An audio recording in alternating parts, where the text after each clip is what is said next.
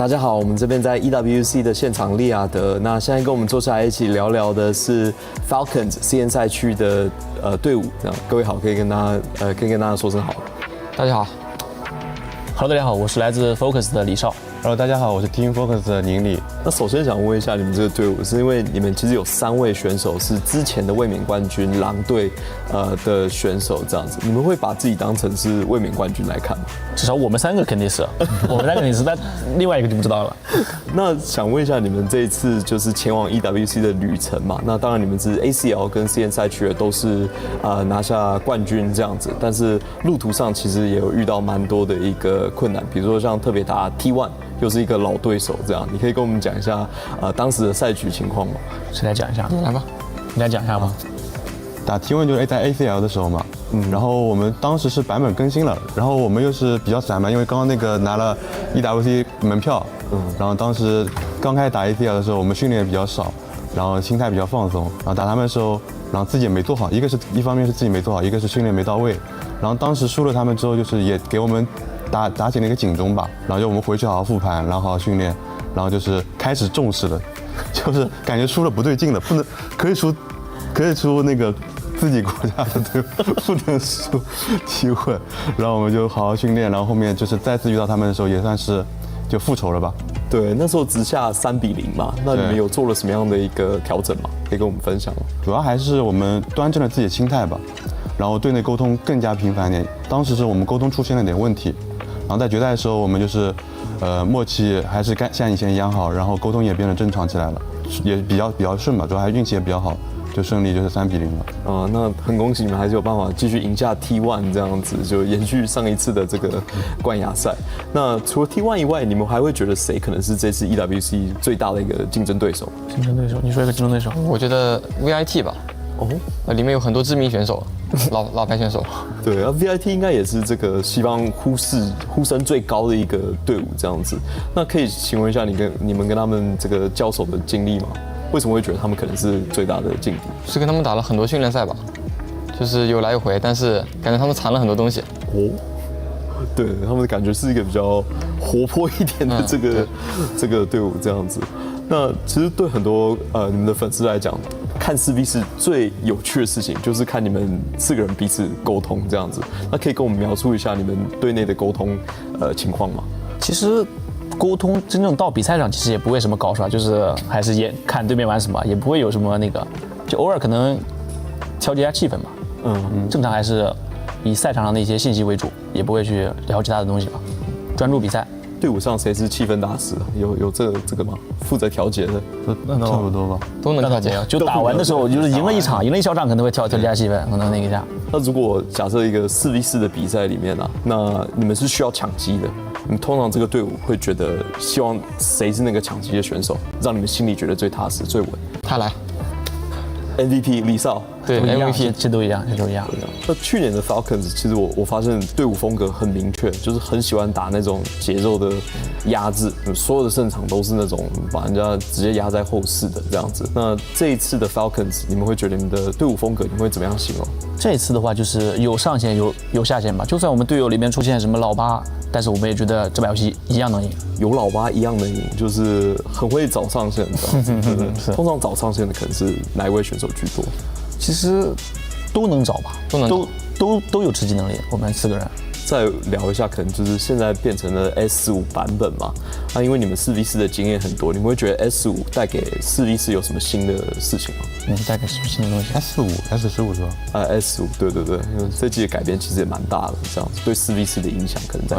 因为 S15加入一个果实的机制嘛，然后4-4里面又是频繁的会利用拆装备这个给队友放容错，那果实其实也是一个比较好的那个拆卸器，等于说是。这个会愿意拆果实去，就是在刚好就是在我们可能正好需要换果子的时间，可以晚一点给。比如4-1这种阶段，正好需要切换果实的时候，可以开打的时候再给。就是判断是打谁的时候，血多的人可以选择晚给果实。那你自己享受这个赛季嘛？就目前玩这个赛季有什么样的感想？这个赛季其实非常有趣啊，这赛季，我感觉就是玩的人，周围玩的人都变多了，感觉。比较好玩这个赛季。感觉是个特别困难的赛季哦，就我可能比较老，但是操作起来量东西是多一点，这赛季多了果实什么的，机制也改了。比如说要什么收菜的那种环节，可能操作量非常大。这赛季可玩性也非常高嘛，因为有果实，然后以及跟奥恩装备一些联动的方式，所以会比以往赛季就是花样多一点。你们会可能如果给想要爬分的一个粉丝的话，你们这个赛季会给他们什么建言吗？建议推荐个阵容，推荐阵容，东莞船长，七水晶啊，7水晶，那得有转职怎么办？对啊，连败选秀拿产，然后7水晶吃。我7水晶都找不到伽罗，我怎么差不多找不到没伽罗怎么玩啊？那就只能先就是深蹲吃个那个奖励，然后5水晶再打上9级再找，有这个玩法。但是可能蹲不上去，感觉有点看脸这个阵容这样子。对，1加5费尔就无敌的。除了这个船长伽罗的话，你们还有7水晶的话，还有推荐什么阵容？卡尔玛，现在是最强的4费卡阵容，就法师吧，法师。爆炸伤害真的有够高的这一季，对，好像都没有什么老老实实从前排打到后排的阵容，我自己玩起来的感觉，后排很容易就被偷掉了，就游戏直接结束这样。那想问一下，就是你们跟其他 CN 赛区的队伍练得多吗？练的，我们跟狼队几乎都没练过，虽然我们2个队伍关系非常好，但是我们2个队反倒没练过。我们只跟微博季练得多一点，然后推斯麦几乎没练过。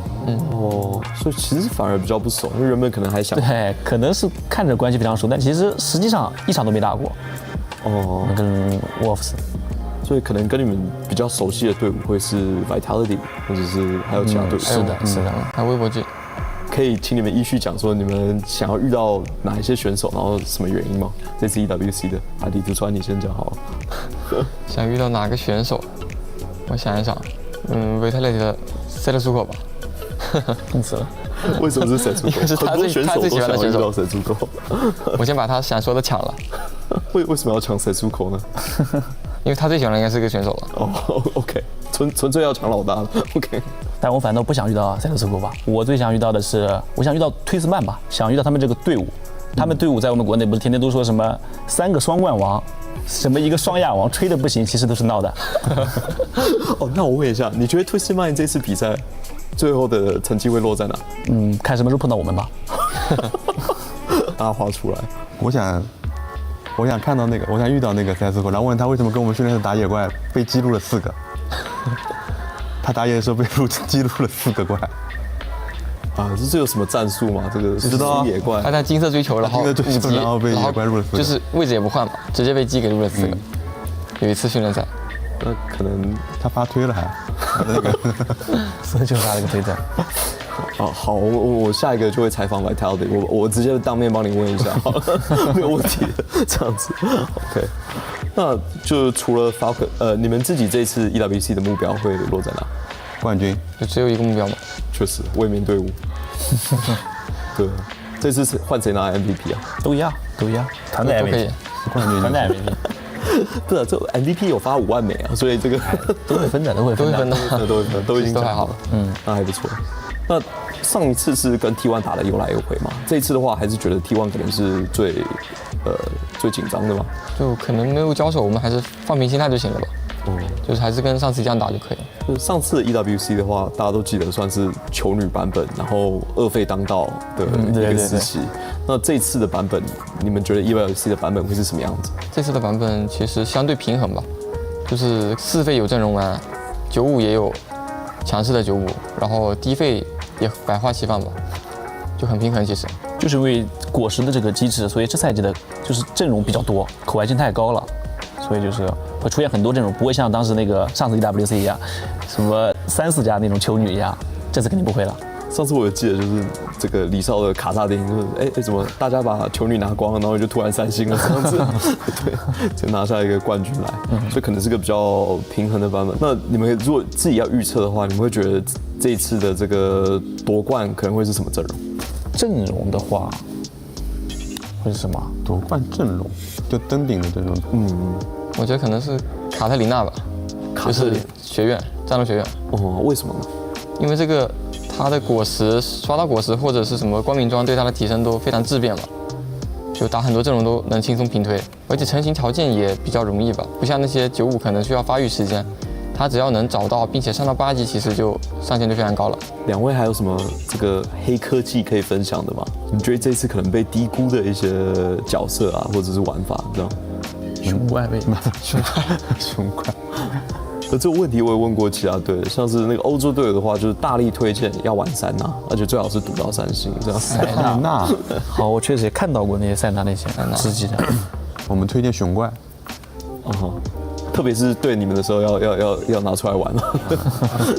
那最后还有什么可能有话想要对粉丝说的吗？打个气，打个气，请大家一起支持我们 Team Falcons。Team Falcons 加油！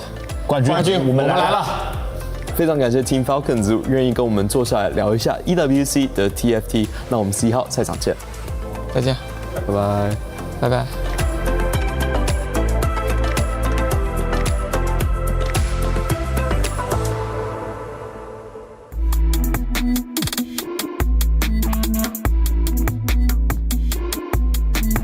Last year at EWC, I was with Toronto Ultra, and I think we were pretty underrated and dark horses coming into the tournament. We had 2 Latin players and 2 American players. People probably thought like our communication skills weren't that good, but we proved everyone wrong. We were able to beat the #1 seed Falcons and make it to top 8.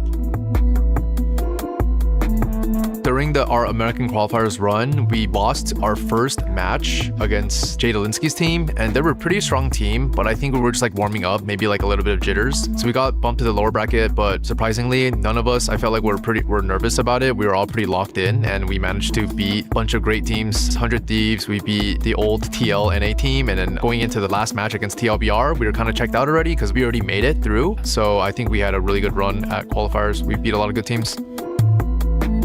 Our odds of doing well in this tournament, I think, is pretty high. We have very, very good team chemistry. I think a lot of people overlook that. They just think about like the solo players, like individual skills, but I think our team has very, very good chemistry. We have all different play styles. Most importantly, we're all very unselfish players, and I think you have to be unselfish in this format. So I think we'll do very, very well. We've beaten a lot of very good teams in the qualifiers, and our scrim results are looking very good. So we're pretty confident that we'll do good in this tournament.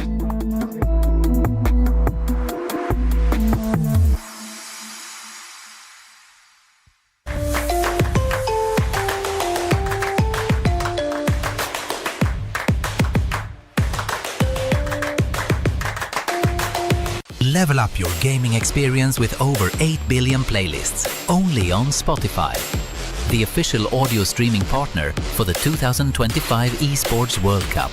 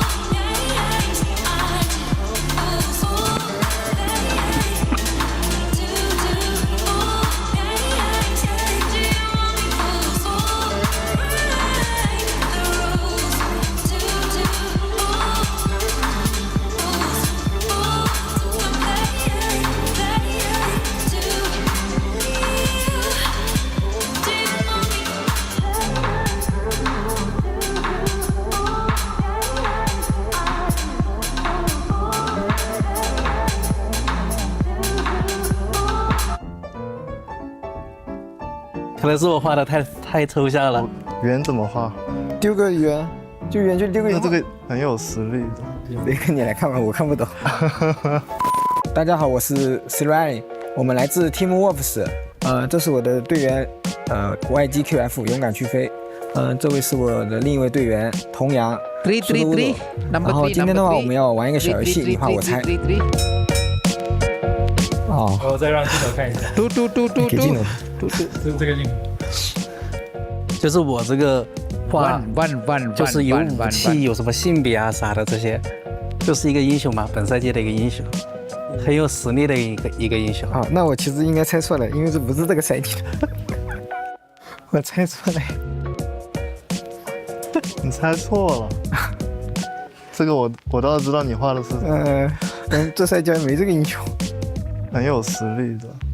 只要你这个给我一个，已经有实力吧？现在其实还好，用的比较少了这张卡。就最近我们都没玩到过这东西，就前段时间反正经常玩它。可能是我画的太抽象了，也可能也是胖胖的。我是不能看他的，对吧？对，我没有看。可能也是胖胖的，所以让我联想到这个了。不是，我这一圈就表示他在放技了。啊，你这个是技能，我以为是脸，我理解成脸了。露露吗？不是。我的意思说，这个两个辫子代表性别嘛，是个女英雄嘛。然后这两个拿的是大剑，就说明她是一个物理英雄，物理女性英雄。然后这一圈就技能呀、转呀，什么东西？那是啊，杀灭啦。哦，但你画的像，我现在看着像一张人脸，酒桶，然后两个小辫子。眼睛那个独眼。你是看着像人脸，眼睛。我这个是画的辫子呀，我就没画其他部分啊。我这里看过去是两个眼睛，两个小辫子像酒桶。就我可能是我的问题，我没仔细看，我一眼看过去是酒桶。不是我这个绘画水平是有问题。你这个如果是酒桶的话，我觉得你画的很好。你主要就画个眼睛。不是我这画的辫子呀，这是。我这里看过像眼睛，很像。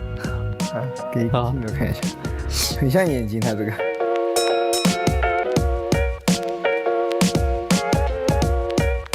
他的技能是一个这个，反正是一个女英雄嘛，然后她的技能是一个这个东西，技能是一个这种长条的技能，两费卡这个赛季的，你就 copy 过去就行了，你就告诉他是两费卡就行了。两费卡女英雄她的 R 是一个长条的。长条的技能，是我没玩过这赛季吗？他的 R 是一个长条的，我看到你别管他这个赛季，你英雄联盟呀，你就先画个女的嘛。哎，我直接复制，是个两费卡，是个女的两费卡。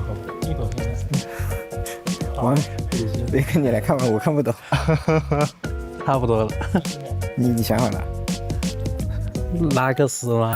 拉克斯技能长条吗？他不是大招呀，他的大招是一个，他说的是 R 技能，不是说那个。又不是说丢的技能，我不知道怎么画丢的技能。你就画一个圆，画一个圆就行了。你画个圆加个 E 不是更简单吗？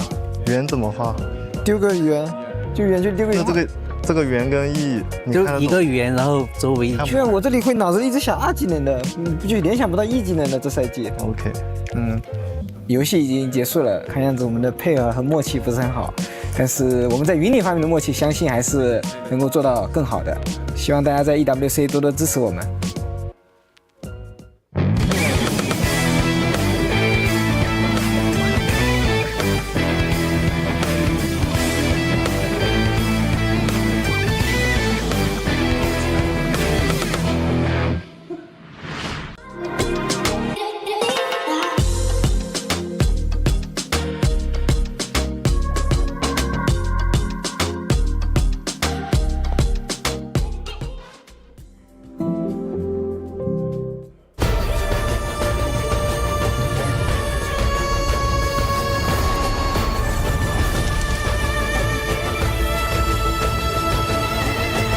This land is calling.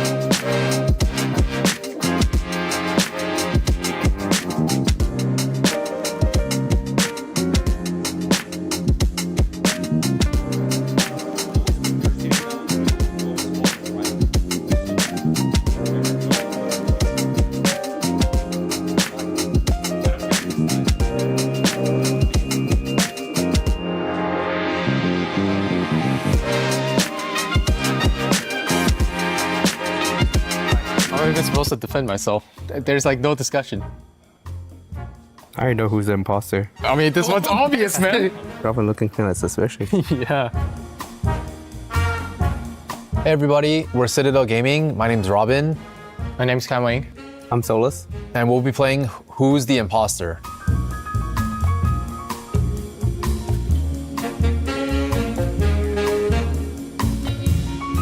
Dude, I don't even know. Hold on. Probably looking kind of suspicious. Yeah. Mundo, Kale, He's the imposter. Cassante. I'm pretty sure Kai Wing's the imposter. No, It's Kai Wing, it's Kai Wing. Wait, why is it me? There's no way that's the answer for my prompt. And that could be the answer for my prompt, because I was thinking about that too. Oh. Okay. I was gonna put that. True. Can that be the answer to your prompt? No. Yeah, exactly. Okay. True. But I mean, mine, I didn't know what to put. He got a point there. Okay, I think Kai Wing's the Kai Wing. imposter. Wait, how am I even supposed to defend myself? There's like no discussion. Okay, I mean, yeah, that was pretty obvious then. Yeah, there's no way that looks the worst. There's no way.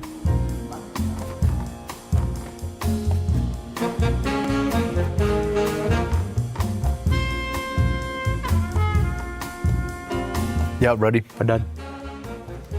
Glove. Gloves. Oh. It's a Robin, man. That's not too easy because we had a discussion before.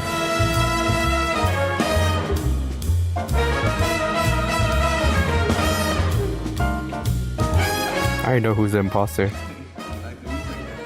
Prismatic Destiny. Okay, I mean, this one's obvious, man. Okay. I mean, I think he's the imposter. There's no way that's The moment he said, Come on. Okay, so the reason why Gold Destiny is the best augment in the game. your prompt is overrated. Okay. No, you would never put that as best augment. Yes, I mean, this is the worst augment in the game. no, the moment you say the question is kind of hard, I already knew. Thank you for watching and keep supporting us at EWC.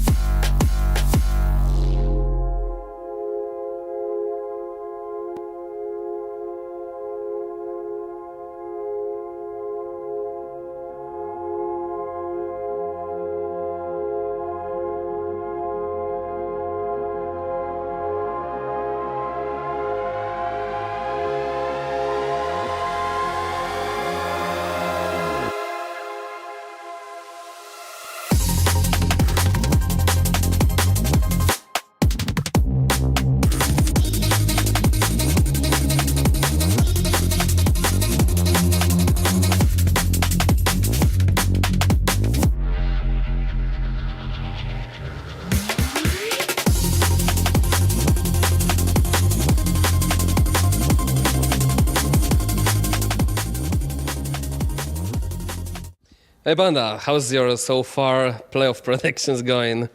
You're laughing and honestly not great.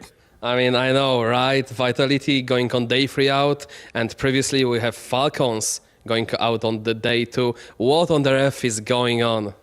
Who would have thought Virtus Pro would knock out absolutely everyone? I mean, Falcons and Mouse as well. Just absolutely crazy. I mean, at least we still have Flash Wolves and T1 in the playoffs, rocking solid. Honestly, I am rooting for Citadel Gaming. Wait, what? Excuse you? After all the chaos in these first few days, all I need is a warm, reassuring embrace from my uncles. Uncle Robin and the boys. I'm sure they can do well, but... Day 4. Let's see who survives.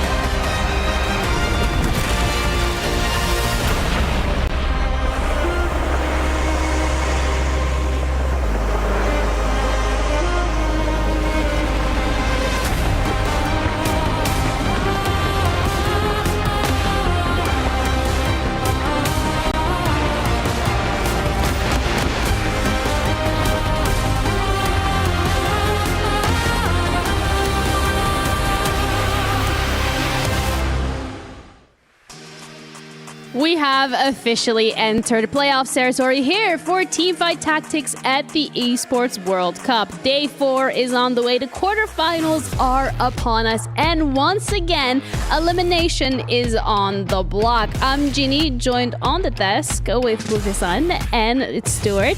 But guys, honestly, we had a little bit of a cold open when we were looking at the predictions at the teams that have left the tournament, at what's actually going on. It's just getting better and better. Yeah, I mean, we lost 4 of the 5 teams in the top of the club championship. Right now, only Virtus Pro is the one going for that, and they haven't had a win. So it's interesting because TFT could be the title where they're eligible to be the winners of the full club championship. So far, T1 is still on the lead.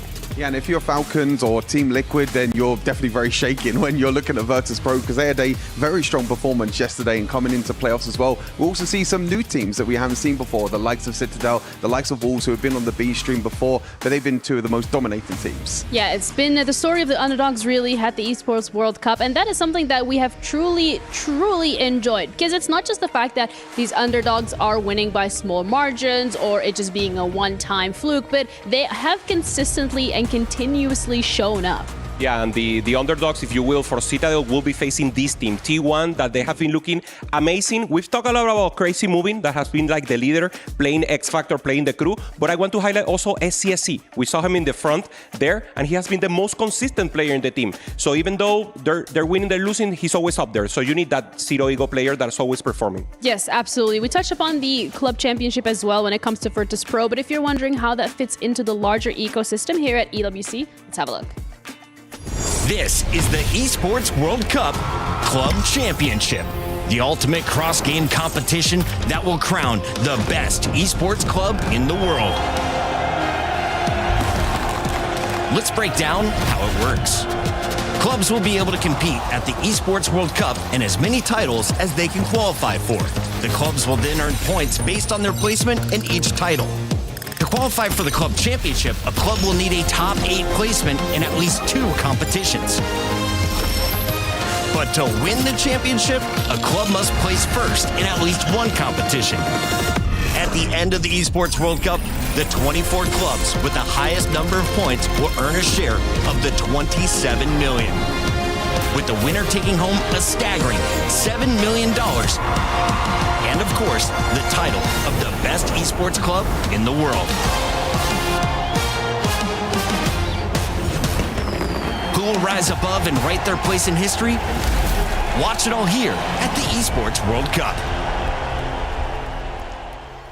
We're already halfway through that 6th week here at EWC, and the STC Club Championship points are still taking place. Liquid and Falcons, as well as Vitality, in the top 3 slot. But with every single one of these teams gone, as you already touched upon, Hupe-san, Virtus Pro is the only one left to compete. Yeah, also to its mind, a surprise yesterday that we lost them. They will be playing amazing. And Virtus now with the chance of popping off, going off against defending winners from last year, defending the Trophy Wolf. That will be Game 2 Stuart, also a hype one. Today, all games are great. I mean, all games are going to be great in playoffs. We're in the business end of the competition now, so every single game that we have is always going to be fun. It's always going to be exciting to see what these players bring up in these games. The business end, that's why you both are suited and looking very dapper today. Of course. I didn't say that earlier, but either way, when we're looking as well at T1 at the club championship points, they are sitting at 1,000 points in total. If they do manage to get a win here at TFT, that pushes it up quite nicely into the rankings as well. Yeah, I mean, 2000, we saw, I think, position 5 in 2600, so you're close. So actually, TFT for Virtus Pro and for T1, a great call out. That will be a game changer. And of course, fight for that championship win. Yeah, and the part as well from the here at EWC is the fact that there are keys and there is a very important totem that you get to put your name down in history. So let's have a quick little check-in to see how that's been going around. What's up, everybody? It's Puckett, and I'm here in the most important building in the entire Esports World Cup. This, of course, is the Totem Room, where champions have their place cemented in history, and all the fallen, well, the foes go into the sand behind me. My favorite part about this place, though, we got 24/7 security, and if you try and step on this stage, you're gonna get tackled. And that's gonna happen to 4 of our teams tonight because we're starting with 8, but at the end of the day, it's down to the final 4. Who survives to the semifinals and who's gonna have their key crushed? It's time to find out. And if you don't know about these keys, take a look. No competition is as ruthless as the Esports World Cup. Its trophy system is no exception. The Club Championship Trophy, awarded to the one club that rose above the rest and reigned supreme across all EWC games. The Game Trophy, when a competitor closes their eyes, it's all they see, and it's not complete until it's sealed with a champion's key. Every participant earns a key engraved with their name. That's their right to compete. This year, returning champions hold a key unlike any other. Only one can place their key into the Game Trophy and become an EWC champion. The frame of the champion's key is embedded into the totem, a stone marker of legacy displaying every champion of the year. The keys of the eliminated will be crushed.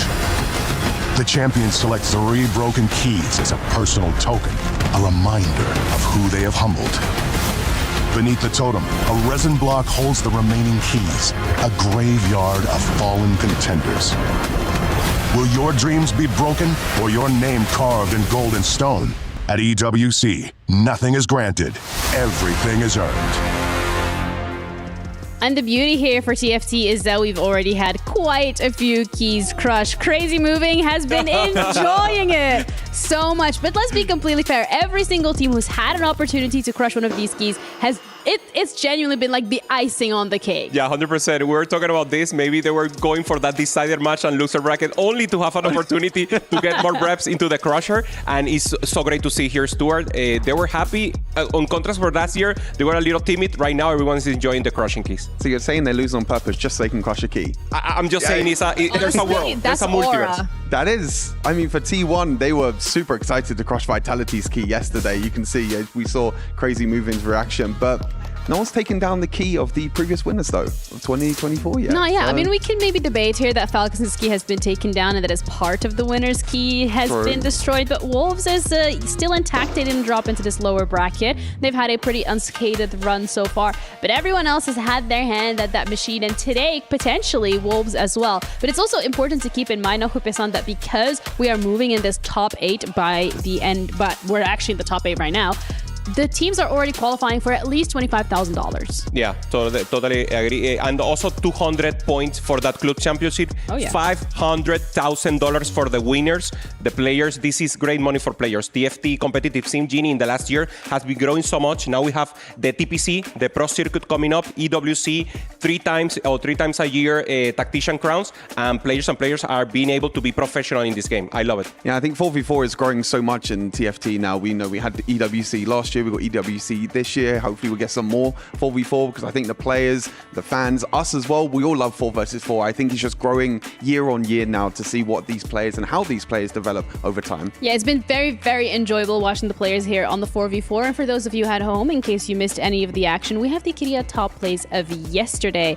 And let's just have a look, starting off with the first game that we were looking at. It was Vitality against T1.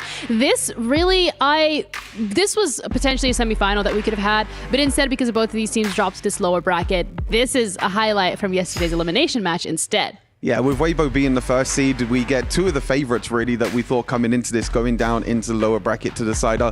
We knew that this was going to be the match of the day, and I think it was at the end as well. I think it was a back and forth series, but in the end, T1 coming out on top. Yeah, Vitality, they said it. This wasn't their best performance. Small errors, but in their peak, they're one of the best, if not the best in 4v4, practicing so much, being friends, having so many reps on Scream. So this is for sure a knockout that I truly got sad about, but T1 deserved it. So this is the winning team right now for me. Now we're seeing different game.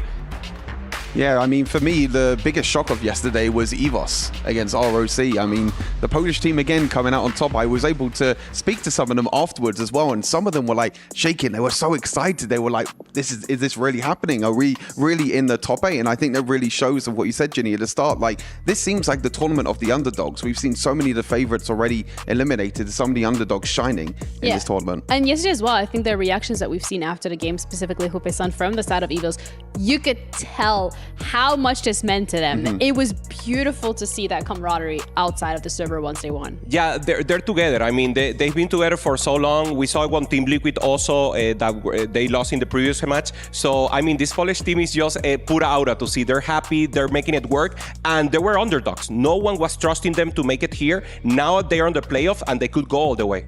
Yeah, to let us know as well your opinion, or maybe you have some predictions that actually do not mean that the teams are going to get knocked out. Not like and you us. could be correct, and like us, yes, you can join our Discord, scan the QR code, and have a little bit of a chat. But instead, we're going to have to look at the format specifically here, because we are already done and dusted when it comes to that group stage. That is over. The teams have been eliminated. We're now heading into the playoffs, starting off with the quarterfinals, where it's also really important to keep in mind here, Stuart, that there is no elimination. It is a single elimination bracket. So, like, if you lose today, you are out. What did you fight for? Yeah, exactly. I mean, 4 more keys are getting crushed today. That's the big thing as well. We talk about the semi-finals and the finals that will be coming out tomorrow, but the 4 teams that go out today, again, there's keys crushed. They're completely gone. So there's no time to rest. There's no time to prepare. I mean, some of these first seeds that have come in to the playoffs had yesterday as like a rest day and a practice day, but these teams that have come through from the lower bracket, day on day and every single day, it's just action upon action. Yeah, you touched a great point. How or who improved the most in these few days? Because the meta is still evolving. We're seeing obviously GP and Karma being the leaders, but the crew is being played more. We saw hero augments. So for example, Flashwolf is one team that started bad and then is popping up and maybe right now looking in great form as one of the best. So who managed to get the most time of preparation, maybe yesterday, looking at games or adapting to additional scrims? That will be the game changer for today. Yeah, absolutely. And we can also look at some of the teams that are coming in very hot, and just in general, let's have a look at how the points are distributed when it comes to this 4v4 format. We're very much the same distribution system where it's like you're at the bottom, you get 1 point, you're at the top, you're gonna get total 8. So that does make it a little bit more mathematical when you have that one of your players going for that bottom 8 finish. Yeah, I think that 8th place is so important. We say it a lot, that if you can battle for the 8th place and if you can avoid that 8th place, then you can try and go for, you know, the top 4s. We've seen yesterday the 3 out of 4 players going into that top 4, which if you are able to, you get enough points. It's the team who has the most points at the end of the game, which if you get bottom 2, if you get 8th and 7th place, you have to get a 1st or 2nd to be able to win on that tiebreakers. Yeah, and the evolution of the way of playing 4v4 has been amazing. Normally we thought about that, avoid 8th, go first, but now you need 2 win-out players to ensure that. Now we're seeing exactly the roles.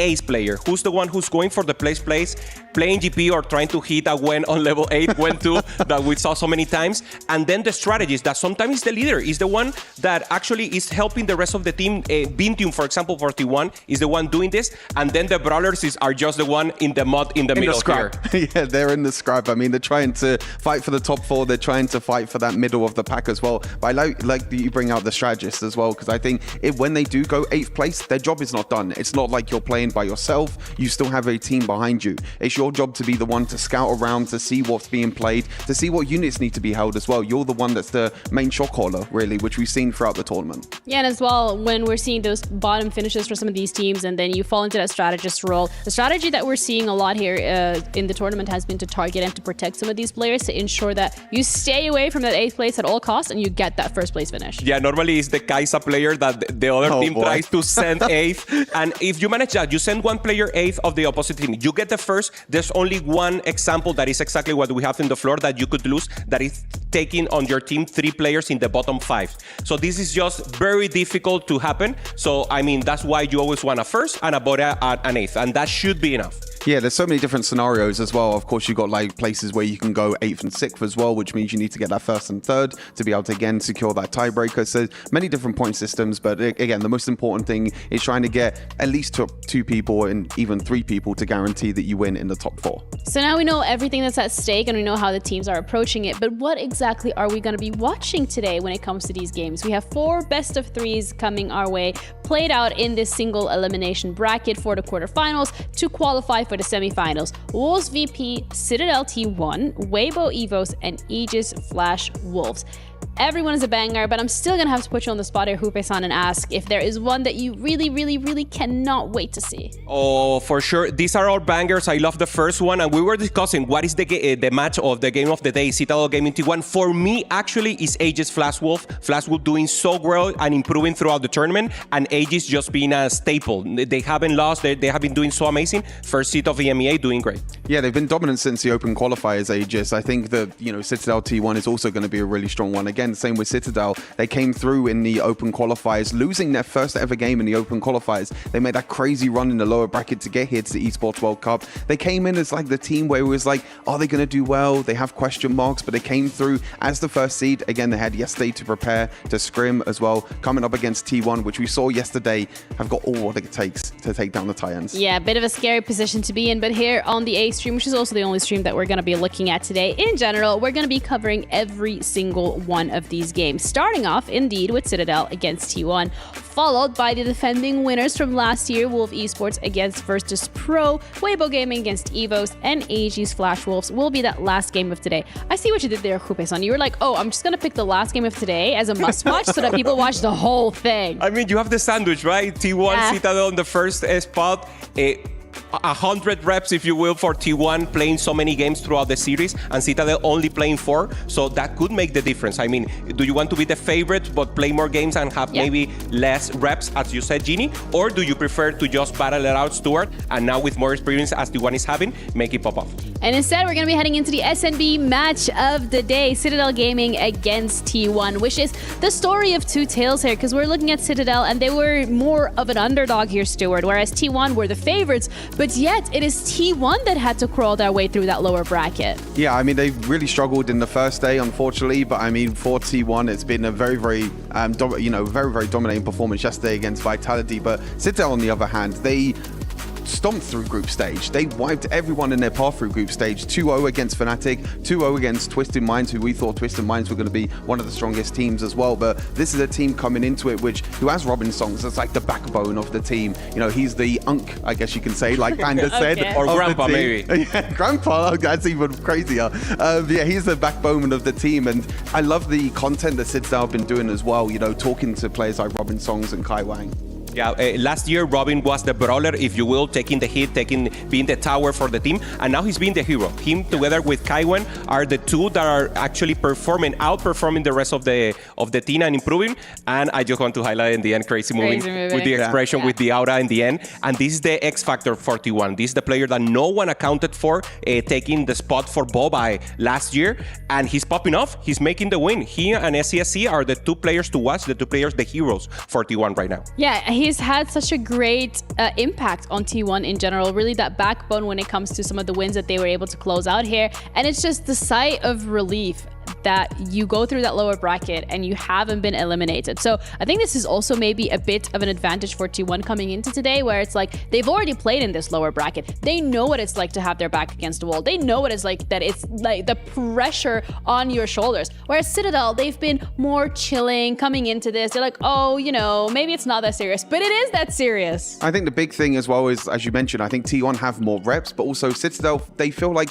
they haven't been pressured at all. They haven't been tested at all. This is Citadel's biggest test for sure. Of course, they 2-0'd both teams in the group stage, but now they're against T1, probably one of the favorites left of the tournament now, and only one of them can get through to the semi-final. Yeah, and T1 as well coming into this entire tournament, we put them in the Aranco Power Rankings as one of the very favorites to be able to win the tournament. And the fact that they managed to crawl through this lower bracket is still great, because they are now the only team who are left in there. No. I mean, making it work and making it work in a fashionable way, it was tough to accomplish, but as you say, Ginny, those other 4 teams are already eliminated. So being in a bracket right now, we're seeing SCSC here just popping off. And important to talk about play style also. T1 is more of a reroll style, while Citadel are just playing four cost compositions. So maybe this will be a factor, Ginny. Normally you want to play the same type of comps to help each other, but now it will be difficult for both teams to hit.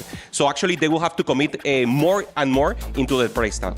And for the contenders, we have Aegis as well, of course, qualifying as the first seed from EMEA and first seed in their group as well, who has been a very, very dominating force in EMEA. And it's going to be interesting to see how they do, as well as Wolves as well, in that contenders, to see if they can become reigning, winners again. I mean, for Wolves specifically, I think the reason we put them in contenders, do correct me if I'm wrong, is the fact that they lost half of that team. Lisa and Shelty no longer there. They were in Falcons and Falcon lost. Yeah. So it's like, okay, the aura is in the team, Ginny.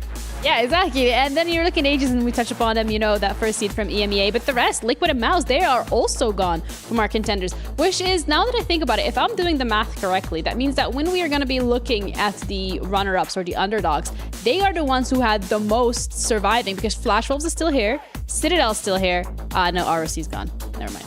Still 2 though. I mean, it's even. Yeah, I mean, if it's even between underdogs and contenders, then something crazy has happened. But yeah, Citadel, I think coming into this, we were expecting them to really be underdogs, because we didn't really know, especially with players like Kai Wang coming in, Dank Memes as well. These are 2 players that they're up and coming players. They haven't had that much experience. But when you have such an experienced player like Robin and also Solus, who has been around the scene for so long, you have that kind of dynamic that actually evens itself out in the playing field. 2 underdogs that have 2 different paths, Flash Wolf with more reps and improving so much. And Stuart, as you mentioned, Citadel, maybe Ginny with a chance of saying, okay, what happens if they lose? Because if you keep winning, maybe you have the dopamine going up, ramping up against. But then if you lose, then what? There will be discussion, the mental will fall down. Probably the best is not to happen, but it could be. Yeah, a little bit of a reality check is going to be the case if that does happen. Whereas T1, they're already kind of used to it. They lost that first game. They know what that's like. They then go into this lower bracket, and then they start ramping up, getting more reps, being used to that pressure, knowing what it's like to have that reality check. But Citadel, I mean, the thing is, they have gone through that upper bracket for a reason, right? They have shown us some really, really, really good TFT. We know what they're capable of. It's just a matter of, here's Stuart, of coming to the day and showing it once again. Yeah, first time on the stage for them as well. So, it's going to be, there's a lot of pressure for Citadel. Some of these players have never been to Tactician's Crown before. They haven't really had that experience that we expected from some other players as well, like T1. There are players like Bintum in there who has so much experience on the team. So I think for Citadel, they'll come in with this with a whole bunch of confidence, going through as a first seed, having yesterday to be able to practice, to watch games, to see how the meta's evolving day by day. They want to crush a key. They're one of the few teams here on playoff that hasn't been able to crush a key here. Imagine, you actually go home without crushing a key. Oh, no. That's crushingly sad. No. Okay, that's a terrible joke. That's a terrible joke. But Citadel, though, either way, this is their opportunity to crush a key or have their keys crushed. When we're looking at individuals, when we're looking at players here, Hupe-san, who are we highlighting when it comes to the ace, the person that we're expecting to really be stepping up today? Yeah, for Citadel has to be Robin 100%. He and Kaiwen has the best average placement, but Robin is the leader. So he's the one popping off. He's the one being zero selfish for the team. And I want to recognize Dan Memes. Even though he's not doing good on stats, he's a great player and he's so focused. And he's been the rock. He's been the browser for the team, trying to improve, being the strategist. And I feel anyone could pop off, but I will keep my eye on Robin for sure. Yeah, I think for Dang Beams, he's been one of the rising stars really in Americas over the last few sets as well. So him, I love the way the team actually meshed together as well. You know, Citadel put out a lot of content with Robin as well, saying that Robin was like, I need to put an EWC team together. Most of the popular players are already gone. We get Dang Memes, we get Kai Wang, we get Solus as well. They're a team that they say that they might not be the best in terms of gameplay, but they have that team cohesion, they have that chemistry together, and they feel like they can take down anyone. And they have a 100% win rate, yeah, which is also something to point out here because they are yet to lose anything. Yeah, and it's split, right? It's first place winner because one of the players gets the first place every time, but it's not the same. And they're funneling resources to that player, so they know exactly how to take the win, even if they don't have a win out comp. It's like Sorks, for example, okay, he needs economy, let's give him HP to manage him to get to level 6, to get the win 2. So they're helping each other so much. This team is zero ego. He said it in the interview, and that's totally what you have to accomplish, and that's the way to win in 4v4. Yeah, it's a bit of different than a free-for-all, but then we're looking at T1 as well, and this is a team that we have been covering extensively here on the A stream, specifically because they dropped to that loser's bracket. Yeah, they were put under pressure. Like you mentioned, they've been put under pressure so much already in this tournament, and more pressure is going to be up against them. Again, I think the great thing that I love about T1, especially with Crazy Moving as well, his interview yesterday saying that Binton was the one that has actually been coaching him, has been helping him since he's joined T1 from Na'Vi. So we have to remember Crazy Moving did get into the top 8 last year as well with Na'Vi. Unfortunately, they did crash out in the top 8, but this is a player that has come into the T1 as a new player. Sometimes that can be a little bit difficult, but Binton's the one that's been the strategist in the end. He's the one that's actually been taking the hit, but letting Crazy Move shine as well. And the story of T1 this year is just absolutely incredible. Yeah, Binton is the veteran. He's the strategist, you mentioned, Stuart. And it's important that when he loses, he still maintains the composure. He's still talking so much to the team. And Ginny, this is so important. We saw teams that maybe when you're the first one to lose, I mean, you're sad. So you're not helping. Maybe you want to close yourself a little. No, Binton maintains the hype. He knows there's a winner spot, and he tries to help this crazy guy, Crazy Movie. I just love him, and he's the one popping off. And once again, SCSC, same stat as Crazy Movie, but when Crazy Movie wins is when T1 wins. Yeah, and that's the beauty as well from the 4v4 and just the fact that we are seeing players drop that ego when it comes to playing this matchup, when it comes to actually locking in, playing the 4v4 rather than playing it individually and selfishly. But Citadel is a team that we haven't actually covered on the A stream yet, so they are going to get a little bit extra screen time because we checked in with them ahead of this matchup against T1 to see how they're feeling. Good morning, everybody. It's Plug It with Robin Songs, and you just got into the venue. Welcome to Riyadh. How do we feel playing in the arena today? Oh, I feel really good. We played in the smaller arena the past few times, so I'm excited to play in the big one. And hopefully, I don't know if there's going to be a crowd, but hopefully there'll be a crowd. There's going to be a ton of people watching you online. That is guaranteed at the start of the day. But let's talk about your performance. So far, you are 4-0, one of 2 teams to go flawless heading into the playoff bracket. But today, you draw a squad that went to the championship match in 2024. How do we play? How do we feel about playing T1? I think, well, yesterday I told my squad that no matter who we pick, let's not like react. Let's not say like, oh my, damn it, whatever it's, or like be excited that it's like a worse team. Like no matter team we face, we'll be ready to face them on. And you know, even if they're really strong, we're gonna have to play them anyways to win the whole thing. So it doesn't really matter. For anyone who's been missing out on your amazing games over on the Bravo stream, what does this A stream need to know about Citadel going into your first match? Don't underestimate us. We have a Lion on our team, and don't underestimate us. Do not underestimate this man. He's got to get back to his team. That's Robin Songs. That's Citadel. We'll see you in just a moment. That is such a nice mentality to have, where it's like, whatever team we draw, it doesn't matter. We're gonna have to play them anyway to win this entire thing. So let's not react. Let's stay cool, calm, and collected. And we have a lion on our team. They have a lion in the team, so I don't know. Kai Wang memes, maybe it's Robin himself. Maybe he's calling himself the lion. I like that. Yeah. I mean, I think it would be because he's like a sleeping lion, so it should be Dang Memes. And he was BMing everyone on the interview. You interview him, and when he was going into that. He's so funny. Yeah. It was so good. So I think he's the one that hasn't popped up in the team and has the capability. 2 times back-to-back Tactician Crown participant for the Americas region, and this guy's just the best. Streaming right now, making himself a figure, and I think that's the Lion to wake up. I think the interview really shows the experience that Robin has as well. I think he's one of the most experienced players, not only on Citadel, but also for the whole competition as well. You know, the recent Tactician's Crown, he came in the top 6 as well. This is a player that has so much experience in TFT, has been creating content, has been dedicated to TFT for so long. So he's a player that definitely we need to keep our eyes on throughout the day. Quick prediction. Ooh. Oh, yeah, I gotta do it to you guys. You put us on the spot. 2-1. I cannot give one. I don't think I can decide. I'll say T1. I have to say Citadel for America, but no, T1 for me. 2-1 Citadel for me then. Ooh, okay, a little bit of a disagreement here on the desk. Give me one. I am Switzerland. I am neutral. Instead, I can promise you guys one thing, however, and that is going to be that today is absolutely incredible. The quarterfinals of TFT are here. There is no lower bracket. There is no second chances at life. These are the games that you have to win to advance further or get your keys crushed. And we're going to be starting things off very excitingly with Citadel undefeated against T1, who's crawled their way through the lower bracket.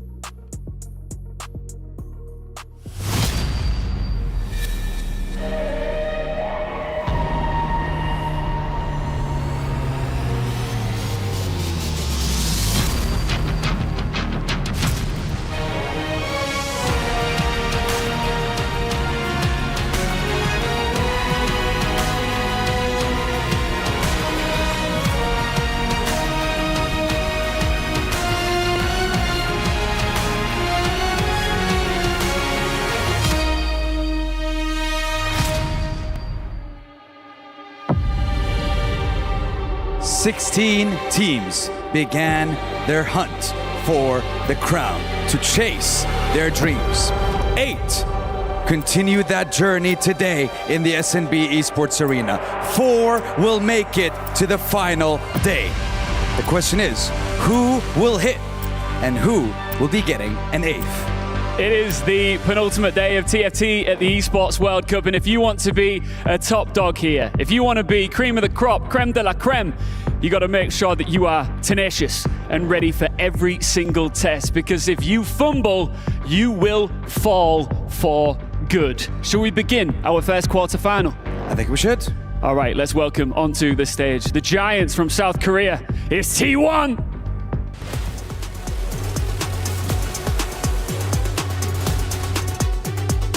Joke's on you, Chambers. It's actually the undefeated Citadel Gaming, the last hope of NA. Standing tall and facing a Titan. Can they free themselves from the shackles of despair and face their demons head on? Only time will tell. Welcome, Citadel. We'll get it right this time. Let's now welcome their opponents. It's T1.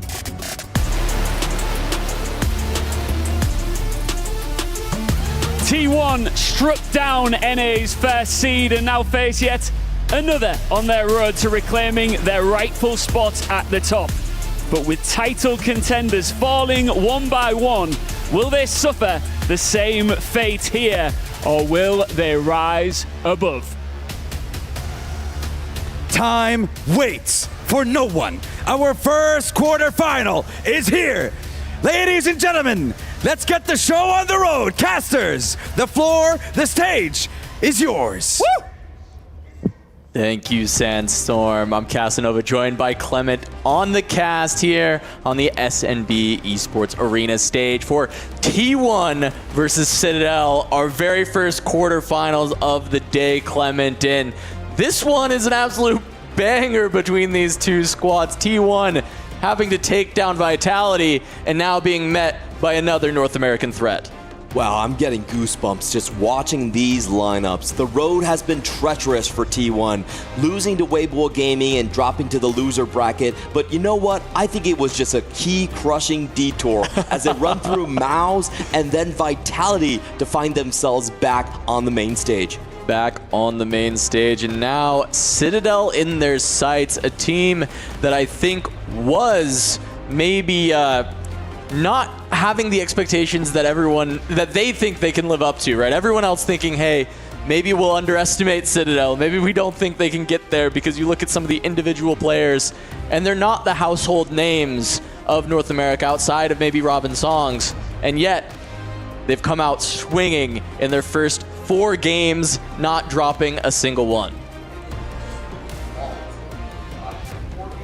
They took a 2-0 versus a Fnatic. We thought, okay, maybe that was just a fluke. Fnatic not really having high expectations either. But then they also crushed Twisted Minds in a 2-0. And the way they did that was pure domination, only allowing the highest placement of 5th towards their opponent. They are currently right behind Wolves, averaging 23 points a series, a game here so far, and just being absolutely dominating. So we're not really sure where their limits are, and maybe they're not even sure. And I want to give big props to one player in particular, Kaiwing. This is somebody that I think a lot of people looked at this team when it was formed and asked, why Kaiwing? Why bring this player onto the squad? Why is Robin trusting him, Dankmeme's trusting him when Kaiwing doesn't have the domestic results that some of the rest of these players have? And yet, not a single bottom 4 here at the EWC over the first 4 games. And we'll see if Kaiwing can continue this pop-off performance that he's had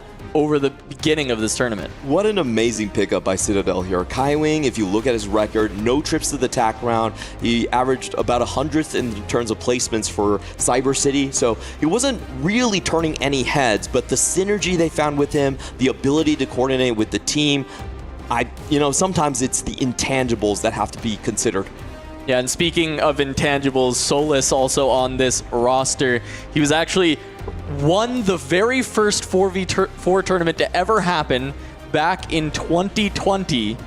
He was able to find that win at Mort Dog Madness, and I think it's so funny to see that Solus constantly being able to find big wins in the weirdest of tournaments, right? He got it in 4v4, Mort Dog Madness, winning at Summit. Always at the start of set do we see Solus really popping off, and he's been around since set 1 all the way now to set 15, where he is in the top 8 of the Esports World Cup with Citadel. Is he the lion of Citadel? That's kind of the question that we have been asking across here. There's so many players that have just stepped up in this tournament arena. Now looking over towards T1 here, we have Crazy Moving. I think he's the big story. Also a new addition to the team, but so far he has complemented their strategy so well. They are a lose streak, win out type of team. That's what T1 did the best in the last EWC as well. And Crazy Moving so far, 3 out of their 4 wins have came from him. Those artifact combinations coming in critical. Yeah, and I mean, of course, he was, the player of the day yesterday with that performance against Vitality. He went 1-5 and then 2, but that second place, it didn't need to be a first. It was him holding on to so much HP throughout that game, making it impossible for Vitality to find the 1-2 that they needed. And we are heading into the first game. Cash prize at the start of each day. We're going to start off a little bit calm. Before we go into all the action, there is one more protagonist I have to mention, and that is Bintum. He has been the pillar of this T1 squad. They built this entire 4v4 roster around him, and he is the player that I feel like has been most maligned by fate. If you think about EWC 2024, T1 took it to Game 5. They were doing great against the Wolves, but then somehow Lee Sao is able to find Kassadin 3 in just 12 rolls. It happens in the TAC round 2. Bintum, he's denying Jisop. He's about to get to that championship, but then Jisop finds 5 Nautilus in 6 rolls. So you just have to feel like this is a person that's always been able to make lemonade out of lemons. He's always been able to land on a lot of alternate compositions, and I feel like fate really owes him an apology. This is his time to shine. We even saw it in the T1 versus Vitality series yesterday with him getting all of his Kai'Sas held forever, not able to hit anything. It looks like Vitality is going to jail him to go 8th, and yet Bintum somehow is able to scrounge together a board that holds out for a top 4 in that game. And Bintum has just been so phenomenal for so long.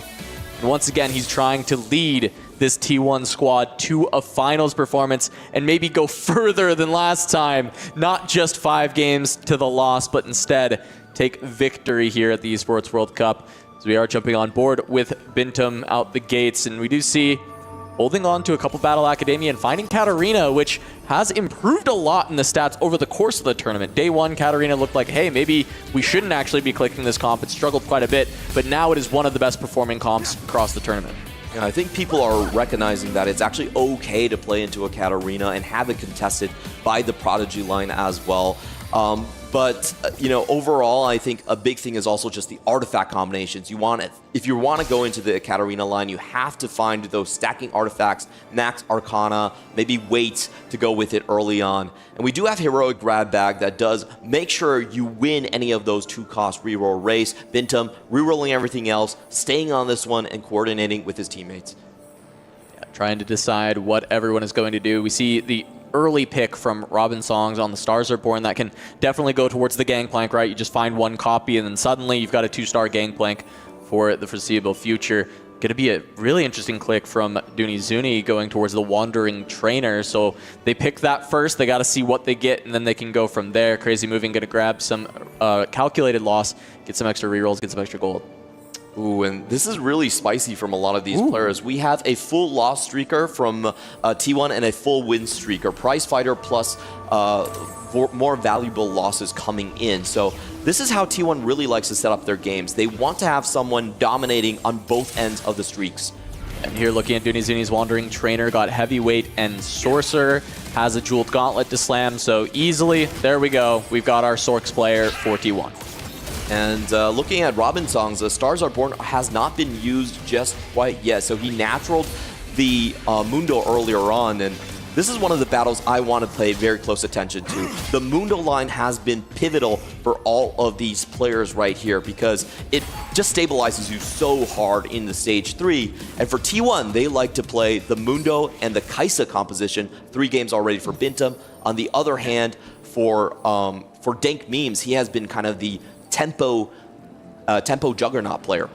Yeah, and I think it's interesting to see T1 strategy shift a little bit. Crazy Moving has often actually been playing tempo for them over the past few days, but this time is going to be opting into the loss streak. Now, he's been playing tempo, but he's also been winning out a lot for the team, and I think going for this loss streak, this open fort that he's going for, trying to look for the win, trying to stop Kaiwing, they both open fort, as we've got Scoreboard Scrapper on Kaiwing and we've got the calculated loss for Crazy Moving, trying to grief each other. They don't hit each other, but it is going to cause a lot more damage to come out early and have the side effect of denying some gold for Gangplank and denying some of these extra kills.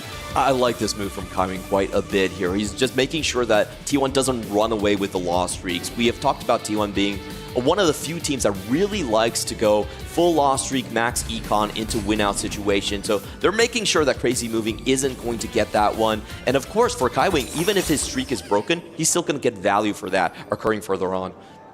Yeah, we see Robin ends up losing a fight. Of course, he hasn't used the Stars Are Born, so he's just playing an Augment down. A CSC with the Prize Fighter, it looked like had a very strong board. It looked like a lot of items already slammed. Yeah, we are starting with just 3 components right here, so getting those extra 2 at the start is just a massive advantage. Robin Songs with Stars Are Born, this is very interesting. We have seen players try to hold it off for just the GP count, but so far we already have GP looking like the angle for Dank Memes here. So it's going to be interesting to see what he uses that 2 cost onto, angling very heavily into the Juggernaut line so far. Yep, ends up running into Crazy Moving. Both Crazy Moving and Kaiwing still going to be looking for that open fort. And now we get a look at SCSC's board. Is a red buff and that Guardbreaker Slam already, or Striker's Flail with the Lux 2 online. A lot of upgrades on that board already. Yeah, 2-star 2 cost, just moving up the ladder right here and dominating on both sides. So the key thing here is, can they keep both of those streaks alive? This is what T1 likes to do. They like to have someone with very high HP going to stage 3, stage 4, and then they slowly lend the HP to the win-out player so they can climb back into the standings. The problem with, though, in this meta, the win-out players have also been the 2-cost rerollers, so that, I think, has been the main issue with the strat so far. And that's highlighted by no team better than Citadel, actually. They each have a first place playing Gangplank reroll in their 4 games, right? All 4 players have played it one time, and they each won. So we'll see if that trend continues and the Gangplank player for Citadel continues to find that first place. Yeah, and we have seen T1 actually stumble in trying to find those win-outs. They try to play a Crystal Gambit game, And the one thing that has been pretty successful for them for the loss streak win out is something that I find really peculiar because no one else has been able to do it, and it's actually the Kale composition. We're not going to see it this game, but just keep it in your mind. That has been one of their go-to strategies, averaging a second placement so far with the comp. Yeah, meanwhile, Bintum here is win streaking with Aura farming and actually has the Braum, which I think is one of the best, if not the best hit that you can get off of Aura farming. Just Braum being such a powerful frontline unit that you can add to a lot of different compositions.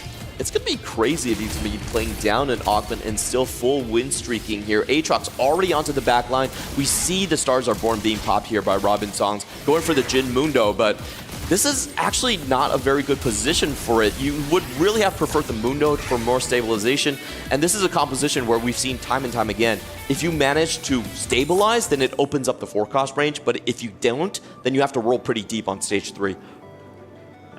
Both of the T1 members pushed 5 aggressively. There was not really much of that coming out of Citadel. They're not really contesting the win streaks. And now for T1, it looks like Bintum is going to weaken the board, puts in Crystal Gambit for now, but going up, hopefully for Bintum, is going into SCSC, trying to just give the streak over. This is a really smart thing because it is prize fighter on SCSC, so if you want the additional items to be dropped, you would have preferred it to be on the teammate here. And let's see if they are both able to escape with the 5 streak.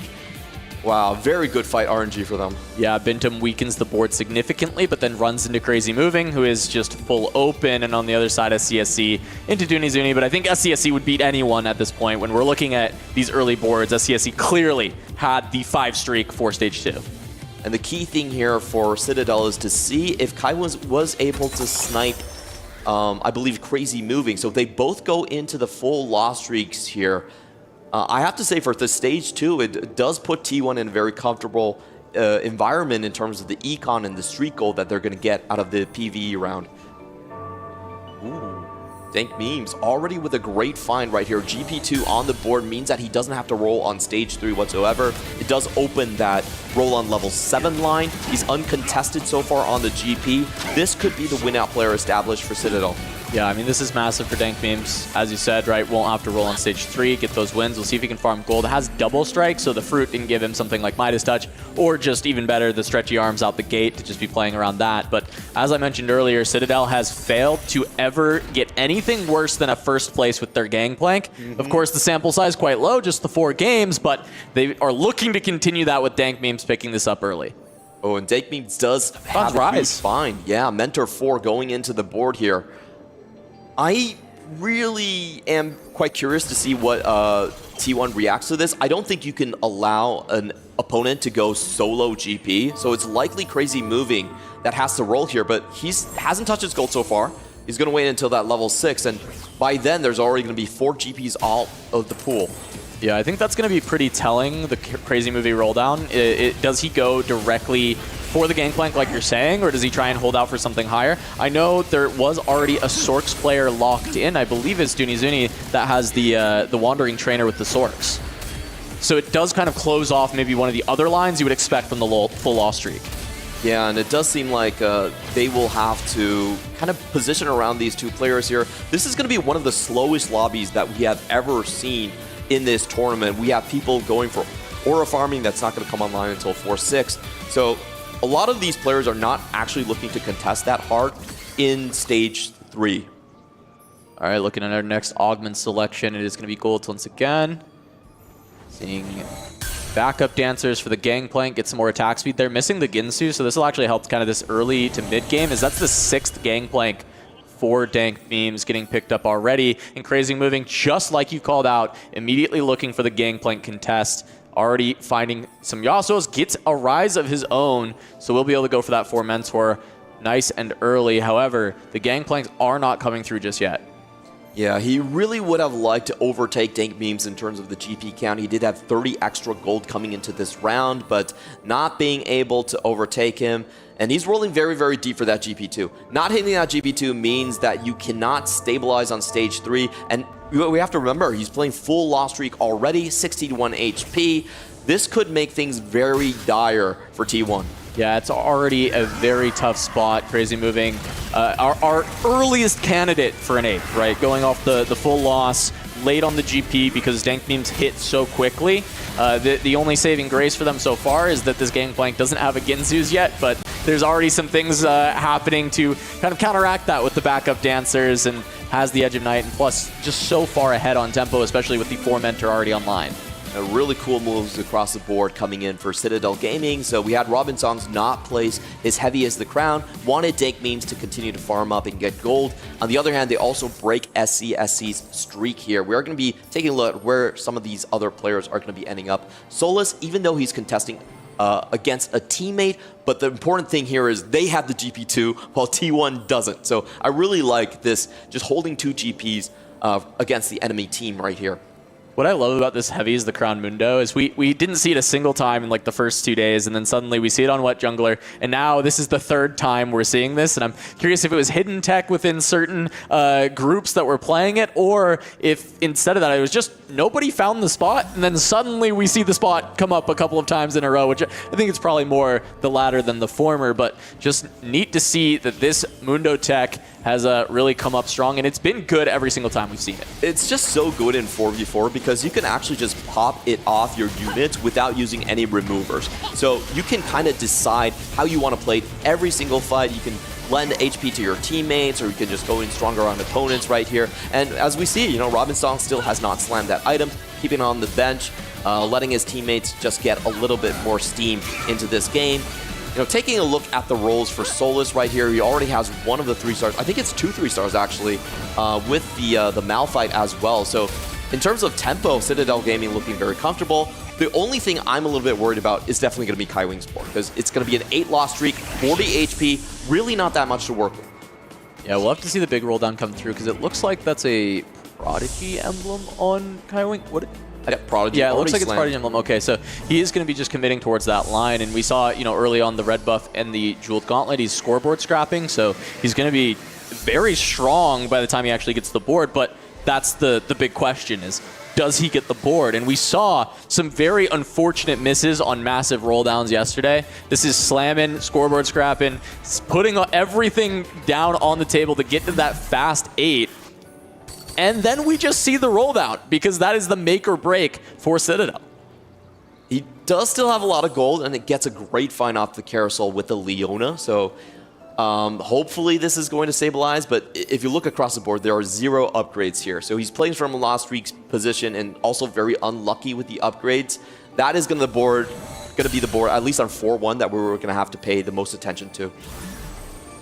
Meanwhile, taking a look at Bintum, just slamming some of the early items that are probably going to be passed to Braum, just because you know you're getting this 2-star Braum right away. That's going to be the big anchor for you, holding these Mundos, potentially just denying from Robin, but also, if you're getting a Braum, you know, Mundo is definitely going to want to fit into your comp, so just having that 2-star ready to go. But Bintum is going to be taking that win streak and then turning it around into a loss streak for Stage 3. This board is obviously not very strong, and still just trying to make Econ look for that kind of cash out, as it were, with the Braum on 4-6. And this is actually pretty painful for Kaiwing, because he actually loses his streak as well. It's going to cost him a lot of gold. And as we were talking about, just the Stage 2 coming in from Bintum, being able to full win streak without a combat augment on Stage 2 just allows him to then go into full loss streak later on.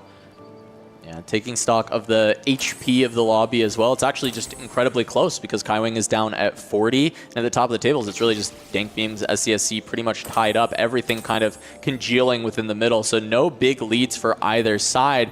And it's just going to come down to who actually gets those big win-out spots, because it doesn't look like we have a position where you can feasibly look to try and send a bunch of players in the bot 4. True, and it's the roll downs on Stage 4 are just going to be so close, because there's a lot of open spots on T1's side. SCSC, undecided where he will finally land up, is just trying to get as much econ as possible. He actually can roll down earlier than most of the players in this lobby, so there is a potential for him to just say, you know what, I'm going to target Kaiwing.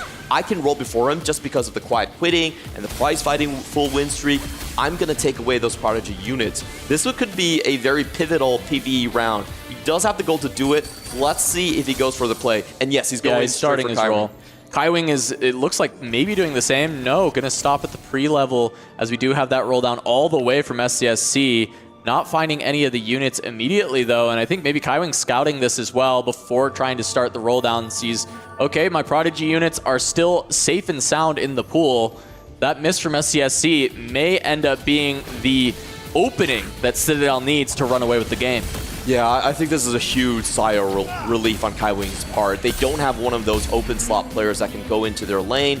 It looks like SCSC, he does have the very early Twisted Fate, which we actually saw Citadel Gaming play to great effect in their matchup against Twisted's Mind. You get him early, there's tons of AP to go onto it, and most likely going to go into the all-out line. Yeah, and Kaiwing, look at these rolls already. Leona 2 finds a Cassante, finds a Yuumi. Already going to be pretty stable just out of this. Doesn't even need more upgrades to stabilize the board. It's already kind of there. Good front line, good items for the back line. Even finds a Malzahar 2 to boot. And able to hold on to some Sorks because he knows Dunizuni's going in the direction, and I don't believe we have a Sorks player on the side of Citadel. So just taking a Gwen and a Karma away on this roll down, getting the slam items onto the Yuumi, being able to have the full Prodigy in because of the emblem. I mean, this is massive. Once he can get into that top 4, then he will be stabilized. But that is the question right here. Can he survive on just 3 lives? Going up against a teammate in Robin Song, still has that full Leona. It looks like he'll be fine for now. Yeah, going to be good for now. I think the big miss for Kaiwing is not finding a pair of Yuumis. We're actually going to see him sell the Gwen to make Econ. Not really worth holding that to try and deny it from the Sorks. And it's going to be a Prismatic to end things out. We see a roll away from the Izakai, and then we're going to get a Yuumi pair off of Circlet. Now, Circlet's not generally that good, and you already have the emblem. Prodigy doesn't really scale with extra emblems, but I'm curious if there's ever a spot where you just need the extra Yuumi to try and go to 2-star. I think that's a good call here. I mean, hold the line. You're not using the AP AD that much because you don't have the Yuumi too. So this is one of the rare situations where the Circlet actually feels like the correct call, and you called it here, Casanova. It's such a big difference from playing solos, right? Yeah. Because you wouldn't expect to have your Yuumi's grief so hard that you're not going to hit. But you know that as everyone's rolling down, they're going to hold Yuumis. SCSC, 2 Yuumis on the bench. How are you ever finding this upgrade? You might get jailed at 30 life and go 8th. +1 Yuumi means you just have to find 1 more the rest of the game. You already were missing the Syndra, so you weren't being able to play Max Prodigy anyway with just the 1 emblem. Now 2 emblems, you get to play the full suite of Prodigies. You don't have to even worry about playing those 1 costs. The Rod is fine, and then you can help yourself find the Yuumi, and it pays dividends because Kaiwing 2-stars it. Yeah, great stabilization. SCSC should really be selling his Yuumis at this point. He would be losing on interest for nothing if he doesn't do anything. There it is, yeah. Good scouting right there. Another big point we have to pay attention to is now Bintum. He's playing aura farming, but can he actually make it to 4-6? That's going to be the question here as Degmeme takes a decisive lead in the GP battle. Yeah, it's a question we didn't think we'd find ourselves asking with him kind of win streaking all of the early game. We thought, oh, this board might be stable enough, but the no combat augments really catching up, not finding those additional upgrades. And now Bintum on 2 lives as Kaiwing hits everything for the Yuumi board. Dank Beams finds Gangplank 3. I'm not sure about the rest of the lobby yet, but Bintum could be in trouble as we do see he has rolled down now, found some upgrades. Yone 2, Jarvan 2. He might be strong enough to take some wins, and especially into someone like Dunizuni, who has not found the upgrades for the Sorks just yet. Yep, Dunizuni still sitting on Karma 1 right here. There's already a Yone 2 that was hit on level 9, so it was full invested into legendaries. But no, Yone, after so many nerfs, is not strong enough to hold on. Bintum's going to be playing from 1 life. He might not even get the aura. Yeah, I mean, they are 4-6, right? So it's 1 more fight that he has to survive. From 11, I'm wondering who's in his pool, because this could be a tragedy for T1 that could almost end the game on the spot, losing Bintum without even a fight, without him being able to chip away, looking as a potential win-out player, especially with all these duplicators that he has available to him to continue to make this legendary board pop off. Those are some crazy hits by Bintum. There are 2 dupes, and he's already sitting on 4 Yones. This could be one of our first 3-star 5-cost games if he manages to survive just 1 more round here. Yeah, because I mean, the Braum can pretty much stabilize, and from there, you're so ahead on levels, you're finding those 5 costs first. Yone's not contested. Yes, they can try and hold it, but they have to find that Yone as well. There is a real world for that upgraded legendary to come through, and we see Bintum starting to even roll down more for it. He's really aggressively looking because he has these 2 duplicators. Yeah, and he needs to turn the corner right here. The Edge of Night is massive for the Yone, probably the best item survivability-wise. And he is going to be forced to use the dupes early on just to stabilize this round. But if he can make it past, we're going to see one of the few legendary boards being played throughout this tournament. Yeah, he can't fall here, but he finds the gangplank. Dank Memes running over, saying what's up to Bintum, saying, I hope you position correctly for this, and kind of did, but not able to deal any damage to the gangplank early on. The stretchy arm's just going to scale up. The legendary board already chewing through everything else, though, and it looks like Bintum has stabilized for now. He's able to beat the gangplank, stop the bleeding, and he's just on 1 life and a dream as the Braum has finished aura farming and joins the board. Ooh, what a close line to play right here. We saw Bintum just moving back in his seat, a sigh of relief as he finally gets his gold augment online. Now the pressure is going to be going on to Robin Songs as there are no 3 stars in this 2-cost related board. We did say that in the start, you know, if you didn't natural the Mundo, then having a bad stage 3 usually limits your options very hard in this board. Look at Bintum's board now. 4 upgraded legendary units and still a duplicator sitting around. If he's fully stable to econ back up, that 3-star 5 cost is still on the table. Yeah, and Yone is just not something that people will be holding right now, but maybe he could be falling down. Yone very weak in this current patch after dominating and terrorizing the Rift for so long. Finally, Zyra does find the backline, and he will stabilize once more. Kaiwing also in a tough situation, down to 1 last life. Winning that game was so impactful for T1, winning that fight, because Bintum now may be able to send Robin and Kaiwing 7-8 in this game because no one else from T1 is in those blinking red health bars. They still have plenty of life to work with. Crazy Moving has been on a win streak even so far at 34 life. So we'll see if T1 can hold on to these life totals, especially because Dooney Zuni, SCSC, they're still winning. They can potentially sacrifice if needed. Absolutely here. It's getting very dire. I thought Citadel Gaming was looking so good at 4-1, but then the 4-2 invested really saved T1. A huge amount of gold injection, allowing him to roll on level 9 to hit those legendaries, stabilize, and now, as you mentioned, 4 upgraded legendaries across the board for Bintum.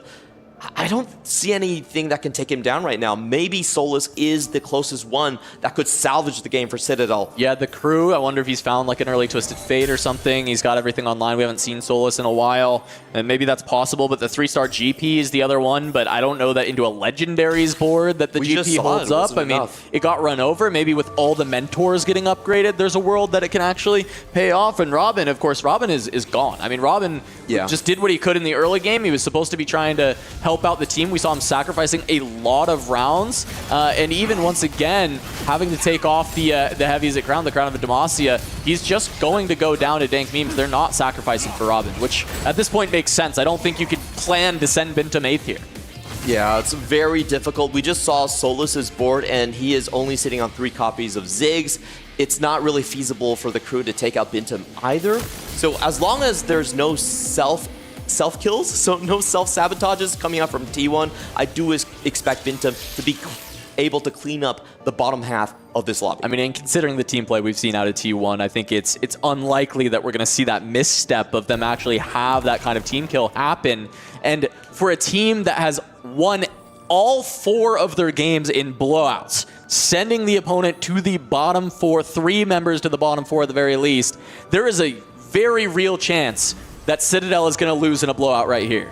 Yeah, I think just the 4-2 augments just changed the landscape so incredibly much. Bintum looked like he was on his way out, but he gets the save on invested, is able to get the Braum 2 on the board, and now we're going to see if Kaiwing can finally cash out on his scoreboard scrapper. He needs to end up in the top 4 in HP in order to get that additional HP and to get all of the pieces online here.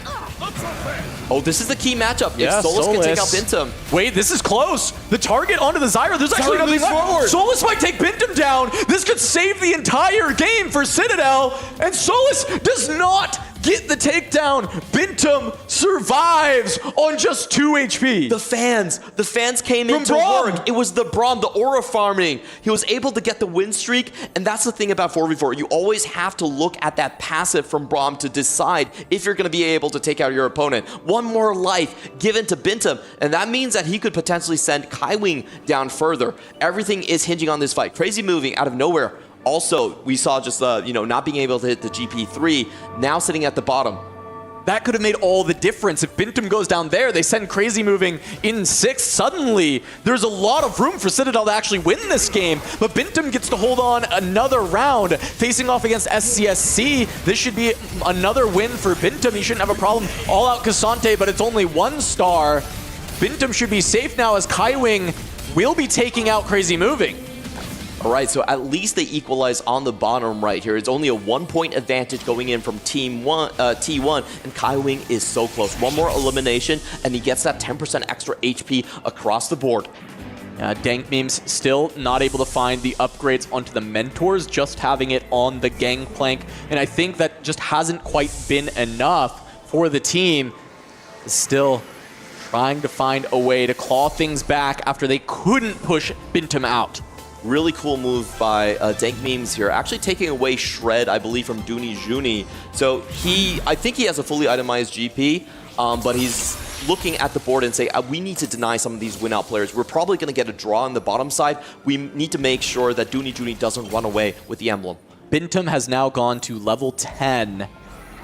Starting to roll down. Still, if this game keeps going on, I keep mentioning it, but the 3-star 5 cost is a potential real out. Probably would have expected it more if he rolled on 9 instead. So it's just going to be an upgraded Twisted Fate being added to the board. And at a certain point, it's like, can Solus ever beat him again? Was that the one-time fluke? Oh, and this is going to be a tough time. matchup here. It's going to be 10 HP minimum, so I think no matter what, Kaiwing will still stay alive. We'll see the Braum heading towards the back line. The Yuumi already is down from Yone. This might just be Kaiwing going down. This is so many units left alive at just low HP, but it doesn't matter how much HP the unit has. It just matters the damage. Took down 2 units. The Leona might have saved the day. Kaiwing, in fact, she did. Lives on 1. Leona making all the difference as SCSC going to drop to 1 life as well. Solus and Dank Meme still having a good amount of HP to work with. Kaiwing, if he can outlive SCSC, they can still have a very good chance to win.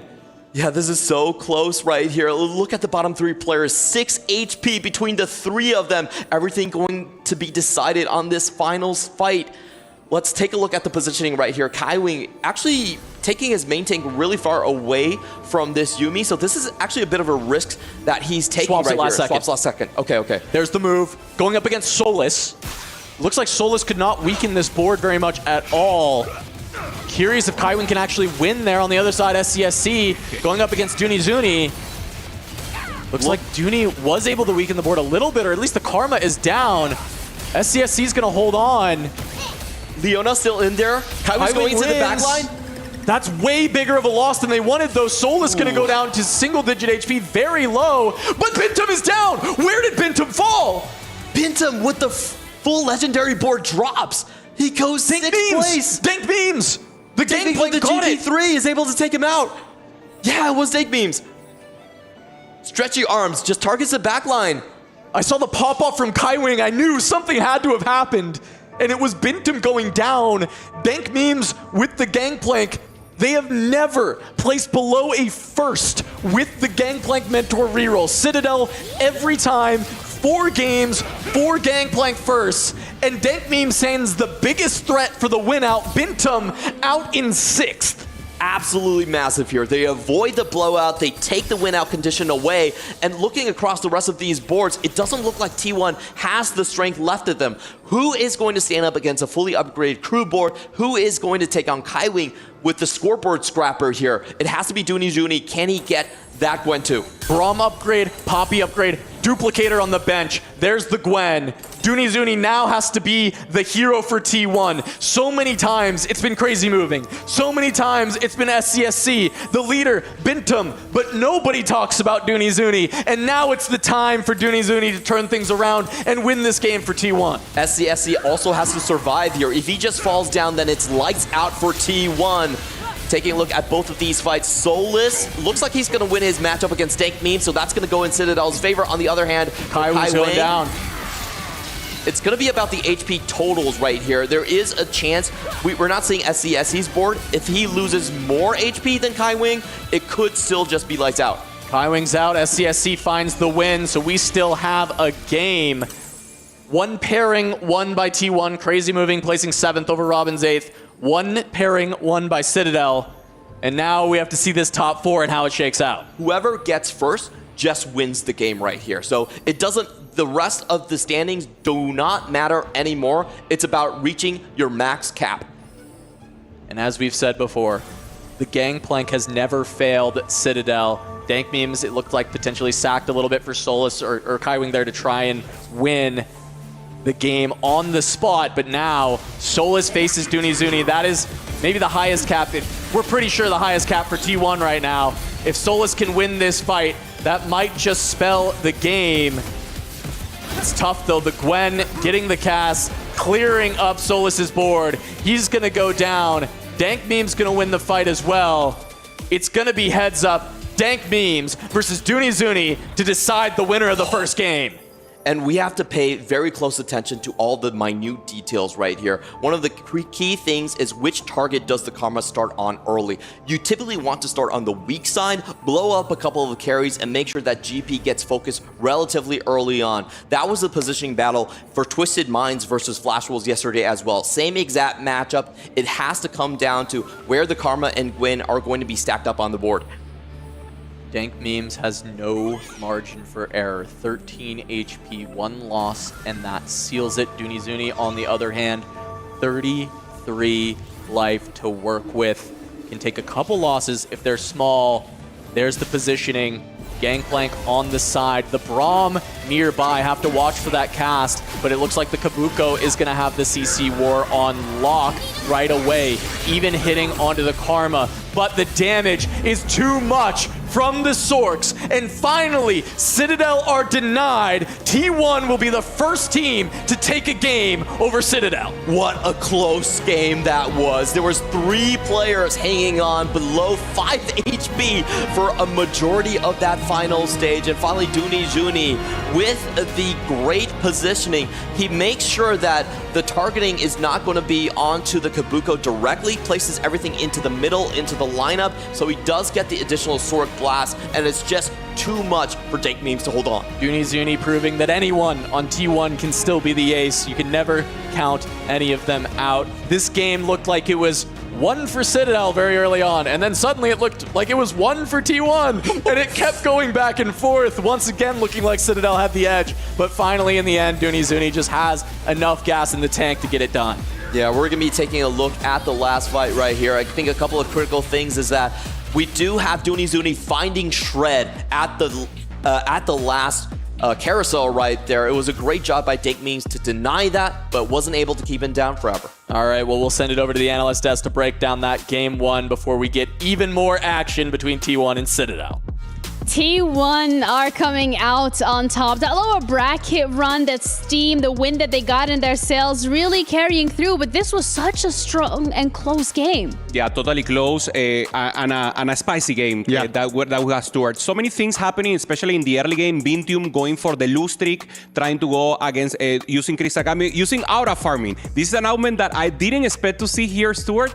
And in the end, didn't make it work, but at least getting some points for the team and trying to pop off in the end and losing. So, I mean, crazy stuff all over the board. I think it's difficult to see like how it kind of tells how well GP is, and also how kind of weak this level 9 fast level up comp can be, because you hit Twisted Fate 2, you hit Zyra 2, you hit Yone 2, and then you think for Bintum, like, I've stabilized. T1 was able to save a lot of his HP as well, but then in the end, that GP3 coming out on top. But even going back right to the start in stage 1 as well, we saw, I believe it was Crazy Moving who took the calculated loss, and then Kai Wang, we've seen from Citadel, exactly, we saw Kai Wang also open 4. Both these players open forward, both of them going for lose streak, both of them in the end getting the bottom 4 as well. But you can see that Citadel are ready to prepare and also adapt to every single game. This is a super flexible team that has multiple different win out compositions, but in the end, the Wandering Trainers start, the Sorcerer +1, and the Heavyweight coming out on top. And do correct me if I'm wrong here, but this is also that first match that Citadel has lost so far here at EWC, which makes things just that much more exciting. We're talking about this. Will this affect the mental? They haven't lost, so they maybe don't know how to prepare against this. The tempo has been good for them so far.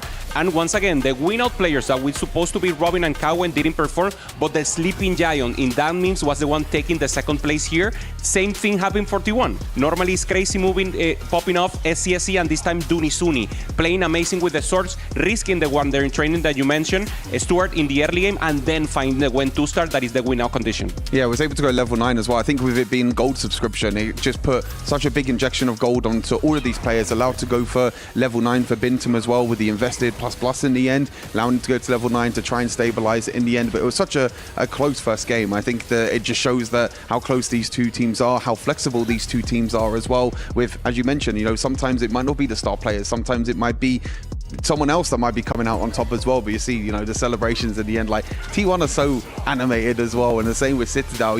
Citadel thought they had it as soon as they put one of the players into the bottom 4 and they were able to get that 1-4. They thought they had a chance to be able to kind of get it through, but in the end, the first place went over to T1, and I'm just excited to watch the rest of this series. I was glued to my seat. This is just like a taster of most likely what we can be expecting from the entirety of today. And that just makes this defeat, I think, also that much more difficult for Citadel to stomach here because of the fact that it genuinely looked like Kai Wang, if we were looking at his reaction camera, he was jumping out of his seat in excitement. They thought they had it. Yeah, they thought they had it. GP just making the difference again in the end. Crazy Moving not popping off. Robinson not working out. And then we're seeing the rest of the comp. Dunisuni playing amazing, having great items, playing around the Brown in the end, having the pop-off of the composition. This is a comp that normally you only stay on level 8 because you need so much gold, and just trying to assume everything. Triple combat augment also. He didn't have economy to get there. He just pumped it up, used tempo, and then the game just threw in there.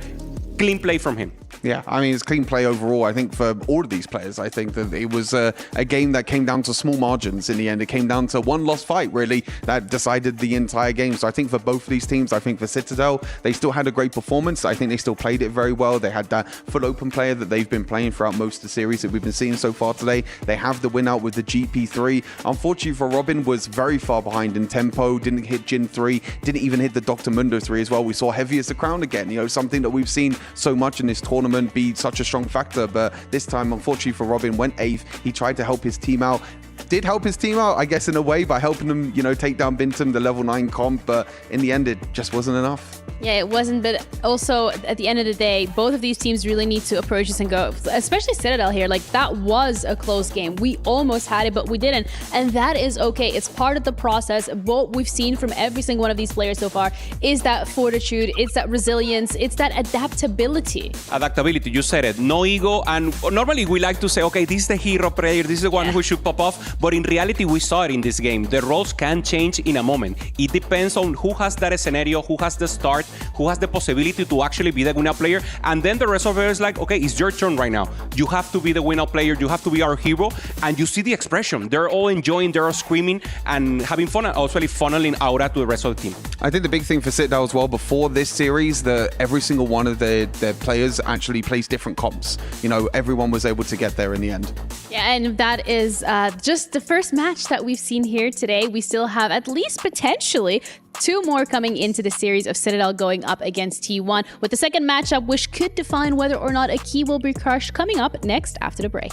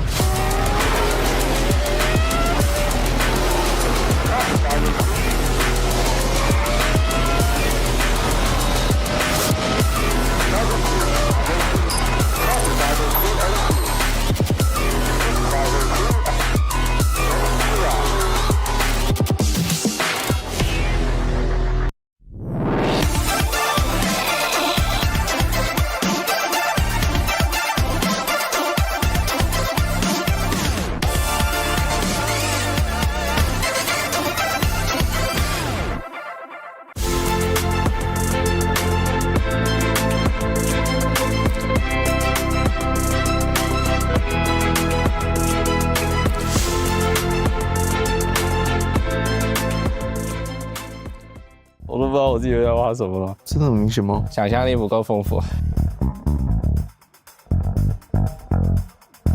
大家好，我是哈露露，这位是 K 宝宝，这位是 YDN， 我们是来自 Fresh Wolf。今天我玩的是你画我猜，一位玩家画，然后由后面的玩家来猜说他画的是什么英雄。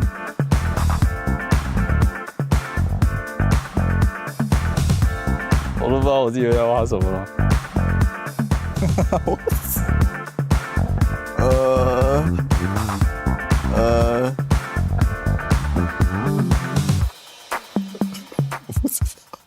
几费卡？可以透露一下几费？你要看一下它的特色，我要把它的特色画出来。特色。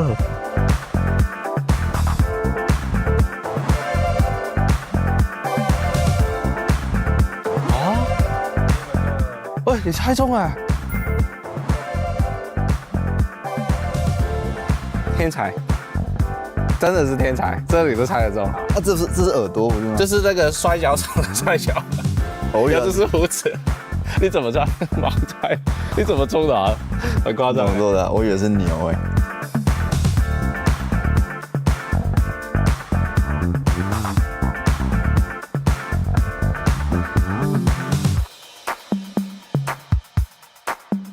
OK。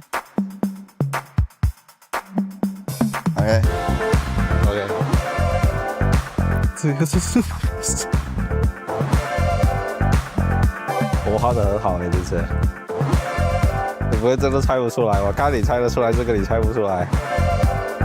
不行的。不是，你看，这么明显，这么明显都猜不出来吗？会不会？真的很明显吗？很明显啊。你不会想不出来谁？想象力不够丰富。2块钱。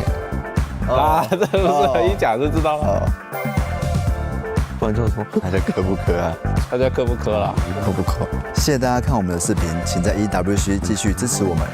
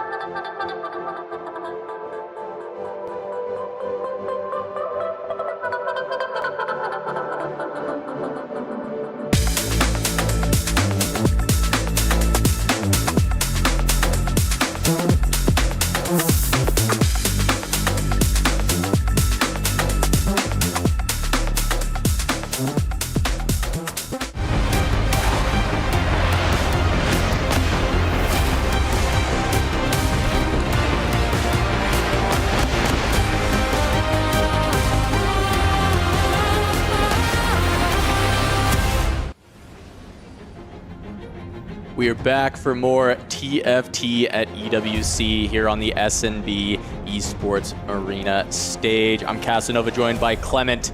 We just saw T1 take the first game over Citadel in this first quarterfinal of the day. Clement, what do you think Citadel's got to do? Bring this back. I mean, that game was so incredibly close. Yeah, there was so many twists and turns, and honestly, Citadel, if it wasn't for that investor, probably would have had this one in the bag. I think what we're seeing from both of these teams in this series is that this is a very high contest for the win-out player. We talked about Citadel. Before the last game, 100% of the games they have taken first place. And for T1 as well, they are also a team that really prioritizes having multiple players with good augments that can go into that win-out position. So, you know, this is going to be very exciting. I think it's going to be high cap and also slower tempo in stage 3.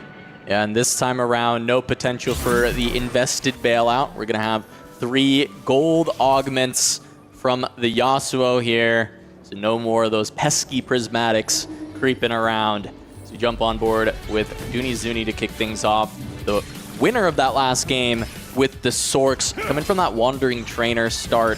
Very cool to see T1 how they played around those first augments as well. We saw them wait until pretty much the last second. They were scouting everything, picked the Wandering Trainer, saw what it was, and then just everyone else cascaded and picked their augments. Yeah, you wanted to find who the Sork player is early. It's one of the strongest compositions to start off. So I really like that move, and 2-1 sequencing of augments is so important. we're coming into the Yasuo encounter, so the big things that we're going to be looking for throughout this tournament is going to be the solo leveling and the treasure hunt. Those two are the most defining of the augments.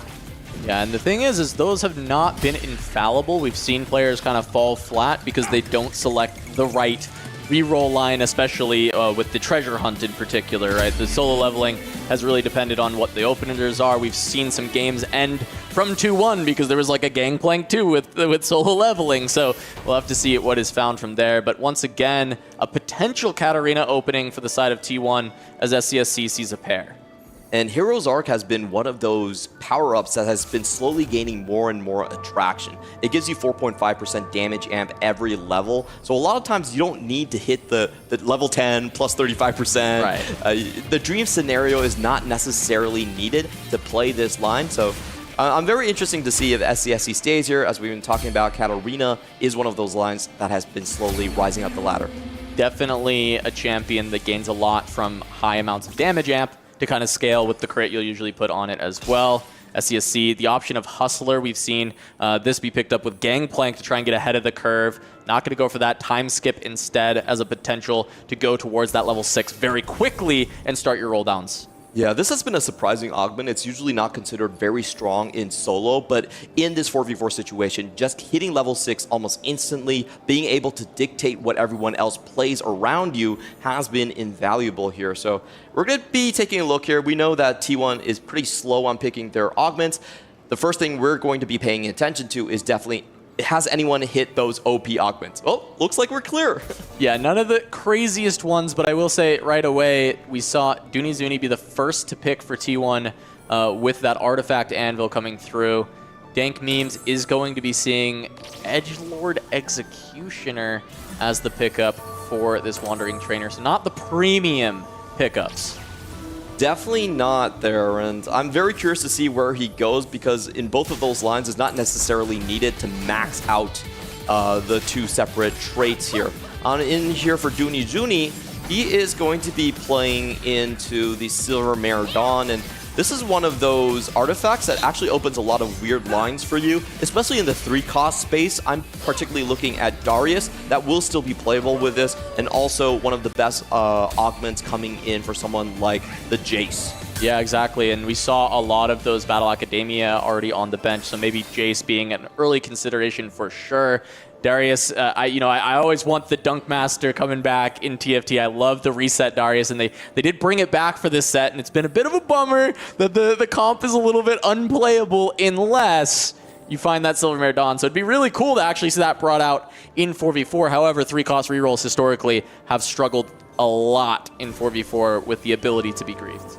Absolutely, and that's what I was a little bit worried about going over Dunizuni's board, that he settled into the Smolder line as well. So we'll see if these lines do shake up. Shojin, of course, still a rather flexible item.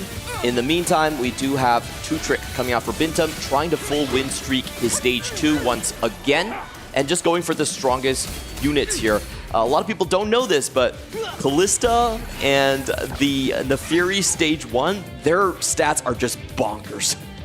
Yeah, Soul Fighter looking like a very strong start to the game to try and look for that win streak for Bintum. You see Dunizuni just slamming everything as well, trying to look for the win streak of their own.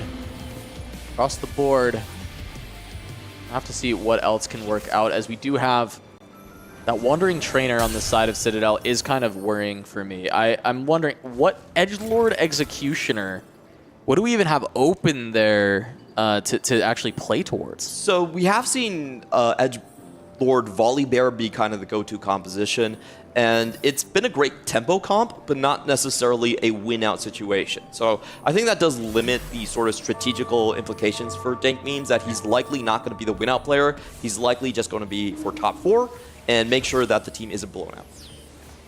Out the gates, we're seeing 3 T1 members with 2 wins. No early win streaks for Citadel. Just going to be trading games, and then Dank Memes looking for that loss streak. Crazy Moving having the early Smolder in with the Shojin, but of course, this setup can go towards Sorks. Theoretically can go towards Prodigies, but of course the mana generation not as useful there. Yeah, SCSC, I think he's just taking this for tempo. He realizes he just wants extra items on his board here. This is a very low priority item when it comes to the current patch. And that's a cool thing about T1. They actually heavily value augments that give them tempo and to protect their win-out players, as we're seeing. Top 3 players in the lobby currently all on T1. They've been one of the best teams at just holding on to that HP. We've seen multiple wins from them just because they have someone who has gone on like a 13 streak and just stayed so healthy that they're able to just leverage that in the end stages of the game. Get our first carousel, and no big immediate pickups that are standing out to me. I know Dooney does find a Swain, but I don't think there was a Crystal Gambit setup at all. Just there as one of the best early game tanks, and just finding the sword to kind of give you more items towards that Silver Marathon setup. True. Looking across the board, I think the most interesting thing is going to be the 3-2 roll down, because so far, nobody has committed to GP, but we know that doesn't mean nobody will. I mean, he's surely going to show up sooner rather than later. It'd be very interesting to see kind of like maybe one of the first games where there's 0 gangplanks, but I just don't think it's really possible. No. You can force your way into the line, especially if no one else is going for it. And that's going to be the cool thing to see here. Which player is going to be the designated GP player? Robin Song's already slamming down into the Void Staff. He's not going to be that one. And Dooney Juni, interestingly enough, is going to take off his items to ensure that the level 5 Bintum will get the win. And Bintum is so happy. He's like, well done, my apprentice. We also saw, Dooney adding Mundo and Jin to the board.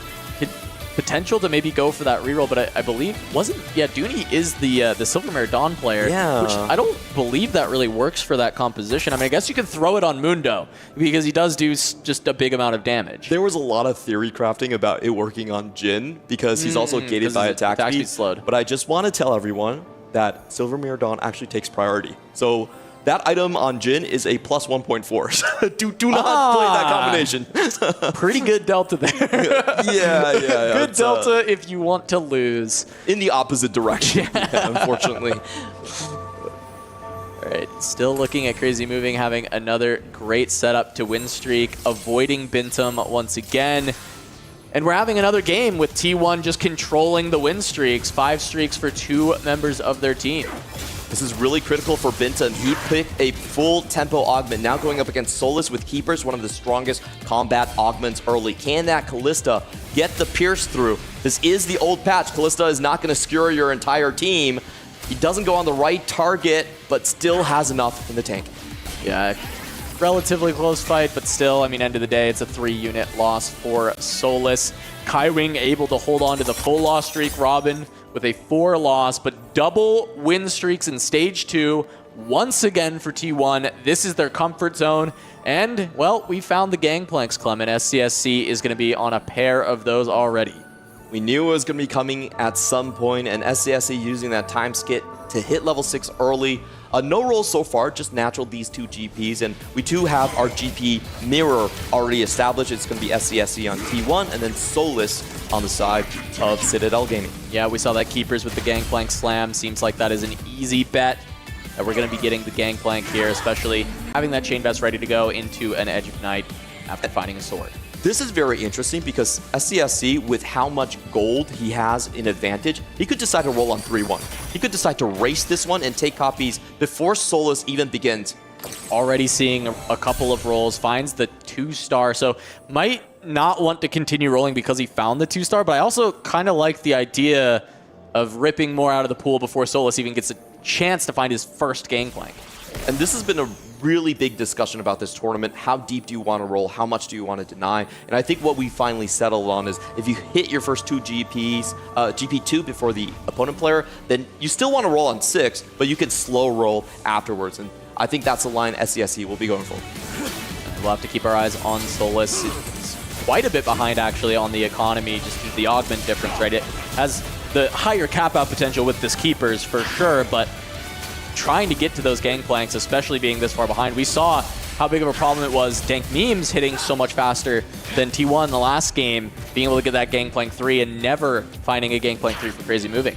And we'll have to stay on Solus right here. This is the pivotal moment in the game. He has his 0 GP copies. He's going to have to start now. His items are fully committed. He cannot pivot into any other composition.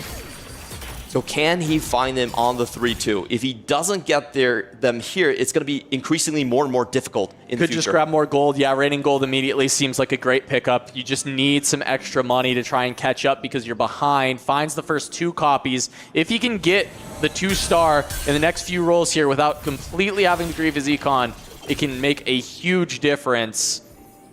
Just the pair for now. It looks like Solus does not want to go below 30, but it seems like he will. Well, this is kind of interesting. He's actually not going to pick up the Yasuo pair before the Yasuo 2-star before hitting GP2. Usually this composition, we kind of think of Yasuo as a good secondary carry, but he's prioritizing, I'm too far behind in copies. I'm just going to go for Kabuko and GP. Looks like SCSE actually able to find keepers, so destroying that disparity that was there on the combat augs. Raining gold comes in, but you'd want the econ augment first and then the combat augment second if you can choose. So SCSC spot just infinitely better than Solus's. Yeah, and we're seeing the assist by Dooney Juni here. Once again, if your teammate hits the GP2, you are free to deny as much as possible. An extremely deep roll down coming in from Dooney Juni, going to 0 gold for that Mundo 2. So we'll see if that streak is going to get broken. If it's broken, then he can't be considered in top 2 anymore. I'm so bummed to see this the comp commit when, you know, those 3-cost lines with Silvermare are so cool, but because it's 4v4, it does make a lot of sense. Go for the more stable thing, which is just going to be this Mundo Jhin. And this is not the first Silvermare Mundo we've seen. We saw it once before. I don't remember which team played it, but we did have it once before earlier in the tournament, and it is just like, okay, well, this stats are fine and Mundo does hit hard, so we'll just put the Silvermare there. Yeah, he's just using the extra resistances on it, and he does do quite a bit of damage. A really cool thing about the item is that you do get extra mana regen now, since it usually goes on to fighters, and that does work with tanks still. So there is a little bit of extra DPS coming out from that unit, but not going to be put into the carry role as I would have liked to see. Yeah, and there is going to be Solus looking for this fight. Solus has started to win streak after grabbing just the Gangplank 1. The items are great, having keepers are good, but Dooney rolling so deep and finding the 2-stars of both of this, getting stable around the Mundo. It's always funny with this Mundo Jhin board. It feels like until you get that Jhin 3, the artistic KO, the damage is just lacking, and it's entirely reliant on just how insane this Mundo tank is. Oh, and that Mundo actually landed super fast. It went straight down on the ground. I thought that GP might have had an avenue into that backline. If Dooney Juni loses his streak after rolling to 0, it would change the map quite a bit, but T1 managed to hang on. Another GP on this carousel. Be big for Solus. I'm curious if it will just get denied before it gets around to him. I have to imagine, seeing as how he has not found the GP2, that might be a consideration, but he does value the sword, needs the proper items to get everything rolling, so grabs that Jarvan instead. And taking a look across the board right here, Dank Memes has settled into the Executioner line. Not going to be making much use of the Edgelord here, even though there is that cute, cuddly Volibear on the carousel. Hai Wang, interestingly enough, looks to have a very similar board to Robin Songs. Yeah, we're getting the side-by-side, nearly identical lines here. I wonder how they're going to fit these compositions. Kai Wing's, both of them are already level 7, so they've passed the point for optimal Katarina play. And I'm just a little bit confused here. One of them will have to pivot to Sorks eventually. Yeah, I think it's Kai Wing. I think Kai Wing ends up in that direction. Now, obviously, when they roll, there might just be, hey, somebody hits, you know, Karma 2, and they just kind of go in that direction, or they see the Yumis.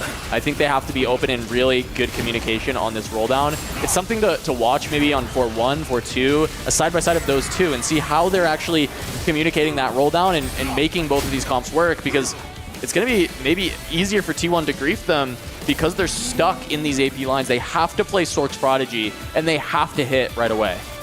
Yeah, they're going to have to negotiate on 4-1. You can't be too set in your ways on who's going to play which line. You kind of have to depend on the roll downs.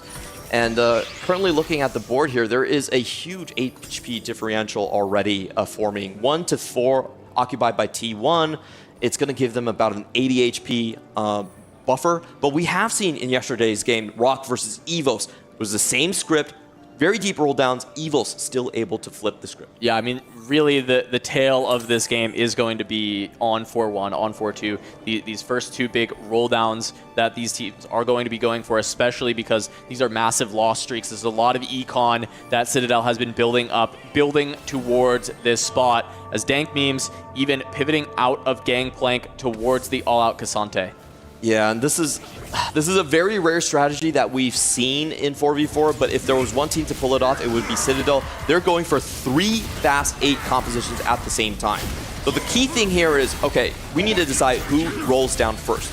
Because the person to roll down first, usually the highest HP one, you can take some stuff out of the pool and make life easier for the rest. Yeah, and just quick correction, Dank Memes on the Executioner track was not in the Gangplank, that was Soulless, so just actually heading towards having that Cassante alongside the Akali, which we've seen this comp actually do very well for a lot of teams, but it just feels like Dank Memes is very far behind. So these are such impactful roll downs that will be coming through for the side of Team Citadel. 3 fast 8 compositions going to decide their fate going into this one right now. I think they need to hold on for one more round. They need all the gold possible. So we're just going to be looking at drops. And of course, I think our observers brilliantly, they want to figure out who's going to be on the Sork line, who's going to be on the Yuumi line. Yeah, I mean, I'm happy staying here through the 4-1 roll down. I want to see exactly what's going on between these two players. Both of them have items that can go either way because neither of them have slammed a mana item, which you would usually expect from the Sorcerers, but not for the Prodigies.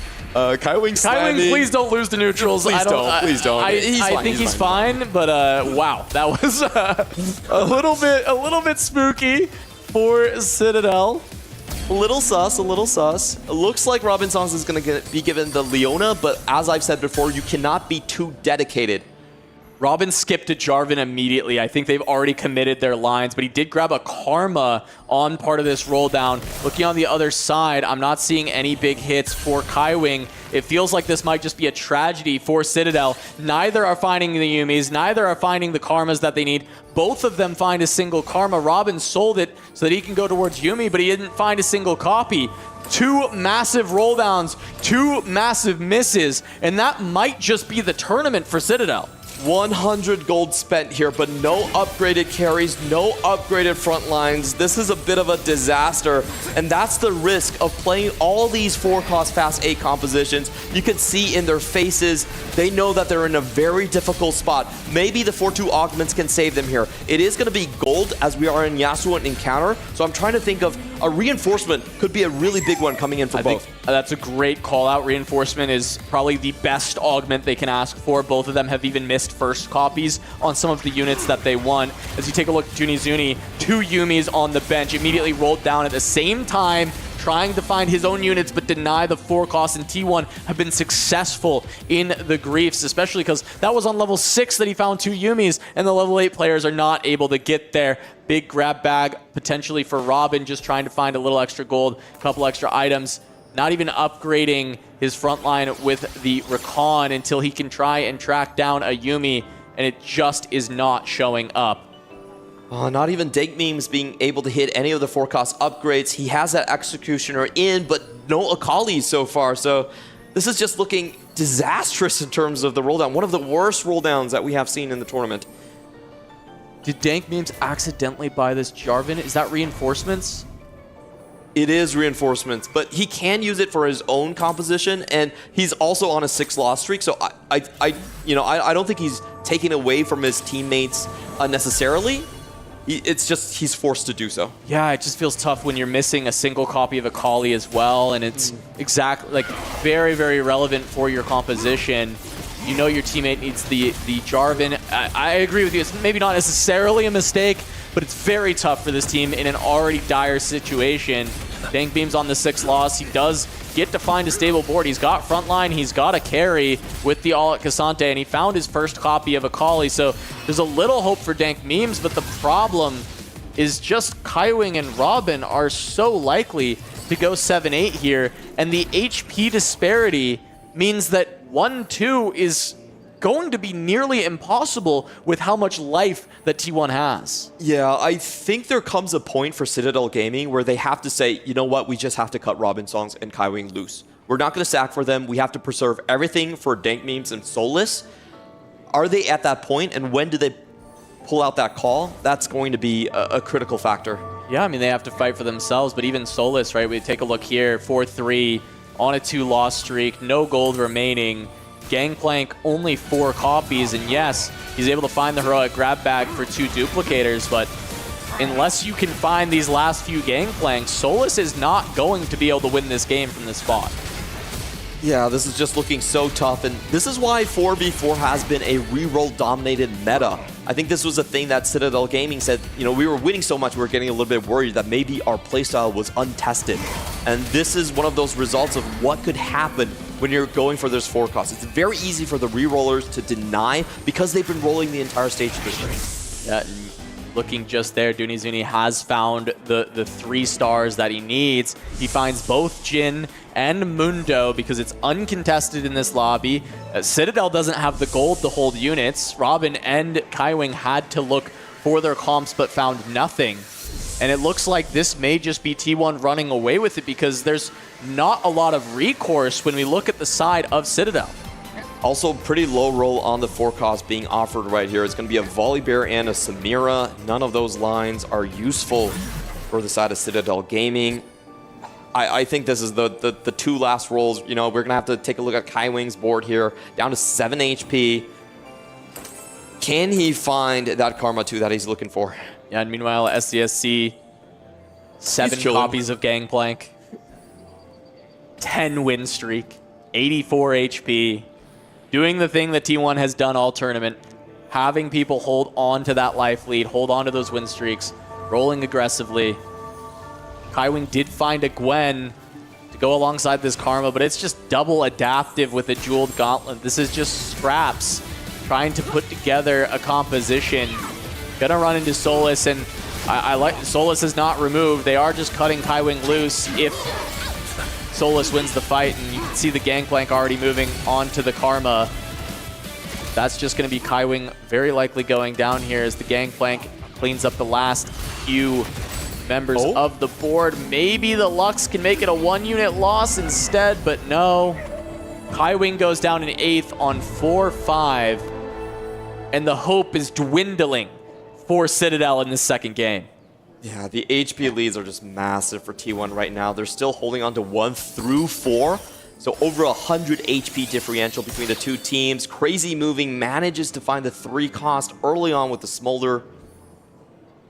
Robin Songs and Dig Memes, they do hold on though. They do turn the corner quite slightly. I don't think the Yumis are going to going back in the pool. I saw at least 4 Yumis being held by T1. He's found 1 copy. The upgraded Leona finds an upgraded Malzahar, which can stabilize him. Usually that's your stabilization for stage 4, is to find the upgraded Malzahar, maybe some frontline to anchor around, but all the hits have come through for T1 as well. Robin's going to run into Dank Memes now, who is the only member to really actually hit for this team with that Cassante. It's just going to tear through the front line. I don't even know if Robin gets this win. Looks like Leona might be able to anchor long enough.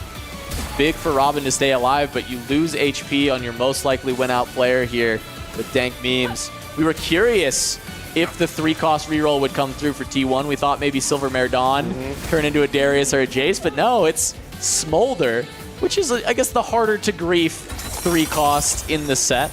Yeah, it has been very difficult. There are some specific mechanics that you need to use it, and you just need to hit it early. It's been very difficult for everyone to get that, especially when you like to pair it with the Juggernaut frontline. It's also highly contested. Honestly, it looks like T1 already are kind of feeling that they have this one in the bag. All of their faces that we saw in them are smiles, they're kind of chatting amongst themselves. And we also saw Dank Memes. He was, you know, kind of, he was also kind of chuckling there as well. Yeah, at least in decent spirits for this one, knowing, hey, sometimes that's just TFT. That's what happens. T1 playing this exceptionally. Bintum, 114 gold. I just want to say this has to be wrong, man. I feel like if you're Bintum, you probably want to use that gold to deny a little bit harder or build up your board, but he's just so comfortable in this position. Is there any chance that this move comes back to bite him? I'm trying to think about it. There's the like going GP3. Fast 9, GP3 for Solus. Maybe now Solus and Dank Memes have some positioning, but I don't think there's enough life because Solus and Dank Memes will have to fight each other. They have maybe 1-2 sacrifices left that they can have throughout this entire game. And yeah, there's going to be some damage going back and forth, but if T1 tighten up and try and make sure that they only take small losses, there's so much of a hill to overcome for Citadel. Robin finally going to just go down here to Crazy Moving. Oh, and then this does look like the end of the road for Robin Songs. Their best player so far in this tournament, going 8-7 in this critical series. There's a lot to be desired. I felt like the early game was much weaker from Citadel against a team like T1 that is known to just double down on crushing your spirits and your HP bars in Stage 2 and Stage 3. Dank Memes and Solus now have to go 1-2 to take this series into a Game 3. Yeah, and after that loss from Solus, I don't know if that's mathematically possible here, Clement, when I look at these life totals. T1 able to hold on to so much throughout the game. We kind of said it going into 4-1. This will be the tale of the game. This roll down from Kaiwing and Robin Songs. And I felt it was actually a pretty messy roll down from the two sides. We saw Karma being taken by both players. Leona's being hovered right there. So I wonder if they could have orchestrated a staggered roll down, perhaps. You know, just having the higher HP player go down in the pool. If one of you each get a copy of Karma, it's really not doing much onto the board. So, you know, I think it was just allowing T1 to put too much pressure onto their boards into the early stages and being forced into a bad spot, playing 3 Fast 8 compositions in the same lobby. Yeah, it's just way too low tempo into a team, as you said, that is just, at this point, just being known for how much aggression they put out. And the strategy working for T1 once again, getting that aggression, having these huge life totals, and just beating down on the opponent, taxing your life, not giving you many opportunities to escape. Is there a sliver of a chance where T1, where they're all relaxed and laughing, and with Bintum floating over 100 gold, actually get Karma directed back at them? Is there a chance? You know, it would be legendary. It would be a little bit hilarious. I don't think T1 would ever, you know, completely fall off the tracks like that. It'd have to be some Braum shenanigans, right? Trying to reduce the damage taken. Has to be the most blessed matchmaking that we've ever seen. Some huge chunks coming out of each of these players on these losses. Okay, so Bintum, he went level 9 and rolled all of his gold. He hit Karma. He's got the full Sorks board online. Dank Meme's going to find another win. Solus going to take a loss, and I think that's just not something that is allowed to happen for Citadel to even have that chance still come back around. Yeah, going to 1 life, both of them combined less than 20 HP. Mathematically, probably impossible. Solus does get that GP3 though, so we'll see if he can find the Kabuko 3 as well. That could be the stabilization point. The 1 in a million shot for Citadel. Let's see these fights, see if they can fight back. We saw the Cassante board win a few games previously. We've seen GP be so stable for Citadel, finally taking its first loss in the last game. Couldn't overcome the Sorks, even though they've won 4 games with GP previously. This time around, Solus so far behind SCSC in the early game, trying to get those gangplanks. SCSC able to find it. It never actually gets the 3-star himself. Instead, pushes levels, pushes tempo, adding more units to the board to deal more damage to Citadel. And this could be it. This could be the final fight for Citadel at EWC. They were the most dominant team before coming into the elimination stages. Do they still have a chance to hold on here? It's GB3 versus GB2, but the GB2 is already starting on. Yeah, and the CC just keeps coming through onto the 3-star gangplank. The 2-star might be able to best him with the Kabuko, and he is. Solus goes down. That's a 6-7-8 for Citadel, and that's T1 crushing the hopes of North America once again. Takedown Vitality take down Citadel, and they're moving on to the semifinals. This is the T1 that we expected to see. They had a slow start early on, dropping their first series to Weibo Gaming. We were questioning them. Is Crazy Moving the correct substitute for Bobe? Our T1 with just a pretty weak ear individually for their performances, still at the same level. And they prove all the doubters wrong. They are still one of the best 4v4 teams here. And now it just has us questioning Weibo, because this T1 team looks so scary. How did they drop that match? How did they lose? What is the demon that's waiting later on in our quarterfinals today?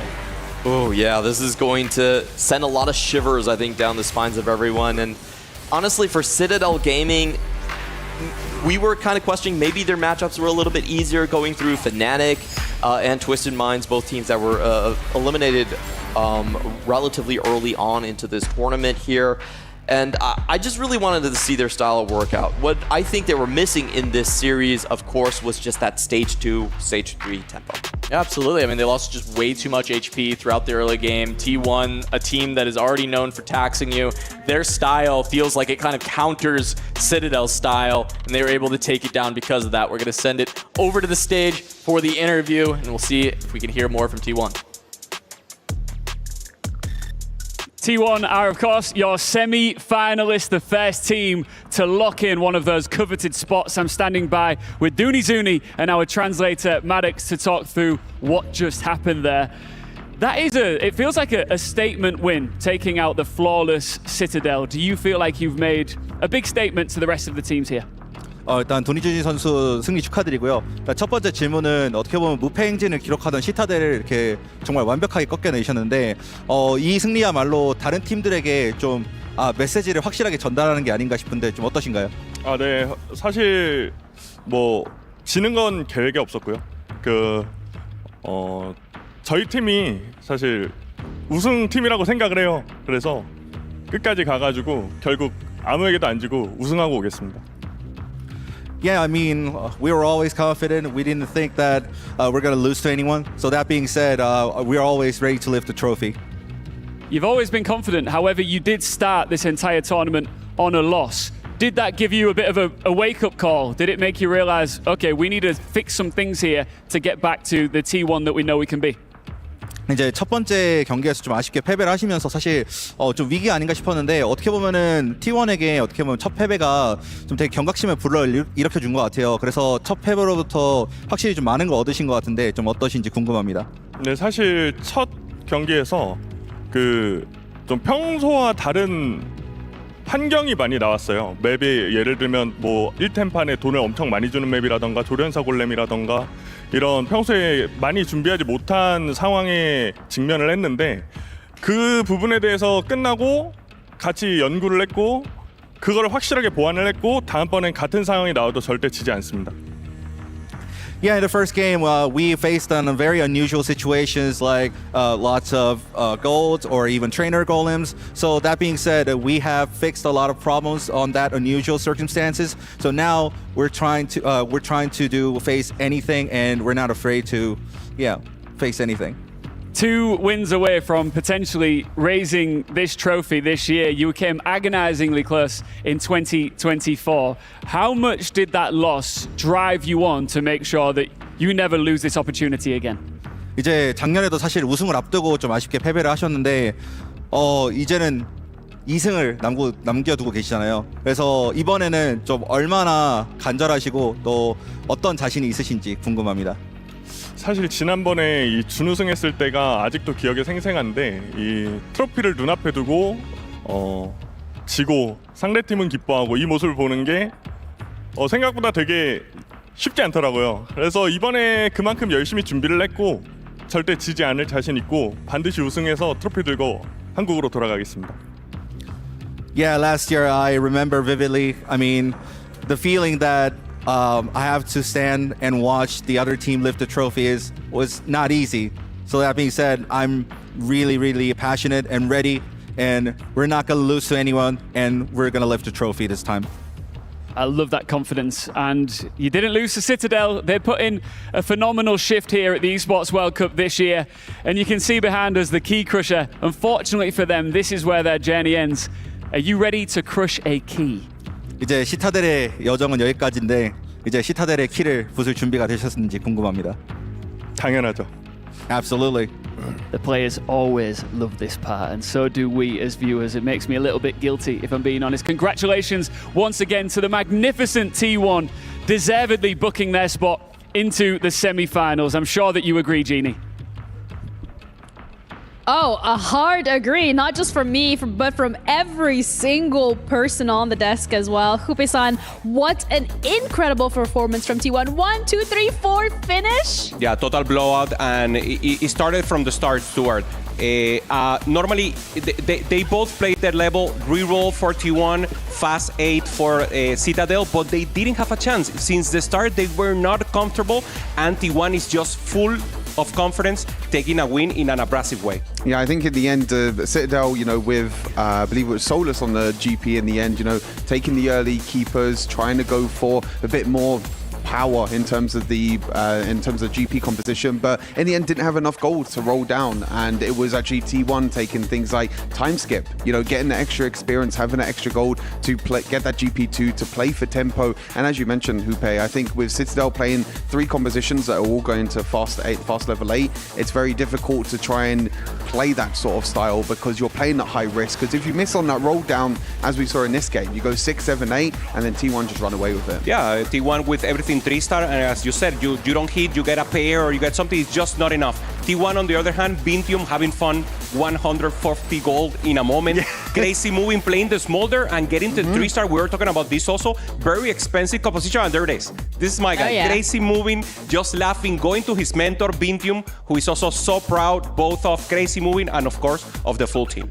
Yeah, the whole team really showed up here today, and that's exactly what we wanted to see from them. But to me, it's like, what was that first game against Weibo then? Are Weibo like literal demons at this game and absolutely cracked out of their minds? Or is the fact that T1 maybe didn't have the best of showing on that first game? I think that's a question that remains to be answered as we're heading through this bracket. But as well, Citadel, they had such a good performance in that upper bracket, but unfortunately falling short here when it mattered the most. And, Stuart, they're gonna be going out without crushing a key. Yeah, it's a difficult position to be in because when you kind of stomp through the group stage, as I mentioned at the start in the pre-show, it's a question of have they really been tested? Have they been in a position before where they lose that first game, where they are put on a setback, and can they actually come back? But unfortunately, this time around, they weren't able to actually stabilize at all in that second game, and T1 just wiped away with it. 100%. Jeannie, we told you to do a prediction. You didn't, but you actually predicted it. You said they will not be able to crush a key. So you were the one who jinxed it there for Citadel. No, in the game, it came out to the first game. Very close. They played amazing and lost, and then not having a good start. As we said, the mental, they were not prepared for this and took it away. And the adaptation from T1. They're starting to take Wandering Trainer, emblems. They don't care if there's Lulu and something variants. They embrace the variants, and they know they're a better team. So that confidence is exactly what you want. Yeah, that's also confidence that has grown with them over the last couple of days. So in that regards, being in this lower bracket, being on the stage, having seen what it's like to crush a key, tasting that victory already multiple times has really pushed them and propelled them forward so far as we're seeing them going into the semifinals. The first team that is confirmed this time around, it's gonna be Virtus Pro or Wolves. Wait, imagine guys, Wolves against T1. Rematch. I mean, I'm ready for it. I'm all here for it. I mean, that will obviously be our second series of day, Wolves against Virtus Pro, but I think for T1, I think Dunizuni said it perfectly as well. I think like in that first series against Weibo, maybe there was like too high variance. Maybe there was something that they didn't really prepare for. But this time around, they played a stable game and they were able to crush the key. Another one. That's 3 already. Another one. And they're mixing. The first one was crazy moving, then Bintu a nice Dunizuni, the one taking the pop off, and we're ready for the pop. Let's see the expression. It's important. Not even blinked. He's like, just another day in the office. Wow. Thanks, guys. I love the confidence as well now. Thanks for the tutorial. Yeah. That's a tutorial. If that's the tutorial, then what's the semi-final and the final like? Okay. That's crazy coming from you, Jay. Listen, okay. They made it look so easy. Come on. Like, especially that second game. But you can't take that away from T1. It's not easy to be in comfort zone playing reroll because you are being contested. GP is being played by everyone. It's not easy to play the Mundo with the Jhin. It's actually difficult. Sometimes you get the Nars, sometimes the game is not helping you, but they know exactly what to do. And I want to recognize once again Bintium. He hasn't played metacoms. He's playing whatever the games gives him and then helping the rest of the team. This is not easy at all. Normally you have to take a spot, you have to take a placement, but no, he's just having fun, being the mentor, doing what he has for the team, and then Dunisuni popping up, Crazy Movie popping up, SCSC. He's the only one that hasn't crushed a key, and I know he wants to. He wants to be the next one, another one. So they need to get at least 4 to make sure that every single one on the team gets that experience of crushing these keys. But that's already 3. So if they do want to go for that, trophy, this is another key that you could potentially add onto your tally. However, for Citadel, they're going to be leaving the tournament without, unfortunately, pressing that button, without being able to crush a key. But before they do leave us, some last words with them. What's up, everybody? It's Puckett here with Citadel's Robin Songs, and unfortunately, this is the end of America's run. Another top 8 finish, though, for your resume. How was your time in Riyadh? Oh, I had a blast. I plan to come back next year, and unfortunately, we weren't able to close it out, but there's always next year. When we started this tournament, though, everyone said Citadel expect them to kind of fizzle out in group stages. Are you proud of how far you guys made it? Oh, I'm super proud. Everyone was underestimating us and thought we were like one of the weaker teams, but we were able to prove that we can make it a top 8. Unfortunately, I think in this game, we kind of we could have won game 1. Game 2 was unwinnable. So, but TFT, best of 3, it's pretty low sample size. So it is what it is. All right. So you individually, what is next after Riyadh? We have to wait a few weeks for the checks to cash, of course. But what are you going to do? Go back to streaming, prepare for the next event? Yeah, there's like no break. So I have to go back to streaming, and then I have to prepare for the the Tier 1 Pro Circuit, the TFT like new competitive scene. And then I have my first tournament in like a month or 2, so I'll be prepping for that. America is out, but Robin Songs is just starting this year. Keep your eye on him. All right. I mean, NA is the first region to be eliminated. Okay, Americas. Fine. Thank you, Jeannie. Okay, Americans. Fine. Americas is the first region here to be eliminated at the Esports World Cup, which, I mean, it could be EU as well, EMEA by the end of the day, because we still have a couple of teams here that are competing. So, unfortunate one for Citadel, but I think, again, like, even from the exit interview where it's like, yeah, second game was unwinnable, first game we made a couple of small mistakes, and it's a little bit of a smaller sample size. They're obviously looking at this and taking learnings as they go. Yeah, also, as he said, there are so many competitions now coming for TFT. The Pro Circuit that he just mentioned, they're being qualified. Same for Vitality. So even though the Americas now don't have a team, they have a lot of players going into the Pro Circuit, going into the Tactician Crown again. So I mean, it's tough for the region. I'm pretty sad right now, Stuart. Yeah, I mean, overall, it's just an exciting time for TFT. I think that there's just so many new competitions coming.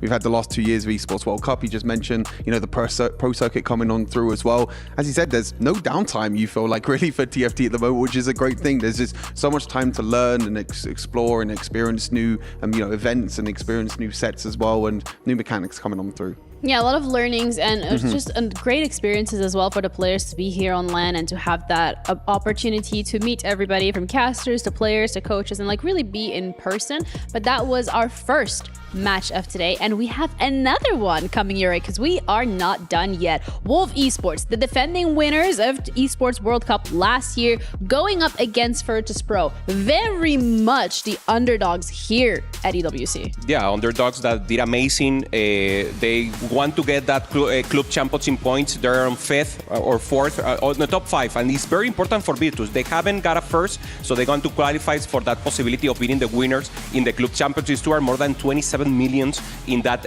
ranking, and of course now Virtus Pro with this possibility. They've been playing great. One of the teams that has surprised me the most for sure.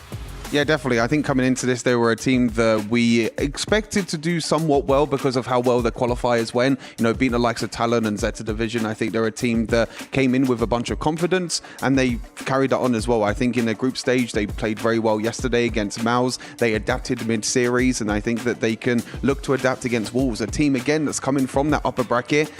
pretty much stomped their entire group stage as well. We see what happened to Citadel. Yeah. Can the same happen to Wolves? That's a really good question because we're looking at Wolves here and they haven't even crushed a key either. Yeah. And I feel like when I'm looking at the teams and when I We're look... doing it again. Yeah, okay, wait, hold the phone. Hold the phone. So Virtus Pro 2-0 I am going somewhere then. with this. Okay, hold the phone.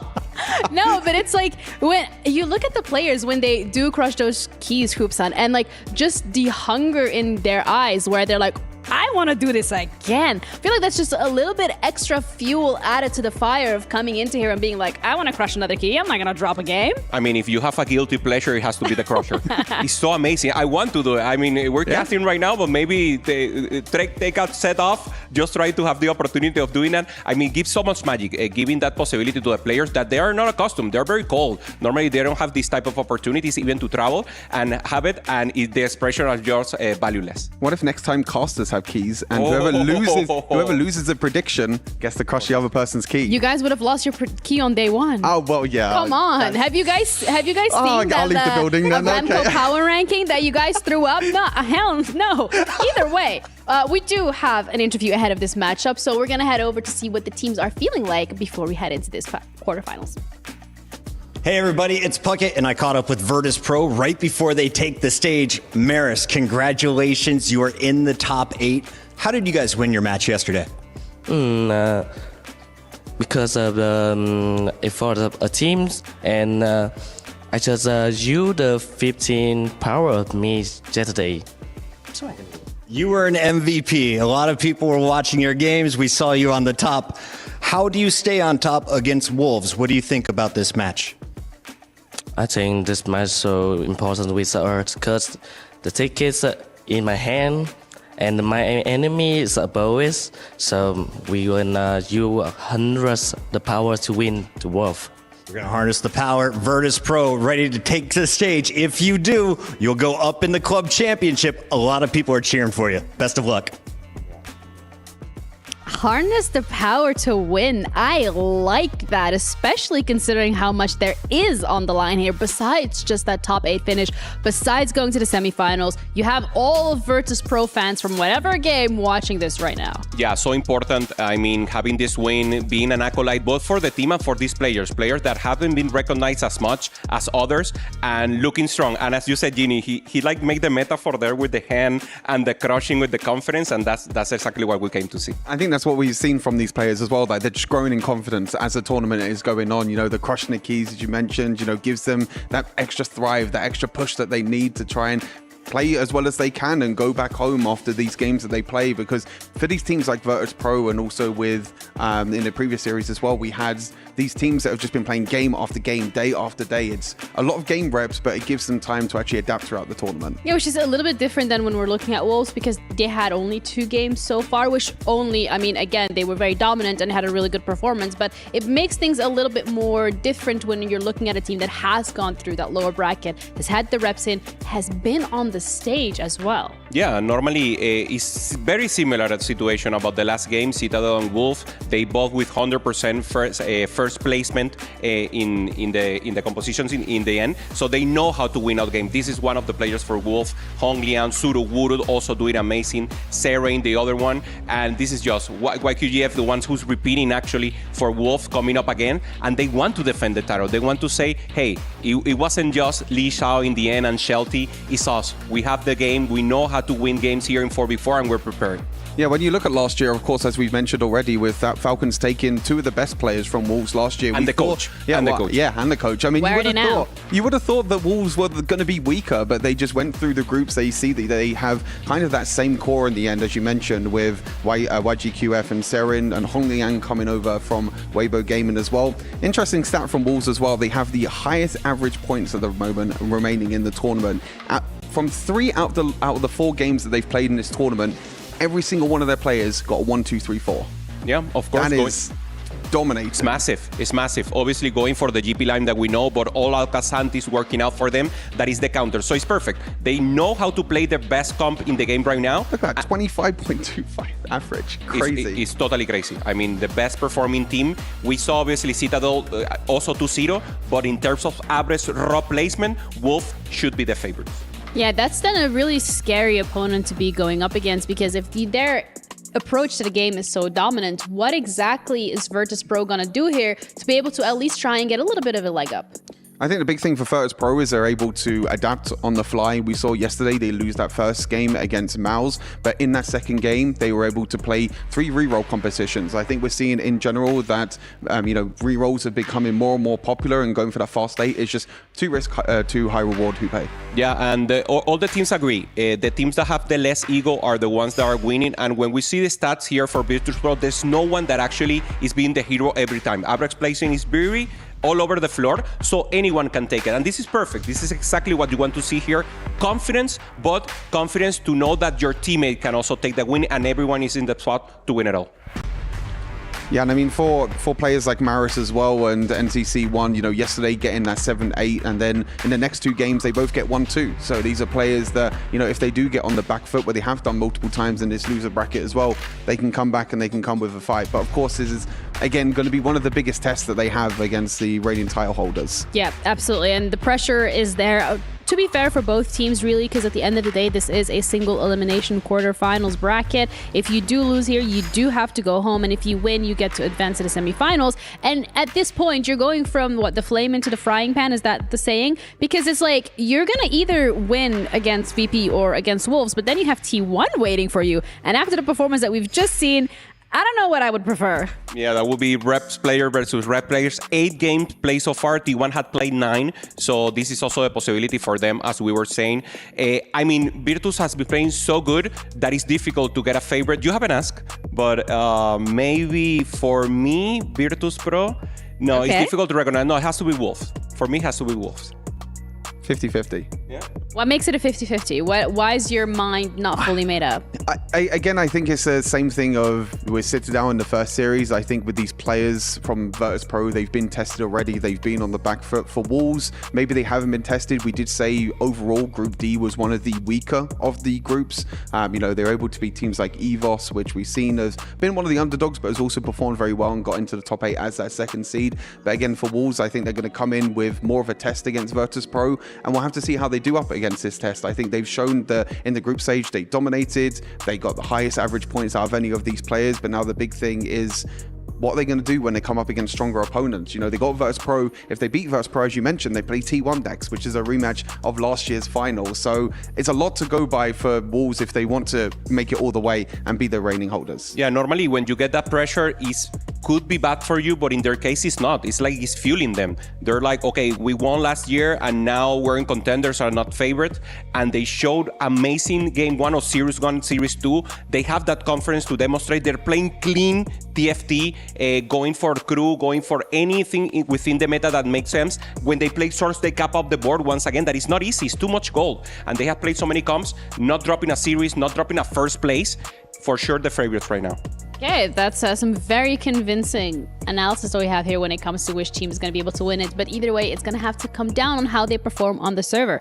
For those of you at home, if you want to be part of this discussion and let us know who you think is going to win, you can scan the QR code and join the Discord. But for us here, we know you guys have already thrown a little bit of a prediction. I would like one player to keep my eyes out for. Oh, Huawei, it's so tough. Do you have one? I think Virtus.pro, we've got Kian, who's played 4 GP games already. I think we've seen how strong GP is and how he can win out. Yeah. I think for Wolves, it will probably have to be, Hong Liang coming over from Weibo. Done very, very well to slot into this team. Yeah, Hong Liang for me for sure. Once again, taking a first and being amazing. And this should be the player to watch. All right, you guys are the players to watch, the teams to watch. Defending title champions here in Wolves Esports going up against a very heavy underdogs of Virtus.pro in another quarterfinal where it is do or die. Keys will be crushed, but whose will it be? We kicked off TFT at the EWC with a terrific performance from last year's runners-up in T1, and they are now locked in as a formidable opponent for whoever earns the right to face off against them in our semi-finals. Our first quarterfinal key has been destroyed, and 3 more will break.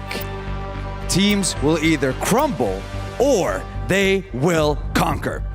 Just has to be that way. It is what it is. It is what it is. And you know what? Talking about pressure, it's time to introduce the reigning winners of the TFT tournament from last year. It's Wolves Esports. the pack storms onto the main stage with one mission: defend their turf at all costs. Even with the new blood in the ranks, they are still hunting to prove that they are the apex predators. Undefeated in every game that they have played, but the real question is, are they unstoppable? Their opponents, please welcome Virtus Pro. After a life-saving decider match win yesterday, Virtus Pro have shown they have the fight to be here in the playoffs. As Group B's second seed, they've come here to prove to the world that they can go toe-to-toe with the absolute best.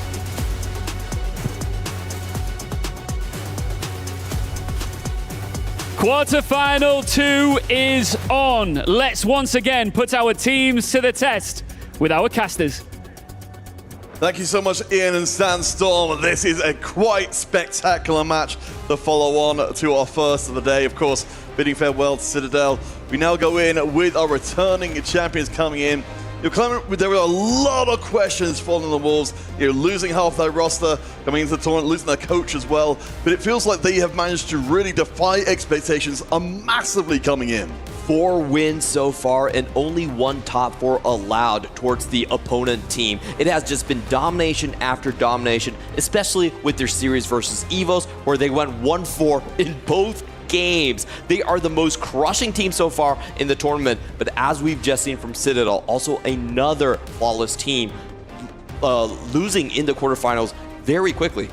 Yeah, I mean, that's the whole thing as we're talking about in analysis as well. Now we're mixing these groups together. Certainly the group where the Wolves came from, there were a lot of questions about how strong that group was, but honestly, it's so interesting to hear with Virtus, their stats are vastly lower than the Wolves, but they have been through fire, the crucible, just to get to this point at all. They have had the toughest journey coming all the way into the quarterfinals. Think about the teams that they had to meet. They defeated the Falcons, lost to Aegis Gaming, that is also into the quarterfinals, and then took it to a Game 3 versus Mouse. If you think at those 3 teams and the caliber of opponents that they have faced, this is truly have been a tested team.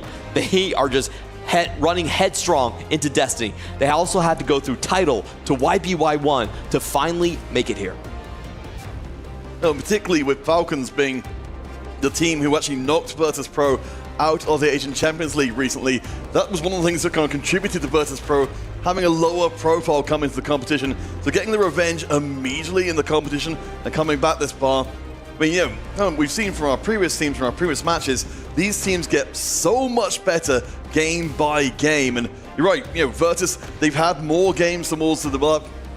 So far, it doesn't feel like Wolves are being super challenged. They haven't even taken an 8th as of yet. Yeah, Wolves has just had very good luck against ROC early to start this tournament. We saw Saren with the GP2 into solo leveling, and that happened in Game 2 as well, where they had another GP into solo leveling. So you could say luck was on their side, but so far what they have shown is that they are really big Katarina lovers. They're the best team in the tournament left with the Katarina. They're averaging about a 2.5 on the composition. A lot of people aren't willing to play the Katarinas, as we have seen in the 4v4. The BA Prodigy lines usually hold your Katarinas as well to get their 7 BA online. So I think that has been their special sauce. Yeah, and of course, certainly with our team starting to get their strategies and tendencies more revealed, I'm really liking that we're seeing more and more teams going into the more aggressive denial, knowing what the opponent team is likely to go for, spotting out and committing resources to making it happen. I do want to hit back on the Virtus Pro stats though. We compare the Wolves with their absolutely ridiculous stats.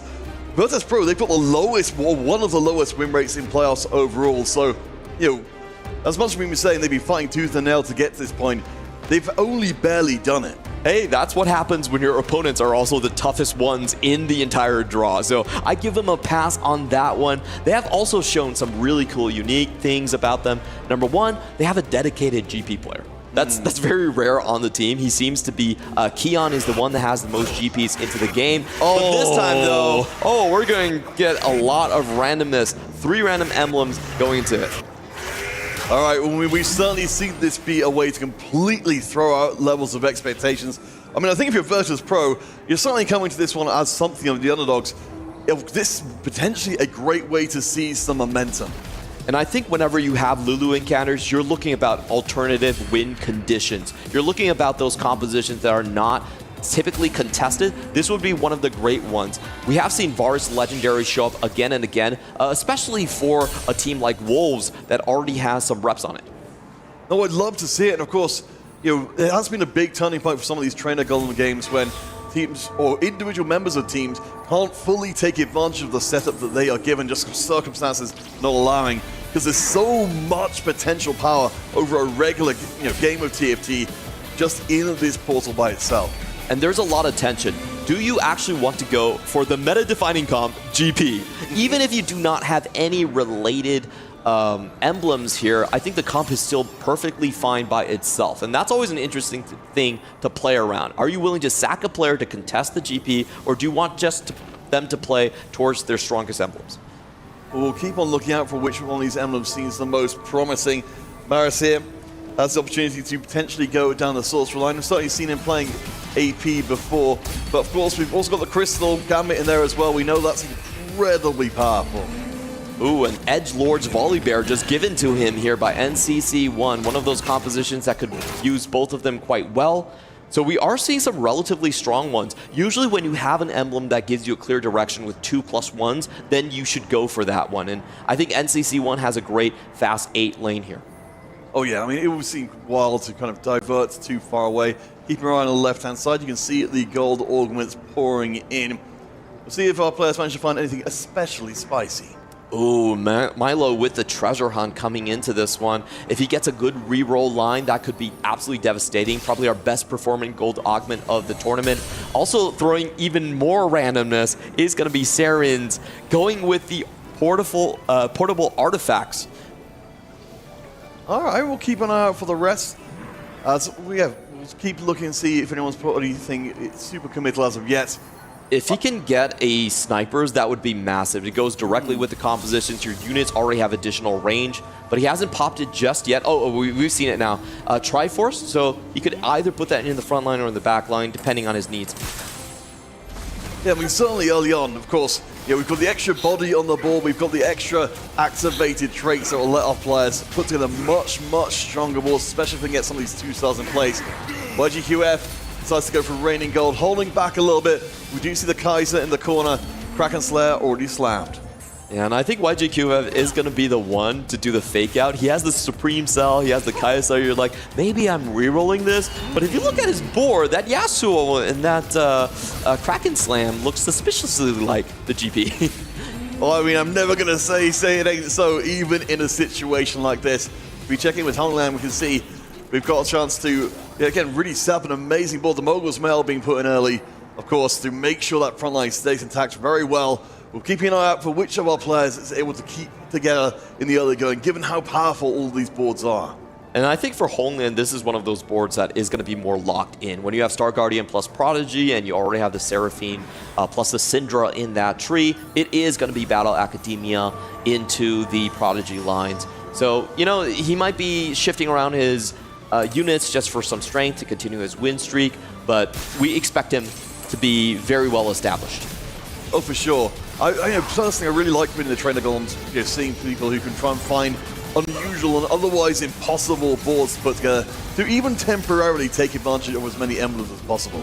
And this is super cool for Maris. Going for a 4v4 specific augment climb to the top. This means that he will have to face against stronger opponents. But if he can win, then he will also get items out of those fights. So it's very interesting to see whether he is going to try to preserve full loss streak because you know who you're going to fighting, if he's just going to use the intel, or if he wants to play for the max cap in generating items. So far, he does have the win streak for that route.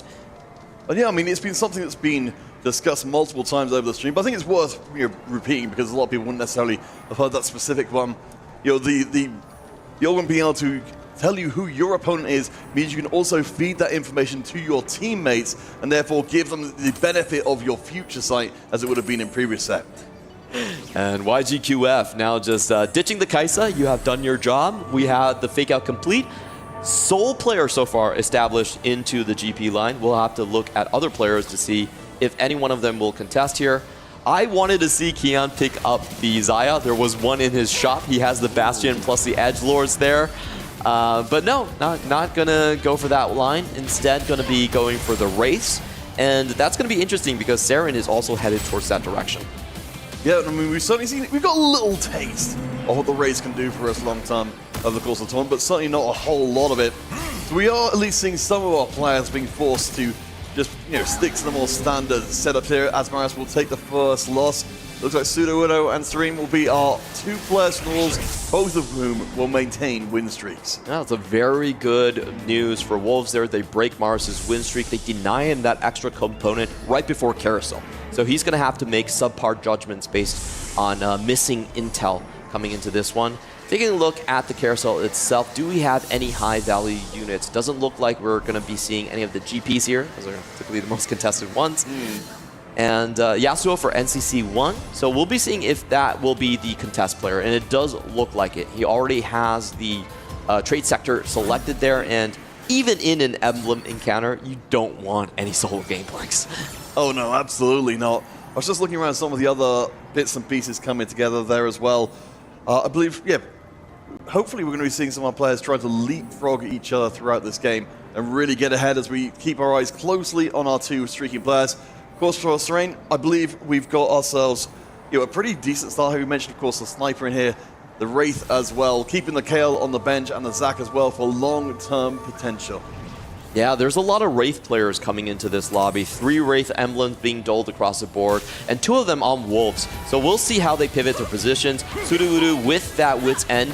Gnasher's Tooth, excuse me. They're both purple swords, so I get confused sometimes. Has dedicated himself to the Star Guardian line. He is going to steer clear of his teammate, and it looks like both of them might be getting this full win streak on stage 2. We saw what happened when 2 players on the same team can get that tempo.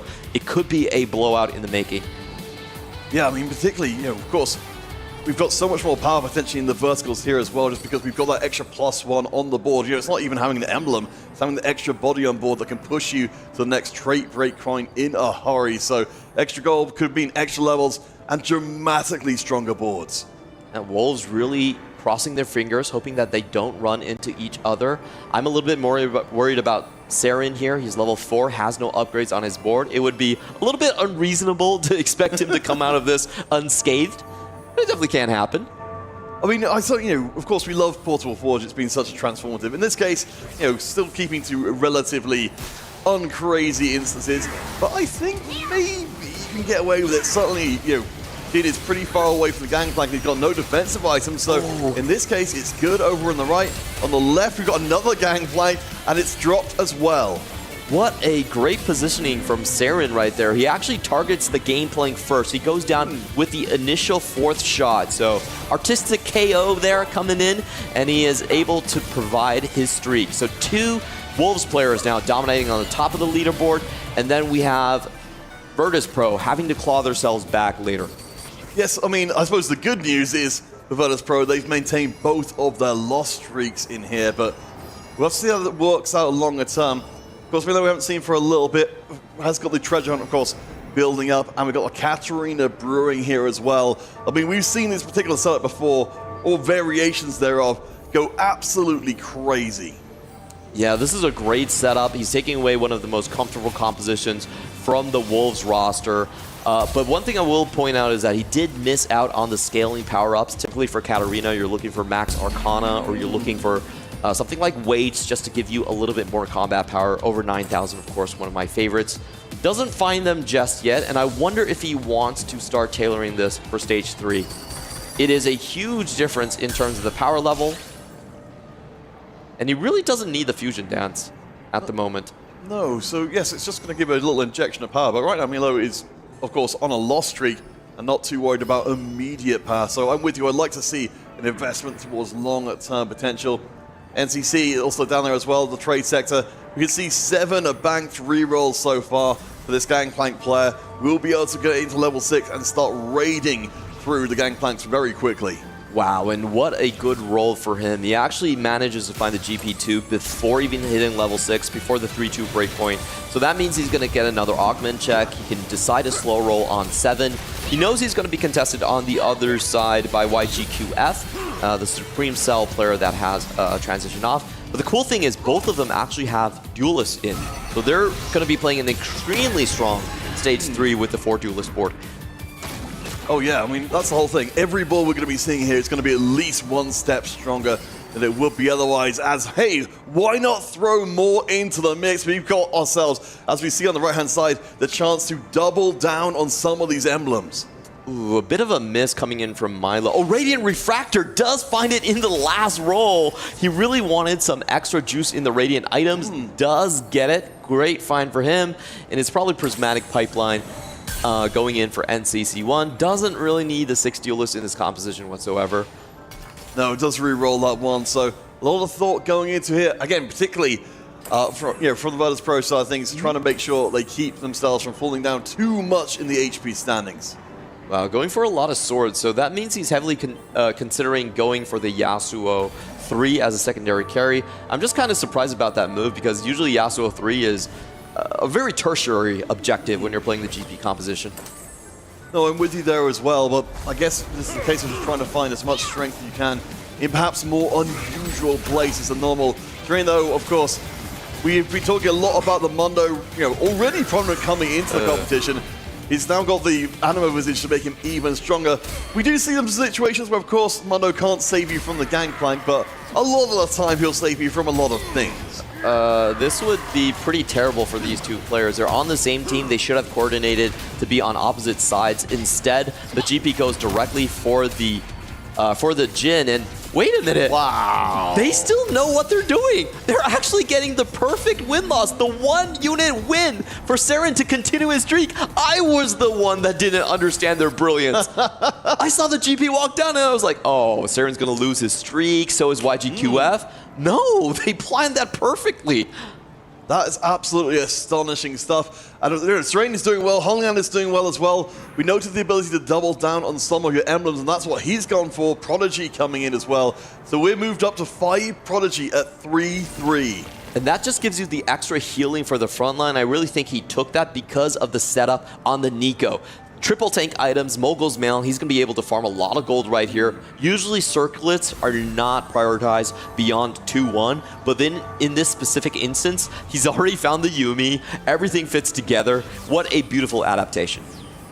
We'll see how long he can keep this streak going, but they keep ducking each other, so it may just work. NCC, of course, with all those swords you mentioned from before, the Gangplank will be hitting pretty hard. Has got the Edge of Night to keep him from being sniped out early on, but noted the Nico is very hard to put down, and I think we'll see this long term. Yumi's getting a ton of time to work with. In this case, not quite strong enough, but we've still got a lot of gold out of the equation on both sides. I saw at least 10 gold being generated in that one fight alone. NCC1 does break the streak from Honglin. A good win there for Virtus Pro, but as I said, the most important thing is if he wants to make use of that many swords, he does need to find the Yasuo 3.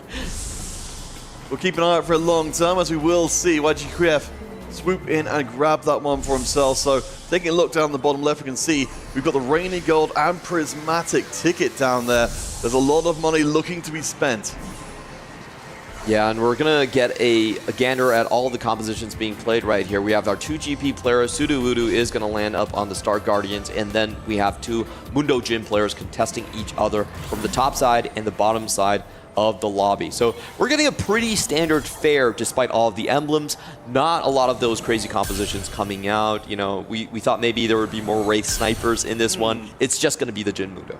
So Clement, from what you're seeing, we've seen this across the entire event as well. Some games where people go wildly off, in their own directions. Other games where everyone's playing meta against each other.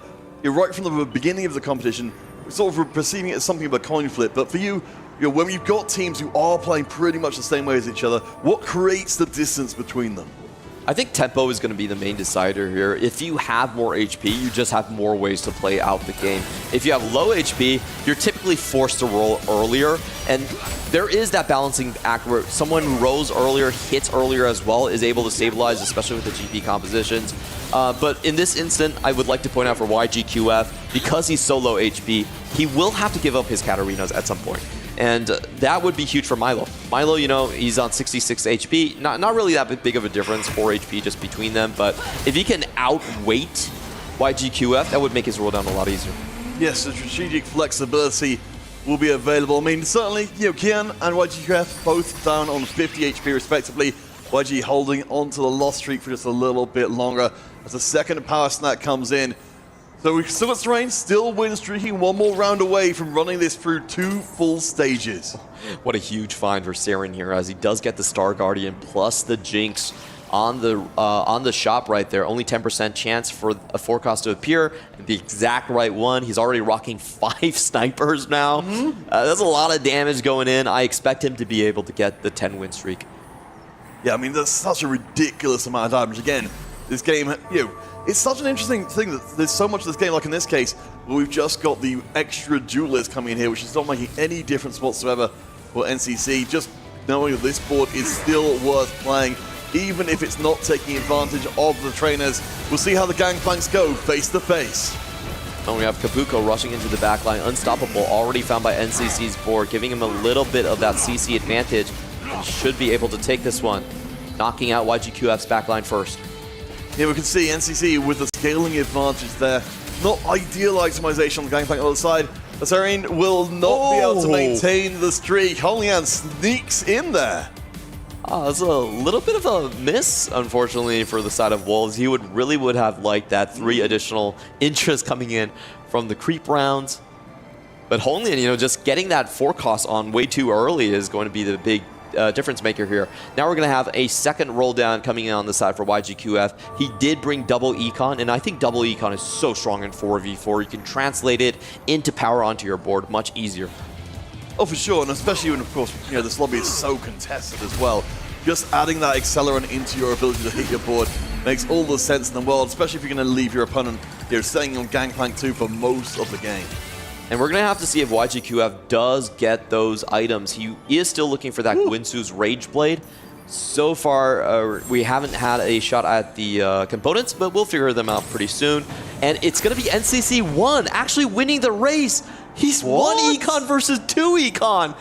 That's crazy. I mean, that feels so this so was the back bad. trade sector, which must have been able to get in front.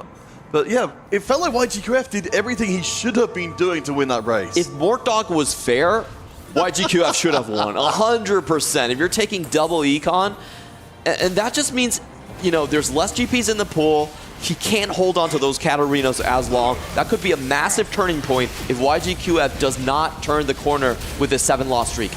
Yeah, and certainly that kind of economic setup's nowhere near as explosive. The trade sector just ticking through 1 reroll per round rather than being able to dump your economy into there. As we now get to see at least, well, NCC bringing out the full power there and just showing us how ridiculous Gangplank 3 has been all tournament long. Now, a little bit unfortunate that he runs into his teammate that could have really used some HP right there. Oh, and we're going to get Prismatic. Max cap has been massive for a lot of these players trying to find their 2-class rerolls throughout the entire tournament. We're going to be taking a look at what everyone is snagging up. NCC1 already going for that one, so he just wants to make sure his Yasuo is online much faster compared to YGQF. Just lock him out of that GP line. And the Mondo board's going to be able to get even stronger as well with the Juggernaut Circler coming in just to help push the power even further. I mean, all we're really missing for Kian at this point is a crown to drop onto this Mondo. Yeah, that would be absolutely massive for him. Kian already using most of his duplicators. He is contested from the top side by Saren, so he does want to take a couple of copies out the side of the pool. And for the artifacts here, let's take a look. Milo getting an artifact out of Treasure Hunt. Great combination right there. You have to kill that Cassante so many times. He drops into all out, and then you have to kill him again. Oh yeah, when we would just see, you know, it's very reminiscent of the of the trench coats from past. But keep an eye on the Katarina with, of course, the Radiant Hand of Justice. she can potentially be a way to deal with the Gangplank. In this case, the positioning was just right to make sure, with even all that disruption you're mentioning, all the damage, the Gangplank made it through unscathed.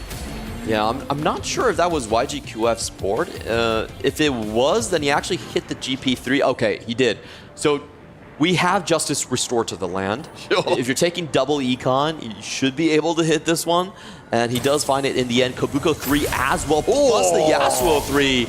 And suddenly we have a reversal of fates. YGQF overtaking the likes of, I believe, NCC1 yes. in that race. Well, I suppose that was the thing, wasn't it? You know, you had the trade sector that was cashed in for the Gangplank 3.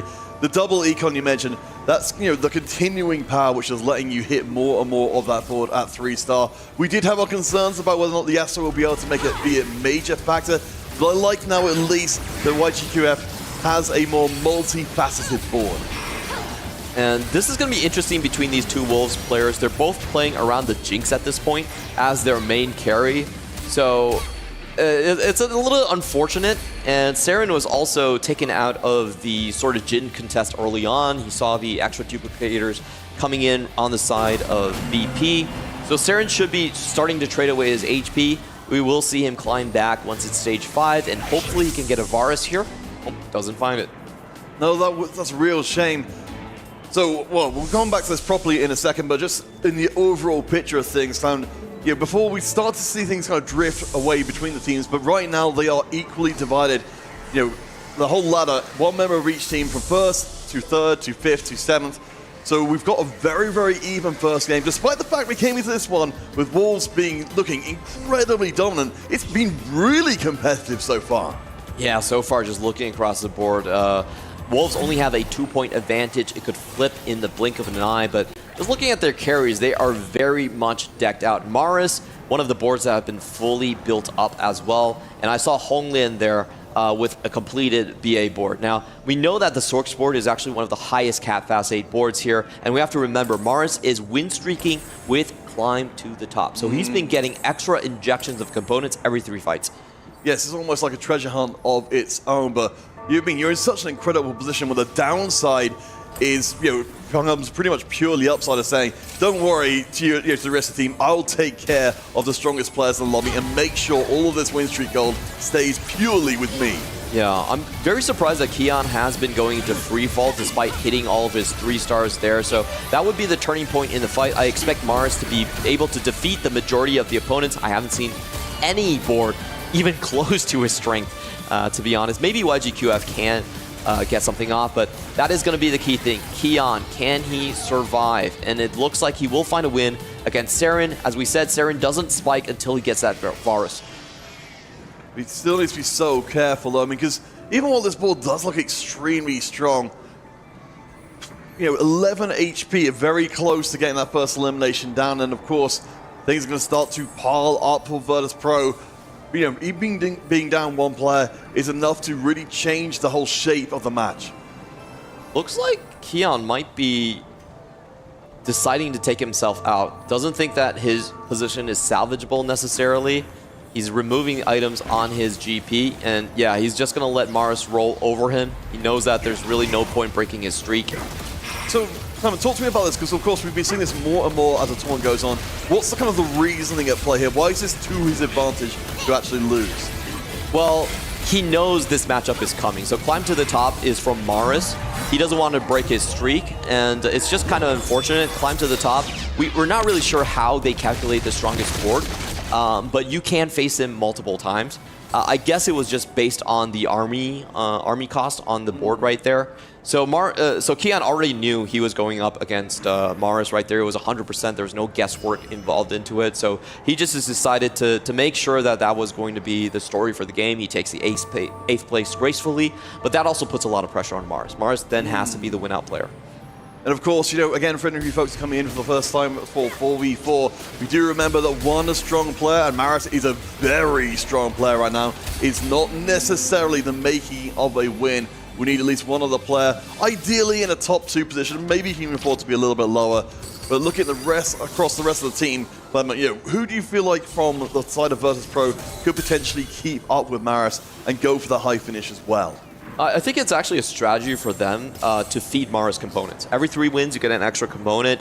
Mars knows when he's going to face his teammate, so he can kind of coordinate those streaks and just keep on building on this board. If you look across this board, how many units are itemized? He also has great synergy with the uplink.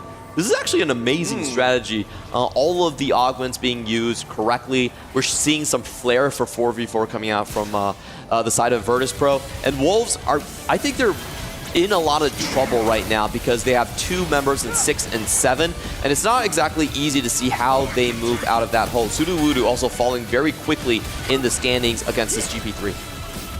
Well, yeah, I mean, that's the thing, isn't it? You know, I think some of our boards which would be thriving in a normal lobby are starting to get left behind here with so much power, either coming from the Trayman golems or from some of these very specific augments we've been seeing coming in across the board. I do want to follow up on your point here, but yeah, Sudowoodo over on the right-hand side is also looking very, very good.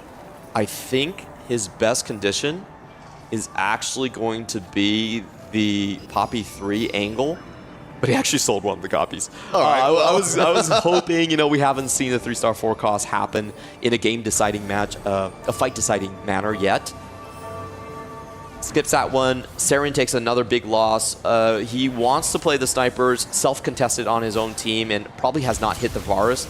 That's my guess for his board. YGQF also very dangerously low, but he's playing one of the more stable boards coming into this one. I think if I'm Wolves, I would prefer for him to move on rather than Sudowoodo. Yeah, I mean, we can see with all those 3 stars in place, it's just very hard to have enough damage to cut through. I mean, the Gangplank was sat in front of Sudowoodo's carries for pretty much the entire fight and walked away from it again unscathed. So I really like what we've got going on here. I think YGUF should be able to move forward. Saren will be out of commission, though, so that's the first Wolf down. Yeah, and there will be some more to follow quite soon. Sudowoodo, I think his board is pretty much capped out. So is Honglian's board, just playing with the Battle Academia. So in terms of maximum capacity, I think Wolves are being taken offline one by one. You know, Mars is just such a difficult player to contest with. NCC1 has that GP3. They have a massive HP lead at the moment. And just in terms of the possible potential for these compositions, I just think Virtus.pro has them beat here. Yeah, I mean, certainly narrowing it down. As you mentioned, you know, Wolves, they've got 2 players still in the bottom 4. Do remember, general friends, if 2 of the Wolves, or rather 3 total of the Wolves go out in the bottom 4, this would be it's huge. all over. YGQF was the strongest remaining player on Wolves. Look at his face right now. He knows that they are in trouble. The last ult from Katarina coming in, taking out the GP as collateral damage. All right, well, it all seems to be lining up here for Virtus.pro. They've certainly been giant killers up until this point. As I mentioned before, getting the revenge on the Falcons. Certainly, you know, we've had this whole thing of teams coming in undefeated, now in the big pool, every single team playing here in the playoffs, and we just don't know exactly how strong these groups are up against each other until we see them play face-to-face. Typically in a match where you have players just splitting the top 4 bot 4, whoever wins then takes the match. So the key thing here for Wolves is they need a win-out player. They need to identify him. YGQF just losing right there means that he's kind of off the table, unable to get past even the Katarina board. Not even mentioning the Mars board, which is the big bad sitting on Virtus.pro. I mean, right now we've got Virtus.pro in the top 3 spots, including Milo, who of course is back to his winning ways. And of course that extra information she's got is still going to be valuable. They can, you know, with the matchup pool shrinking, that's even more certainty as to who each of the members of Virtus.pro will be playing against. There's just no win-out potential here. This is getting very dire for Wolves. I don't really see an avenue. I think Saren dying without hitting that Varus was a huge blow to their strategy right there. You know, really well played by Keon, even though he goes 8th. He does force him out of the pool. And NCC1 gonna find another win. YGQF gonna find a win against NCC1 to stop some of the bleeding there. Yeah, Honglian down to 9 HP as well, though. We may be even just 1 round away from seeing the Wolves being shut out of this game with 3 players in the bottom 4. I mean, you know, for Virtus.pro, it all seems to be working so incredibly well. If they were at all intimidated coming into this matchup, their play does not show it.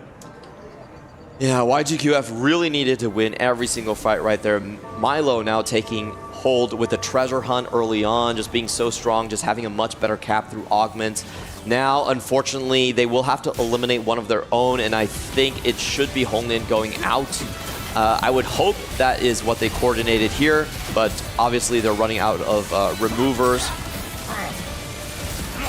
It's looking like we're going to need to, well, at best for the Wolves, them trying to shoot for a very, very high finish overall. Of course, the gangplank is good. Hongyan, as requested, will make his bows out of this game. So YGQF and Sudowoodo, both of them have to stay alive if the Wolves want to have any chance of winning here in game 1. There's so many steps that Wolves have to overcome. Sudowoodo now on 11 HP. I mean, YGQF's board is pretty much capped, so I would like to look at the Star Guardian board to see how he can advance further. What Wolves need first is for another member of Virtus Pro to go bottom 4, most likely NCC 1, just playing with the GPs that is hitting a little bit later. Perhaps if they can get in bot 4, they can move further on. I mean, Sudowoodo's certainly got a decent enough setup here. You mentioned the cybernetic uplink with all these extra items. We've got a duplicated shadow clone of the Seraphine, so they are going to be doing a ton of damage. I believe we're at Star Guardian 8 last I counted. So there's a lot of power. No, Star Guardian 9, my apologies. So there is a lot of power in this board. But if they face up against each other, of course, it's over. Yep, one of them will have to go out. One step at a time is how they have to take things here. Survive, get 2 members into the top 4, looking for the extra cap. It's pretty rare to see a Seraphine being utilized so heavily, so Sudowoodo trying to play with the burst of the Seraphine to take down the Katarina. I think that's a very interesting strategy. We'll see if those power of friendship can line up. So over on the left is one of the deciding factors here. We'll see if YGQF, so if you can hold on for a little bit longer. Of course, again, you've got the Ghost matchup on the right-hand side. It's going right down to the wire. At least the backline does stay alive for a little bit longer. It's looking like the Wolves, they survived on one side, Milo takes a hit on the other, and we're still in contention. Oh, big win for both sides of the board right there. What a move. We saw the Katarina trying to fly into the backline, got stuck onto the Kabuko, and Rise was able to clean up. So great positioning there, just stacking all of his damage on the same line while also keeping the tank around to protect the GP from taking unnecessary damage. But as we're seeing the removers being used, I have to assume that YGQF... Oh, no, he's just readjusting his items. Sorry. He's putting all of them back on again. YGQF is the stronger player out of these two. They should hope for it to move on. They're facing each other. Oh, the worst possible scenario. And that means that's going to be it. I don't believe there's any way which they can avoid eliminating each other, which will put them down into the bottom. We will have to keep an eye on the HP overall to see if maybe some shenanigans happen, but they should know at this point that we've got Virtus Pro by all means necessary. It's about the HPs. Sudowoodo here has 11 HP, and Milo and NCC1 only on 6 and 7. So it's about how much they lose. Sudowoodo is knocked out, but he shouldn't have taken as much. I think NCC1 is going into the bot 4, and that means they'll still have a chance. Let's see. So yeah, we've reset. We've got the teams with the same amount of points coming out the first half, which means only first place matters overall. The way the points shake out, that's the only difference maker. You can go first and fourth as a team, and you'll still win. 2 critical fights being won there back-to-back by the side of the Wolves member. Even though they run into each other, that was actually a matchup they could control. So they were able to take much less damage on Sudowoodo. He ekes out a 4th, and now it's just down to YGQF. If he can survive the Milo and the Mars board, the Mars board is probably the most dangerous one, considering how long he's been powering up. We'll see what he's got for us here. I mean, we've got all the 3 stars. We've got an enormous amount of beef on this board. And it's going to be, I suspect, a while until the Gangplank actually gets targeted here. Of course, we've got the Kali to deal with on the backside. Double also Radiance going after the Eevee as well. It's looking pretty good for YGQF. You can see he's going after. We've got the headsets coming off immediately. And is that one done? Yes, it's done. It's done. Milo took the fight. If you were looking on the left side of the board right there, his Katarina with the double Radiance able to snipe out the backline in the first cast. So there wasn't any rises slowing down the damage coming through, and that's just going to be it. There is that member already eliminated, the last standing member eliminated on the side of Wolves. And Virtus Pro are going to hand our reigning winners, our title defenders, the first taste of defeat. And I think that's a great illustration in this game, how you come up against a team that's kind of, Wolves have gone through their own journey from being disfavored from losing their members and their coach to suddenly becoming favored once again. I mean, Virtus Pro, we talked about it, they've had a rough ride getting here in the first place, but it seems like all that toil, all that torment has made them a better team. Not enough cap. I would say that's the problem coming into this emblem-laden encounter. We had Mars with that brilliant strategy of feeding him components, getting him on the cybernetic uplink. What a beautiful board to synergize with each other. And then with the Milo treasure hunt to close out the game. Beautiful stuff from Virtus Pro. All right, let's head across to the analysts because we can't wait to get game 2 started. The underdogs are prevailing here with Virtus Pro getting that first win against none other than Wolves. They are the title defenders coming here to EWC. We thought, they've been going through that upper bracket unscathed, but what? It's happening once again. The team with the most reps are the ones that are outperforming the rest. And this was an excellent gameplay. Once again, Zero Ego from Virtus Pro making a win against what was a very difficult game to navigate for now for the rest of the team. So Wolf taking a huge loss here.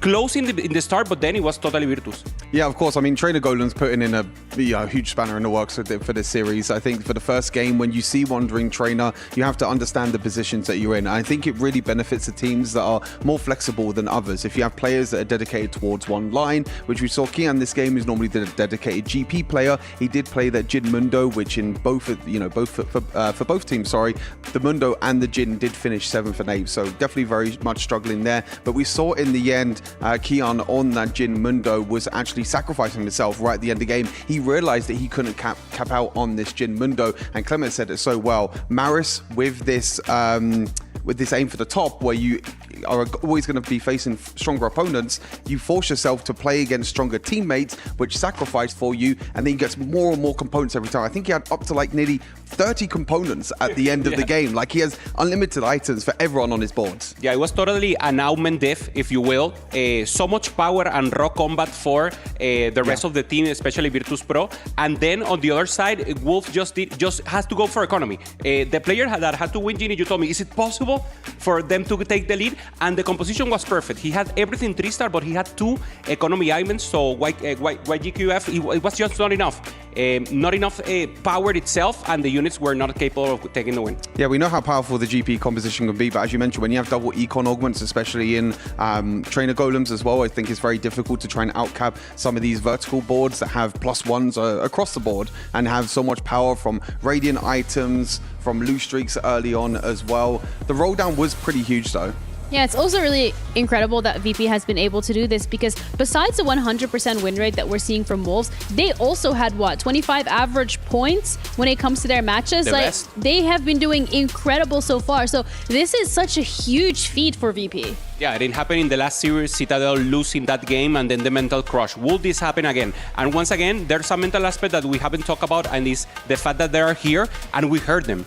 When Virtus Plus won, we heard a scream, and that scream was also heard by Wolf, and maybe that could be a mental hit additional to obviously this loss. Yeah, we know that the players are very animated when it comes to, winning games. Of course, this is only the first game of a best of 3, so there is still potentially 1, maybe 2 more games to go. But yeah, the big thing is for Virtus Pro as well. Again, we saw in the last series how reroll compositions have been dominating a lot more. Virtus Pro in this game going for 3 rerolls again, whereas for Wolves, they actually went for some more level 8 comps with Star Guardian +1. Of course, with Trainer Golems, it is a little bit difficult. You are playing off variants with Trainer Golems. I think it is a little bit difficult. Wolves, I don't think, will be too defeated by this game. I think that hopefully next game we won't get Trainer Golems, or we'll have a little bit less variants at the start of the game, and they'll be able to play a normalish game of Teamfight Tactics.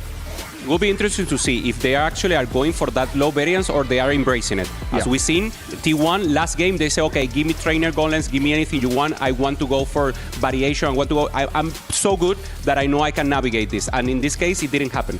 If we see the Golems, maybe a little slight in favor of Virtus Pro, but not so much. But in the end, making the win and making exactly what the game gives you, that's exactly what you're going for. And I mean, it was great. For me, Virtus Pro played amazing, and I'm going to changed maybe my prediction, and now a little. First time. First time. A little. Yeah. I mean, you can't for the win. No, I can't. That's not a little change. You know, but then like you're gonna curse them, and I think what we really have to highlight here though is the fact that this first match specifically, you even said it yourself, Ubusan, you're like, that first match is going to determine very heavily whether or not we're gonna be like, oh yeah, VP is still an underdog and Wolves is still a contender. This first match was the taste of what we can expect, and it looks like VP has genuinely leveled up in this lower bracket throughout the last couple of days. Yeah, no, they have the confidence and they know exactly the meta. The meta is very accomplished right now. They have X Factor, they are playing the GP cleanly, one of the few teams that have exactly the person that they want to play that comp in, and they're looking great. Showing emotions, screaming onto the rest, bath mouthing sometimes, and for me, the favorites.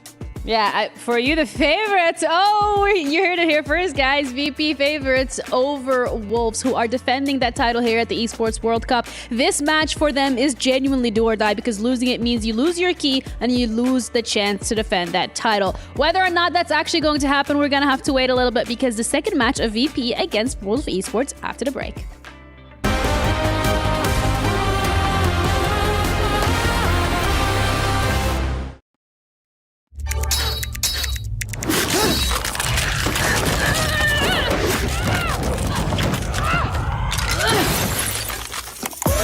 Reach your impossible. Lenovo Legion.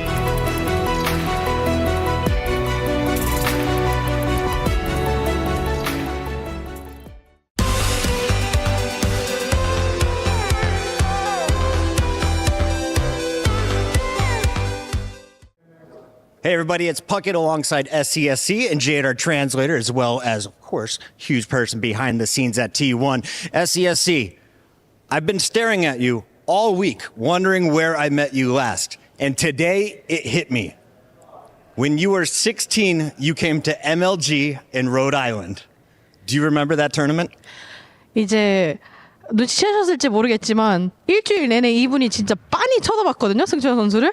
근데 오늘 드디어 어디서 내가 이 사람을 봤지를 생각났대요. 16살 때 미국에서 MTG 토너먼트 대회를 하러 왔었어요. 혹시 기억하시나요? MLG를 말하시는 거면 네. 간 건 기억합니다. Oh yeah, I remember. If you're talking about MLG, yeah, I think I remember. Okay, well, you were a pro from 15. I met you when you were 16, and this is how your hair used to look. Do you think we should bring this haircut back? 자, 이제 프로 데뷔는 15살 때 하시고 이때 사진에서는 이제 16살 시절인 사진인데 그 당시에 그 머리 스타일을 이제 복귀시킬 생각은 없는지. 그 당시에는 이제 그 머리가 좀 유행했었어 가지고 그냥 네, 한 거긴 한데 근데 지금도 충분히 길어서 뭐 딱히 근데 별 생각 없는 것 같아요. 네. So that was the hot hairstyle back then. I don't know if it's still as hot right now, but my hair is plenty long enough right now. But I'm not sure. We'll have to think about it. Final question. I know you from the earliest days of StarCraft. You've had a long storied career in esports. How many esports years do you think your team has combined? 마지막 질문을 드리자면은 이제 승철 선수는 이제 스타크래프트부터 이제 오랜 이제 프로 생활을 하셨는데 저희 선수들 전원 합쳐서 프로 생활이 몇 년 정도 될 거라고 생각하시나요? 합쳐서요? 네, 모두 합쳐서. 뭐 저희 팀의 크레이지 무빙 선수도 스타2 때부터 했던 선수거든요. 그래서 30년은 넘지 않을까요? 다 합치면? 네. So Crazy Moving on our team has also been a pro since the StarCraft 2 days. So I think we easily passed like 30 years of experience. I was going to say, you have 14, if not 15 Crazy Moving around the same. I'm thinking 40 years, but SCSC met you when you were 16. Great to meet you while you were 30. Best of luck in this tournament. legend.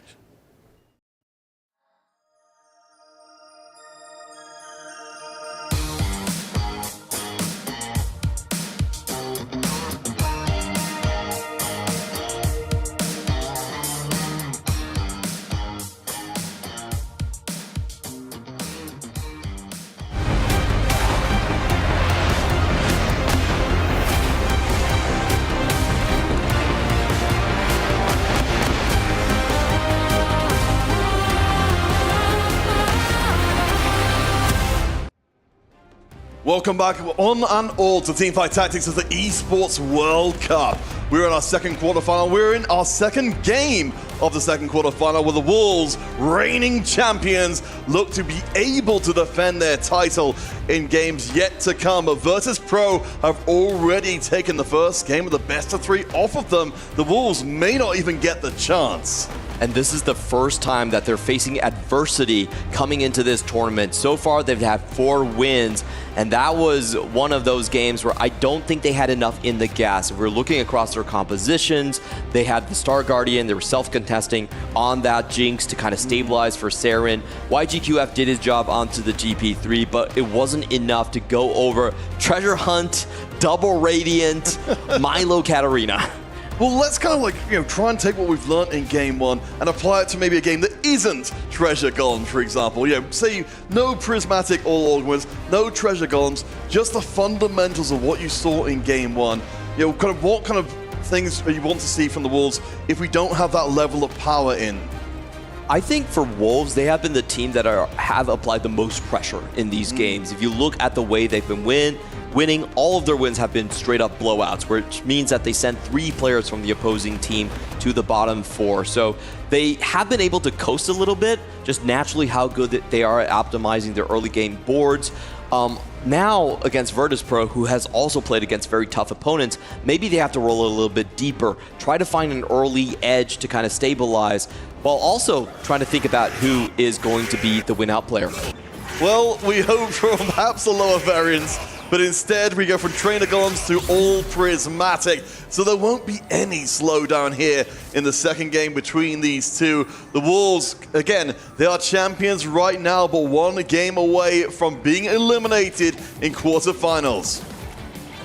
And I think we all know, just watching games throughout this weekend, what it means for Prismatics. The 2 most coveted augments you can get, 9 lives, just giving you a lot of additional resources and power, also carousel priority, and the other one, I would say, protagonist. Everyone knows how to play across these 1-cost hero augments. You get them for free, essentially, all the way to 4-star. So we're going to have to see who those 2 players are. If you get 9 lives, you are almost guaranteed to be designated as the win-out player. Oh yeah, I mean, we've seen how incredibly powerful that can be. Do want to call out, of course, optimal mobility. We did see a lot during the course of yesterday as well, as being very reliable for our teams. Maybe perhaps unlike Wolves, who want to try and take a longer approach to the game and stop themselves from getting overrun. But there seems to be such huge variation. We're just waiting with bated breath here to see what selection our players have got here and what options are really available to each of the teams. Yeah, there is a pretty defined tier list of what is strong. I would say outside of those 2 that are just kind of like crazy in a sense.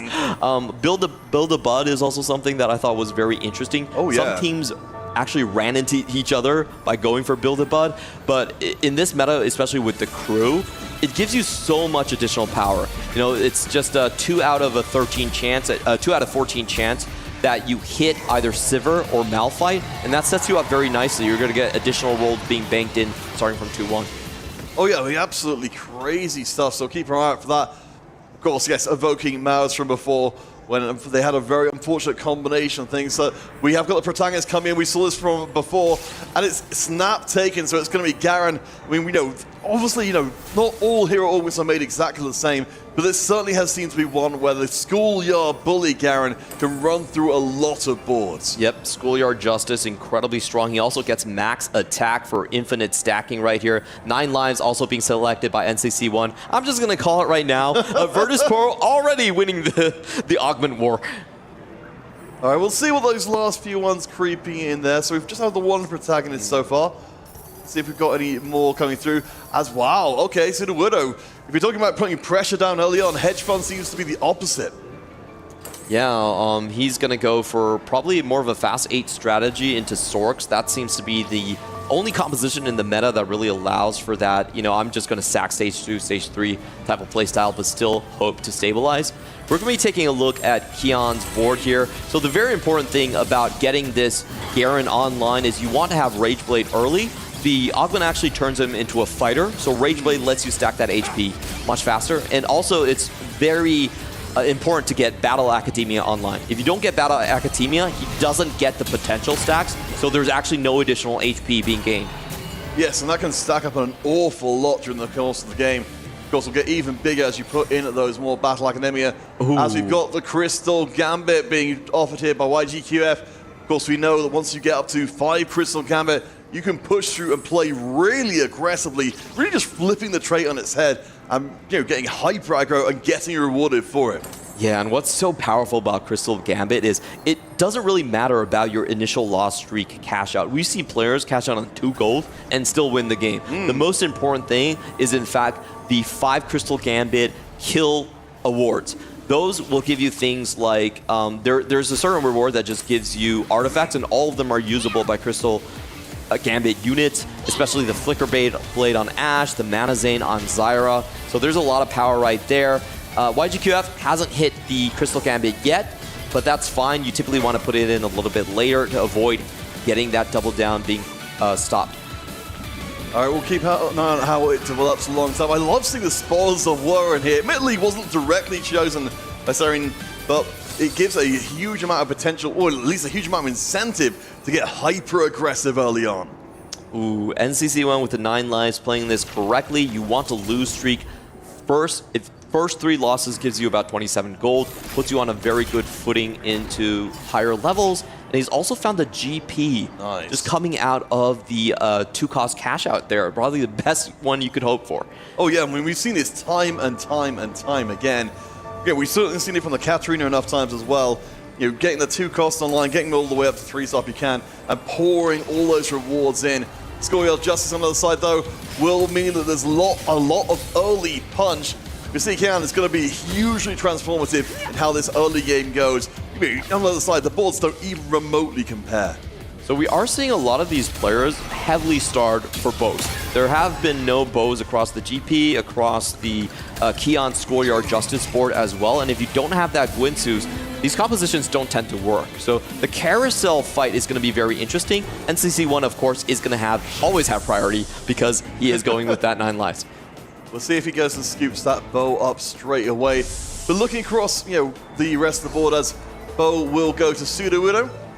In terms of the overall approach to the game from both teams, you came into this one hoping we would see Wolves trying to take the initiative.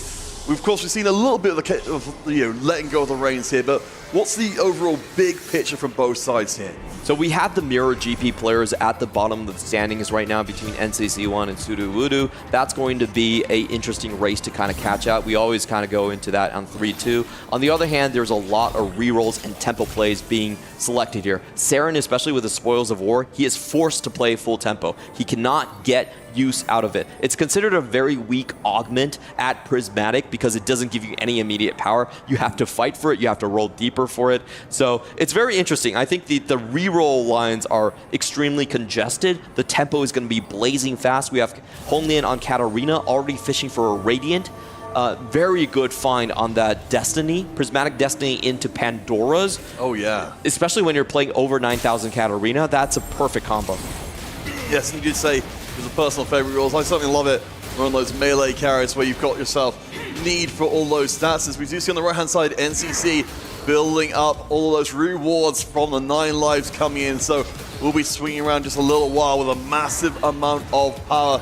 You see here, as on the big screens ring, will be able to push through and keep his win streak intact. Wow, and he's getting extra components. Early treasure chests for that. Treasure chests are usually considered a rare reward. You don't really see them as stage 3, stage 4, but getting that early is definitely going to make him feel much more comfortable. NCC1 now on to 4 losses, 5 lives left. Is going to get a 4 cost. Unfortunately, isn't the Rise or the Jarvan. Those would be the 2 higher priority ones, but he'll have to make do. All right, so both teams with the win streak, both teams with a loss streak as well, of course, with the NCC. being doubly incentivized to make that happen. So Seren here, you said you need to try and find a way to keep these balls of war proccing, keep the board strong. We'll be up to level 6. Presumably there's going to be a point soon where you can't easily make the board that much stronger just by leveling. Yeah, but you can get it through cash outs. I think one of the best ones is actually just getting orbs, and you can get 5 costs later on in stage 4. So the sky is a limit, and you see Honglian purposely sacking his board here. He still has a very, very strong out for him, and I think Wolves are... This is kind of crazy to say when the opposing team has the likes of Protagonist and 9 Lives. I think Wolves do have the cap out players.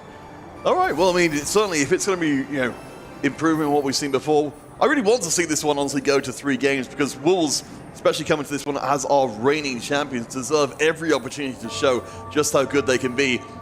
As we go, in the PV round here, I do want to kind of bring it back in what you were talking about before. Wolves getting their first taste of defeat in the entire event just now. There's so little time between games. They've had the days between to get used to being here in Riyadh, but to get used to being defeated, barely moments. Yeah, they have to pivot back into their comfort comps. I think that's what we're seeing from Honglian right there. The key things for a lot of these players is that they're still missing critical items. We have the 3-star Garen here, but no Guinsoo's Rage Blade. If you don't get it, this comp tends to peter off. However, there is something that's really cool here is that he has the Wind Streaker, and he's also denying the Catarinas. We're seeing from Honglian, he hasn't hit the critical Radiant item. He's looking for either the Radiant Hand of Justice or the Striker's Flail. Haven't seen that being found right now, so he is forced to basically go into lose streak. And it's going to be dependent on those lucky rolls. How fast can he find them to kind of stabilize? Just keep an eye on who plays against Garen in this round, just because we've got the 3 different win-streaking players running right now. But, I just want to follow up on your point about the Guinsoo's Rage Blade for the Garen there. In terms of the overall potential we've got here, for what will eventually presumably become a 4-star Garen, how much is it going to cap him if we never see the Guinsoo's arrive? It's a massive difference, honestly. If the Guinsoo's Rage Blade allows him to stack HP at an alarming rate. We have seen builds like Guinsoo's Rage Blade, Quicksilver, and Shojin's as, missing the Scarix and just straight stacking HP early. I think the window is kind of closed on that one. So he probably has to play Garen as a main tank and just focus more on the Prodigy side of things. That's my expectation with how things will go. And now Sudowoodo on the big roll down, coming in for the GPs. Yeah, we can see both GP players will be fighting over it. It looks like they're actually both maintaining the goal for the most part. We're doing NCC doing a little bit of rolling down. Does get the 2-star online, so much more able to farm up gold that way. But looks like we're seeing at least a little bit of help. Of course, Sudowoodo has the extra incentive, the hedge fund. He's going to drop down too low. He will, of course, miss out on all those extra rerolls. Oh, sorry, not extra rerolls. Not invested anymore. But at least the extra interest he could otherwise be learning. Yeah, typically this is in solo queue played as a fast 8 kind of composition. You want a few more rounds to get the additional interest in from it. But in this scenario where you're contesting on the GP, you're right, he is missing out on a lot of value given those augments there. Now we did see Keon trying not to take an additional life from NCC 1. He is their win-out player on the 9 lives, so he did remove the items from the Garen. Yes, and very carefully played. I mean, it's been talked about again and again, but it's always worth restating. These high HP players, as win-streaking early players, have got a lot of capacity to give their HP to their teammates and make sure they don't fall down too quickly. NCC, those 9 lives down to 4. So, I'm assuming at this point, this is pretty much where we'd expect and hope NCC to be staying for the time being. Yeah, you definitely want to be stable on stage 3, I would say. And then, when you have your second Radiant on the last life coming in, that's when you just go for the win-out situation. But for now, preserving HP, definitely the right thing to do. We are taking a look at Maris's board. He's going to be contesting on the other side of the Jin Mundo line. I think he's a solo Jin Mundo so far. Oh, no, Seren is also in that line. So his job, I think, is pretty much just as a brawler, preserve HP. If you're ahead of Seren, then that is good news. But taking a look here, that doesn't seem to be the case. No. Seren with the spoils of war actually keeping his win streak. We did have our questions about how well it would work out overall, but so far so good. Of course, the team format able to manipulate and put a lot of units to be spoils of war in front of Seren. Over here for YGQF, of Of course, we've got the 7 Crystal Gambit player brewing quietly away. Right now, not making a massive impact, but is keeping his HP up remarkably high. Now, this comp typically stabilizes when you have that 7 Crystal Gambit. You need to find the Zyra in addition. So this is kind of a sack stage for YGQF. You know, the best sort of narrative for it is you just natural it on level 8, but before then, you're kind of just coasting along. No, it makes a lot of sense. You talked about before how for the Crystal Gambit, when we are playing it more as a vertical, it switches to a competition that lets you kind of ignore the whole general stacking system. So kind of 2 different economy traits built into one. So it's great to see him sticking up nice and healthy there as we do see another fight over resources in the middle. I think Honglian has taken a page from Milo in the previous game. Double Radiant items for that Katarina. That seems to be the name of the game right there. We're not sure yet, but it seems like he did find the Radiant Hand of Justice. Yes. If it was from the Pandoras, that would be huge. Yeah, I mean, let's see. So, we've got a setup here.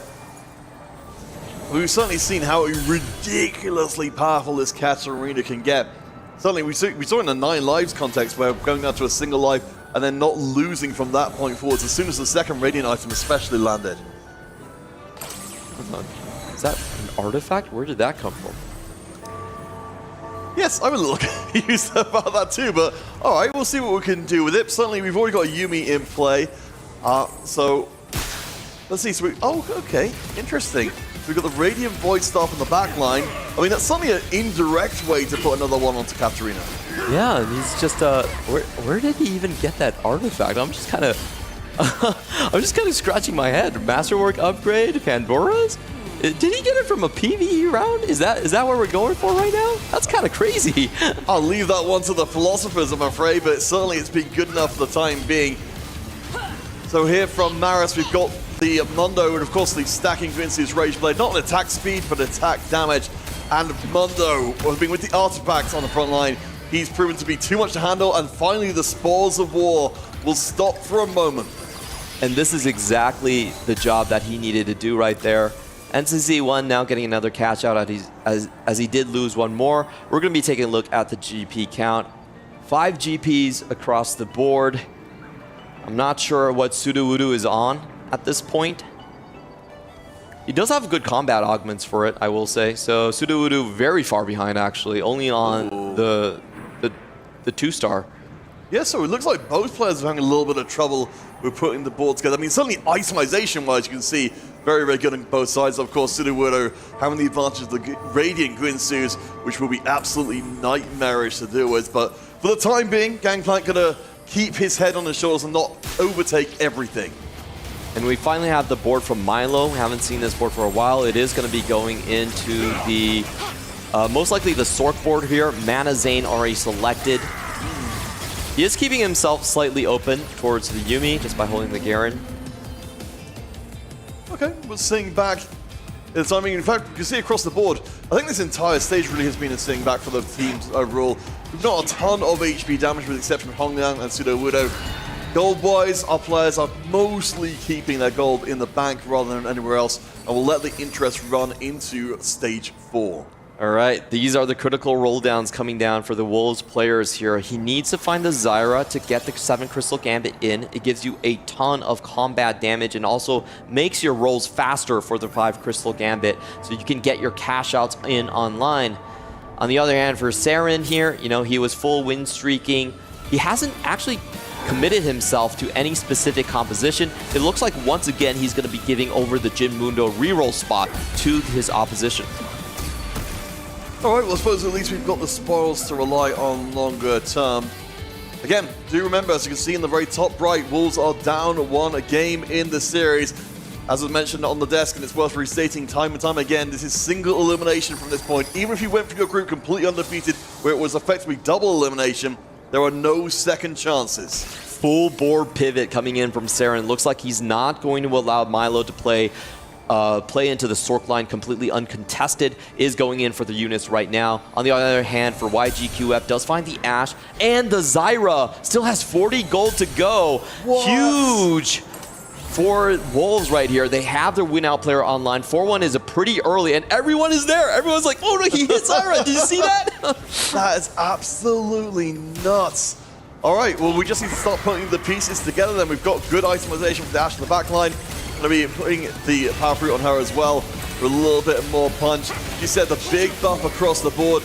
NCC, though, is very powerful in of himself. This Crystal Gambit board isn't at full capacity as of yet. Nice start on the Gangplank, and at least YGKF has got the has got the HP to be able to absorb this loss while he brings his board fully together. Yep, all he needs is kills right now. He can lose a couple in stage 4, that's completely fine. He just needs the 5 Crystal Gambit cash out for him to work. We're going to be taking a look at some of these other boards. Mess Hall, very interesting pickup here for Maris. He's thinking that his board can stay alive long enough for that to come into effect. Ashe 2 being found here, and I think it's a strategist, Aseki. Yes. Yeah, I mean, he also crucially will become a Crystal Gambit as well, so he's to be hitting incredibly hard, extra HP, extra damage as well. He's honestly a nightmare to deal with. It's freezing up the board repeatedly. And I really like having the Cassante in here as well. There's so much disruption and time for the Ashe to stack up. That's the best echo you could get. Fits his trait webs very nicely. He's going to put it into the backline perhaps for extra damage amp. Something he can decide on. NCC1 on 3 lives. Taking a look at his GP count. Still holding on to the Katarinas.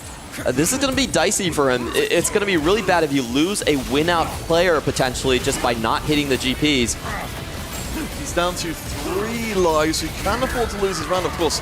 He prefers to not if he can. No, we have got the Edge of Night difference here across the 2 Gangplanks, and I think that's going to be crucial. Sudowoodo takes a hit. NCC stays frosty here at the very bottom, and Sudowoodo goes down to almost the same number of HP. Once again, we're seeing the max cap, a bailout happen across these boards. Prismatics for NCC1, if he can turn the corner on the extra lives, that would be massive for him. Sudowoodo shaking his head, not being able to find that GP3. Does get the Kabuko, but it's just unfortunate. I feel like hedge fund into contesting GP, just not a very strong line of play because you miss out on the majority of the interest.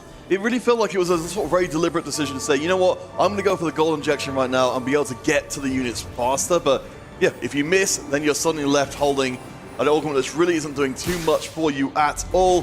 Here and on the other side, will go up against this board, and Sudowoodo could be in major trouble. Yeah, it's going to be Wolves versus Wolves here. That's Saren on the top side, already found the Karma 3. Sudowoodo is going to be the first one out.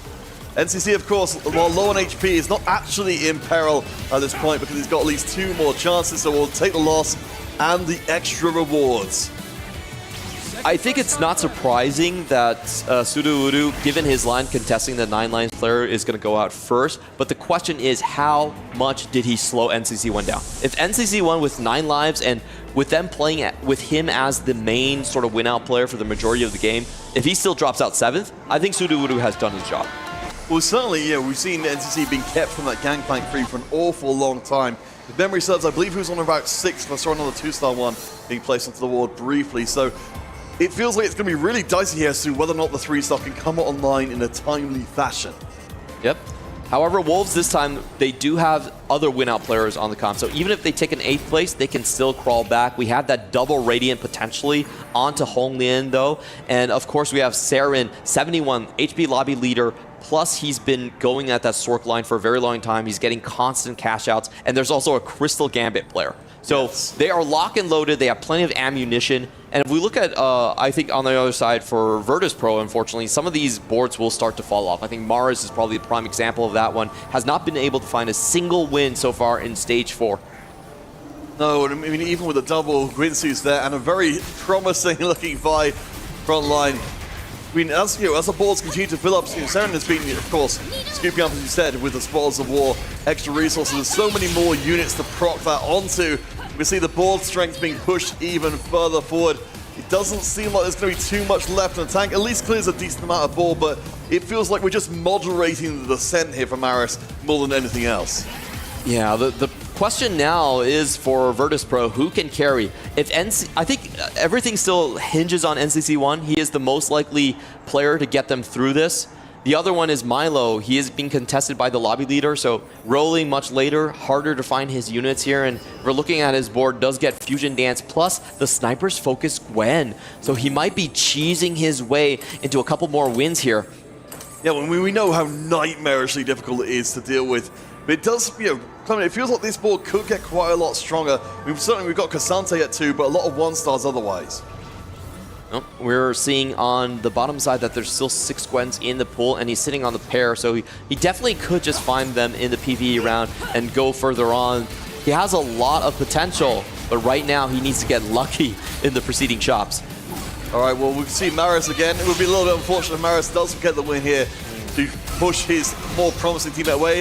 Instead, it's as we expected, Maris will slowly decline into obscurity, but, of course, serving the team while doing so. And it's kind of crazy to me that Honglin is dropping so much HP. I considered him to be in a perfect spot. He had the perfect power-up. He had double Radiance on the Katarinas, but I assume he just hasn't been able to hit the 3-star here. Going down to 9 HP. If him and Sudoludu are 7-8, suddenly that's, maybe that win out doesn't matter anymore. Yeah, I mean, it's all going to be coming together very quickly. 4 copies? Yeah, just take your note, NCC did go to the last life, so has the last bit of power injected in. But Clement, to what you were saying. Oh, this is such a massive low roll. I know that everyone on Virtus Pro is holding down those Katarinas for sure, and he's also just naturally contested by Schoolyard Justice coming in from Keon, but still, the amount of copies is just unreasonable at this point, and Honglin is even level to 8. He's given up on the best odds for his shop. Wow, that really hurts, especially in such an important game. Of course, Virtus Pro would love to be able to move on to face up against T1 in 2-0 fashion. It would really set them well up as potential favorites for the rest of the competition to take out the reigning champions, but it does feel like things are getting a lot more complicated here in Game 2 than they ever were in Game 1. We just got to notice that the first 2-star 5 cost has been made on the board, and I'm wondering, is it that sniper-focused Gwen? If it is, I feel like that's the nail in the coffin for Wolves. Yeah, I mean, she's just absolutely massive. Spreading that much damage across pretty much the entire field. Keep an eye out here for NCC, because of course, we're out of extra lives. Is able to take down Honglian, so that's a second Wolf down. That means the rest of the 2 members need to go 1-2. Their spots are currently Crystal Gambit, and we do have, who else is it? Spoils of War. Yes, the Spoils Saren of is War. still there. He's playing on the Sork board. They do have very, very high caps, both of them. Oh boy. Well, we've characterized Virtus Pro as giant killers coming up until this point. It seemed like their reputation is set to continue to grow if they can take down the reigning champions of EWC, the winners before. They've got to be holding their breath, saying that every decision now is incredibly important. Yeah, Saren not rolling anymore, and it is the Gwen on Milo's board. That was what the notice was. Thank you, Crunchyroll. This is pivotal for the game here. The sniper's focus already completed. You can see that there is a face of despair and perhaps shock on the side of Honglin. They've done so well so far in this tournament, but this could be the end for them. Maris is out of this round. NCC, of course, is incredibly strong himself. Can afford to take the loss himself. So we'll get ourselves a more or less stalemate for the time being, but oh boy, still looking at those other walls. Currently, at least, there's a good amount of HP left on the wall side, at least. YGQF, how are his cash outs going? That's going to be a big question coming into this one. There's some truly obscene things he could do with that Crystal Gambit, Echo, a strategist as well. There's a lot of damage he could get onto it. And there's specifically artifacts that are given by that 5 Crystal Gambit. So he could still potentially get a win out. I mean, they could knock Milo and NCC one out pretty quickly here. Let's take a look at the artifacts that were dropped towards him. So it is going to be on the tank item. I will say this is a little bit of a low roll. He really would have preferred it on just getting more burst damage. Perhaps the Mana Zane or the Flicker Blade, I would say, are better options here. I mean, this will be a test for how well the Wolves are able to contest for top place. Taking out NCC1 here will be absolutely massive. Good amount of CC on the gangplank, but I just don't know if the DPS is there. Ash has stacked up, but not in time, as she will get cut through. NCC stays in play. The good thing about that GP3 board is that it is max cap, so he cannot put up to 9 units onto his board. There's also another Crystal Gambit coming in. NCC1, can he deny this? With the 9 lives, yes, he takes away the win condition. Oh my gosh. You must imagine the flood of adrenaline just seeing that on the carousel and saying, are we in position to stop this one from happening, and almost guaranteeing the game 3. This is why I think 9 lives is even more powerful in 4v4. You can just deny a lot of those alternate win conditions that can pop up on the carousel. Make sure there are no surprises. All right, NCC, you're as powerful as you're ever going to be. Right now, as we look up on the table, it's 2 Wolves, 2 Virtus Pro in the top 4. NCC, though, the confounding fact, his board is so strong, he's not going down without a fight. Yep, he has gone all the way down to his last life here. The artifact being dropped is going to be a Zanya's onto that Yone there. I will have to say, because he had to take max cap, I don't think this is necessarily going to win the lobby here. No. Well, that's the thing, he doesn't necessarily need to. You just need to take down either of the Wolves at this point, and this series is over. If YGQF or Saren just go into the 3rd place, then VP will clinch this series, move on to the semifinals 2-0. But they have to be very careful about thinking who is the one to actually go into the top 2. They need to decide amongst themselves. There's 3 players here. Milo on 27 HP, NCC1 on 9 lives, but with max cap. I actually think it should be Milo. Yeah, I mean, of course, we've got that Gwen with the range extension, and really great itemizations with the clone Karma as well. There's a huge amount of damage.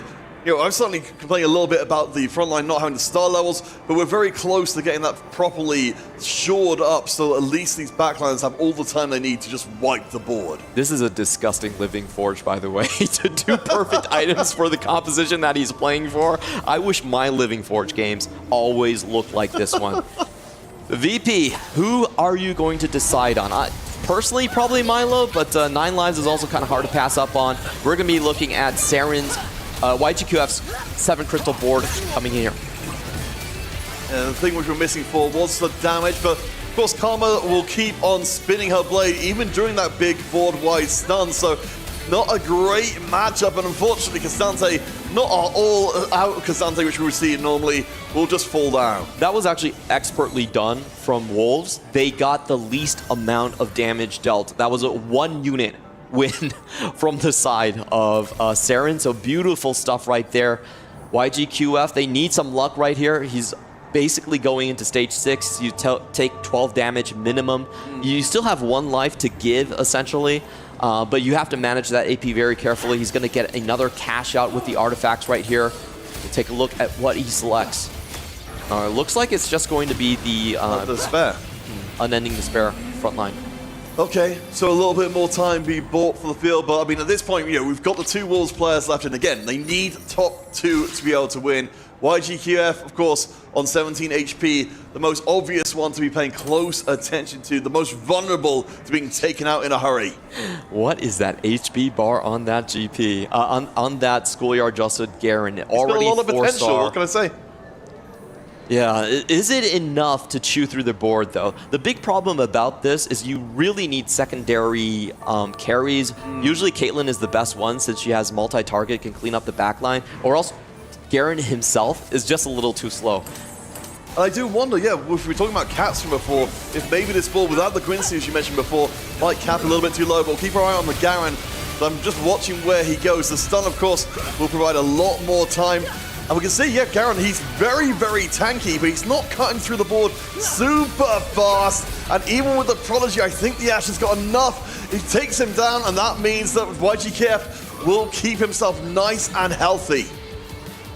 And Milo loses as well, so the 1-2 is still in the cards. If you look at the HP tables, Wolves have suddenly stabilized themselves. They need good fight RNG, they don't want to run into each other, but this game is still very possible to be extended. All right, so 5 strategists, 7 Crystal Gambit, and of course we've got the 2-star Echo in place. Double Vow and the Despair on the job, and he's going to be casting quick and decisively. NCC is still in play though. He feels like the difference maker. All they need is just a second place on this team amongst these 3 players from Virtus Pro. But NCC, I think he's reached the end of his road. There's no really upgrades. He can't level up anymore. If the double strike and this stuns can get through onto GP, I think Wolves have got this. Keep it very close. Like the GP has targeted the Ashe. Oh, he's going on the back line. Blow him up. That's gonna be it. There's no first and second place. You have got the Ashe, surely, as we run down to the tail end of the line. YGQF holds on by a thread. 1 HP, and the positioning made a huge difference right there. All the CC was actually on the right side, and the Ashe was forced to face the Gangplank alone pretty early on into the fight. It seems to be a positioning diff in my eyes there. Oh boy. You can see them just waiting here. Are they facing each other? Do they know about this?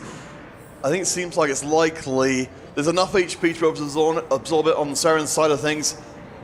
Yeah, he's taking out his Gwen, so I feel like this has to be a wolves on wolves fight. Saren is going to lose a big chunk of HP, but he needs to keep YGQF in the running. Oh yeah, there's no other question here whatsoever. Top 2 or bust for the Wolves, as we were correct. It will be a face-to-face. We're keeping the Ashe as far away as possible. So time must be bought. Bear in mind the HP across the rest of the field is extremely low as well. We will be seeing an elimination in this round. Saren can't lose by 7. Certain. I think he's losing by too much. There might be too many units on the side of YGQF. Is Saren still alive? No, he goes out! It's a team kill! And with a team kill, it's all over. Virtus Pro, the Giant Slayers have done it again. The winners of last year's EWC will not face T1 again. Virtus Pro will take their place and climb further in the club championship standings. That's more points secured and a semi-final spot as well. And how crazy has this run been for them? You know, they were last pickings on the table in terms of forming the 8-pack team. All 3 of them in set 13 made it to the Tactician's Crown. They got the points, they got the ticket to go into the ACL Championship, and they had to wait months until someone was finally willing to sign them on, pick them into an organization, and how well have they repaid Virtus Pro for that dedication. And Clement, you have to wonder how many names need to be added to this list for Virtus Pro of teams that they've run through before you start to put them up there amongst the very best in the world. Oh, and this was the last deciding fight right there. Saren weakened his board too much at that point. He was holding off onto the Gwen items. Unfortunate situation for that, and it was a perfect kill. And look at Keon. He is so happy about this. He's been a long-time player coming out of Vietnam, the 1st or 8th king. And he gets the win, the jubilation. Oh my gosh. Woo! We talked about this yesterday. These are moments that stick with the players for absolutely ever. Congratulations to Virtus Pro. Let's go and hear from them directly over on the stage. Virtus Pro have done the unexpected. They have defied all expectations, taking down the reigning winners of TFT and EWC in a 2-0 fashion. Maris, congratulations. Sensational performance. How has that happened? You managed to take down Falcons, then Mouse, and now Wolves. So all 4 players that were currently reigning winners from last year, you managed to take every single one of them down. How is that achievable? How did you and your team manage to do that? So, Maris, chúc mừng bạn với cái chiến thắng vừa rồi ha. Mình đã đánh bại 4 team xuất sắc mà đã trở thành cái người chiến thắng của năm ngoái. Vậy thì bạn đã làm như thế nào để mà có thể chiến thắng họ trong cái trận vừa rồi? Đối với cá nhân em thì em nghĩ là cái chiến thuật bên ban huấn luyện đưa ra cùng với sự nỗ lực của cả team đã đưa tụi em đến xa đến như vậy. In my opinion, that depends on our coach strategies and also like our team effort a lot that we have put in the last match. That's the reason why that we have beat all the good teams. And speaking of good teams, you will be facing T1 in the semifinals. Is there any special preparation that you have, or is there anything that you want to say to your next opponents? mình sẽ bắt đầu đối đầu với lại T1 ở trong vòng tứ kết á, thì mình sẽ có những cái lời nhắn gửi nào đối với lại đối thủ của mình hay không, hoặc là có sự chuẩn bị nào hay không? Đối với cá nhân em cũng như là team em ấy thì hiện tại đã chuẩn bị quá kỹ càng rồi. Thế nên là bây giờ nếu như mà được gửi một lời đến T1 thì chúng tôi đến đây là để vô địch, không phải để đi chơi. Well, our team have prepared so well and we're ready to face T1 and our message to them is that we're here to get the champion, so be ready for that. I love the confidence, and honestly, after taking down the reigning winners, your confidence has to be sky high, and now you get to crush their key as well. How does that feel? Bây giờ mình sẽ bắt đầu mình nghiền nát chìa khóa của đối thủ, thì bạn đang cảm thấy như thế nào? I feel so amazing when I win the game and crush the enemy 2-0, and next game I'm gonna do it. I love that. He's going to do it again. T1, beware. Virtus Pro is here to play for the whole title. Ladies and gentlemen, we have a key to crush. Back to the studio we go. We have not just any key to crush here. This is the key of the defending title winners. This is the key of the team that won it last year. And their key is a very special one because that is also part of EWC. So VP, I mean, they cruised through that lower bracket. They're confident going up against Wolves and even more so going up against T1. Yeah, totally abolishing here. 2-0, making the win. We have to set it up here, Stuart. We started with triple prismatic, so variance is here. And at least for the start, we took with the better end. Protagonist, 9 life and Mana Saint, clear out. And Wolf with YQGF, only with Crystal Gambit +1. So difficult to navigate. I think it's difficult as well because two of their players also picked Prismatic Destiny. Two of them not really the best as well with the Pandora's Box and also Spoils of War, which can be very difficult because you have to play tempo. But we know that in this meta, playing tempo is not always the best way to go. The Pandora's Box in the end from Hong Lian went towards Katarina. We know Katarina has been performing a little bit better over the last few days, but still not that win-out composition. We thought YGQF was going to be that win-out composition, and maybe he could have been that win-out composition as well. But the big thing right at the end was when Seren was trying to make his board that little bit weaker, taking out the Gwen, and was actually too weak. And he team killed in the end as well. And the reaction from the Virtus Pro players, I think, says it all. Yeah, it was tough. I mean, I think it was a little account. You were saying that it's very difficult for 7 Crystal Gambit to be losing, and YGQF, he was actually losing. So maybe he thought, okay, maybe I'm not strong enough, I need to put more items in, but no. Total gameplay there and winning loss, and there's a final position. Matt is the leader for the team. No ego for them, but full emotions from everyone. I mean, just like jumping together, going for that hug, absolutely ecstatic with the win that they had here, because this was a very difficult matchup, Stuart, coming into this. We said, looking at Wolves Esport, the fact that they won last year, the fact that they had such an unscathed run through that upper bracket, whereas Virtus Pro, you know, they had that little loss on their record as well. Wolves, again, having 25 average points in total, 100% win rate. This was the team to beat, and they did just that. There's a running theme today, Ginny. No, yes. There is a running theme. As long as it doesn't fall on me for the blame, then I'm good. I really think it does. No. I'm thinking of stop calling you Genie. I will start calling you Gennaro.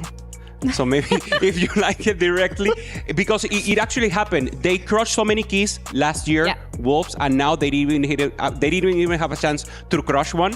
And it's tough. It's tough because they really looked prepared. They looked amazing, and this series totally destroyed their dreams. No, I mean, again, we talked about the high variance, but I mean, this is TFT. You know, every single game can be high variance in the end, and it's about piloting the right positions. It's about finding that win-out player. Normally, we see Severin Crystal Gambit. You know, we were watching in the green room. We were like, okay, he has Crystal Gambit +1. He wasn't actually lose streaking early on. Sometimes you can lose streak, try and go for that big cash out, and then win streak afterwards. But he's trying to save as much HP as possible in the early stages. We saw in stage 3, he didn't even put in Crystal Gambit. He was just win streaking instead. Played for the 7 Crystal Gambit, found the early Zyra, and at that point you think to yourself, he's the win-up player. He's the one that's going to run away. But with things like Protagonist being in, we know how powerful that can be with the Garen just stacking so much HP. Crystal Gambit couldn't win any rounds at all, and I think the HP just got lower and lower as soon as Wolves went 7. Also, they had the pressure in because Suruguro and Homelian, they were supposed to be in a good position. Suruguro playing the GP, but didn't hit enough, so going 8th, and then Homelian, who was also with a good comp, going 7th, so the pressure was on, and that's why they needed to transfer HP in the end. Didn't work out. Friendly Fire taking them out, so I mean a huge loss. Yeah, and with that loss as well, the bracket is even further updated because with Wolves out, it does mean that VP advances to the semifinals tomorrow against Team Liquid. We already have our first best of 3 of tomorrow set out and ready, but we still need to look at the bottom of the table where we have Weibo Game against Evos and AGs against Flash Wolves. And you guys are talking about, it's been a little bit of a theme today with Jimmy cursing teams. I think it's the upper bracket curse. I would like to refrain from responsibility here, but look, there you go. The special logo. key, it has the crown on there, and that is a key that you get to crush. I mean, if I have a trophy, 100,000 million% that's going in there. Yeah, I want to get that. Remember, they have the ability to pick whichever crush key they will put in the trophy, whoever gets the win. There's the pop. Expression, a little, yeah. He wasn't prepared. He knows, he saw previous crush key, he was prepared, even though a good blink there. It's also really important to highlight here that it's just every single time that one of the interviewers, whether it's Ian or Sandstorm, great job by the way guys, is asking them if they are excited to crush the keys, they just go, yes sir, definitely. And they always switch to English because they want to make sure that everybody understands that they are so excited to press that button. I mean, who wouldn't we? We've already been talking about it. We want more for the casters. Maybe predictions has not been happy. I don't mind if I have to get my predictions out the window now. I don't know how to predict the rest of this tournament now. You have to change it in the middle. So I changed to Virtus Pro. I was going to Wolf. Made it in the end. So maybe if it's possible, you change just in the middle and that happens. Yeah. Just a little change the whole thing. Just a little change. But just a little change is what we're seeing here as well. Not really. The whole thing has changed. When it comes to the teams that we had so high expectations for and that are coming into this and we're saying, yeah, these are the teams that are going to win. These are the teams that are going to take the title. These are the ones to beat.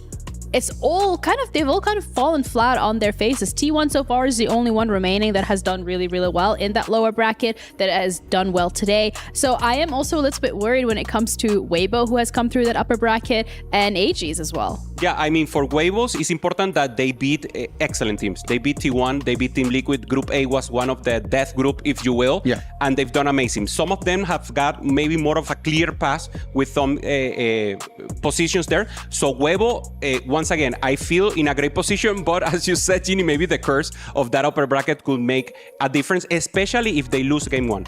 I totally agree. I think that Weibo definitely had a much tougher route to the playoffs. I think with winning against, as you mentioned, they've already beat T1 already, so they've already beaten these really, really strong teams. Yeah, and we get a little behind-the-scenes look at the Crunchyroll reactions from VP, who have had a phenomenal game here at the Esports World Cup. I mean, they are locked in, they're ready. Even from the huddle that we saw before the game even started, they were going for blood today, and that's exactly what they got. Yeah, they got it completely using expression. We already mentioned, no ego from them, full communication. I mean, so important in many of these groups. Some of them have mixed languages. The Filipino, we remember previously, that got from ROC. And they're just, I mean, hyping, going directly for the friendship, going directly for the leader of the group that was going to be Maris, and the hug in the end. No, they're going to fall off. Okay, he got it. But just how much does this mean for these players is just really highlighted in the emotions and the reactions that we get from them when these games are done, because they were the underdogs toward coming into this. We were like, oh, we're not too sure what we can expect from them, but I mean, the expressions are high and I mean, the emotions are high, but I love Maris at the end in English. We beat them 2-0. We're going to take T1 2-0 as well. That's a statement right there. I mean, they are coming for T1. It's also going to be APAC versus APAC as well in that semi-final, which I think is also very interesting because these are players that have played against each other as well, not just for EWC, but also in the regular TFT circuit as well. These are players that have played in the APAC region, played against each other before, so they must have plenty of knowledge within these two teams. And if we think about finals and semifinals, T1's one of the only teams. He went second last year, and now with the possibility to take it all, that would be an amazing game. That would be, but we still have another quarterfinals coming your way. Up next, the game that everyone is also looking forward to, Weibo Gaming finally on the stage, on the stream against EVOS, who yesterday had such a great performance as well in the lower bracket, fighting their way to get here. But the reality is, the fact of the matter, Kupe-san, is you're looking at Weibo Gaming. They're the ones who knocked T1 into that lower bracket. What does that mean for EVOS? I mean, it has to be full confidence in terms of Weibo Gaming. EVOS, I think they really don't care. Yesterday, they were talked, and in the interview, they were asked, okay, how do you feel? Do you feel you're still the underdogs? No, we can beat anyone. We have already showed this, and now they have to beat a team that has beat the best, if probably. So I think it will be a tight series, and both teams are ready. I think EVOS is very chill. I don't think they have any pressure towards them as well. I think that's the big thing. Like some of these teams coming into it, we speak so highly about them. EVOS was probably one of the lowest rated teams really for us, to be fair, in terms of wasn't really underdogs, maybe even below underdogs for EVOS. They come in. What would that be? What would that don't be? know. I can't come up with Sorry. I was going to say something, but I won't say it. Below underdogs is a statement, though, because, I mean, look at what they've done so far. Yeah, I mean, they've climbed the whole way. I mean, this is a team that's, come from EMEA, players that have no Tactician's Crown experience at all. These are players that are still, some of them are content creators, some of them are still quite new to the scene as well. So I think it's such a big statement to make that you can make it to the playoffs. But as you mentioned, Hupe, I think coming up against Weibo, one of the strongest teams, is going to be so important to play against. It's actually really good that you touch upon that when it comes to the fact that EVOS doesn't have any pressure on their shoulders coming into this matchup, because Weibo does, because they knocked T1 into this lower bracket, because it is Weibo Gaming. They're coming out from that APAC region. We're expecting them to do really well, but whether or not they agree with us and they feel the pressure coming into this match, let's find out. What's up, everybody? It's the Gentle Giants, Puckett and Jin, back with another interview. This time we got Weibo Gaming Sao, and Sao, I wanted to ask you, Weibo has had a great run here at EWC 2025. How confident are you in getting your squad to the semifinal? 一个问题说，就是 Weibo Gaming， 你们在这场比赛当中还算是打得挺顺利的。那你们认为你们能成功晋级到半决赛有多少信心呢？我觉得我们是100%晋级的。I think we are 100% getting into the semifinals. That's some confidence. I love it. So speaking of your success so far, if you could say one player has been your most valuable MVP, who would you be? Who would it be? 微博战队现在如此的强悍，就想问你，如果让你选你们队里的一位选手作为 MVP 的话，你会选谁呢？我觉得是我们队伍的关，他是我们队伍的指挥核心。I would say it would be Guan, because he is the core of the he's the one instructing and commanding everyone what to do. So he's absolutely our leader.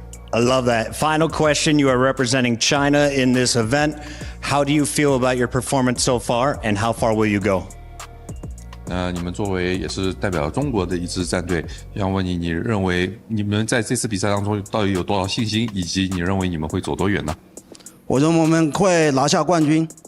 I think we will be the champions. He's ready to go. We'll let you rejoin the team. Best of luck today. Back to you guys. We will be the champions. A statement coming out from Weibo Gaming after a statement win in that upper bracket as well. Yet to lose a game, finding themselves here against EVOS, a team that has done really well for themselves in this lower bracket. They have been able to get a win. But for them to be champions, Casanova, welcome.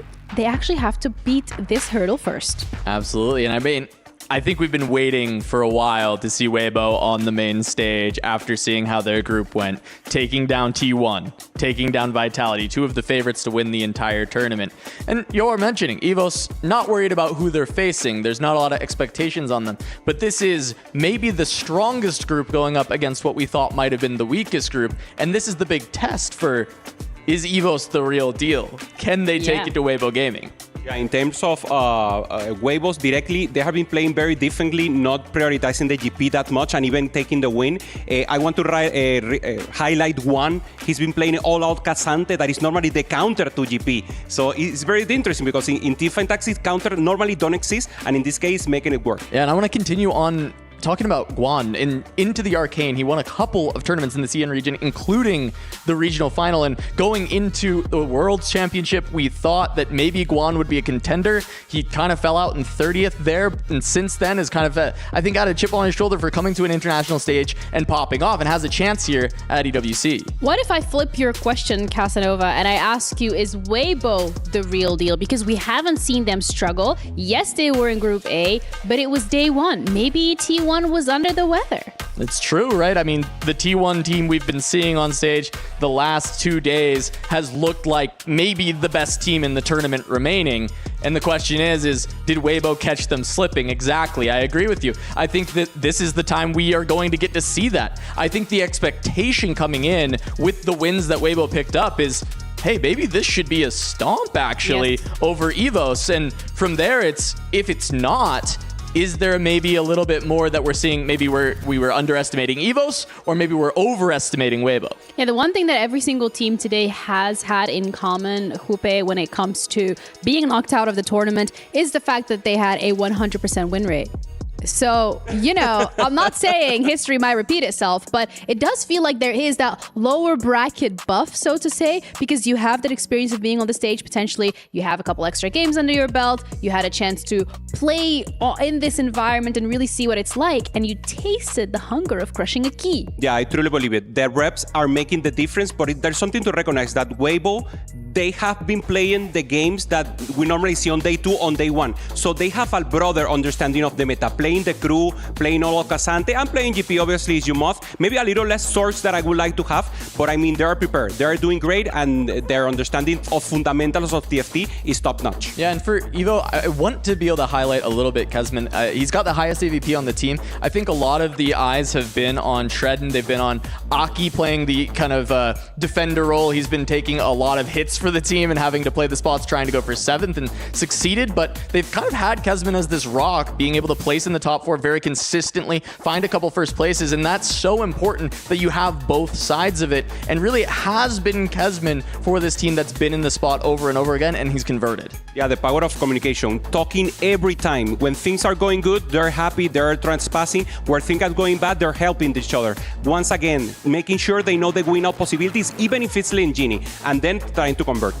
Yeah, we also have the Crunchyroll's team comps from EVOS to just further really highlight the fact that this team is continuously talking and having these conversations, which is really, really important as well to have, because when it comes to this environment, as we already touched upon multiple times throughout this entire tournament, it's the fact that it's a 4v4. You cannot go 8th and be quiet. You have to be there and help your team as much as possible. It's a game of information, and even the slightest decision can make the difference in the end. What items to take in carousel to grief the opponent and make the win, and of course, maybe a little positioning angle that can help you take it away. And it's why there's such a truly fun story. This is a group of friends from Poland coming to face some of the best in the world at TFT, and they've toppled over a couple of teams that maybe you thought they shouldn't have already, and now they get to try and continue this journey into the top 8. Yeah, and part of that journey, of course, is going to be the players on the server, so let's have a listen in on the Crunchyroll's team comps to see what they're saying when everything's going down. Ja myślę, że możesz mieć szansę. Jeden zasięg, drugi zasięg, trzeci zasięg. Stevie nie ma. Mamy to, mamy to, mamy to. 5-0? 5-0. Nice! Nice! Let's go! Nice. Czyli co wygraliśmy? O, no tak, już, wystarczy. A ten Mundo robi 1v9. Dawaj Mundo! Trzeci. Kali, proszę! Dawaj! Nice! Brawo. Dobra, gramy. Skupka. He's flying, focus. I think those are some pretty good words to see here. But quick predictions I want from both of you here. Starting with you, Kasa. I have to say 2-0 Weibo, but in my heart, I'm rooting for EVOS. I think the same. Weibo's for the win in my mind, but my heart is with the Pulshka Gurum. Have we not learned anything from the games that we've been seeing here so far today, it's been the story of the underdogs, and the underdogs have been toppling the giants, but one is standing still in their way. Weibo Gaming has looked absolutely formidable, but EVO's crawling their way through that lower bracket is looking for another key to crush. Can they do it? Let's find in this quarterfinals. After all of the sheer unpredictability that this tournament has brought us, we now have one guarantee, one set in stone fact, and that is that this year we will crown brand new winners, first ever TFT at the Esports World Cup champs. That's right, Chambers. Champions slain in Wolves Esports. Winners no more. Expectations be damned. Anything is possible, because here at the Esports World Cup, nothing is granted and everything is earned. I think we should lock in yet another crucial semi-final spot here in Riyadh. Let's welcome onto the stage Weibo Gaming.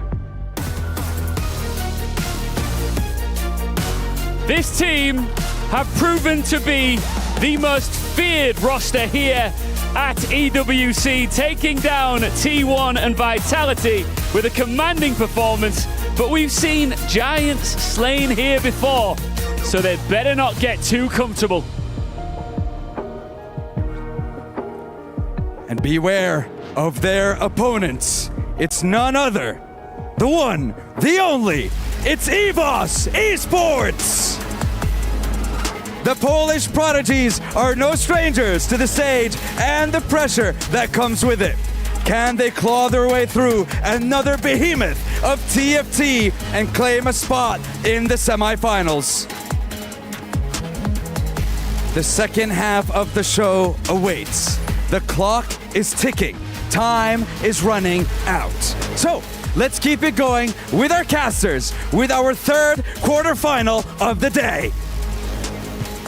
Welcome back, everyone, for another riveting quarterfinal coming up. David versus Goliath, EVOS versus Weibo Gaming. Our first chance to see what Weibo Gaming is made of on the main broadcast on the stream A, let's say, because the group stage was so fastly finished for them. It was a 2-0 against T1. It was a clean sweep of Vitality as well. And now they're here in the quarterfinals with a team that's really had to fight their way into this spot. Absolutely.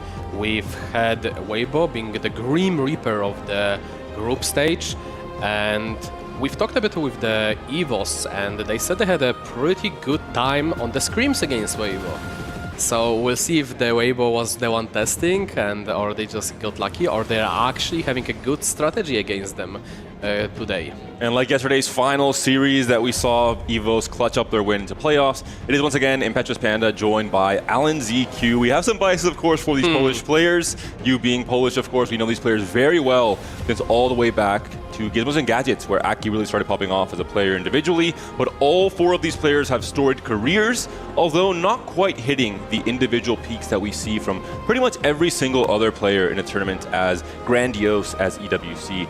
But as a team, it's a whole different story. They are continuing to impress. They are continuing to prove most analysts, most casters, and most viewers wrong. I'm curious what Weibo thinks when they look across the arena, this SMB arena, and they say, you know, we haven't seen these guys in TAC rounds. We haven't seen these guys in the national tournaments. Who are they? How can they be this good as a team? And the synergy's really been there. Yeah, meanwhile on the Weibo side, we have a pretty much all-star roster with the Pimi, LBTZ, Tianlon, and Guan. Like all of the players being so far successful all in the international circuit, where on the other side, as you mentioned, not much of a success individually, but as a team, they already risen up to the top. Weibo, 80% win rate across this tournament, across only 2 series, that has to be said. It's a small sample size with 4 wins and with just a single loss. Whereas EVOS has had, obviously, a very rough time to make it here. 50% win rate, 4-4 across all of their series.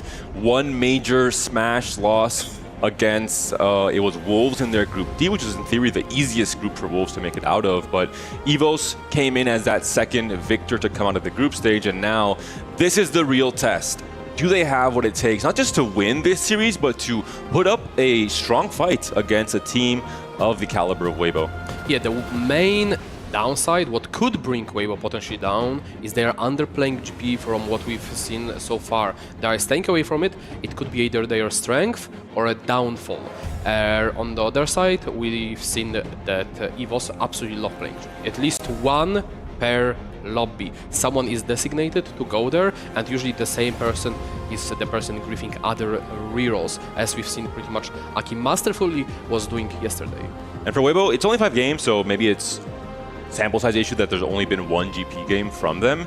I think one of the key things to think about is, do they just not have GP spots from stage 2 onwards? That can be a totally fair thing in TFT and variants, but are they also not forcing the GP spot on stage 3, for example, to contest the other team when they are playing against them? That's the bigger question, and we'll see if they adapt that in this series.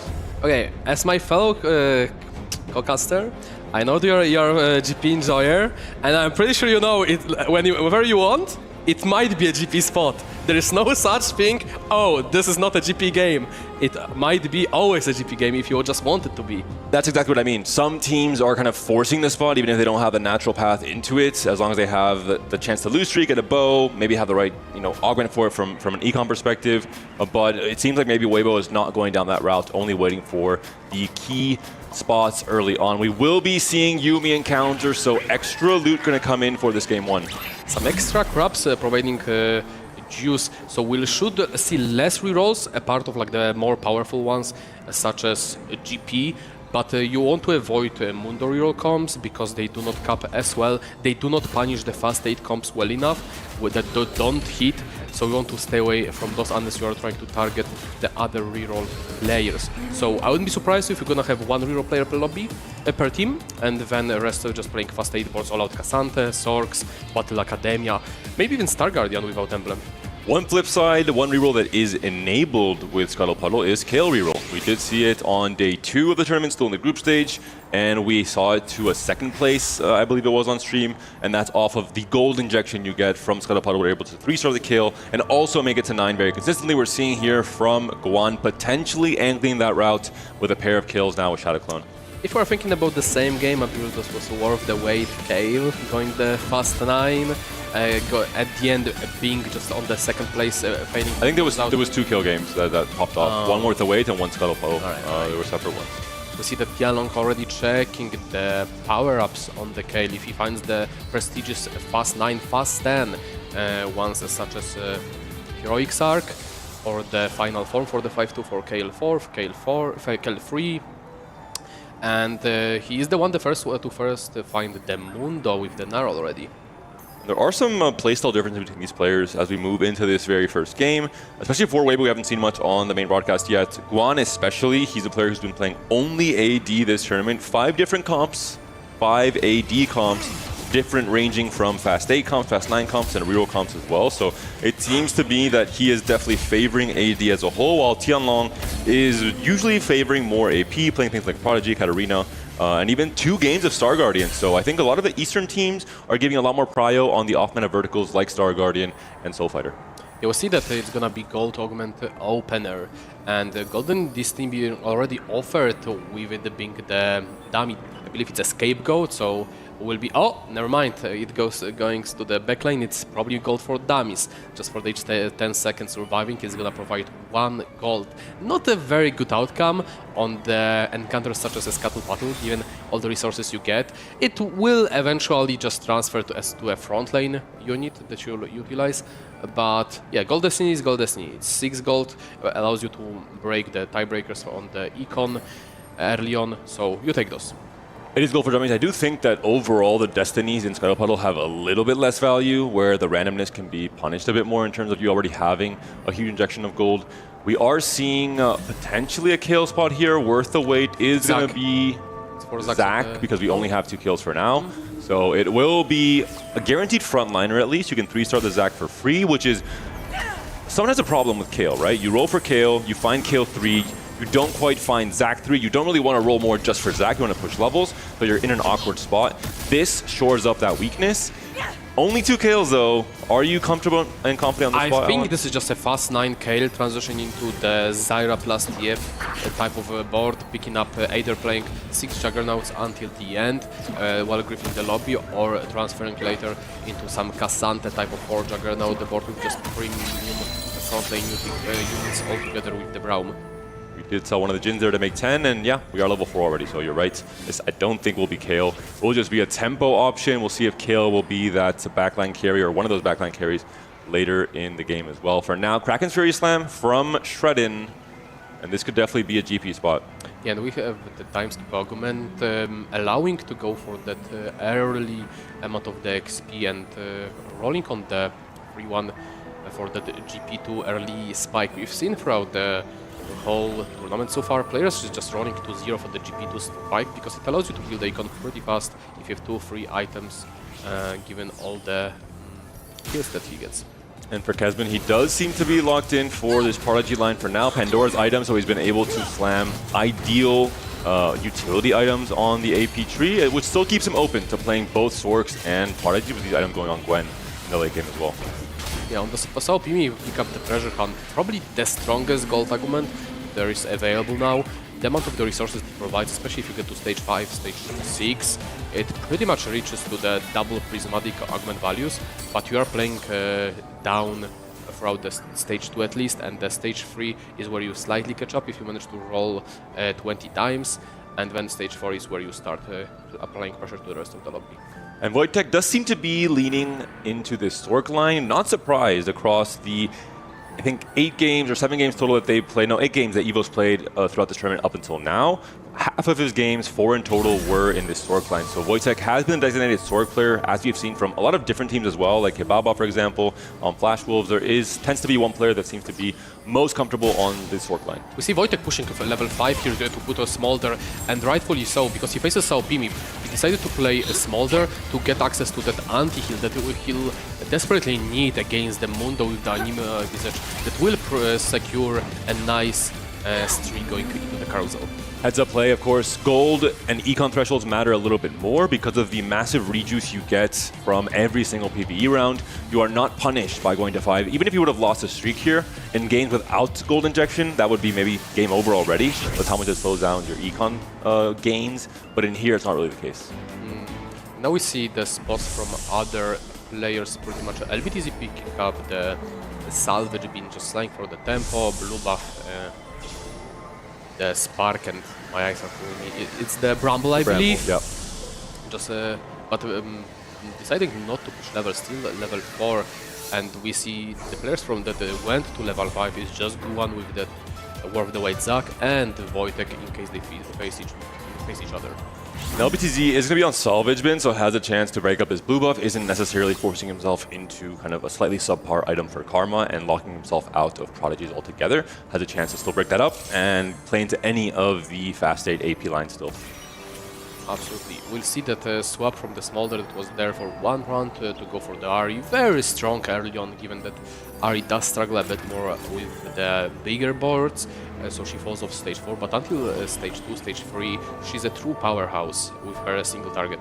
So Shredden's components there has a Kraken Slam, but also has the BF Sword and the Chain Vest, so perfect GP items, Edge of Night there, making 40. So definitely going to be a GP player that's going to have a lot of gold to roll with on 3-1, as you mentioned. We're seeing now the battle for the win streak, 100 HP players from either team, Wojtek versus Guan, and Wojtek onto this Lucian, trying to do his absolute best. Mundo's tanking, but a burst of damage comes through, and this could be Wojtek guaranteeing the win here. Already, Luchador proc on the Gnar. And Ahri getting final cast to just finish off the Gnar, and pretty close fight, but Wojtek will, at the end, lock it down, given that Ahri being able to burst out that Zakar. That being said, the bottom 3 in the standings now are going to be players from EVOS Gaming. For maybe obvious reasons, especially Shredden. He kind of gave up this stage 2 to then have a massive power spike coming into stage 3 once he rolls down on 3-1. We'll see if Wojtek can lock in this 5-win streak. That's the biggest question. We'll see how many players opts to play reroll. I believe we have only Shredden locked on the GP from the EVOS side. Do we know already what's the Kesman and goal so far? Prodigy, because specifically Wojtek is on Sorks. So they're going to be going 1-1, as they have been most of this tournament, into either of those lines. Wojtek and Kesman have been the 2 more stable players in terms of what their game plans are. They're not really fluctuating between too many different comps, whereas Shredden has really been the flex master. Shredden is the one that says, I'll play whatever is needed, and Aki has been either GP or rerolls as a whole while being the target creeper. And we see on the right side the Tianlong's board. It looks like he might be just re-rolling Jin Mundo and playing the defense against the GP and everything else what's needed, known as a brawler throughout the whole tournament so far. Superguan, no rolls needed here, of course, is getting the Zac for free off of Worth They Wait on this next combat round. And as you mentioned, this Zac can be used in a pairing with all the different Juggernauts. There could be an angle where he finds a Juggernaut's emblem, for example, to put onto the Zac 3 and have a 6 Juggernaut frontline and play into any of the flexible AD lines that we have in terms of fast 8, fast 9. Even Varus, for example. Yeah, it could be also just like a Ray for the tempo, but at the end, I believe we're just gonna see something like the fast 9 composition where you go for the 5-cost. Yep. 5-cost final cap, but it will be needed to pretty much preserve the HP to be able to hit the TF2, Zyra 2, which are usually, and or Varus 2, which are your usual win cons in that type of board. The roll downs, equal gold for both players, and the D key is now being pressed at a rapid rate. GP found, also an early Ashe found, as well as a Jarvan here for Shredden, but I think his path is clear. Holding Kai'Sa's, potentially thinking about Kai'Sa for now as a duo carry with the GP. We'll see if he wants to roll a little bit deeper for the GP too. Yeah, and we see that Tianlong is going for the contention on GP, did not go for the Mundo line. He says that there cannot be uncontested GP for the EVOs, that it has to be the content. And we see already 4 GPs picked up, pretty well upgraded board. The components are not the best, lacking bows, lacking BFs, there are 2 chains, 2 cloaks. Could be good for the front lane, we might see some Steadfast Slam and Gargoyle perhaps, and preserve the other items for the keep 1 chain, keep 1 cloak for the GP items. The tempo slams here, just trying to guarantee the win against Kesman's board. Kesman, of course, we've seen this pattern before. Most of the times, these fast 8 AP players are players who are not rolling, obviously, on stage 3, trying to preserve all their gold for their 4-cost upgrades on their 4-2 roll down. So they're the ones bleeding HP in stage 3. It's no surprise to be seeing, the GP rollers, etc., taking down and really putting pressure on the fast 8 players. It's really scary to have 3 players going fast 8 and bleeding out the HP, especially on the Scuttle battle. Because the other boards... Okay, we know the Sao Pimi will be pretty strong given that it's a treasure hunt. And now he picked up the... Magic Roll. And that was units, I believe? Or was it components? It looked to be units, yeah. He has no components left. So on his item bench that we see at the bottom there, holding Karma is a little bit early, but we'll see if he wants to continue holding or just trying to gauge his roll down. See what the fit is. He has a bit of everything. Cassante, Yuumi, Karma, and Akali.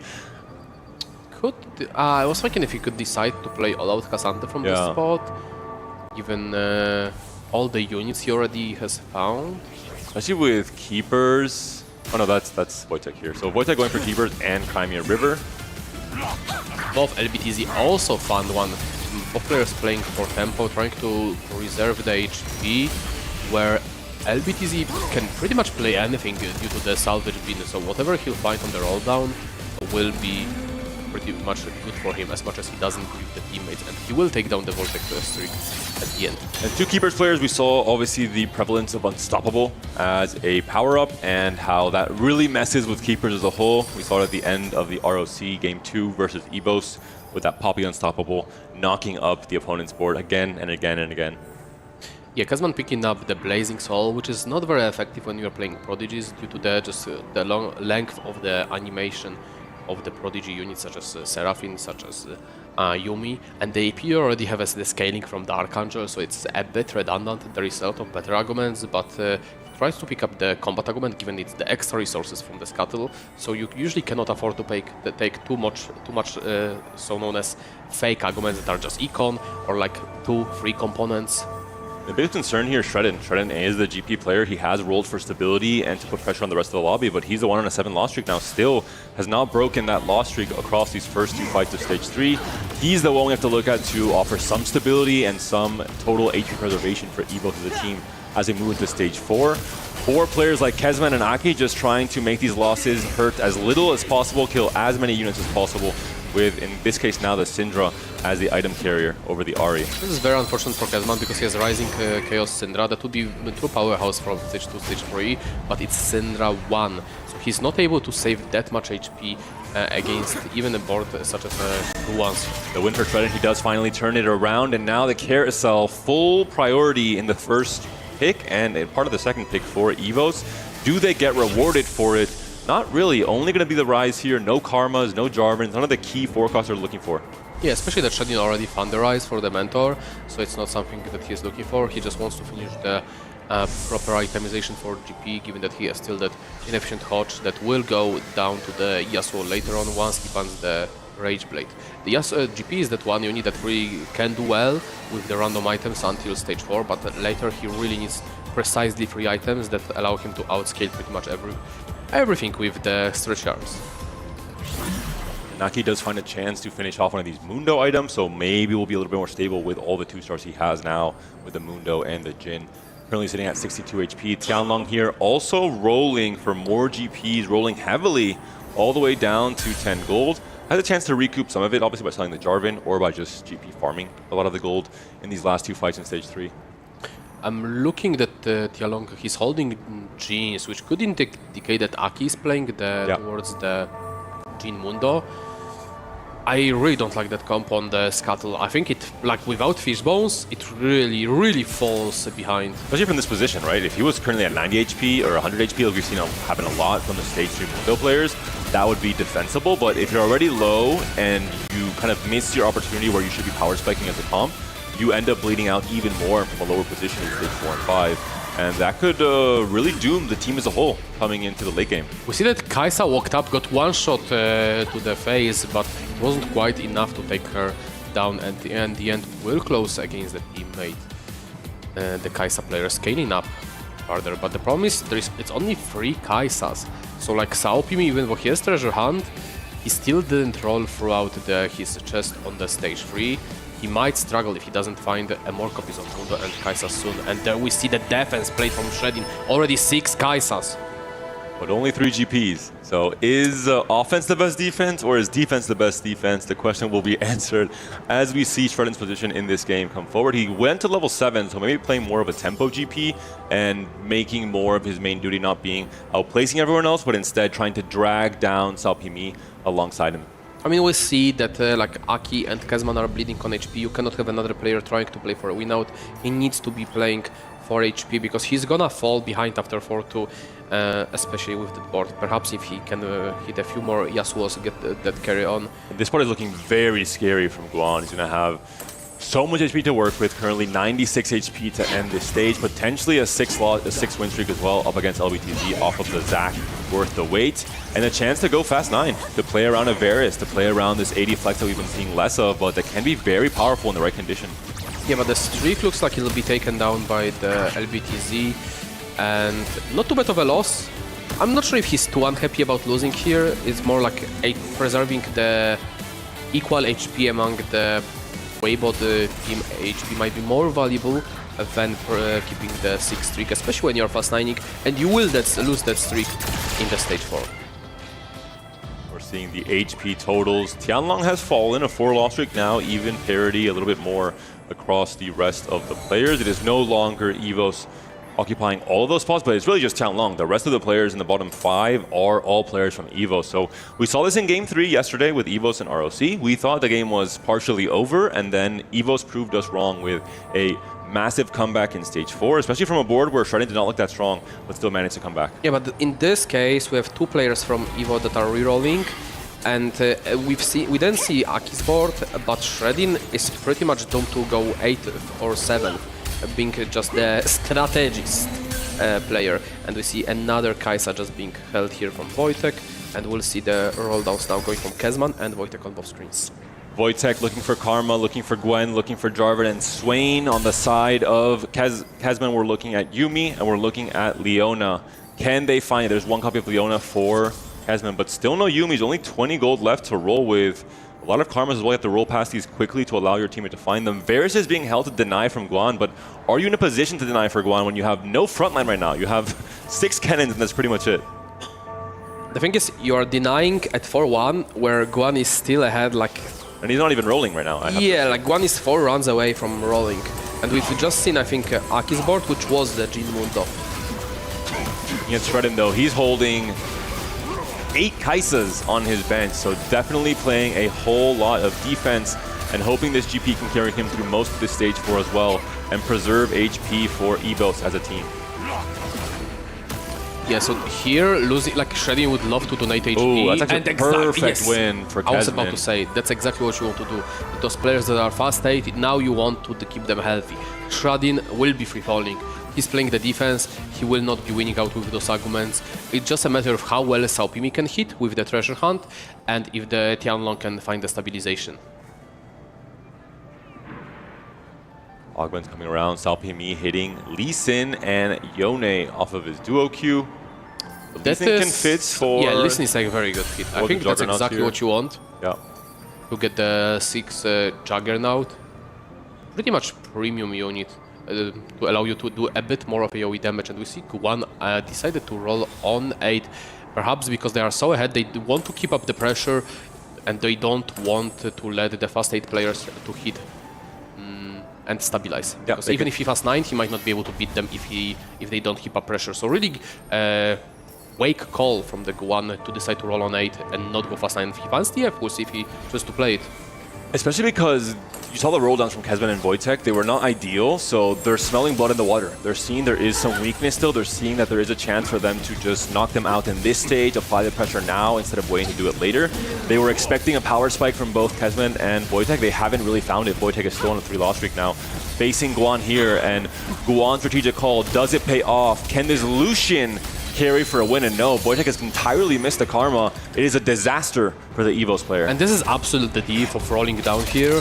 And normally Wojtek would be able to beat that board, but after finding Taxante with all out, 3 items, it was pretty much a stomping win. And on the other side of the screen, we see that Shredin did find Kaisa free, but did not buy it. I would have bought it and just played it, no? I mean, you maybe don't have the space. I guess over the...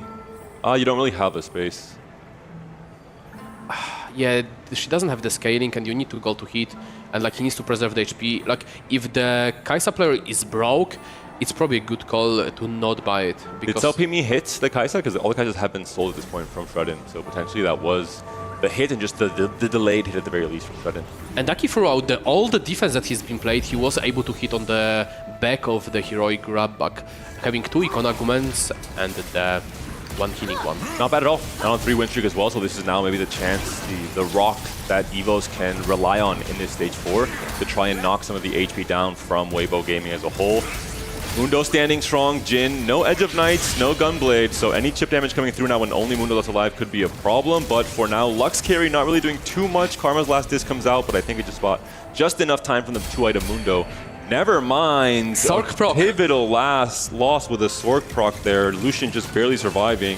This is really bad for Devo. They need to find every win possibly they can. The HP is quite valuable. They'll focus up on sending Tianlong probably AF at this point, and he slowly chips down. Tianlong is 1 GP away from stability, so there's a very small window for him to be eliminated. Is it really stability when we are looking at the last Whisper QSS Rageblade GP? We'll have to see, because some of these boards from EVOS do look very weak. Right? We're looking at, maybe Aki looks a bit strong, but Kesman just barely wins there, despite the GP2. And Wojtek, I believe, has finally found 1 karma, but is still very far away. So the question is, even if Tianlong hits, are you willing to sack for him from the team side? Are you really willing to sacrifice the HP? Look at the arguments. Yeah, tons of stats, Econ tons. It's not very ideal. The items are not ideal. Like, would that be player it's worth the sacrificing the HP from? I think you just cut him loose at this point. There's a GP3, there's the Edge of Night on the item bench as well, the chance to obviously, save a remover. Ken, I think, probably have the last Whisper over the QSS. I think it's okay. QSS is better, absolutely. Oh, is it worth the remover though? It is. And that's before even checking the matchup, so that means that Tianlong... I mean, he doesn't want to sacrifice HP anyway. Okay, yeah, makes sense. Like, he wants to be the one winning now. Problem with the dummy, like, you can't really fit it in the front because so many units. And Guan is sacrificing, takes items off of his Zac 3. It's only Cassante to deal some extra damage, not take too much of a hit. They're hoping for a Tianlong win here again to also buffer some HP for the team. and try and send either Wojtek, who's on a 5 lose streak, or Shredden, who is not really playing for GP3, out in 8th place. I'm actually surprised they decided to remove items from the... Oh, So, it was very actually... close win. Yeah, so maybe the correct call. Yeah. I was saying that Tianlong should be convincingly winning, but again, no crack and lacking the scaling there for that big shot for the late game might be the problem for the stabilization. Removing items from the Zac might be pivotal there. Big win for Wojtek, who absolutely needed it, but still, looking at the HP totals as a whole, LBTZ standing strong, 73 HP to work with. Guan as well has now fallen a tiny bit, understandably so, after his initial rolls down on level 8 instead of level 9, but he's now down to 56, which is still more than every single other player from EVOS. We see the reason of not holding Kaisas due to the fact that Saupim pushed A, but he did find like just 3 Kaisas in that roll down. If one of the treasure hard procs is like the small Nikos, he's there. He has golden Nico that he could utilize either for the 2-star 5 cost or just use that for the Kaisa free instead. And he did pick up, I believe, a spatula and a golden duplicator from this last treasure hunt round, so that could be reforged for a Juggernaut's emblem. Supreme Cell perhaps? Supreme Cell Lee? Yeah, also, it's an option. We're seeing the battle of the 2-cost rerolls here. Kaisa finds logs onto the Jin, but they trade blows, and the superior tank should be this Mundo up against the Vi, which is only a 2-star. Yeah, it's going to be a 3-prong battle up against the Vi. It might take a little bit of time, but Aki will be winning this. A key win to turn around his loss streak. Absolutely. Aki being the pretty much one of the most valuable players on the team, given the 3 rolls, holding back the units and hitting on the same time, finding the correct intervals to reroll. And Kezman has been the all-star for Team EVOS across this entire tournament, the best AVP by a fairly wide margin with a 3.8 for Kezman, once again being the hero in this game, stabilized on the Prodigy board that we saw him playing yesterday as well, and is now on a 6-win streak. This is the shining light at the end of the tunnel for EVOS. Kezman has to continue this dominance.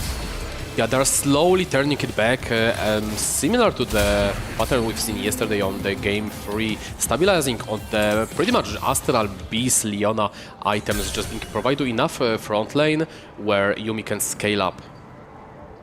On the Guan side, we see that he ended up just playing the classic Bronze for Life board without Bronze for Life, all-out Cassante. Yep, and this is the Cassante board where you normally end up removing the Zac and adding the Vares once you find it, but because it is worth the wait Zac, because it is a 3-star Zac, you will keep it on your board as that extra tank to buy Akali and Cassante some more time to run around, demolishing the entirety of the opponent's board.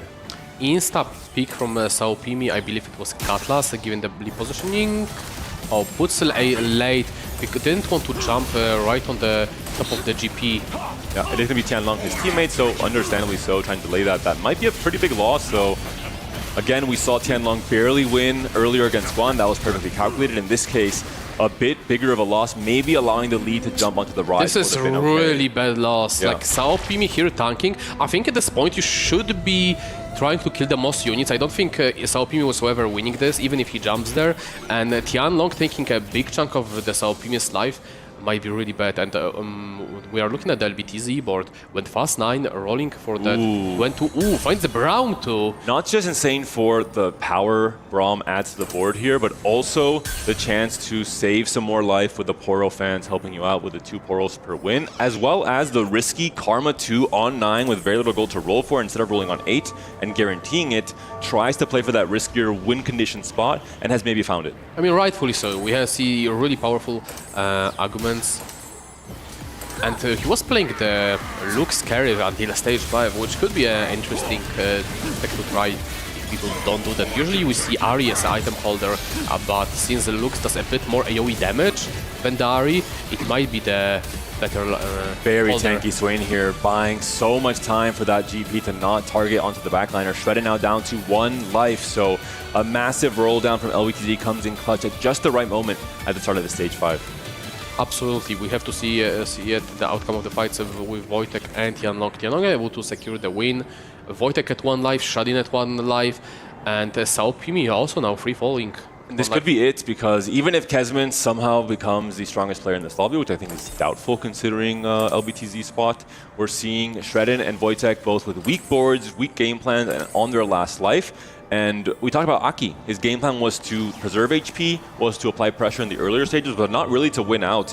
Definitely not to guarantee a top 2 that they would need if Shredden and Wojtek are eliminated here. So key fights coming up now. Salpimi versus Shredden, Wojtek versus Tianlong, EVOS versus Weibo Gaming. Can the Polish players stay alive to have a little bit more parity on the HP totals? This is a pivotal turn. If the GP can lock on the Karma, it should be pretty much over for the Wojtek. And Tank is down, the burst is there, the Eon just proc, but it's too late. Karma taken down, Wojtek taken down. Shredden's GP is trying his best, but there's so much HP to chew for through Shredden's board. And I think Shredden will be taken down there as well. Unfortunately, Aki also going to take a big loss. Is it big enough? It looks like it might just be enough to eliminate him or put him on 1 life. 1 life it is. Yeah, Wojtek and Shredden both taken down. We need a 1 and 2 from EVOS to try and win this first game to come back, but Aki's on 1 life. That's almost impossible. Absolutely. We've seen the Wojtek having a solid HP preservation, but completely missing on the roll down, finding just 1 Karma, being unable to stabilize on his 4-1. And yeah, they're pretty much just falling off that healthy 80 HP down to 0 all together with the Shreddy. We saw the different spots from the early game from both of the Spark players, right? LBTZ had just a lot more upgrades, a better spot overall, preserved so much HP, came into the stage 4 without having to roll to 0 on the very start of the stage, had a small roll down, hit 1 Karma, and then push 9 to elevate himself into a clear win condition spot, and that's exactly what happened. Whereas Wojtek, he felt the pressure. He was little HP, he had a very weak board, he had to fully pivot and just missed entirely. And Guan as well, you called it perfectly on 4-2. The roll down on 8 for the Akali Kasante board, I think, was pivotal in continuing to preserve HP for Weibo Gaming. Yeah, I think the call that Guan made, or perhaps it was a team call, to not push 9, not go fast 9, where that's exactly what you would do on the ladder game. He went for the roll down just to make sure he presses the pressure against the Evo and to send them bottom. And that could have been easily the single-handed factor why it went so well for Weibo. And all kind of the mirror matchup spots were won by Weibo Gaming. The Gangplank spot, Shredden was forced to pressure and play the griefing role, instead could not hit the high cap that we saw from the Weibo Gaming's GP player. The same case for the Sorg players, the same case for the rerollers, right? With someone like Aki playing for Heroic Grabback on the last augment, playing for the chance to find stability in the moment, but a way lower cap than Treasure Hunt from Salpimi and his Kaisa reroll. So Weibo Gaming, the favorites coming into this series, and no surprise, are taking game 1 against EVOS. Salpimi going 5th with no 3 stars, I believe, at the end. He was stable of Kaisa 2, Vi 2. That is absolutely crazy. I don't think we've seen such a well-played game and stabilization of the Treasure Hunt. He was unable to proc Treasure Hunt for such a long time, deep into the stages, and still being able to preserve the HP for such a long time is truly impressive. And the adaptation from Salpimi to say, I'm going to, quote-unquote, trick Shredden to hold 8 Kaisas and not be able to hit GP3 by himself. I'm not going to push for Kaisa and roll for it while he's still alive. And the moment he dies, that's when I'll try to push for it. And really made it so that Shredden's spot was doomed. He wasn't playing for his own spot, he was playing instead to Grief, and it didn't quite work out. So we see the diversity of the augments picked up from EVOS and the Weibo. Weibo went for more combat, where the EVOS were more for like precise items, Pandora, or more the Econ, and that kind of held it. And we'll hear more of an in-depth breakdown from our analyst desk for this Weibo Gaming versus EVOS Game 1. Weibo proved themselves as the titans to be slain here at EWC with a very convincing win against EVO, starting off this match on the main stage really strong. Yeah, playing tempo, playing actually what the game gave them, and that is actually what worked. So combat augment, looking for strengths in the start of the game, and not trying to go for a particular path. On the other hand, they just tried to, it was just tried to do like a perfect comp, but sometimes it's difficult. You don't get the resources. We saw kind of exactly what happened in the crushing game from T1 into Citadel. That happened here as well. We had a double roll down from Kezmen and Wojtek going towards the Sorks and the Prodigies. Neither of them able to hit very well, especially with the roll down comps coming from the side of Weibo. And because of that, it's just way too much damage. It becomes very difficult to come back, and they never actually fully stabilize their spots. Yeah, a little bit of a difficult situation for EVOS to find themselves in. And this is truly like probably one of the most difficult tests that they have had so far at this tournament, because Weibo has just shown up in such a strong and confident manner today. And I'm a little worried. Yeah, you should be if you have that as your favorite. But the thing is, when you throw two of the opponents on 7 and 8 is just too difficult. Yeah. And that's exactly what they did. Normally playing muscle is not that easy in 4v4 because someone has the HP to then transfer to your teammates. In this case, it didn't have it. It was just strong muscle, once at a time, jab, once at again from Weibo, totally obliterating, at least in this game one. It was a perfect game. Yeah, and I think the line selection I really liked out of Weibo compared to the side of EVOS. I mean, I think this was just wide open, all-out Cassante. Yes, they tried to hold it, but because Guan had the worth-the-wait Zac, the early game was very stable, so you can kind of wait until you see a good opportunity to actually go for it. And on top of that, LBTZ, recognizing that the 2 AP comps rolling down on 8, just tries to stabilize his spot and go fast 9 with some extra econ. This works out. He's able to go around 5 costs instead. From there, you know, it was called out by the casters. Salpimi on the Kaisa, just wait. It's being held. If your opponent's holding 8 copies and can't find their own unit, just level up, try and make sure your board is really strong so you don't lose too much HP, and you can find it later, and Salpimi played his spot perfect. Yeah, you have to know that something bad is happening when EVOS has the win-out spot in a Prodigy comp. It's a comp that is not the Kappa comp. Kessman has been the ace for the team, so he tried to go for perfect items in the moment, but that's not a comp that is winning games. We know that about the Yumi, about the Prodigy, and in the end, it was just Weibo game. Yeah, it's really difficult, as you already touched upon, Casanova, when you have multiple people in that lower part where you have 8, 7, and 6. It's a little bit of a difficult one, even with the top 1 finish. It wouldn't have been the game here for Evo. So we're expecting a different game plan here. We need some adaptation. We need some changes. Yeah, we've seen more creativity than this from EVOS. This was a very standard game. This is the most standard, I think, that can exist in the current tournament that we have is Jin Mundo, GP, and then Sorks and Prodigy. Yeah. And I actually generally don't like the Sorks and Prodigy on these teams. I don't love when they're playing both, because when you're rolling down with the AP items and you're going for the fast 8, it's really nice to have the flexibility to go into either line that's open. But when you have the 2 players going for it, we saw it happen in this little game, we saw it happen just now. You can't be flexible. You have to hit exactly your front line and your carry for the side that you've been designated by your team, or else you just go dead last. You have to win the win-out match, and you want to win the X-Factor. Salpimi, X-Factor with the Kaisa, that we have not seen that much, but when we see it in the early game, is popping off. And then they're winning for Sorks. That is the win-out comp that we're seeing right now. Once again, finding the win, finding the rest of the components in the game. Weibo just playing too good. And predictions, we gave it to Weibo in the start, right? I mean, yeah, we did. We gave it in mind, not in heart. In heart, and yes. My heart is changing now, Jeannie. Also, my heart is saying Weibo, not only my mind. Oh, both. no, both? Both. I feel like we still need to at least have a little bit of our hearts out there for EVOs, for the underdogs, because I do feel like when we're looking at how the tournament has gone in general, it is a story for the underdogs. So our hearts can remain with EVOs, but our predictions so far, I mean, Weibo's just looking a little too dominant. Look, I mean, they're immediately proving what we saw from the results of their group, right? The dominance that they've shown. They were able to win against T1, able to win against Vitality, and because we think those are 2 of the strongest teams, we have to assume that they are this good, and immediately, I'm seeing this line selection, I'm seeing their team play, so many 1-unit losses. This team is insanely good. Yeah, they are an absolute force to be reckoned with, and they're looking to wrap this up at a 2-0. But EVOs, they have been in difficult positions before. They have had these opportunities where they dropped into this lower bracket. They've shown us before what they're made of. They've had the opportunity to crush keys. So this is their time to shine. They need to bring this back. They have to equalize it here. Otherwise, Weibo is going to be walking away with the win. The second matchup of this quarterfinals is coming up after the break.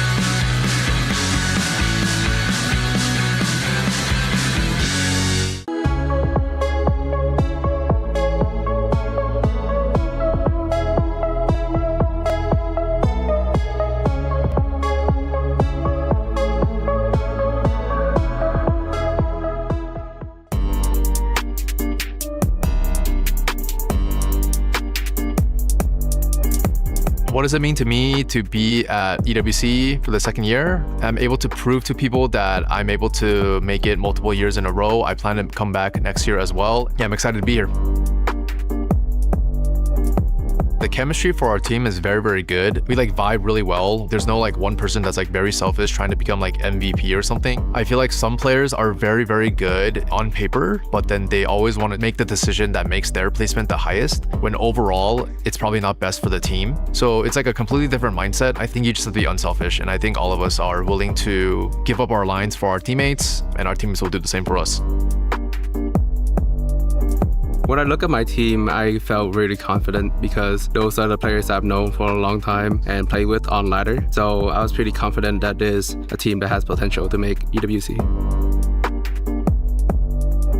Yeah, Solus is a household name in NATFT. He's been playing since set 1. He was one of the earliest players to be signed onto an esports org. Even though he doesn't have a lot of like competitive results, everyone like kind of underestimates him. But I feel like if he's like super motivated and super passionate about something, he'll do really, really well. And I feel like he's like completely locked in for EWC. My expectation for this year EWC is quite high. We have been competing for a long time as individuals. What it takes to make through bracket for sure, and we are pretty confident. We are here to win.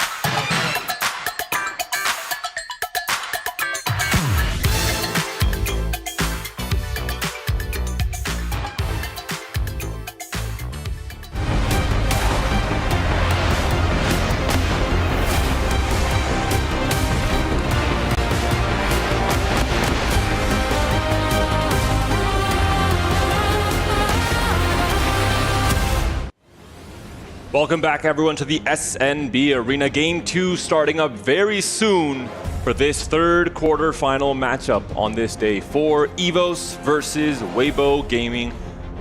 David versus Goliath. EVOS, the underdog in this matchup, 1-0 down, has to make a Herculean comeback to try and fight their way into the semifinals, whereas Weibo Gaming, they've taken down T1 and Vitality in group stage. They now are one game away to advancing to the semifinals.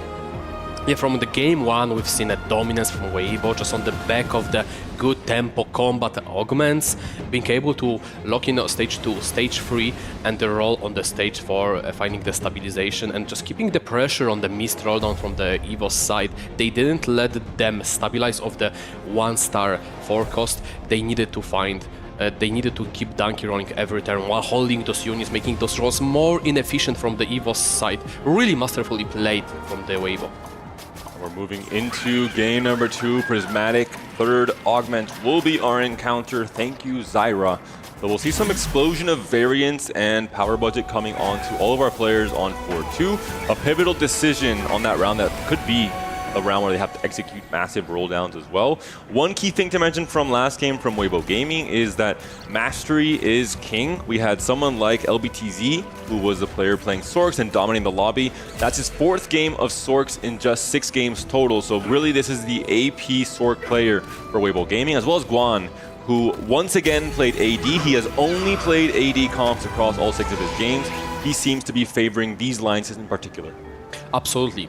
And while going to the encounter, we have last augment being prismatic. So the main biggest swing arguments that we usually see is either max cap for reroll players, providing extra slot on the board with the phone, and the massive 75 gold to finish up the rolls and allowing to grief other players in 4 vs 4. And on the other side, we have invested, allowing to hit actually those fast 8 comms, sometimes even go fast 9 when you high roll and preserve those rolls for the final win out comp. We also have some unique augments like Isekai, for example, with Echo that we saw earlier in the last series with the Crystal Gambit player. From Wolves, we also have the chance for something like a Call to Chaos, which we saw happen already once this tournament. The triple snipers focus Kata that could be so impressive with Yasuo or with Gwen. We see over 9,000 on the Tianlong strings on Yasuo. This might be the game of the carry Yasuo over 9,000. How hyped are you, Panda? Very hyped because it's rare, right? Yasuo has always been second fiddle to GP in the mentor comp. When he has full items and he's 3-starred alongside GP, in some fights he does more damage than GP. He can be more impactful in terms of very early on into the fight, targeting one of the backliners and taking it down in one hit. Over 9,000, making him into a potential carry if he scales appropriately, could be pretty insane actually. And we see that not only last argument is prismatic, but also the first one. We see some pretty good choices on the Tianlong side, where the going long is probably the best one for 4 vs 4 format, allowing you to push levels, play for tempo, hold the units without loss of interest. While we see on the left side of the screen, LBTZ picking 9 lives, Shredding picking the Forge, Kezman, no, that's a hard commit. That's going to be protagonist. From, or Guan, sorry, not from Yeah, from Guan, yeah, but Kezman? I believe it's flexible. Oh, could be flexible. And also the Malphite one is one of the better ones. We've seen how strong it can be yesterday. I believe it was one of the series where, it was Lesher winning out, but unable to close the series given the teammates just fallen short due to the build-about Sivir coming from the jungler. And Salpi Me, this could be Smolder reroll, we'll have to see. Maybe just an item carrier for now into the more standard GP. One of the problems with Smolder, of course, is not being able to 3-star him on time because he is just much more expensive, but Prismatic Ticket could shore up that weakness potentially.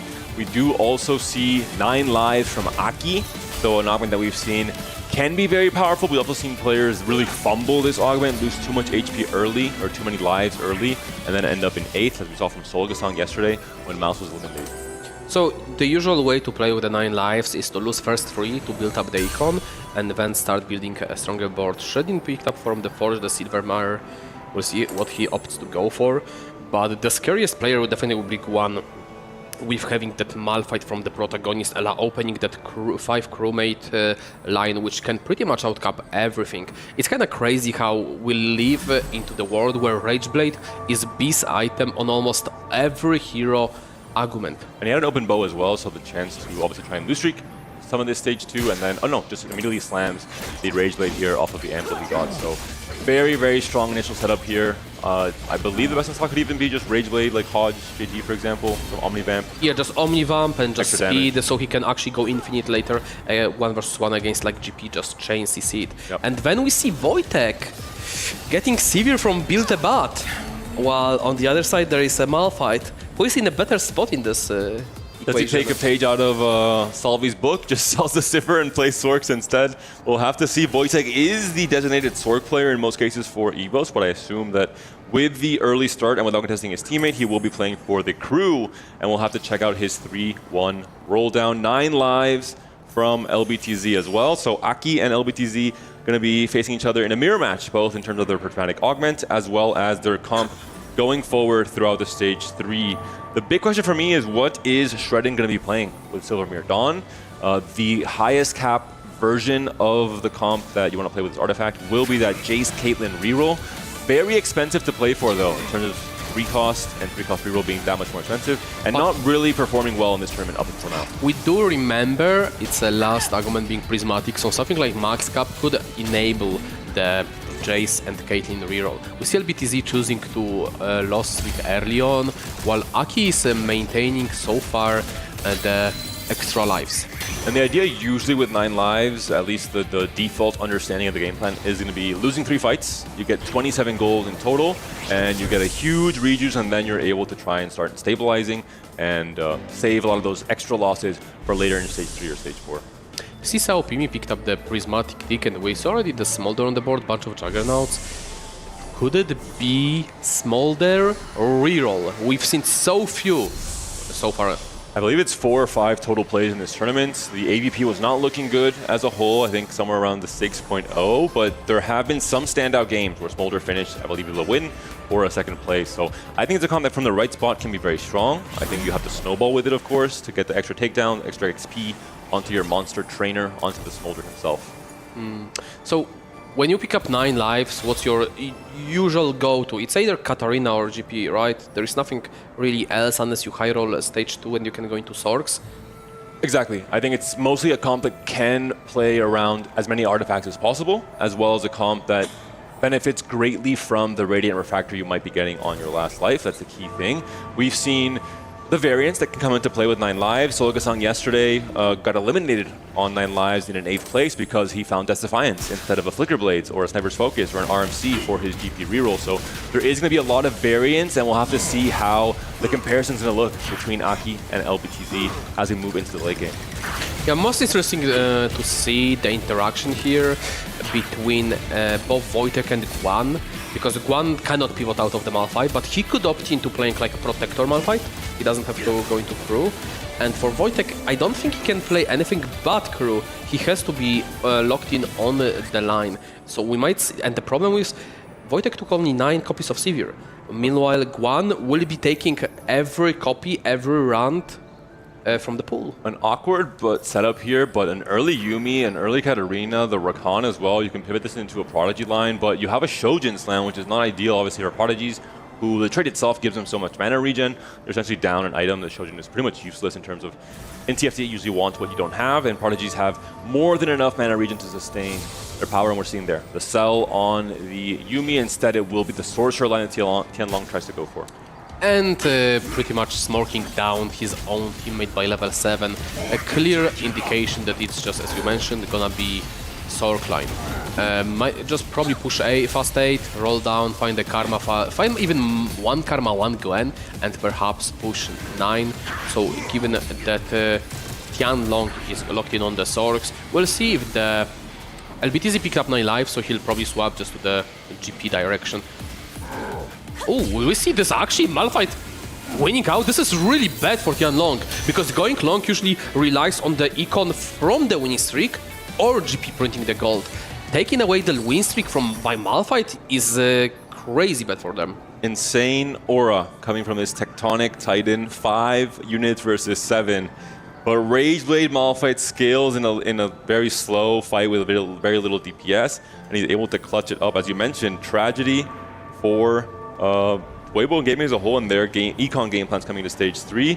We're seeing for Wojtek already, though, has a GP2 on the bench, has a Malphite 1 on the board. Maki might be playing GP. They might stagger the rolldowns properly, where he will sell after the LBTZ rolldowns to enable it for Aki, unless Aki decides to play for the Katarina or some other comp. He didn't lose that many lives, I believe, during stage 2, so he could potentially opt for the fast 8 comp, which is very unusual with the 9 lives.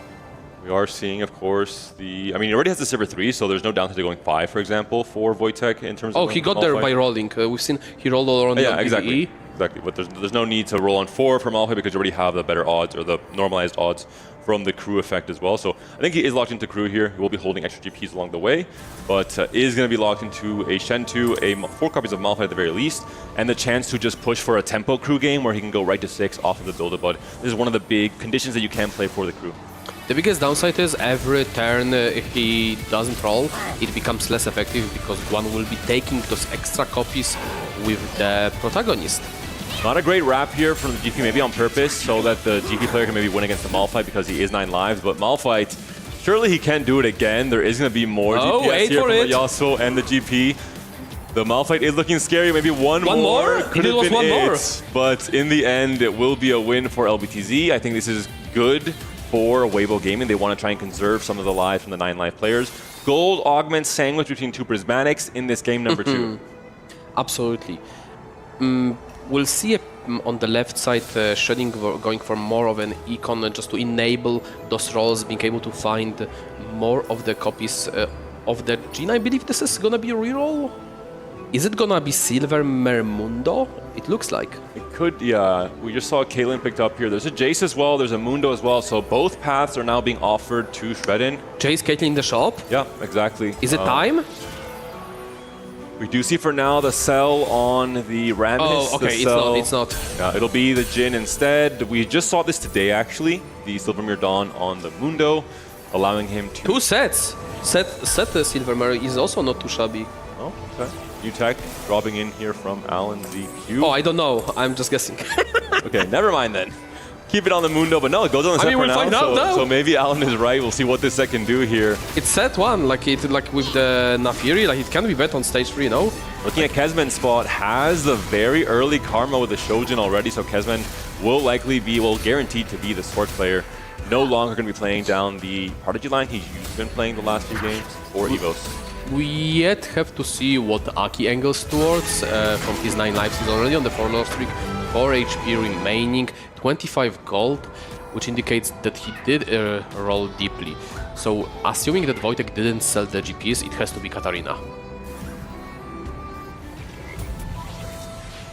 No, it will be GP. See the overheal from Aki, and we do see the GP angle here for now. A lot of Omnivamp off of the Hand of Justice as well as the overheal itself. The Rage Blade Slam here as well has an open cloak, so has a chance to find a bow alongside LBTZ. It might be a bit of a high roll or low roll on the carousel, depending who has the right side. Was this a full? I think it was a full completed item being Shojin. There is no way he would slam Shojin here, right? Yeah, it must have been. And overheal is amazing for GP. Yep. He can actually outscale so many things, but the items are a bit spooky. It's a very similar concept to the Rapid Fire Renekton we saw last set, where you're attacking so quickly, you have so many chances for extra damage, and the Omnivamp. We're seeing now the battle of the 9 live players, the battle of the Gangplanks as well. Slightly better optimization, but direct targeting from Aki's GP onto LBTZ's DP. We'll see if it matters. There's no edge of knife for either player, so maybe the priority in targeting comes through. The overheal comes through, but now it might be the Yasuo diff.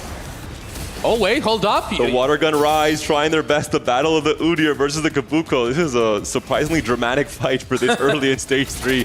And it matters, right? 9 lives. This is the mirror match where being 1 life ahead of your opponent is so big. A very, very small advantage towards Aki's board, and now a 1 life advantage as well. Would you say last second save is better than the overkill in this matchup? Because in general, late game, so maybe. Yeah. Maybe you got more value. Actually, late game, I think the other way around. Now, I think it's worse. But late game, once he gets to the Radiant items... There's a bow for either player, so no low roll or high roll. Either one gets a chance, but one on the Rise there, I believe it was for Aki, or for LBTZ. LBTZ, but he already had Rise. You really don't want to upgrade through to Rise too, because of the it's being 8 gold that you don't have for the rolls instead. We're seeing the rest of the boards here. Wojtek itemizing that Sivir 3 for now. Still no Malphite 3, of course, for him. Malphite 3 off a protagonist for Guan. Has pretty much the full damage build. JG, Striker's Flail, Rage Blade on that Malphite. So it's going to be very scary across the stage 3. Guan, again, being the HP leader in this game too. So he is the rock that Weibo Gaming can find support from in the early game. Absolutely. I believe we've seen 4 protectors on the Guan board, so he might be angling towards the 6 protector version of the board, perhaps with like an Akali as a secondary carry, which can go backlane together with the Malphite. Me with Dramatic Ticket, very close to all of his upgrades, is 1 away from the Jhin 3 here already, and we're still halfway through stage 3. So like the problem is with those arguments, I don't know if the Jhin 3 Mundo will be even a stabilization tool for him. It's going to come down to the last prismatic augment, right? What can there be to really propel this comp into a higher tier? That's the big question, I think. I mean, you don't have open artifact for the Jhin. Max cap is not going to be an option because you are so close to upgrades. I invested, try to push levels. No, it has to be some sort of combat argument at the end. There's a Jhin 3, there's the last Mundo copy. Maybe a few more rolls will come out depending on who the matchmaking pool is for Selpimi's very last fight of stage 3. Artistic KO is an option, and it is going to be the pickup here, so a Luden-ish effect with the overkill damage coming out from Jhin. A huge raise in his DPS, especially when 3-starred. Pairs up too well with the fish bones, but again, without it, it might be a struggle. It does pair well with the Gunblade as well to have that extra bit of DPS. Healing onto the Mundo. There it is from Aki. Level 6, 20 gold, and already a GP3 without really having any direct econ augments and prismatic tickets. So a very, very good spot for Aki. We see him laughing in the bottom right corner, happy with his current spot. The thing is, he got the Nikos from the 9 lives, which helps a ton. That's why it's so good to reroll argument, because you get often the double Nico cash out. And we're gonna see him being pretty much stabilized and will be taxing out the own teammate on HP. Aki definitely seems to be ahead when it comes to that GP mirror match with LBTZ. Both on 3 lives, but Aki has already hit. We'll have to check LBTZ's spot to see how far he is away from 2 lives. 2 lives as well, so definitely not on GP3 yet, I have to imagine. Not quite stable, and the window of time to find stability is shrinking, right? We're now getting to stage 4, the fast A players will roll down, and maybe you'll be in big trouble. And especially if you're in final cash out, would be 5 cost, not the upgrade. Tianlong has gone level 8, has rolled to 0, has found 2 Varises, but no Karma just yet. This could be a disaster. We already have a Karma, and we don't even have a roll down yet from Kezman. He has 25 rolls saved up from Shopping Spree. He'll have more once he goes level 8.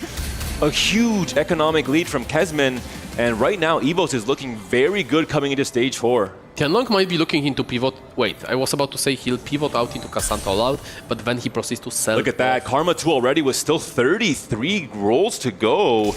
You maybe just continue using them here to apply pressure, take away as many Karmas from the pool as possible, stabilize your front line, especially with the Swain 2 and the Jarvan 2, and then look to go 9 and use the rest of these rolls. What a spot from Kezman here. I'm sure you need to utilize your rolls here to upgrade the both front line and apply pressure, and he finds the Gwen.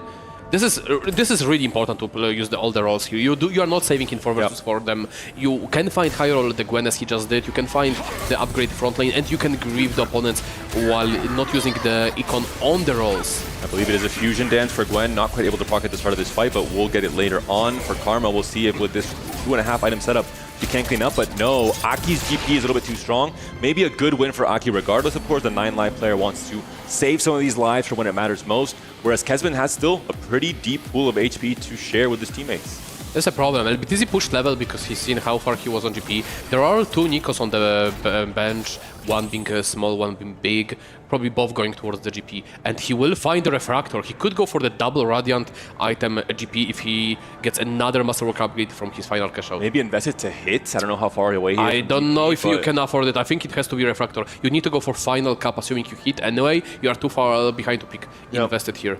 And he rolls past it. He rolls past it. It might be going to be Belt Overflow in the end to buy some time for the Kabuko. He's still only sitting on 4 GP. He's going to push for level 8 instead with a Cassante added in. So this means no GP3 game plan. We're seeing. What if it's sell GP and itemize Cassante with all out? Potentially, if you have the time to switch the board entirely, but we might. Yeah, just Akali, and you need to find Akali Kainen, and you are a good pivot. And this is the flip of what we saw in game 1, right? Shredden was a tempo GP player. He was bullied out to not being able to 3-star early. And now that has happened in reverse. Aki is that 3-star player, whereas LBTZ has been bullied out and has to play tempo GP instead, just trying to save some placements. This might be an excellent example where Weibo stayed away from GP across the whole event so far. And yeah, just being not worth flipping the game sometimes. And Salpi Mi, interestingly enough, prismatic ticket and picks up invested, so lowers his cap a lot. Already having hit his 3 stars is maybe trying to look to find a new cap for this Jin Mundo comp by going level 9, adding in a Varus 2, playing for more snipers, playing for a stronger flank with Lee Sin, with Braum as well. We'll have to see his spot. It's very interesting to see him saying, hey, I'm not done yet. I've hit my first cap to stabilize in stage 3 and 4. I want to find that new cap, that new level for my comp in stage 6. We see that Guan is pretty much having a prime time playing 4 crew, 4 protector, stabilized on that Malphite 3, working towards the Malphite 4. We'll have to check the Aki spot, who was the another crew player from the build-a-bat Savior. And Wojtek. Oh, it was Wojtek, yeah, I'm sorry. And Wojtek, surprisingly enough, 63 HP still, so both crew players, well, both Malphite players, very comfortable at the top of the standings. And Wojtek, I'm curious what he's been doing right to find this stability. And we are seeing Shredden picked up Call to Chaos, found the sniper's focus. Does he try and full pivot his comp to find Gwen as the item carrier? For now, he's losing HP. We talked about exactly this scenario. A player could try and go for the gamble. And this is one of the strongest win conditions in TFT right now. The problem is there is just no front lane to support the sniper focus.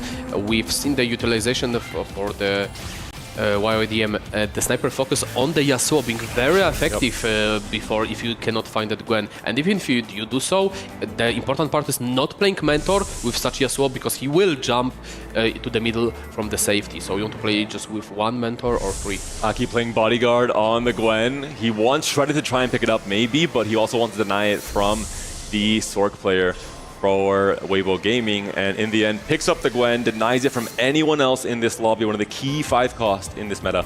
And Tianlong at the end will be pivoting out into the all-out Cassante due to the fact that he got Bronze for life, he gave up on the Sork plan and is playing currently Akali 1, Cassante 1. And we've seen his teammate with the Cassante 2 will be stopping this game plan.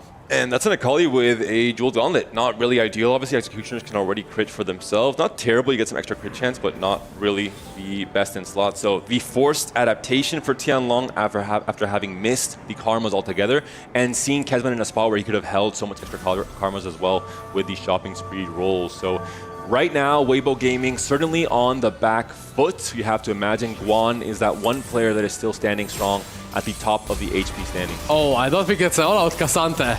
That's an issue, and there is no power-up removers. So it's all on the back of Akali 1 to win those rounds with the free items.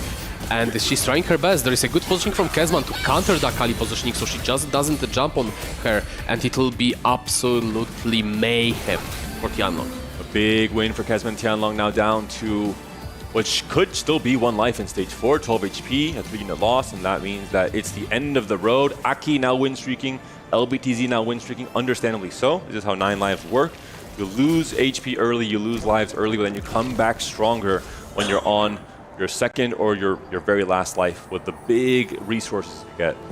Yeah, Aki and the LBTZ have each other in the pool. They should be getting each other to see another clash of one of the lives. While we're on the Shredding board, we see finally pick up of the set 2 with that Silverman. We'll see how is the tech working. And when the Yone is holding on to the double sniper, I'm not sure how effective it's gonna be.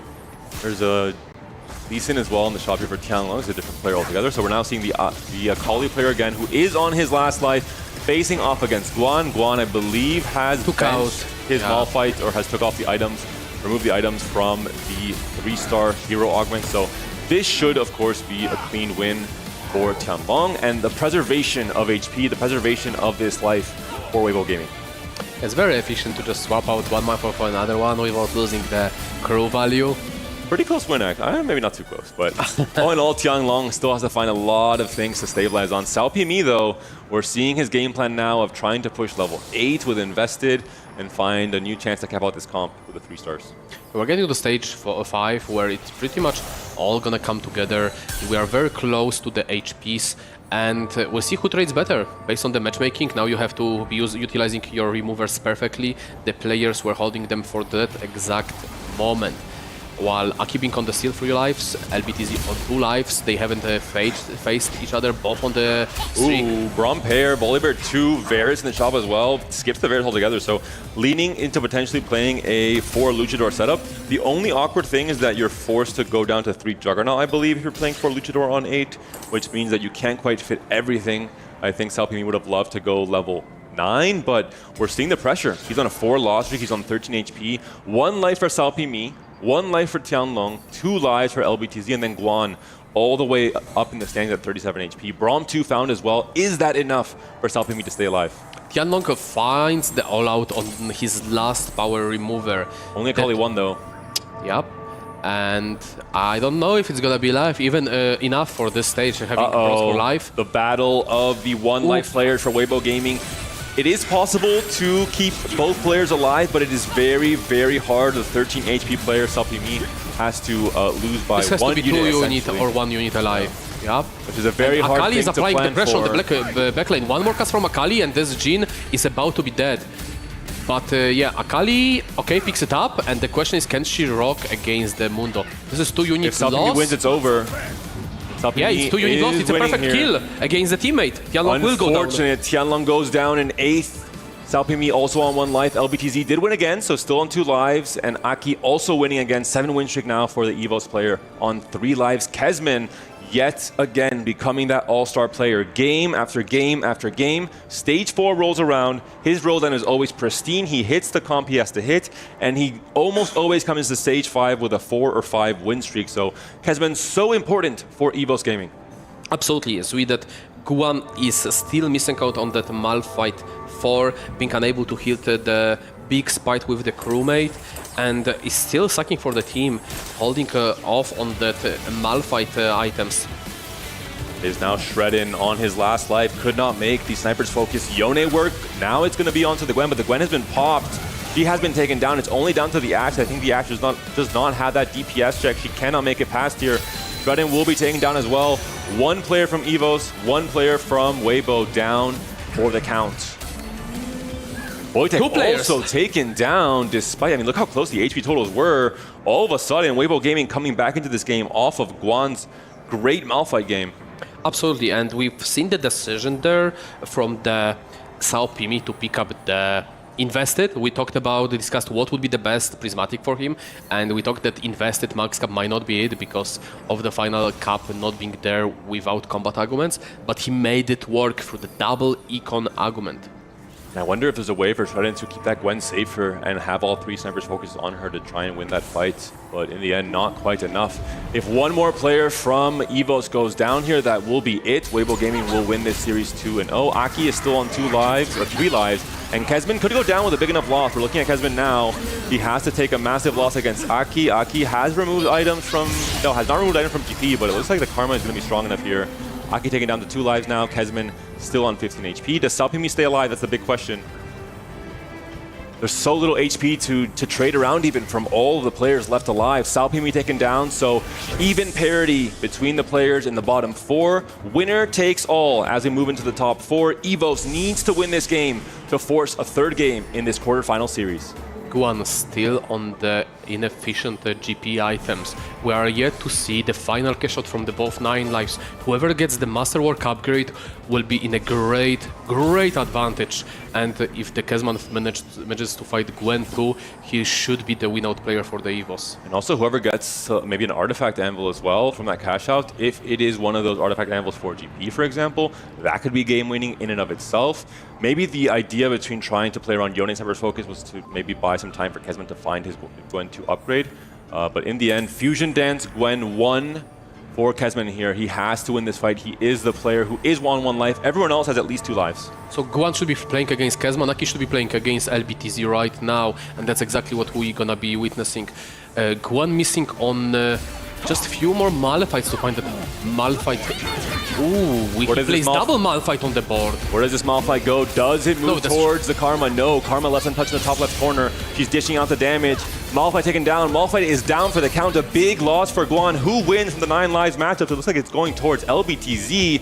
Aki gets his first chance to proc his last life, get his big resource reward. We'll look at Aki's board now to see what his reward is going to be. It's going to be artifact. It will be an artifact. He finds Dawn Core, could be strong on GP. All the other options. It has to be more really front lane. I think it's just light shield crest. I don't think you can afford to go for another GP item. Could be Dawn Core over the Hodge. It will be Dawn Core at the end. I like it more over the Hodge. Maybe transfer items or just have the Hodge on the Udyr, for example.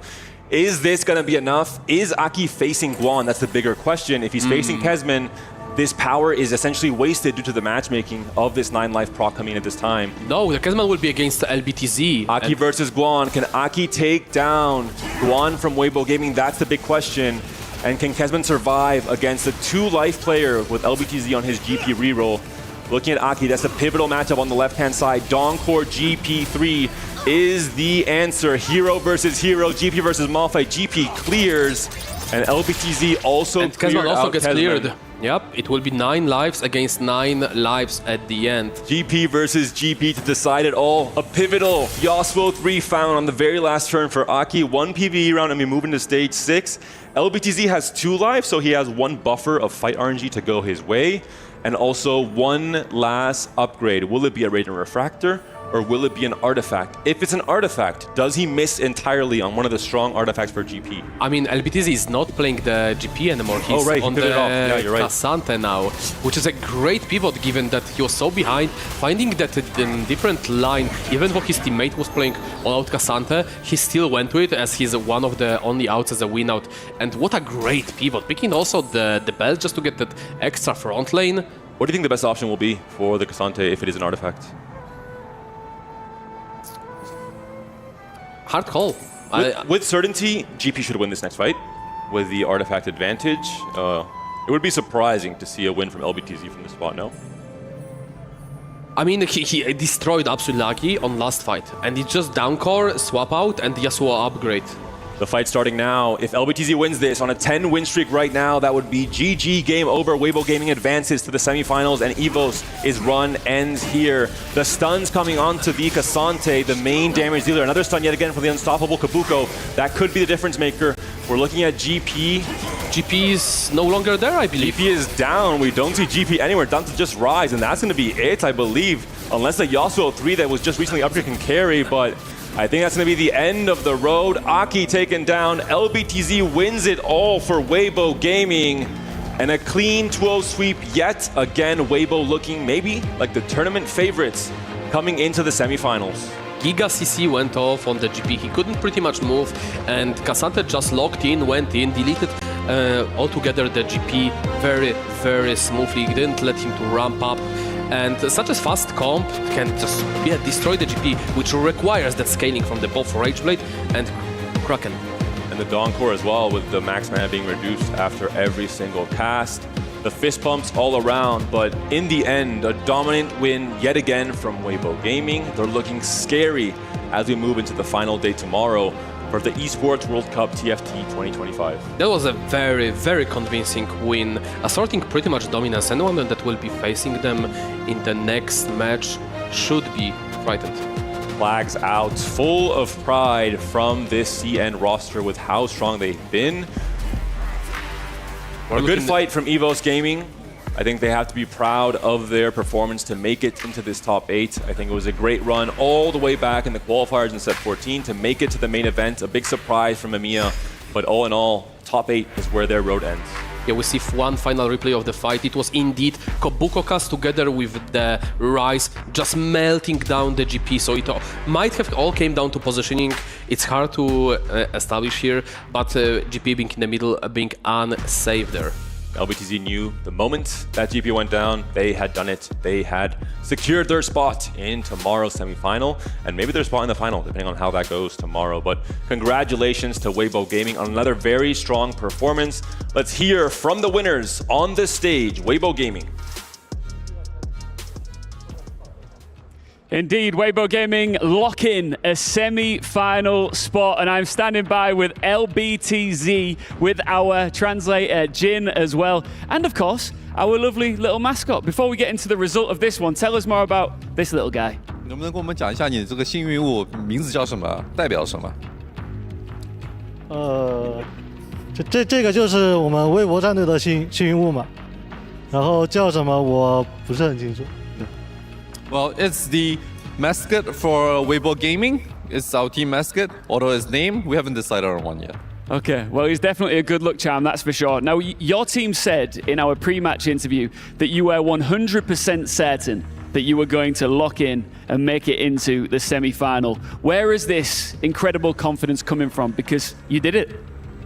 就是我们在赛前采访的时候，当时你的队友说，就是来到这个比赛有100%的信心能战胜你们的对手，就想问你这个自信心是哪里来的呢？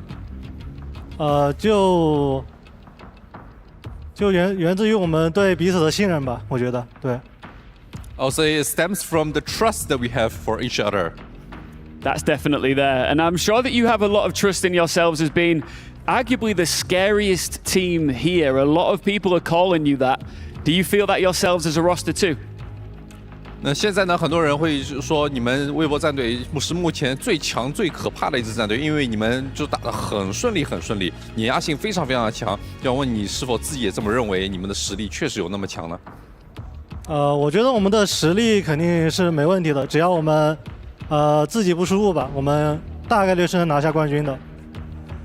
I'll say that definitely we know our strengths, we know how strong we are, and we definitely have a very, very good shot at being the champions of this tournament, at being the winner. However, you know, it still boils down to execution, and as long as we don't make any mistakes, we can win this.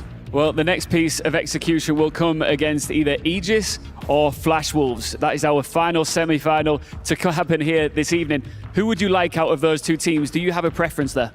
那你们后面的对手即将是 Flash Wolves 和Aegis was it? Yes. 和 Aegis 这两支战队的胜者，你能不能跟我们说一下，就是你更想面对谁呢？我觉得无论对手是谁吧，我们都会战胜他们。对。It doesn't matter who we face, we're gonna beat them. Well, one thing that's for sure is you're about to crush a key, LBTZ. Are you ready? The key crusher is behind you. Are you excited? 准备好碾压你们对手的钥匙了吗？准备好了。还是非常开心的。Definitely, I'm very ready and very excited for this. All right, listen, I want a name for this guy by the end of this, but I'm going to let you think about that. For now, it is time to get into our key crushing for our second to last time here tonight. It's the brutal part of the game, Jeannie. It is very brutal indeed. Thank you, Ian, for that wonderful interview. Once again, with our winners, Weibo, the first time here, Hupe, that they get to crash a key. This is their first key, actually. Yeah, the first key of anyone in the winner bracket right now, and LBTC was just happy and hyped to do this. He made the win in the end, playing amazing the non-live, popping out, and Weibo did perfect. He said it. They are playing so good that they just need not to make mistakes, guys. I mean, they are the demons we thought they might be. They're playing so incredibly well. And I think one of the biggest differences that we're seeing from this team than any other is playing around that all-out Cassante and being so willing to pivot out of GP once you're not the ones in the favorable GP spot. And we see it at the end, using the all-out Cassante as the counter comp to beat that 3-star GP. Yeah, it's very difficult. Normally it's the comp that everyone wants to go for, and Cassante, because he has so many health, the GP cannot target him. So he's never going to be the target. He's going all out, obviously not reducing HP, not reducing damage, and being the orb front for everyone. They made a mistake, maybe the first mistake that we actually see, because we haven't seen them much. They made a mistake in the start, so one, winning against Tylon, losing the win streak in the end, but then it didn't matter. They just played it perfectly at the end, and I mean, the better team won this time. Yeah, and that better team happens to be Weibo. We had a lot of our eyes on them, specifically in expectations and just questions in general when it comes to how they're going to perform here today, considering how the other teams from that upper bracket have done. But they've shown us exactly why they were the team that beat T1 into that lower bracket. Yeah, and I got to give some props to EVOS at the end there. We saw that first game. It was a bit of a stomp. We thought, oh, maybe they just are not matched up. But that's just TFT. Sometimes things don't swing your way. This second game, they put up a hell of a fight. Got down to the very end with the player you'd want to be in the position for the 1v1, Aki, playing the 9 lives, 3-star GP. Really amazing spot.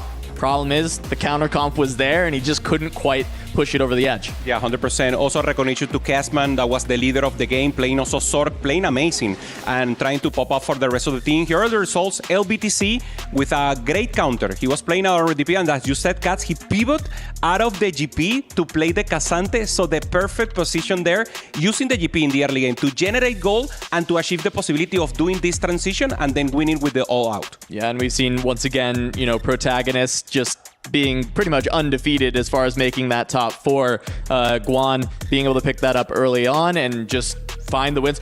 Could not get to the 4-star. We've been struggling to see those 4-stars come out. They're just not making it enough rounds to get it done, but still it was enough to find the win for Weibo. Yeah, and Weibo with that also advance into the semifinals. They get to hold on for their key for at least another day. And in general, just great to be able to see that they're also getting that experience when it comes to being able to press the button and crush the key. They have fought very hard to be in this position, and it feels like I don't know, maybe this is a wrong statement, but they haven't genuinely, truly been tested just yet. I mean, they have both things, right? Normally you go for individual play, and then for the 4v4, you want to actually transfer the health to the other one. They're doing both, and they're doing it perfectly, Cass. This is a team that, I mean, so much to learn from them, transferring HP, trying to help each other at the same moment, full communication and laughter, and is one of the teams to beat for sure. Look, I will say, I think they have been tested. I think Vitality T1 as their group was a test in its own. T1, of course, is, waiting in the top 4. Now Weibo is there with them, and I think that this team has shown us that they are maybe just the team to beat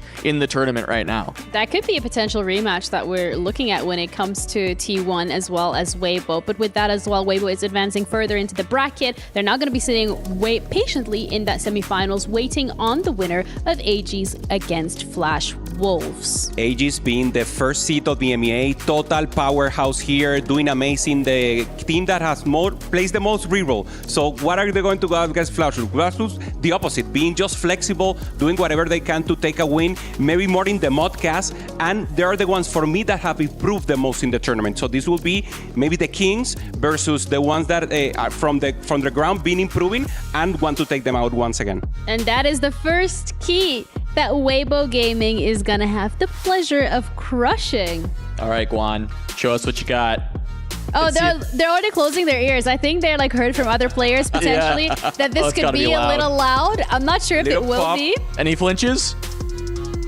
Oh, we didn't even. Oh, yeah, there it is. It was everyone at the same time. I'm wondering when we'll get somebody, one team that just stands unflinching. Holds the ground yes, we earned that. Maybe, I mean, I feel like Crazy Moving would be one of the players that, especially in the finals, if he gets to crush that, he'll be like, yeah. He won't be able to help himself from laughing, though. That's the problem. Most likely the case. But for Weibo, a great end to their story in terms of moving into the semifinals. For EVOS, however, I also still want to sing their praises because as much as they are now knocked in here, they still made the top 8 and they were the heavy underdogs coming into this. Yeah, also taking 200 points for the club championship, trying to get a little up there. They're not in the top, but every point counts. And of course, a lot of money for the organization that bet on them, and the team performed. So I'm really proud of them. They defied expectations, scrappy group of friends and underdogs coming together and toppling a couple teams that they weren't expected to beat. Should be very proud of that top 8. They were amazing to watch. I had so much fun watching them, so really should be proud of themselves. Absolutely, and we also do get some final words from them before they head out of the tournament, so let's head over to the interview with Puckett. Hey guys, it's Puckett catching up with EVOS right after the loss. Kezman, you were so fun to watch. From day one to now, the casters couldn't say enough good things about you in the Polish powerhouse. But how did Weibo eventually defeat you guys? I think it was pretty tough spots. The second game also was pretty close, and the first one I think we pretty much give everything we could, and maybe something, some position diff or something like that. But in first game they had pretty good augments on the scuttle paddle, and we have 2 eco augments, and it was pretty tough to play. But we give our best, tried, and I'm happy from my performance, my boy performance, and that's all. Yeah, Shredden was all smiles up until that final moment. I thought Aki had it. Did you guys think you were going to a game 3? Pretty yes. I think we could make it, but I think just Weibo. The thing, Gangplank didn't have Eon on Aki, and that's why I think we lost. GP does it again. So what is next for your team? Because the chat definitely fell in love with your squad over the course of the weekend. You gained a lot of fans here at EWC. We will play for sure our solo adventures in EMEA and Polish Cups, and I hope everyone from the boys will try to play in the next year and qualify again. No one bet at us at the even open qualifiers, close qualifiers at EWC that we didn't make the group, so I'm still pretty happy. Final question for you. With you exiting, that means EMEA is down to Aegis. Do you think they can finish in the top 4? Yeah, for sure. I think they can win it. Boom. That's Kezman. Drop him a follow. We'll see him next year. Thank you, Casman and Puckett. And, you know, the beauty here of EVOS is still all smiles, still very much saying, you know what, yes, maybe for us it wasn't necessarily, you know, coming in here and getting that finish, being the first one to win, but we've defied our own expectations, we've done really well, and we still got ages to lift that EMEA banner. Yeah, and also helping the rest. They gave a meta pro tip there, game plan with the Eon or the Edge of Night, so important to lose a little aggro. Normally you only did damage to that, but now it shows. The K'Sante was just focusing the game plan, it ended up finishing the end. So remember at home, you're going to play the Super Gpli, give them Eon, Edge of Night. Have to make sure it doesn't just get sniped and lose you the game immediately. A little bit of insight as well. Wise words, wise final wise words. I don't even know where I'm going with this. But either way, EVOS should be very proud of themselves from what they've been able to achieve. And we are very proud of them as well for what they were able to do. But it does mean that we only have one quarterfinal left to play today. And that is Aegis going up against Flash Wolves. Flash Wolves have looked dominant in this lower bracket after they have dropped crushing key after key. Whereas Aegis in the upper bracket, they went through so smoothly. It felt like nobody could stop them. Yeah, it's smooth versus the build-up confidence. When we saw them, okay, here it is. This is your the ball. It's confidence because they've won it all, and you see him in the front. This is the guy, this is the hero. He's normally always working in the front. He will be the one who walk in stage first, and this is the leader of the group. Total confidence, streaming, being amazing, and obviously being the communicator for the team. Yeah, and there we got Flash Wolves, led by Ironbog, of course. And I think this team, you know, as we said, they've kind of ramped up throughout the tournament. Slow start, but I think their team play and coordination has started to improve over that time. And the individual performances have started to really stand out. The big question is how good was Twisted Minds? Because that's really the big test that Flash Wolves had in their 2 series versus Twisted Minds, really showcased how good they are. So we'll see how good is Flash Wolves. How good is Flash Wolves indeed? I mean, this is really the point for them to prove it because, again, this is just a single elimination. If you lose here, you're going home. That's it. You're not making it to tomorrow. You're not making it to the quarterfinals. There is no chance for you to head into those finals anymore. But Flash Wolves, we're touching upon a little bit when it comes to their biggest test being Twisted Minds. They genuinely learned a lot from that series because they go up against Twisted Minds again, and it was a very, very dominant from one-sided game from the side of Flash Wolves. Yeah, absolutely. I think there was a big standout performance from Kebabao in the second time around, and I think they needed a little bit more of that star power after that first setup where they failed to position around Flancy. They just got outplayed. It wasn't necessarily the team play, it was just one heroic performance to close things out, and finally being able to kind of take that back, take their learnings, and maybe just shake off jitters actually for this team to come back and beat down on the Twisted Minds. Yeah, the thing is, Aegis didn't have any jitters because they did come through that upper bracket, but whether or not that's how they're feeling today, the mood, the vibe, the energy, we had a quick little check-in with them ahead of the matchup, so let's see what they have to say. Hey everybody, it's Puckett, and Aegis walked into the building just now about to play their quarterfinal, and I wanted to catch up because yesterday you had the day off. So what did you do to prepare for this matchup against Flash Wolves? So yesterday we do some scrims to preps, and yeah, that's most of it. Yeah, get some rest. Did you watch any VOD? Did you watch your opponent in particular, or what all goes into prepping as a team for this event? We did watch the game from previous day and the day on, and yeah, we review it as a team. Now, unfortunately, you guys won too fast over on the Bravo stream. We didn't get to see you on our S&B Arena stage yet. What are you looking forward to most playing under the bright lights? Oh, it's going to be a good experience, and we're going to try to play our best TFT as a team. So, yeah. And for anyone who hasn't watched you so far, how would you describe your style? I think we really play as a group, so we don't put someone in front in particular. We all able to play for the group, so that's our strong.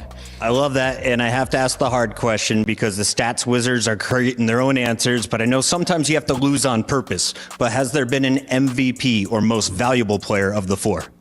Oh, you want a name? I think Lyres could be MVP, so I hope so. Aegis, 4 MVPs, unbeaten, now taking the stage. Best of luck. Thank you.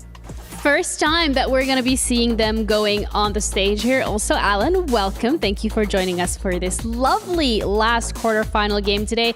Flash Wolves against Aegis. Would love to hear your opinion, starting off with Aegis and whether or not you agree with the MVP here. Thank you so much, Ginny. We are having quite a series. I think this is the match of the day coming today.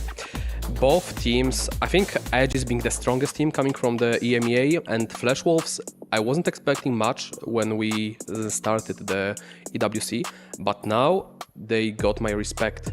The amount of the team play they have so far is absolutely amazing. So this will be quite a banger series, and if it's nothing less than 2-1, I don't accept. I think that's fair. I want to see a 2-1 as well. I think both of these teams have looked really good. Aegis, of course, has just been kind of on a tear, destroying everybody in their path. And I think that team in general has looked incredible, especially, behind Pot of Bowl and putting everything together. And outside of that, we saw the growth of Flash Wolves. We said it time and time again. They're looking great as a team. Yeah, let's dissect both of these teams then, starting off with Aegis when it comes to who we are expecting to take on what role today from this roster. Yeah, I mean, Opal on the interview was pretty humble. I think he's up there for the team MVP. He's been putting so much work from such a bad spots and making it not only like just saving like a placement or two, but even going in the top 4, which was so amazing to see. Normally, Lyres is that fast 8 type of player, where we should see him capping out the boards properly, and Opal being pretty much flex, paddable, like pretty much can play everything, but leans towards the more of a reroll, and then Gobo can play pretty much everything. So they have the skill set of the individuals that can do anything in the game. Yeah, and we heard even Opal saying that everyone had kind of filled each and every role. And, when pressed to give an MVP, he did give it to Lyres. And I think that's maybe coming from that fast 8 style and the fact that maybe he's been able to convert a lot of these Sork spots where maybe some other players wouldn't have gotten there. Yeah, and then we're looking at their games that we've seen so far. And the thing with Aegis is that, of course, the dominance has been there. We've seen the players are doing really well individually. When it comes to the teamwork, when it comes to them having the communications on their lock and key, when you are on this main stage, do we have any worries there? Not anymore. The France as a country had so many events, so many LANs. Those players are already used to. All of them participate pretty frequently, that I don't think they'll have any shaky lines anymore. Like, it could be a case for less experienced team, but it's definitely not gonna be for Aegis. Yeah, and maybe it's been the case for some of our other teams that won their groups, and then this is the first time playing on stage, and maybe that was a bit of a problem. But I agree with you, Alan. I mean, they have so much LAN experience that I would be shocked if this was at all an issue for them to come out here and play on the stage.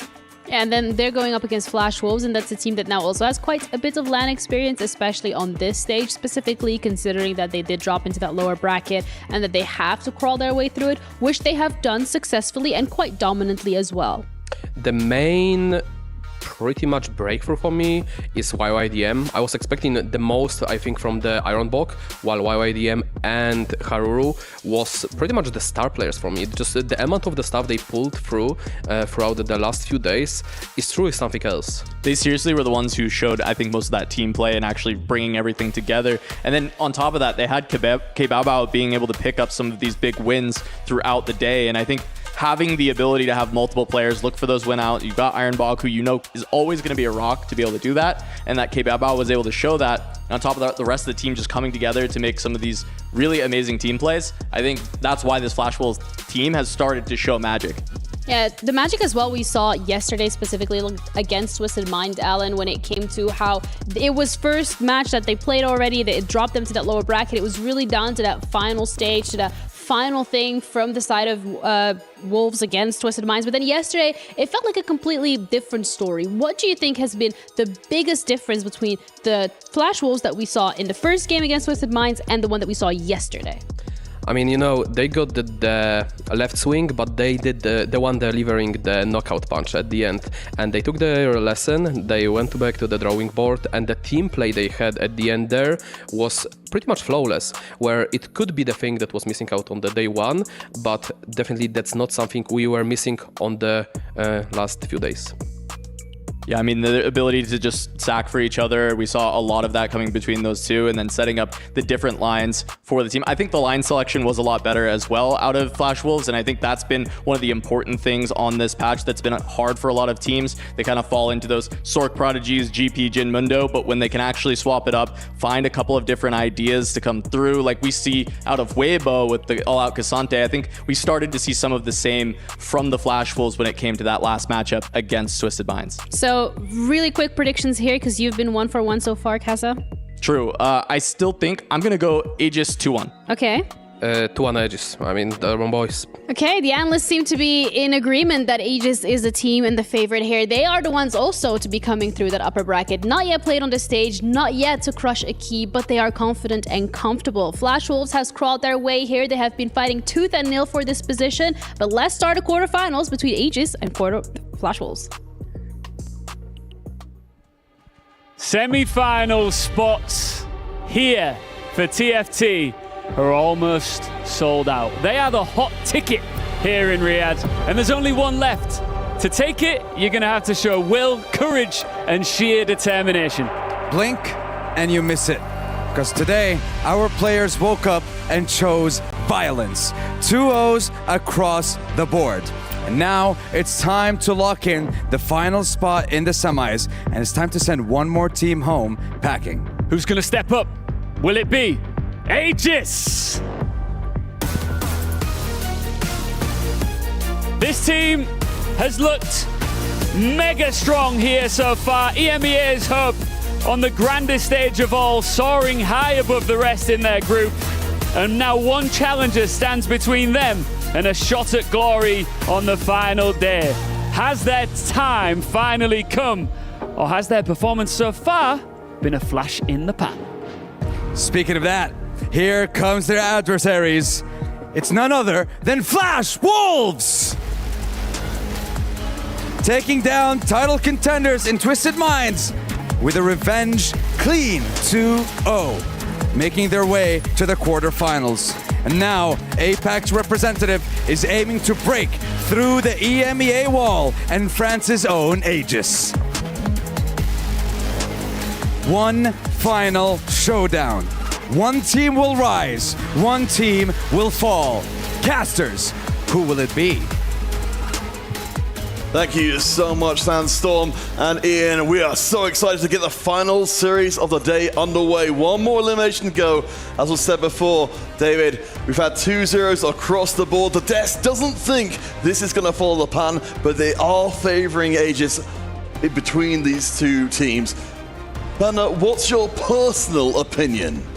Well, my personal opinion is that I am from EMEA, and I have been watching French TFT for a very long time, and they always somehow seem to pull it together. They always seem to perform at the highest of levels. And with EVOS being a team of underdogs, this is quite the opposite.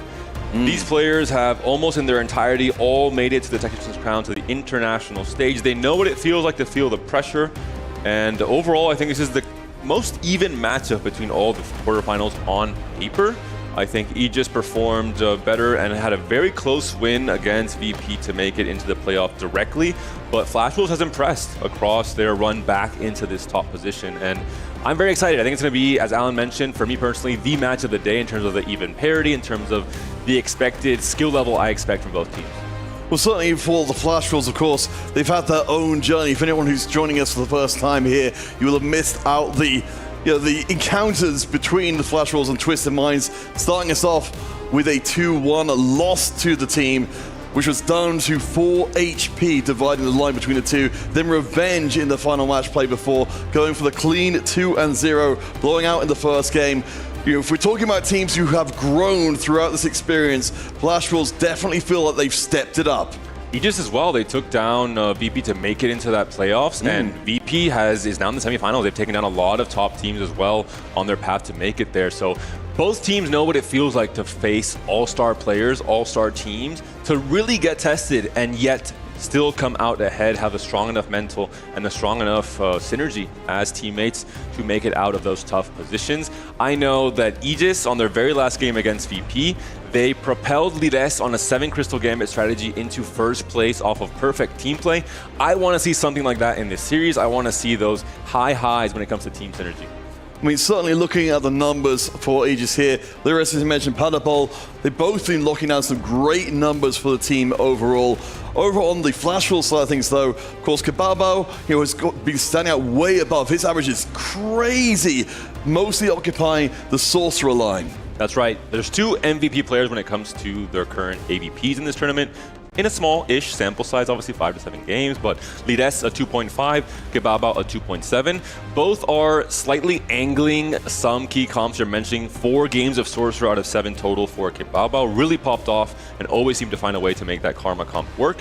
Lides, only 5 games, 2 of those games on crew reroll, and Lides in EMEA is known as a fast 8, fast 9 player, never pressing D until stage 4.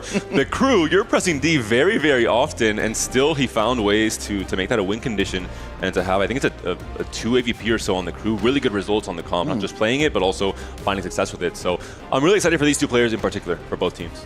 Well, so let's talk a little bit about kind of digging deep into some of the stats here. From Aegis' side of things, one thing that kind of jumped out at me looking at some of the 8th place race across the team is Aegis have got a lot of 8s on their record. Why is that?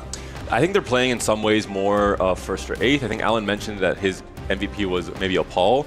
Less so because of the stats, because Opal's stats are not great to 5.4 MVP for the team, but he's been doing the dirty work. He is kind of like Aki on EVOS. He's the player who is playing a lot of rerolls. We saw from Kaisa reroll on that very first day that we saw them on broadcast, and he's holding other 2 costs from the opponent's team. So there are some games where if he is behind tempo on his own reroll line, he might give up on his own game plan and just play the griefing role, try and lower the expected AVP for all the other players, the reroll players on the opposing team.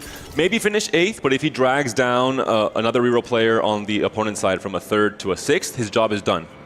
Oh, for sure. Certainly from watching French teams across time in previous 4v4 events, they have been extremely vicious in trying to really target out and delete opposing players from the game. But Component Ambles will open us up here. No more Trainer Golems, no more all Prismatics. We get ourselves a nice, sedate start to Game 1 of our final series of the day. Well, not yet, but the series could end up being 3 games. We might still see a Lulu Trainer Golem come through. The biggest difference for the Component Anvils is the fact that you get a higher chance of finding best in slot and finding it early, especially for the reroll lines. You have a chance to have a 3-item carry coming to stage 3, which is very, very powerful in terms of stabilizing and taking over the lobby, especially with something like a GP. Talking about GP, on either team, there is a player that has been playing a lot of GP, maybe just off of natural spots they're given, maybe off of just trying to force it more often. Potable, 4 games out of 5 have been on GP with a very high AVP as well. And for Flash Wolf, it is YYDM with pretty much half of his games on GP. For now, it is Haruru with a GP start in this game number 1, and Opal with a GP start in the time for Aegis here as well with Midas Touch. So a good GP power-up for just early goal generation. Yeah, of course, you can't get those stretchy arms all the time, but certainly doubling down on that gold generation can be very powerful indeed. Hopefully this will be a chance for Opal to show us what he's made of. Great components as well for this GP. Half of a bow, half of a sword, can be half of an Eon and half of a Rage Blade or a Kraken's Fury. Pretty much impossible to miss with the 2 component amples he has here as well. We'll wait until the augment, of course, to pop them and then to try and set up his spot. But all in all, looking pretty strong here for Opal. Yeah, I'm really glad to see him get the opportunity to show exactly what he's made of here. Yeah, and we'll see how things develop over the course of the series, but certainly coming in with some strong momentum. As we will see, of course, the first augment's coming in, so it's gold across the field. We'll see if anyone's going to go for anything spicy on the left-hand side of your screen. There will be keepers for Opal, which we've seen a few times from our GP players. The only downside to this is ideally you want to have a strong econ augment on 2-1 and then double combat power augments for GP. We've seen some keeper boards, even today, I think, from Solus, I believe, with Citadel Gaming, where he was hitting keepers on 2-1, didn't have enough gold to contest, and then just wasn't able to hit GP3. Crystal Gambit +1, I asked, and Potable has delivered. That is my boy. So right away, we might be seeing the attempt at exactly where they finished off to make it to this playoffs against Virtus Pro with the 7 Crystal Gambit game plan in stage 4. I mean, that's absolutely massive. Got solo leveling kicking in here from Ironbog as well. Of course, Ironbog came into this tournament with a lot of attention. As much as, of course, that's not necessarily the stats reflecting the individual player skill at all. But he has been going, and taking a lot of the lower finishes.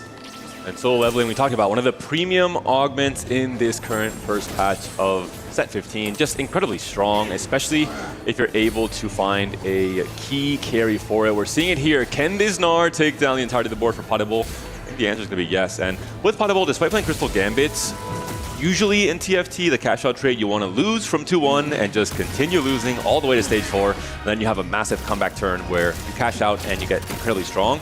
Crystal Gambit's a little bit different. You do ideally probably want to save HP the first 4 fights. If you can win every single fight in stage 2 until your double down round, that's fantastic. So Potable will try and play strongest board or strong-ish board in stage 2. Well, yeah, absolutely.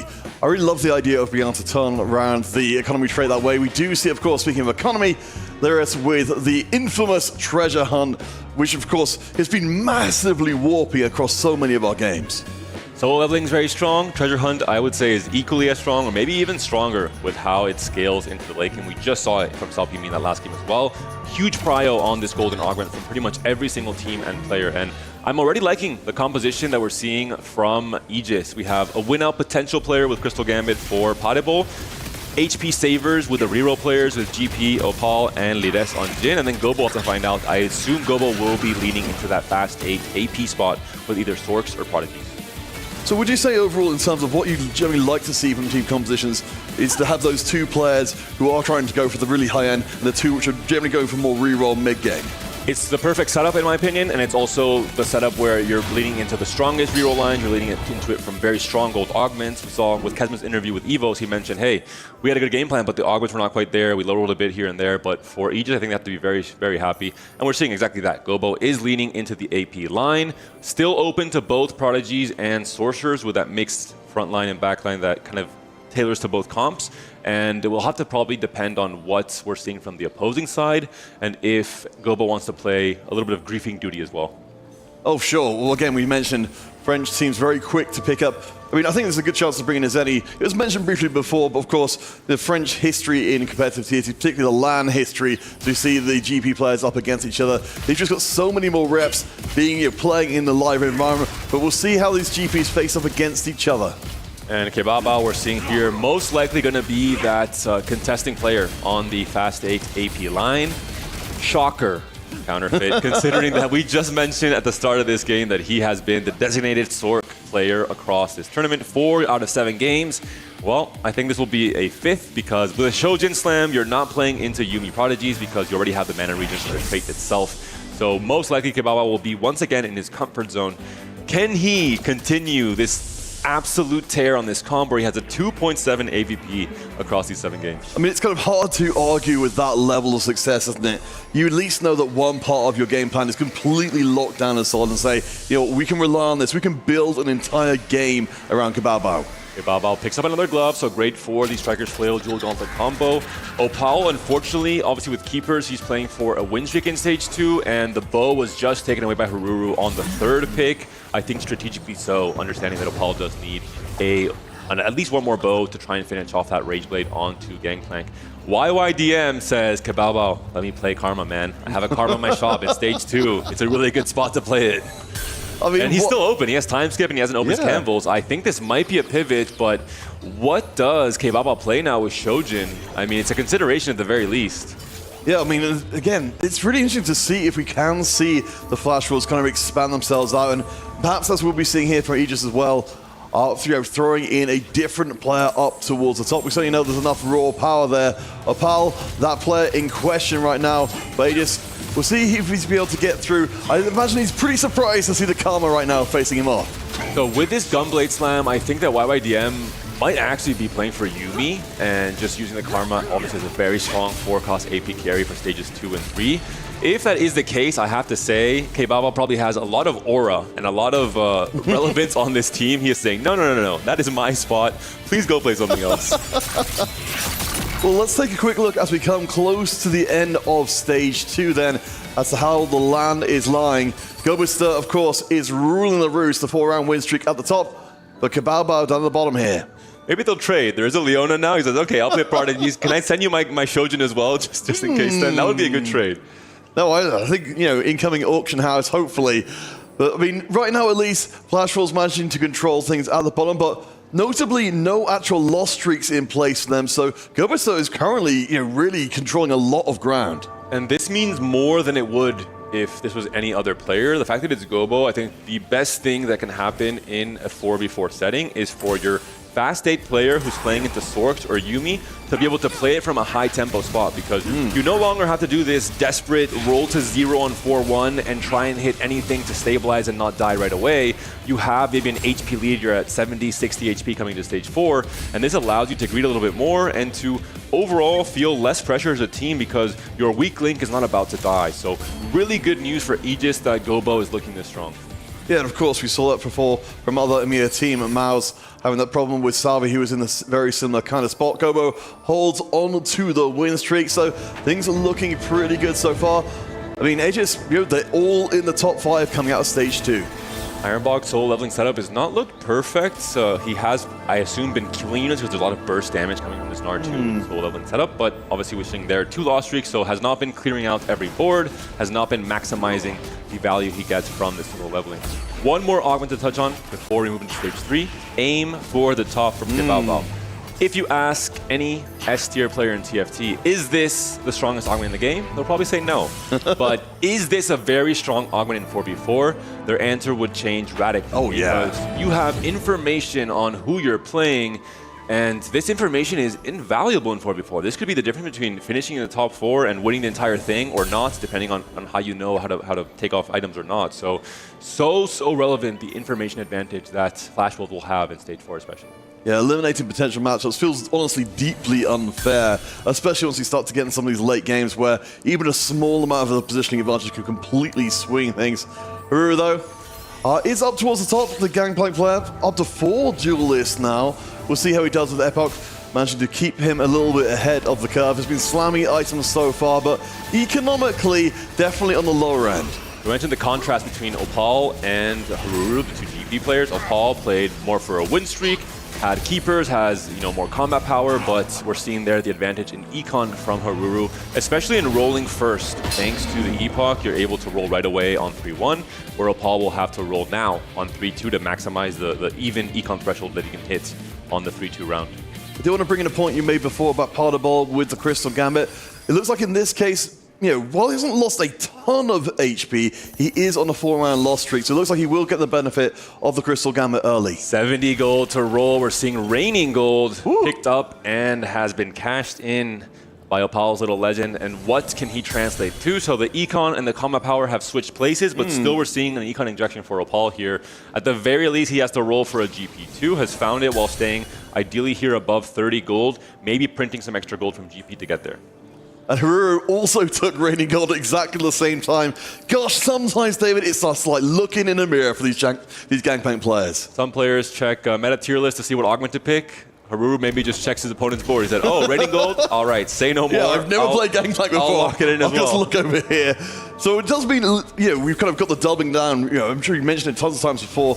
The Gangplank income and now the Raining Gold income as well. So the race to Gangplank 3 is fully on, as we would have expected in pretty much every other game we've seen me play. They will go face-to-face against each other.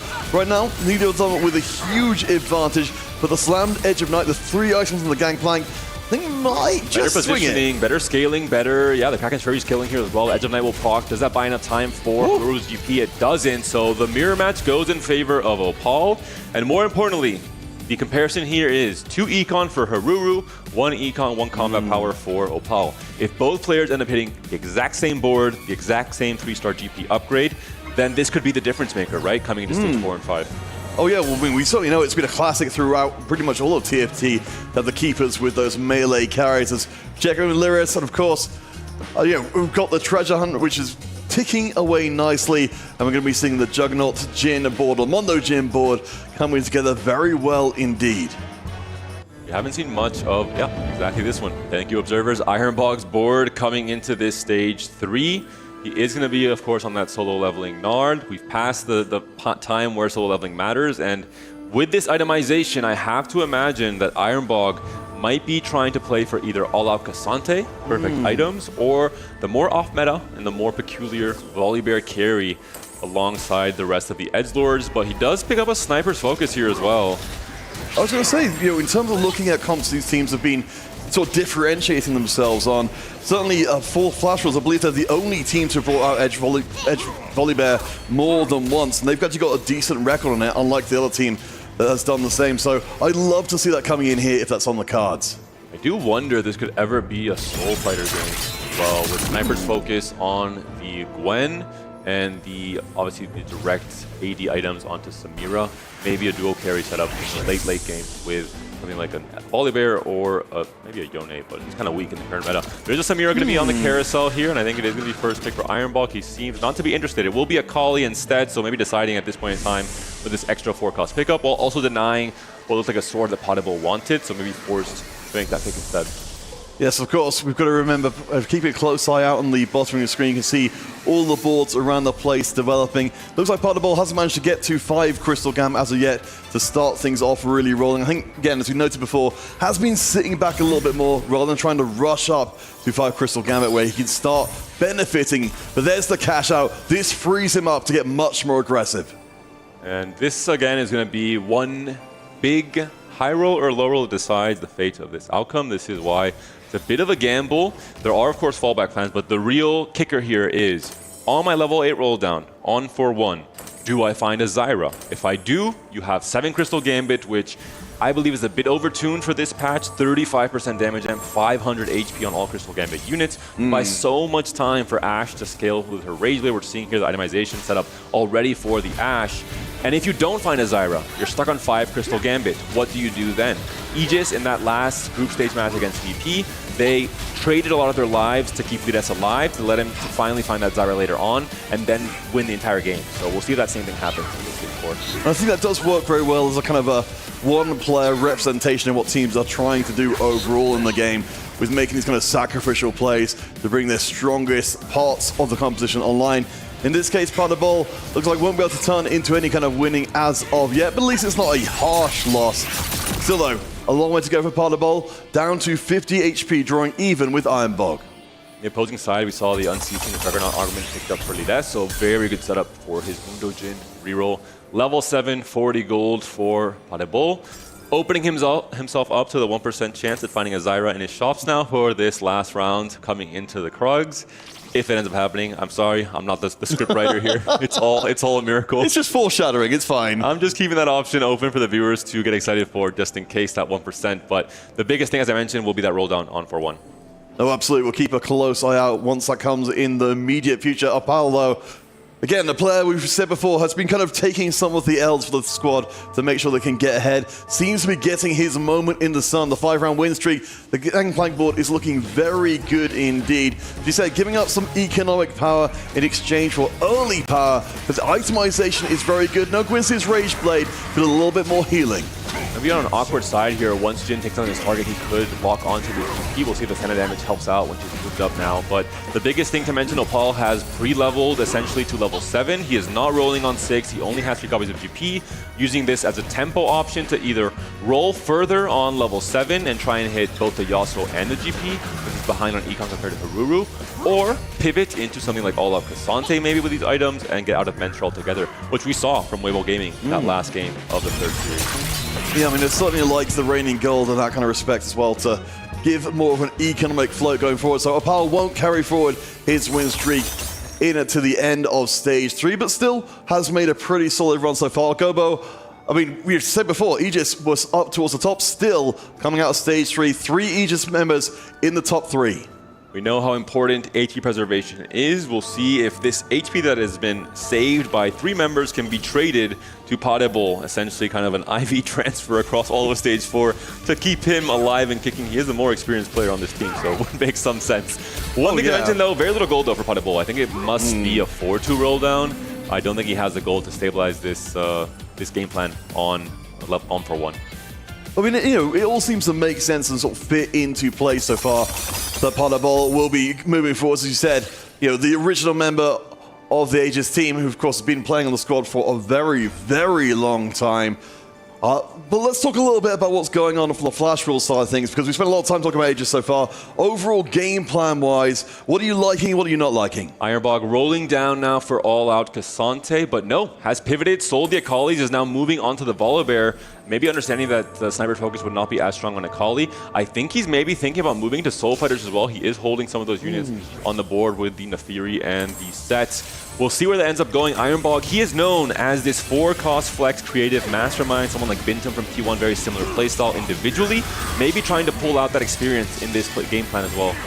Yeah, I mean, especially in the 4v4 format, just having that extra little bag of tricks you can call upon and do what the team needs, not even necessarily what's best for you at that time.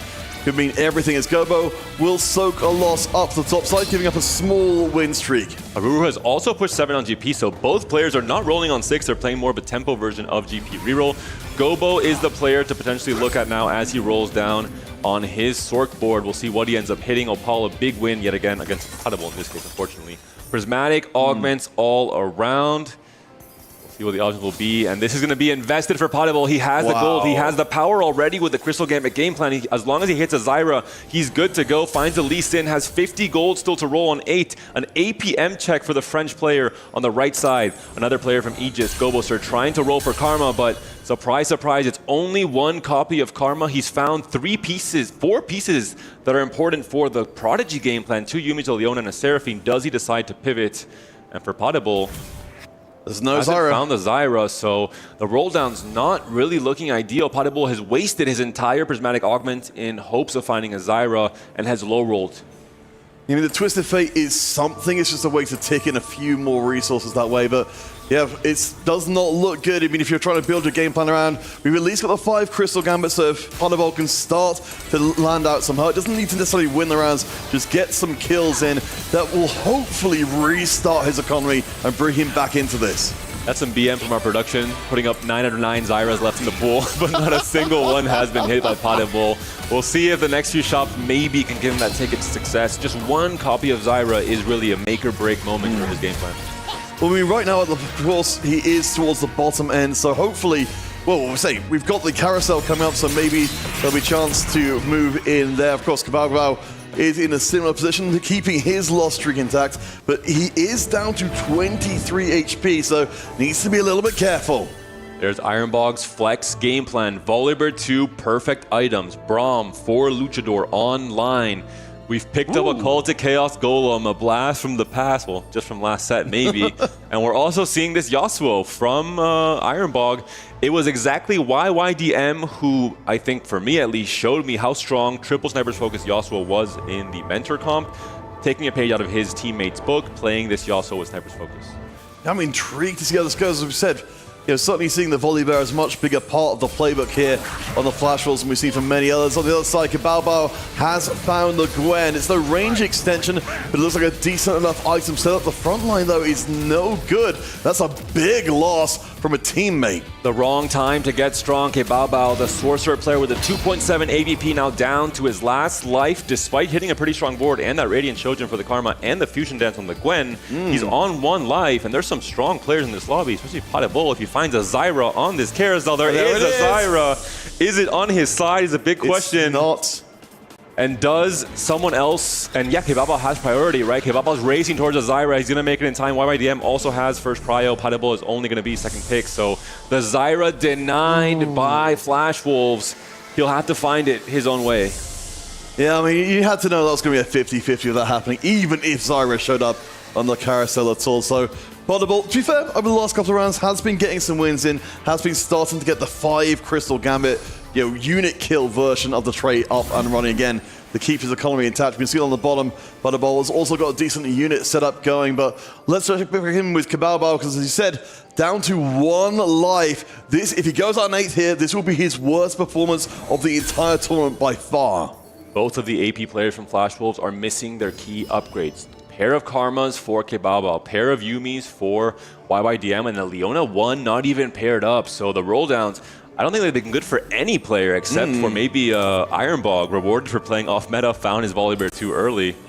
Gobo is still carrying a Lucian with a Yumi 2 on the bench, so he is now sacrificing his HP to grief the rest of the Fast 8 players, hoping his time in the spotlight comes in later in stage 5. Yeah, I'd love to see it again. The heavy griefing going on. Yeah, but Kababo is down to his last life, and oh my gosh, Paderball shows some mercy, but eliminates Kababo. He goes from being the top to the bottom. And Paderball now has 2 Crystal Gambit emblems, so he has 7 Crystal Gambit without the Zyra. I believe off of his loot cash out that he was able to get just recently. And this is the difference maker. His comp, despite not finding the Zyra, is now strong enough with 7 Crystal Gambit. The strength does not come from Zyra herself, although she's a great unit. It's more from the hitting the trade spike. Okay, Bao, the hero of Flash Wolves, down for the count in this first game. Yeah, that is absolutely wild. Of all the things I would have thought could have happened in this game, I thought we were going to be going to the very tail end and seeing Aegis having to battle Kababo at the top of the mountain. Instead, very different. And yeah, Paderball, he's got the... he's got the great setup here that hopefully can take him a lot further. Oh, no, I think it's a shadow clone. We got baited by the clone. I just realized now. It is 5 Crystal Gambit, but it was still strong enough with just the upgrades on Cassante and Jarvan and the Ashe with the Radiant Last Whisper. So I take it all back. Zyra still needed. Zyra, please come back. We're sorry. But Paderball, a very dominating win. This is what Liras did as well. He was only on 5 Crystal Gambit in stage 4 and still managed to find stability, which is, I think, one of the riskier things to do with his Crystal Gambit line. Well, yeah, I mean, absolutely. I mean, it's such a huge buffer. Even just for the HP alone, makes such a big wall for the rest of the units. But up against Gobister, who is happy enough to take the L, will fall down to approximately the same HP as Paderball. Again, Aegis, they are still maintaining a huge presence up in the top 4. And this mostly comes from Liras, who was able to find a Radiant Refractor on 4-2 into a Mundo with a D-Claw. And do you know what kind of comps most of the Fast 8 players from Flash Wolves are playing? It's AP comps. Radiant D-Claw makes Mundo 3 pretty much unkillable, especially with Unceasing as that second augment pickup for the Juggernauts in that Mundo Gen Cup. I mean, Heavyweight Emblem as well. This is a very scary setup. It's only a Mundo 2, actually. I take it back. So he's still unkillable, probably. Oh yeah, no, we've had the story told again and again, but oh my gosh, I mean, certainly this first game of the series, again, this is for a spot in the semi-finals.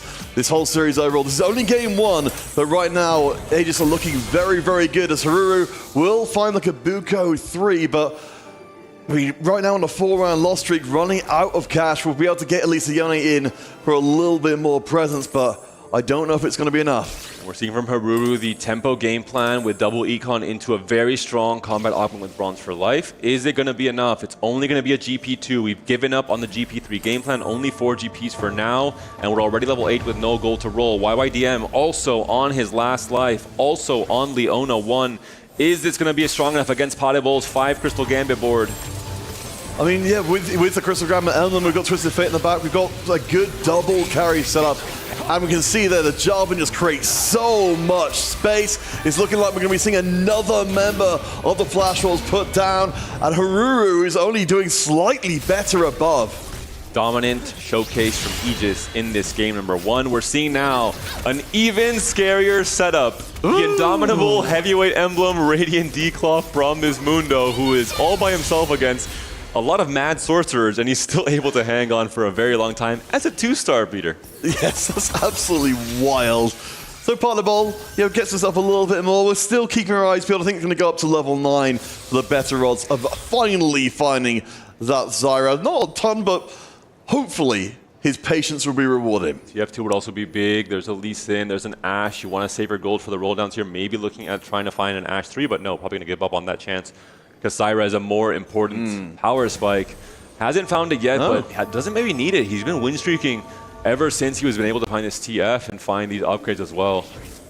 Yeah, I mean, seems to be working very well. We've even got a Strategist Emblem to make sure the front lines is a little bit beefier. Of course, Liras talked about much earlier on in the game. The rest of Aegis more than happy to create as much space as possible for Paderball to get himself fully online, but right now, for the Aegis side of things, it seems like they've kind of plotted in advance of what they actually need overall, because the whole team has been pulling together towards victory. Paderball, without even his Zyra being this strong, it makes it seem to me that he is the clear win-out player here in the lobby. We're seeing the Mundos held by Haruru Can he actually hold here? Does he need to maybe use this gold to inject into his own economy to try and save some placements, to maybe try and outplay Gobo? I mean, look at the HP totals, right? I think he has to solo Mundos because the moment someone else from Flash Wolf goes out in the bottom 4, the match is instantly over. It doesn't matter if he can deny a Mundo 3 or not. Haru has to think about his own game plan. He has to get any bit stronger now, and is still holding 3 Mundos. Yeah, I mean, the Gangplank is still set up there, the Gangplank 2, as we've got 2-star 5 costs dropping in. Oh my gosh, it doesn't seem like life is long. I mean, Ironborg at least has been able to get the big performance out of this game, but Haru, we're keeping an eye close on here because playing from the top of your screen. At least this time the Gangplank does get into the backline, some echoes of what we saw before, and will clear the board this time. But it's still very, very close towards the end. The Swain hangs on for Gobo, and that's a clap, that's a cheer, that's a little bit of drink of water, staying hydrated, because right now, Aegis has taken over this game number 1. The match is over. 3 players from Flash Wolves knocked out in the bottom 3 places. So dominant, blowout, victory. We thought there would be even parity, but in the first game, it is all done and dusted. Yeah, and for Flash Wolves, they're going to need to reset. We're going to see a mini version, hopefully, from them, what we saw from the Twisted Minds experience. They lost the first series, then came back even stronger and managed to completely crush the other way. But honestly, I'm liking everything we saw from Aegis in this game. As I said, it felt like their plots and plans were excessive for what they needed overall. You know, they didn't just win by an inch, they won by a mile. The Crystal Gambit game from Potable was absolutely fantastic. Lires and Opal holding down the HP fort with the rerolls was also pivotal in game number 3. But we'll hear more from the analyst desk as they break down this dominant game number 1 from Aegis. Performance. Aegis gets onto this main stage and they shine just as brightly as they did in that upper bracket. Yeah, they looked incredible in this one. I think, once again, we're seeing just kind of a win in line selection here with the amount of HP preservation, while on the other side, there's so much of these level 8 roll downs and getting punished by the reroll compositions. I mean, I have to glaze the Aegis. A masterfully executed game plan where Lyres, Opal, and Gobo were enabling pretty much Potable playing the Crystal Gambit. Didn't hit the Zyra, picked up, invested. On average, you should be hitting there. He didn't, and he still managed to stabilize due to the fact that the whole Flash Wolves that were trying to go fast 8, due to the fact they didn't find any stabilization during stage 2, stage 3, and they missed their roll down, which was pretty much the nail to the coffin. Yeah, and I mean, once again, it is kind of the Prodigy plus Sorks roll down by one team on level 8. This is the 3rd time today that we've seen this fail miserably, and I think more and more I'm liking this less and less and hoping that teams will stay away from that line specifically if they can avoid it. Sometimes that's just the spot and you have to do it, but I think the game plan of being a little bit more aggressive on the rerolling and avoiding too many level 8 players has been very important in these quarterfinals. I mean, just the case of not having a proper opener from the Flash Wolves. Sometimes you are forced into the spot, as you mentioned, and yeah, you have to just pull all your eggs to one basket, and yeah, it's just sometimes it doesn't work out. Yeah, and unfortunately for Evos, this is that. Fortunately for Flash Wolves, Evos already home. This is the game that they do drop. And the thing is that we've seen from Flash Wolves, specifically Kaza, is when they went up against Twisted Minds, it didn't go their way. They learned a lot from that series, and they were really good at bouncing back from that loss and being able to really control this lower bracket that they were coming through. That's my expectation from them as well for the next match. But when it comes to how they've played this time and the match coming up, what adaptability and changes are you looking forward to? Well, I mean, I think, you know, if it's not just they were forced 100% into that Prodigy spot, I'd like to see a little bit better line selection. However, what I think was a bright spot for them has been this Volibear. It's very uncontested. They've had a very good average placement with it, and they're the only team that's really playing it. So I think having some strategies like that in their back pocket is still good. The question is could that just be all-out Cassante like we see from Weibo? And with the items, yes. However, Cassante is a much more contested unit. I'm just hoping that we continue to see the good line selection that we saw from Flash Wolves yesterday, and that might be able to turn things around. The big downside of the AD flex, as it is either Cassante or the Volibear, it requires pretty much free combat arguments, where if you angle towards the Battle Academia, Prodigy, or you go towards the Sork, you can just do it on the back of the Econ arguments, and still you're gonna be stable once you hit, which is not the case necessarily for the AD, where we've seen also Ashe being as a flex carry for those comps in this game, even though Padeball didn't hit. It was essentially flex AD just on the back on the Ashe 2. Yeah, it worked out for Potable. I think that was the big thing. You know, you mentioned he missed the Zyra, but with all that gold, he was actually able to find a phenomenal front line to stabilize around the Ashe carry, and that still was able to do enough, especially because, as we mentioned, Flash Wolves just missed all these rolldowns. I mean, there's really nothing more to say about that for the Flash Wolves side of things. They could not get anything together, and it is still a testament to the amount of pressure that is put onto them by the rerolls and by the setups that were happening from Aegis. They made it so there's no time, there's no room for error. If you miss the rolldown, the game is over. Yeah, but then from the Flash Wolves as well, after this loss, which, as you mentioned, it was just a little bit when it came to that rolldown, we're expecting them to reset here mentally. We're expecting them to be able to come back into this match too and equalize the playing field. We've heard a lot of players go like, oh, it is, you know, when we're looking at this, it's a best of 3. The sample size may be a little bit smaller, but Flash Wolves, this is their only chance. I mean, I just hope we're gonna see the Flash Wolves, as we've seen yesterday, 2 days ago, keeping their mind to their strategy. We've seen greedy Flash Wolves. Greedy Flash Wolves was working for them. We've seen the greedy Flash Wolves again, but this time they missed. And it's just a matter if they're gonna try to deviate from the strategy. And if you do not stick to your strategy, if you do something you didn't test, you didn't practice, it might be even worse. So just going again with what you know might be the best strategy for them. Yeah, I think I do agree with Alan. I think the greedy strategies have been getting punished today, right? We saw it with Citadel. They were also playing a lot more around level 8 and they were dominating with it, but coming up against T1, they kind of got obliterated going for that same strategy due to missing and it being too much HP. But Flash Wolves, if that was what was working for them, it is sometimes better to just stick to your guns, hope that you're going to hit, and then from there, you should be able to take the win. After this first performance here, do we still think it's going to be a 2-1? I think so. I think Flash Wolves are still a very strong team. I think they have the capacity to bounce back. If they do stick to their guns, hey, they low rolled a little bit this time. Maybe they'll high roll in the next game and they'll get there. But I think overall, Aegis is still looking like the better team. I'm very much sticking to Aegis winning the series. I do think Flash Wolves is capable of taking a game. I mean, I'll just keep it short. Sometimes you gotta hit. And the last game, they didn't. So to average out, next game, they should. Well, that does mean that this next game is pretty much do or die for both of these teams. Specifically, however, for Flash Wolves, because they are 1 game down. This is the best of 3 with their key on the line. They've proven so worthy when it comes to their run in this lower bracket, but they need to be able to replicate that success here against Aegis if they want to stay in the competition. And that's going to come up after the break.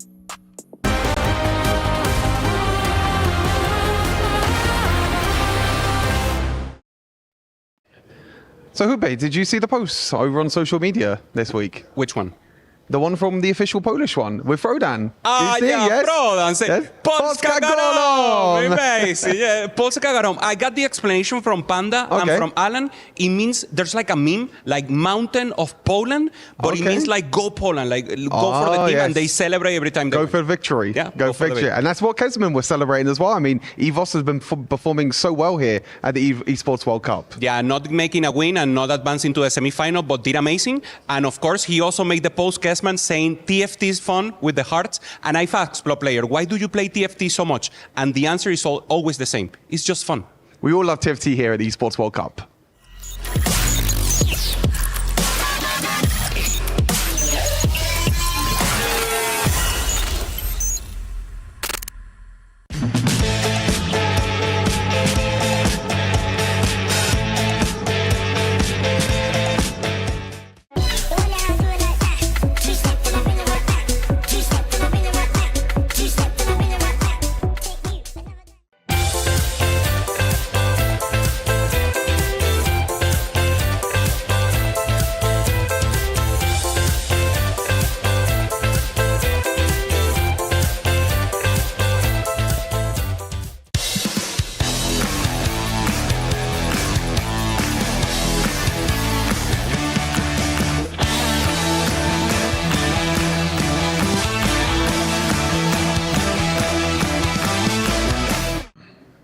Citadel is out in semifinals. They did amazing. Yes. And there's also a tweet showing that. Do you saw it? Yeah, I saw it from Solus saying that we'll get him next year. I think this shows the confidence that they have for next year to see if they can come back and try and win the whole thing. Yeah, I want to see it happen. They improve so much, zero ego, and that's exactly what you want to see in 4v4. In 4v4, and especially in TFT, you have to have two things. The first thing is talent.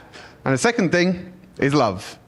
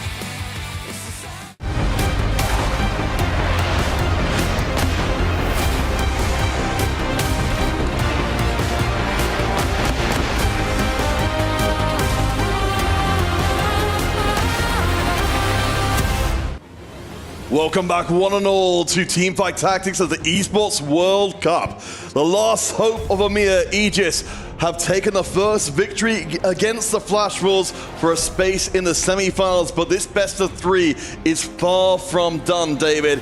We've still potentially got 2 games to go. I'm a little bit worried because there seems to be a curse that has been brewing across the day. The quarterfinal curse, the 2-0 stomps. Every single series today has ended with a 2-0 win. Yesterday, the opposite. All of the decider matches in the group stage went to 3 series, except for one, the Flash Wolves sweep of Twisted Minds in series number 3. I'm a little bit worried for Flash Wolves. They're the ones that now have to fight back. They're the ones that now have to try and have a comeback game 2 and maybe change some of their game plans. Kebaba, we saw it there. I think he's been high-rolling a little bit in terms of his sort game plans. Now finally falters, and we see how that ends up being a domino effect for the rest of the team. When the player that you expect to go first goes 8th, how do you recover? On the flip side, I want to see more of what we saw from Ironbog in that game 1. Creative TFT, off-meta 4-cost roll-down with Volibear as a carry, which he was the most stable player for Flash Wolves in that stage 4.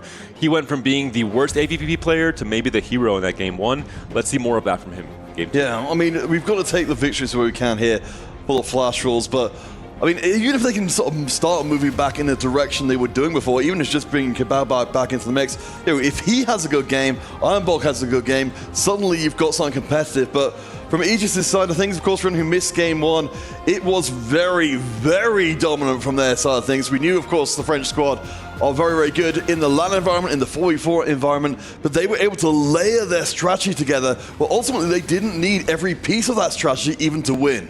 And what a strategy it was from Potable in particular. Crystal, Gambit. I am surprised that more teams have not found a way to make this work in 4v4. Of course, it's risky. HP matters so much more. But a cash-out trait in TFT is synonymous with high skill and high reward. We've seen pretty much every single one of these traits been broken in the past with Underground, with Heartsteel, with Chemtech. Always so strong in the right hands. in this tournament, we haven't really seen it much from most of the teams. In some cases, we think, okay, it relies on a high roll, on finding a Zyra on stage 8, on stage 4, on level 8. Is that worth the risk? But even this game from Fireball, 5 Crystal Gambit, he still managed to stabilize and was the pillar for stage 4 for Aegis. Yeah, absolutely. Of course, having 3 teammates around you to cushion that is absolutely going to make that go easier.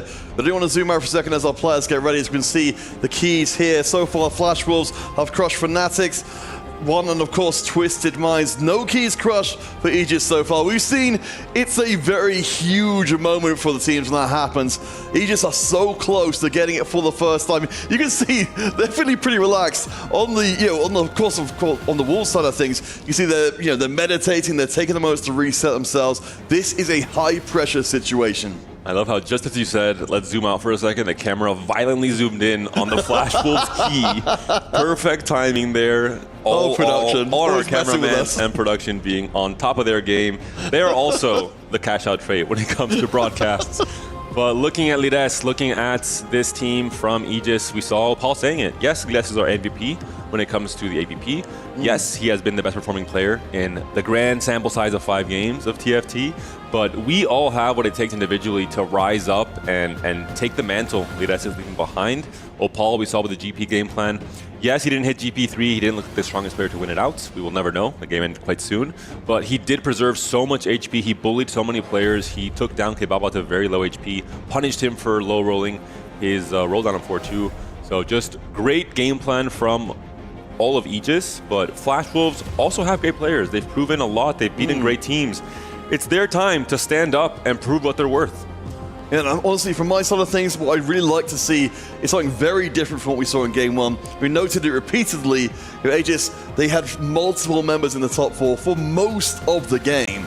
They just gave themselves such an incredible position to operate from long term. We've seen games like that flip around where maybe there's not enough, to be shared up at the top, but in terms of strategic options, I think, from the Aegis side of things, they're a team that can take advantage of having enough space to do what they want to do rather than being pressed back by the Wolves. And the difference maker there, I think, was Gobo. When you're looking at someone like Lides' spot on the Jhin reroll, looking at Opal's spot, it is understandable that if they have marginally good hits, they're able to stabilize stage 3. Potable is the X-Factor player. He can go 8th, he can go 1st. We'll find out in stage 5 usually. But Gobo is the fast stage AP player who usually, like Kebaba, is coming into stage 4 on very few lives and about to die. Gobo came into stage 4 very healthy off of a high tempo AP start with a 5 win streak in stage 2. And this is exactly what allowed Kebaba to go 8th and Gobo to end up being the one knocking out that 3rd Flash Wolves player with that Swain barely surviving. Well, say you're on the Flash Wolves side of things here, and we see Aegis trying to go for the same kind of play again. What do you feel like is the right reaction to that kind of play to actually overcome it rather than getting run over? Sometimes there isn't one. Sometimes it's just TFT because you have set roles. If everyone on Flash Wolf decides to roll on stage 3 and play for a reroll and stabilize, great, you'll preserve HP, but then who's winning the game? No one. You're sacrificing your endgame cap for immediate power. So the difference sometimes is variance, either in augments, either in early upgrades in stage 2, where Gobo is able to coast to a 5 win streak without necessarily rolling on stage 2. He's still playing for fast 8, and Kebaba is not able to do so. And it's also the min-max, the positioning in stage 2 and 3, the fights where you're barely able to win by 1 unit and then preserve more HP that way, the min-max in terms of maybe making a worse tempo slam for the late game, but something that preserves HP early. So TFT in this setting, with how good all of these players are and how evenly matched their skill levels are, it's the small things. I mean, of course, we'll be keeping a close eye once we do get into Game 2 on what options are there for the Flash Wolves. Looks like our players are getting slowly ready to jump into things. Remember, of course, this is the last game of the day. Let's get it going. So Prismatic 3rd Augment. So we're pretty free and easy for most of this game to hopefully see the Flash Wolves turn things around.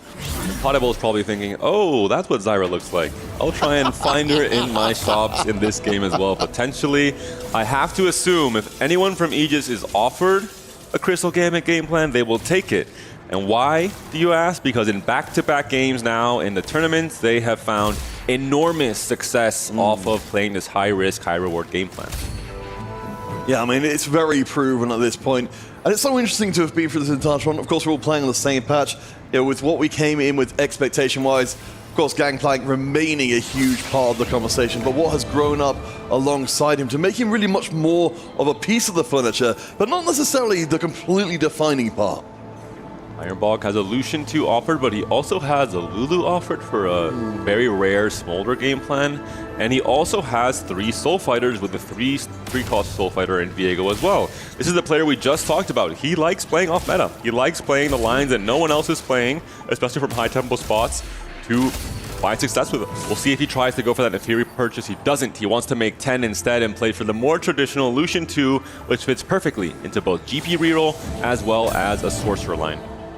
Yeah, it looks like we've got a pretty solid setup here for Ironbog. So we know how powerful Lucian can be, especially itemized early on to punch through and make sure everything stays nice and toasty. Of course, we're looking across the rest of the field. We're seeing if any other spicy picks have come in. Of course, the crew was part of the conversation before. We'll see if Apal does end up with enough of them to tempt him that way. Many teams were able to find great success with the crew. Many teams tried and then failed and went 8th or 7th, bleeding out with the crew. We'll see, because Opal has Lires on his team. He has maybe the master of the crew as a comp with insane results. Maybe he knows something that other players do not. Gold augment to start things off on 2-1 for all of our players. Yeah, we'll see if anyone's going to be tempted to try and push themselves into committing one way or the other. Certainly Apal. Got certainly some options which are pushing towards. I'll say. There we go. I just said solo leveling the second last throw because it's like, all right, well, I guess we know where we're going. This is a big deal, and I assume it will be the pickup for Opal, despite not having maybe the best unit for it just now. Gobo's gone for solo leveling himself. And that's because on the 2 other sides, you have item augments, which you need usually an upgraded unit to really make best use of, as well as combat power augments with Crown's Will. It will be the Crown's Will in the end for Opal here. Solo leveling and just overall econ augments are so strong because you really, in this set, need econ to make your comps work, to have enough gold to reroll with, to have enough gold to make it to fast 8 with cleanly. Okay, Bao. Maybe he'll have a chance to move off of the Sork line and into an AD reroll line instead.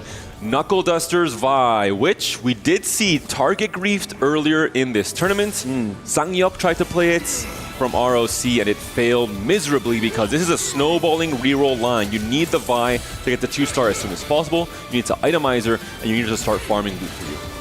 Yeah, I think I was really surprised when I first read it as well, with the drop rate being, I believe, 50% on each kill she makes. So if you talk about swinging, if you can get that off to the races, then you can just go absolutely crazy. I can certainly see why a team would focus on trying to make sure that doesn't happen.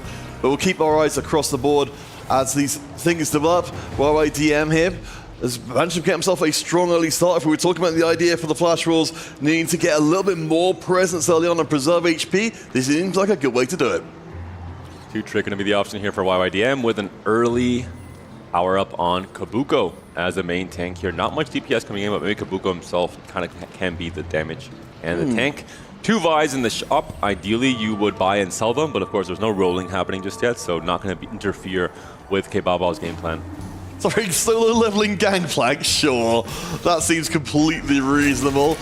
So something we did see before, of course, admittedly in this case we don't have a double solo leveling team, but of course incentivizing teams to play a little bit stronger to stop the solo leveling player from just running over the early boards. And this is the strongest option for solo leveling for reasons that should be obvious, but just in case our viewers need the help. Gangplank, if he gets all the kills, he's not just getting the XP from the augment, but also getting the gold.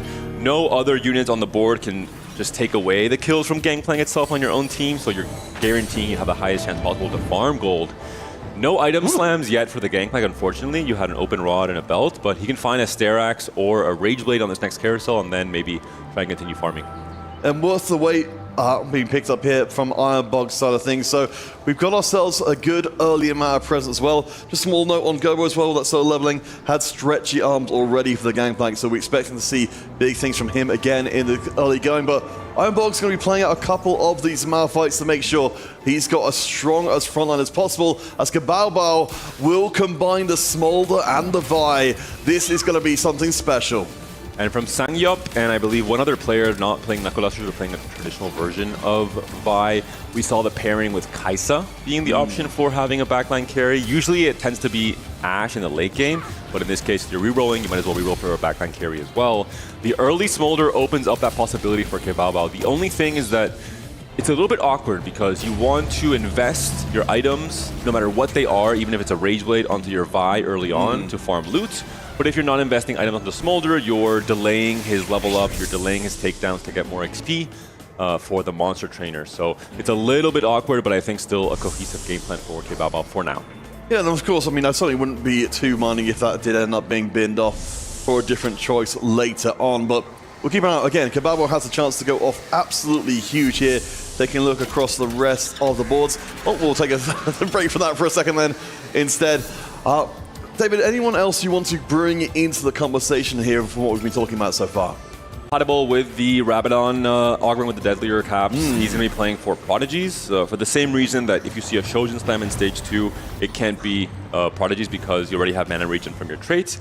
The same reason you don't want to play Rabadon into Sorcerers because they already get a lot of AP from the trait itself. They want crit and they want mana regen with Shojin. So guaranteed most likely to be either a reroll line, which is very unlikely, not many strong AP reroll lines in the meta right now outside of Katarina. Most likely will be a Prodigy line from Potable. So switching the script from Crystal Gambit into a more consistent level 8 comp. Well, certainly he'll get the chance to scale up as the game goes forward.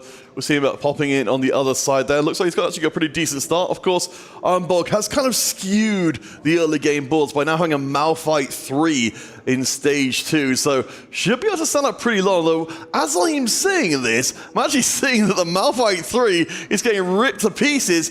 I think it's going to be very tight on the tail end, but that Rabadon is getting stacks. That is a massive hit from the Syndra. Just from seeing that fight play out, I already know what power-up Potable has. It is going to be a Rising Chaos on that Syndra, rising her damage numbers up and up in a longer fight, which is what Malphite offers you, of course, with the stall power on that main tank. Good spot for Ironbog, though. No longer going to be the creative 4-cost player on stage 4. Instead, he is forced to play the crew, and he has one of those conditional augments that enables the comp to do so well. We've seen Build-A-Bud Sivir be the instant 3-star crew member to allow you to get the extra XP from each of your roles. Now we have the little bit more work being put into it, but the 3-star Malphite now found in stage 2 with Worth the Wait, allowing you to get a huge econ lead with the crew and giving you a much better chance of, 1, preserving tempo by leveling to 6 a little bit earlier, while also having a chance to find that 3-star Sivir and then get your free rolls every turn. It's kind of wild to be in a situation where, yes, otherwise you'd have to invest in Prismatic to get to this point. But yeah, I'm really excited to see what Ironbog will show us in this game. We can see, he's even playing the extra Malphites out on the board. I think against anyone apart from Potable, he's in an otherwise insurmountable position. This Malphite saying, don't talk to me or my breakdancing rock son ever again. As we see them both enter the arena here. It is likely that until you get a stronger board, you might just be playing 2 Malphites, a Malphite 3 and a Malphite 2 on this board. Malphite just a very tanky rock, actually, very cohesive to his lore in terms of buying time for Sivir and its early Ziggs to deal a whole lot of damage. Opal, as we kind of expected, with the Crown's Will and without many upgrades, going to be on a 5 loss streak. He will likely be that fast 8 AP player for Aegis, and he's going to have a hard time trying to stabilize. Well, if we're looking for contrast from Game 1, it was one that was defined by Aegis occupying the top 4, top 3 spots for a huge amount of it. If you want to see something different, the Flash Rolls have actually made it happen. They are doing much, much better on the AP front, or the HP front rather. Hopefully they'll pick up some AP as well along the way, but they've kept themselves up and pretty economically afloat while keeping their HP strong. A lot of it comes down to augments. We talked about it. Sometimes you just high roll, you low roll your variant in stage 2 in terms of your upgrade, in terms of your augments that you found. This is a very strong spot for Ironbog. It can become a win-out spot if things go right.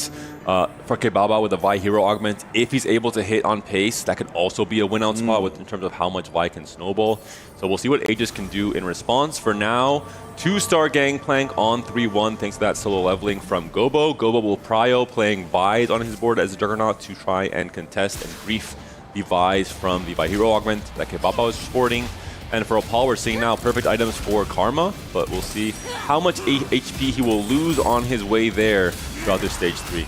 I was wondering what was going to be happening with the Gangplank itemization, but as you can see, it's very good indeed. Won't be able to survive and pick up the last bit of gold, but I think Gobo's are ready to abandon that very good loss streak. Here, actually, killing a lot of units. Yeah. Pretty good for Opal. So yes, he loses this fight against Gobo, but he's able to, at the very least, preserve some HP.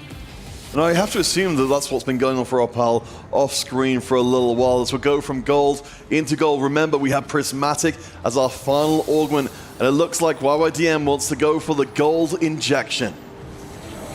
He will be the GP player most likely, carrying the Kaisa for now, but I assume the moment he finds a GP2, this Kaisa will be sold and the GP will be itemized simply because he just wants to farm gold with this GP while also trying to contest Gobo on this 2-cost reroll game plan.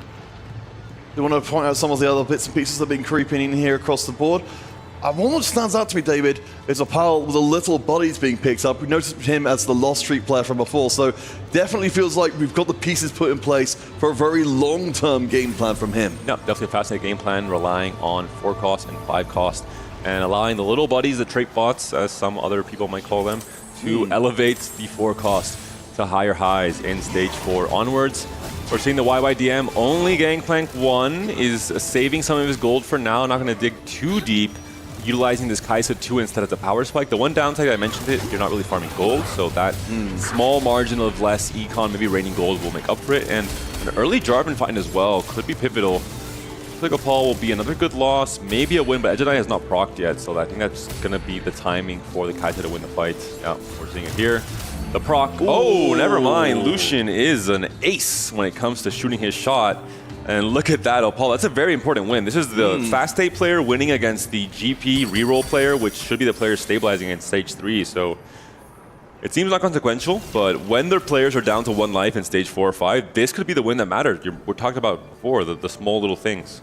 Oh yeah, for sure. I mean, it's certainly disappointing in the sense of losing out on the lost streak money, but a little bit of extra HP, you're absolutely right, could go a long way. Kabao does get the upgrade for the Knuckle Dusters via, again, a 50% drop loot rate if she gets the kills in. Gonna have that Smolder as backup as well. The backup dancers to make sure that both of them are hitting on tempo. We'll see. Kabao so far hasn't really managed to get off roaring to the races, but perhaps this upgrade will change things. As fun as this augment looks as a caster, it's just too much debate with the Pandora's Bench. I do not agree with the addition in set 15. It should be on the left-hand side. That'll make life a lot easier. Should be maybe in the middle, just to make players have to. Some players like having their upgrade units on the right or on the left. The middle would really throw a wrench in everyone's game. I mean, if you want to go fully thematic, just change it every single round. Oh, that's a little bit too much APM to ask from our TFT players, but it is going to be a win here from the Smolder. Oh, it's going to be a kill on Smolder, but yeah, a win against YYDM. One more thing to make note of, Potable is win streaking, and he is the Prodigy Fast 8 player. We just talked about that in Game 1. Gobo was the Sork player, the Fast 8 player. He entered Stage 4 with a lot of HP. This is a big advantage for Potable. So, and not just that, he has a scaling augment with the deadlier caps on this Syndra Rising Chaos. So this is really good news for Potable as one of these all-star players for Aegis, really carrying a big load. I think it might have been you who specifically pointed out in the previous days that, of course, the death cap, which is gaining in power, can be transferred across to other units. So you're building out your long-term potential as well. You want to take a moment to recognize Lyris as well in the bottom left there, also picking up the Vice as part of his setup there. I mean, this is again exactly to the French style. They will find a player and they will absolutely obliterate their champion pool. And I'm a huge lover of this Knuckle Duster augment. It's done a lot for me on my ladder climb in set 15. I just think it's fun and it's just really, really good if you end up snowballing that buy. In 4v4, I understand why some players have been, not picking it. I think if you don't snowball, it becomes a disaster. And Sangyup, especially yesterday, we saw how the opponent's team was able to starve him of buys and he just was never able to get his game plan together. Well, I mean, we kind of put that together with Gangplank, for instance, of being, Gangplank 2 sufficient for purpose. In this case, the Vi 2 really not going to compare remotely at all. Look, Kabao was sitting there quite happy as a pal will, of course, be heating himself towards the bottom. Remember that little buddies, the long-term potential of Aegis will be locked in for the time being. Lyris, of course, not exactly on very much more HP than a pal is, but with a more present danger to the rest of the board. And they're probably comparing Vi to, this is evil from Riot Games. Potable, our Crystal Gambit player, now finds a 1% Zyra on 7 when he doesn't have the chance to play for 7 Crystal Gambit, and it is just looking at him straight in the eyes. It does not fit on the Prodigy board at all, I would assume. Maybe for now he can fit it in, but I think the synergies are too good here. it is just comical to see it offered here for Volleyball. Going back to the comparison, Vi and GP, when you're holding GP is to grief. Most boards can't fit GP outside of some round in stage 3, so you just have dead gold that you're holding on your bench. Whereas Vi, as a frontline tank, you can fit onto many different boards, so it's much easier to grief her while also getting value from her on your board. I do want to take a moment again to acknowledge our wonderful production for telling us how many Zyras 9 out of 9. And Volleyball will not make that number change at all, it looks like. I was sure he was going to buy it and sell it just out of annoyance. But, I mean, to be fair, Thunderball doesn't exactly have a whole lot to be annoyed about right now. He's on a 7-round win streak. You mentioned the Rising Chaos. We've got the Rabadon stacking as well. Everything seems to be going great for him right now. Even though he's the only Aegis member in the top 4, in fact, the top 5, this part of the game plan is going well. We do need to see, the development of late game potential for the rest. No. Mortdog, please. A second Zyra in back-to-back shops for the player who just was not able to find a single Zyra last game. Looking for 7 Crystal Gambit, a 0.6% chance to find it back-to-back. I don't even want to calculate there. We're casters, of course. We cannot do math live on air, but that is absolutely insane to see here for Potable. Wonderful. Honestly, I would see it the other way around. I feel like it's a tribute act from the game to say, you know what, you did a great job with that Zyra last time round. She's just coming by to say hello and say, you're doing a great job so far, Potable. So let's kind of take in some of the pieces again. So Potable doing great right now. He buys it. A third 5 cut. This one actually favors his comp. He finds a Seraphine on level 7. 3 1% chances. And this one, the third, is the good one finally. Seraphine is found. Now, yeah, well, I mean, it means 5 Prodigy is immediately reachable. And considering we've got immediately the Rabadon's already stacked up, and that's going to be extra healing coming through again. Thank you very much for production for letting us know just how unlikely this whole thing was. They do the maths for us. But, all right, Pandaball, this is a moment. You're in the quarterfinals. You really want to get to the semis. You get the gift from the game. You've just got to keep making it work. Do you have enough frontline? That's the big question. The backline looks pristine, the traits look pristine, but do you have enough frontline with just this Nico holding onto double stoveplane? You finally add the belt now as well. If he can continue this win streak, and if he can make it to where he finally rolls on level 8, finds a Yuumi, finds a Leona, finds the upgrades, he is in a spot to become the win-out player. And he also picked up Spirit Link, a kind of dead augment now, very little value. He has 95 HP, but an augment that scales him into the late game to maybe make Yuumi a win-out comp. So insane spot from Potable here. I mean, I think that's, exemplifies it perfectly. If you can afford to take, if you're in such a good position, you can afford to take an ornament that's not relevant right now, then you'll do it. But Prismatic Finale is here. For the Flash Rules, they really need to find a way to bring themselves back into the conversation pretty harshly. Call to Chaos, I believe it was XP for Opal. He was hoping for Sniper's Focus, obviously, with a potential Gwen high roll. Instead, he goes straight to 9. He is now holding Seraphines, maybe because he knows that Potable only needs 1 Seraphine, kind of a trait bot now in the Prodigy line, and trying to hold the high roll Seraphines from the opposing Yuumi player. But a Gwen has been found. No karmas. We have skipped level 8, we've gone to 9, we're playing around 5 cost instead with Braum being added to the board as well. Lucian, thank you for your service, but I think this will be the end of his road. Items probably swapped to Gwen for now. And both players looking very scary here from Aegis, although Potable has only found a single Yuumi, no Leonas, still sitting on 30 gold. If I don't miss my guess, I always struggle with these particular ones. I believe that's Tomb Raider? I believe so, but this is a very little picked augment. So. I think so. It's an augment that you can only pick when you're very high up in the HP totals, which Potable is. And this is why he's not rolling. He knows he has no combat power from his third augment. He has no combat power kind of from his second augment from Spirit Link, or very little at least. He is playing for the true Giga win-out. He is not playing for the fast state stabilization. He is allowing some of these players to get knocked out, and then he will have a bigger power spike with more gold, either on 4-5 or on 5-1. So just for clarity on the Tomb Raider there, we'll get a completed item and then another one every time from a choice from the players as they get eliminated. So, I mean, in terms of long-term future, we can kind of ignore Potable for a while because pretty much, he's locked in for this game and we really should be turning our eyes to the rest of the field. Ironbug, of course, has been quietly accumulating the crew ever since that worth await Malphite. We've got Sivir backfield as well, close to Shen 3. And it looks like, wait, are we actually going to be going for a Malphite 4 here? The one thing to consider here, Potable fantastic, but look at the rest of the HP totals. 3 players from Aegis in the bottom, 3 right now. YYDM on his signature call to chaos into Sniper's Focus for the second time in this tournament. He is now making a statement. I'm here to win this game. I'm here to be the win-out player for Flash Wolves, the win-out player they need to bounce back in this series to make it a Game 3. Incredibly strong combination we're seeing here from the Gangplank. Doesn't have to even move, doesn't need Edge of Night, full damage potential. And when you say win-out player, David, we've got to recognize that winning out player doesn't necessarily even mean going first in the lobby. It means, cutting through the rest of Aegis, pushing them into the bottom 3 and saying, even Partabol, if you are strong enough to deal with me, it doesn't matter. Oh, I think he's going first.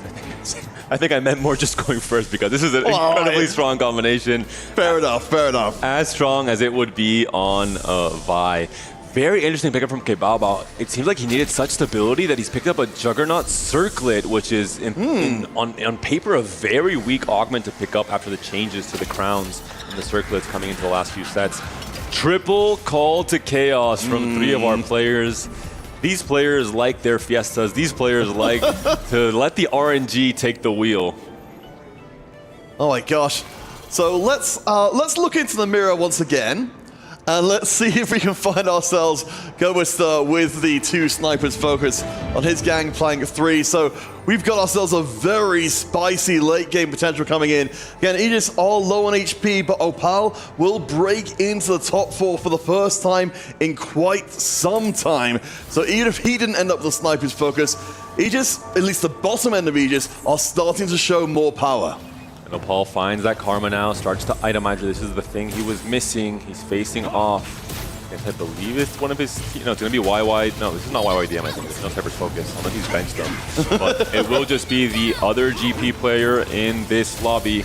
And it should be a clean win. It looks like here the GP has been targeted.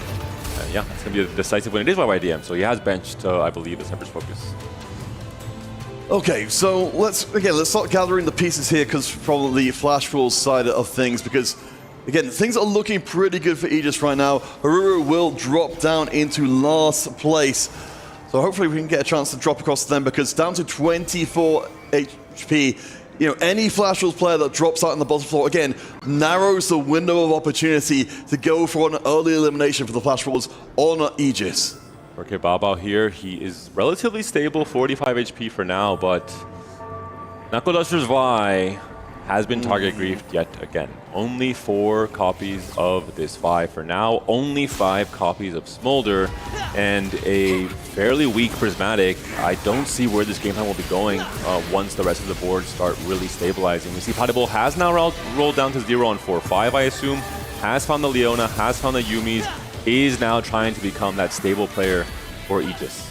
I suppose, what we're seeing a little bit of there from Kebaba, because I think, again, recognizing that he's not going to be able to hit the Vi 3, has built for tankiness as well. As we've got a little glimpse that maybe if the Vi can access the back line, those are the kind of units she can punch through. She's not spec'd to really bust through the tanks.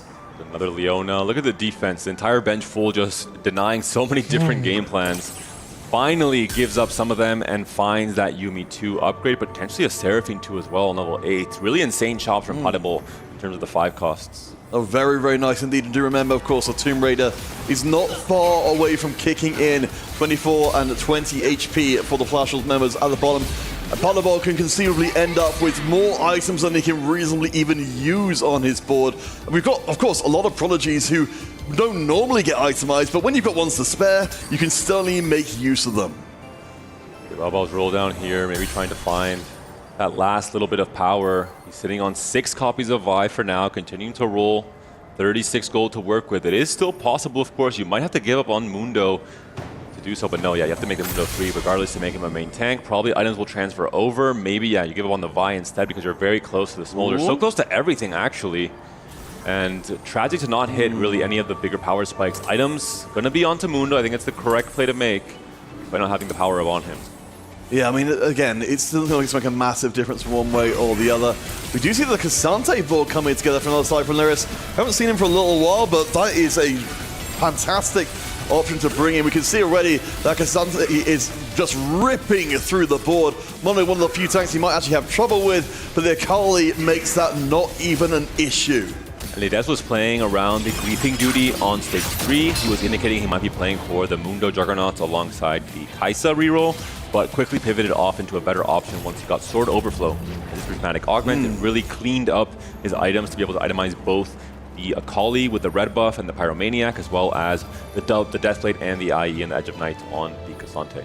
Well, what we can see on the left and right hand side of the screens, and just about to shout out as well, is, if the game plan for the Flash Wolves was to try and push Aegis out early, that is not happening right now. They've got multiple members of very low HP, and Aegis have managed to have the members escape from the bottom 4. Now they've got, I believe, 2, maybe even more in the top 4, and we might even be seeing an elimination this round. Compare the Sork spots. Opal with the level 9 off of the Call to Chaos XP, just looking so much stronger than the Sork emblem on the Rise. It makes Rise strong and a big part of the comp, yes, but I think it's just not strong enough as a cap.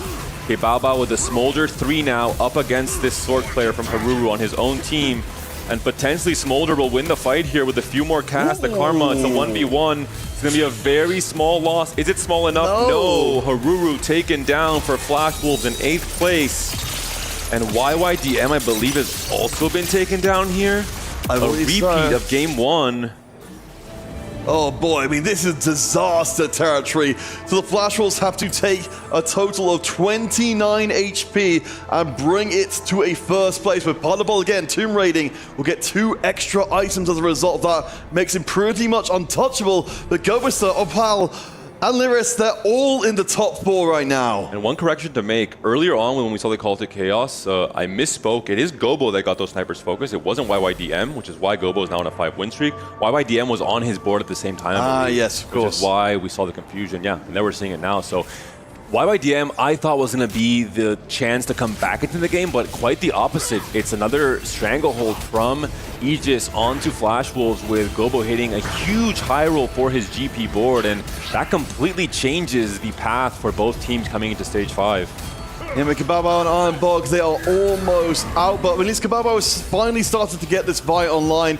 Unfortunately, it's going to take a chunk out of Ironbog, and that knocks them out. The game's over then and there. It's another team kill to another series end, and that's going to be it. Aegis, the last hope of Amir, are going to the semi-finals. Weibo Gaming will be waiting for them, but it will be another 2-0 in a day of domination. Disappointing finish from Flash Wolves. Disappointing teamwork at the end there. Bao grinding for his upgrades all game long. He finally hits them. Matchmaking not going his way. Back-to-back teammates that he eliminates single-handedly. I don't think they even had the HP to trade though regardless. So all in all, just a terrible ending result for Flash Wolves there, unfortunately, despite their comeback yesterday, despite their great play across the entirety of the tournament. He just seemed too strong, and the curse continues. 2-0 sweeps throughout the entirety of today's quarterfinals. I mean, let's not talk about curses, but talk about the victory of Aegis here. They've never crushed a key before. They're going to get the chance to now, but honestly, David, as Amir's final hope in the competition, if we had any expectation of them getting to the finals at all, they did need to crush through the competition here in the quarters. And honestly, from where I'm standing, that's exactly what they did. A few high rolls we have to say from Aegis in terms of the sniper's focus, in terms of potable shops going into stage 4, but very clean play from the Fast 8 AP player. We're going to hear more of an in-depth breakdown from our analyst desk as they talk about this 2-0 sweep from Aegis against Flash Wolves.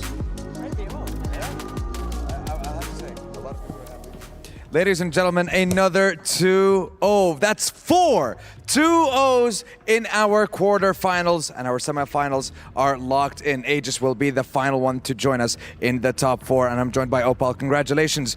What's your secret? This is your 3rd clean 2-0 here at the tournament.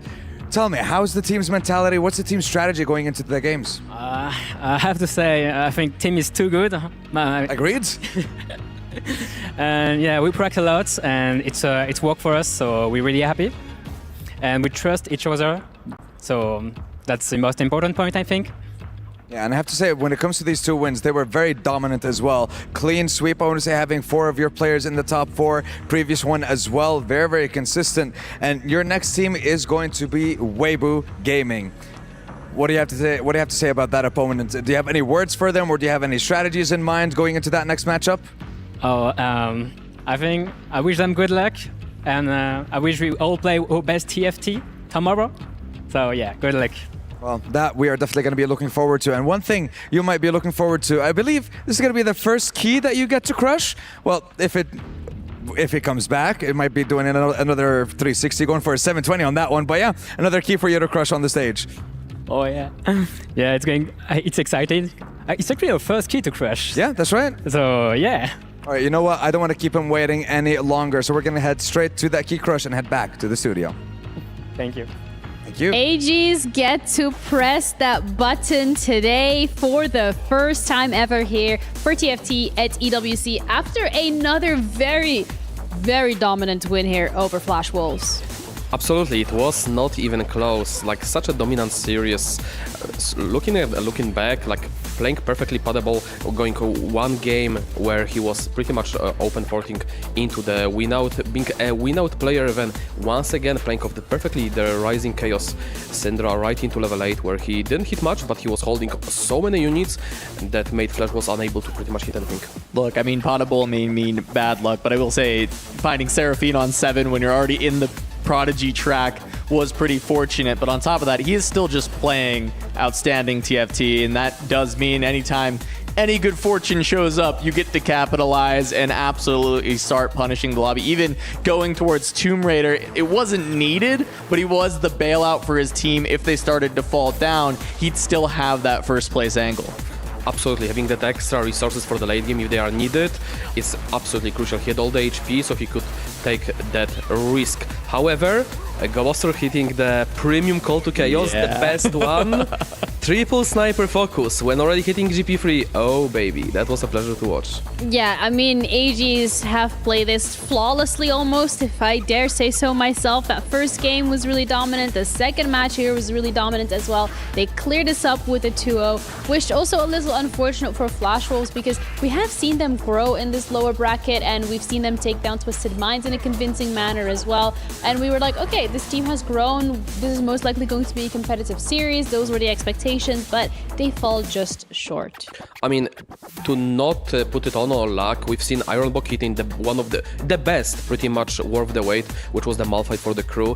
We've seen Bao hitting the early Smolder together with the Viagument, but there was such a big defense on both of the units that like he just couldn't hit on tempo to stabilize, which ended up just being disastrous. I mean, I think it's one of the big things to look at. As we talked about how some of these reroll lines have been able to punish the players who are looking to fast 8, but in this game, Opal going towards fast 8, fast 9 even, because the Call to Chaos was favorable, and Potable also looking for that fast 8, while they're griefing the reroll lines that this time are being played on the other side. So we flipped the strategies, and yet once again, Aegis come out on top. Yeah, and that's really good from Aegis as well. I think it just further solidifies the position that this is one of the teams to beat in the tournament. They are able to go toe-on-toe, neck-on-neck with some of the strongest and most dominant teams that we had from the expectations in this tournament, because Aegis was like in the middle of the pack, underdogs even when we started the tournament when it came to our predictions. I mean, depends for who. Like, of course not for EMEA. Obviously, but to glaze farther even the boys, we've seen the variety of the playstyle from all of their players. We've seen rerolls, we've seen fast 9 from Opal, who usually just played the reroll, the griefing strategy for the other team. Now he was playing pretty much fast 9 of the back of the Call to Chaos, so it's very important not to have only one player designated to a certain position, but like everybody being able to do everything, because sometimes an opportunity will present, and just because you have a player designated to something, then you'll miss it.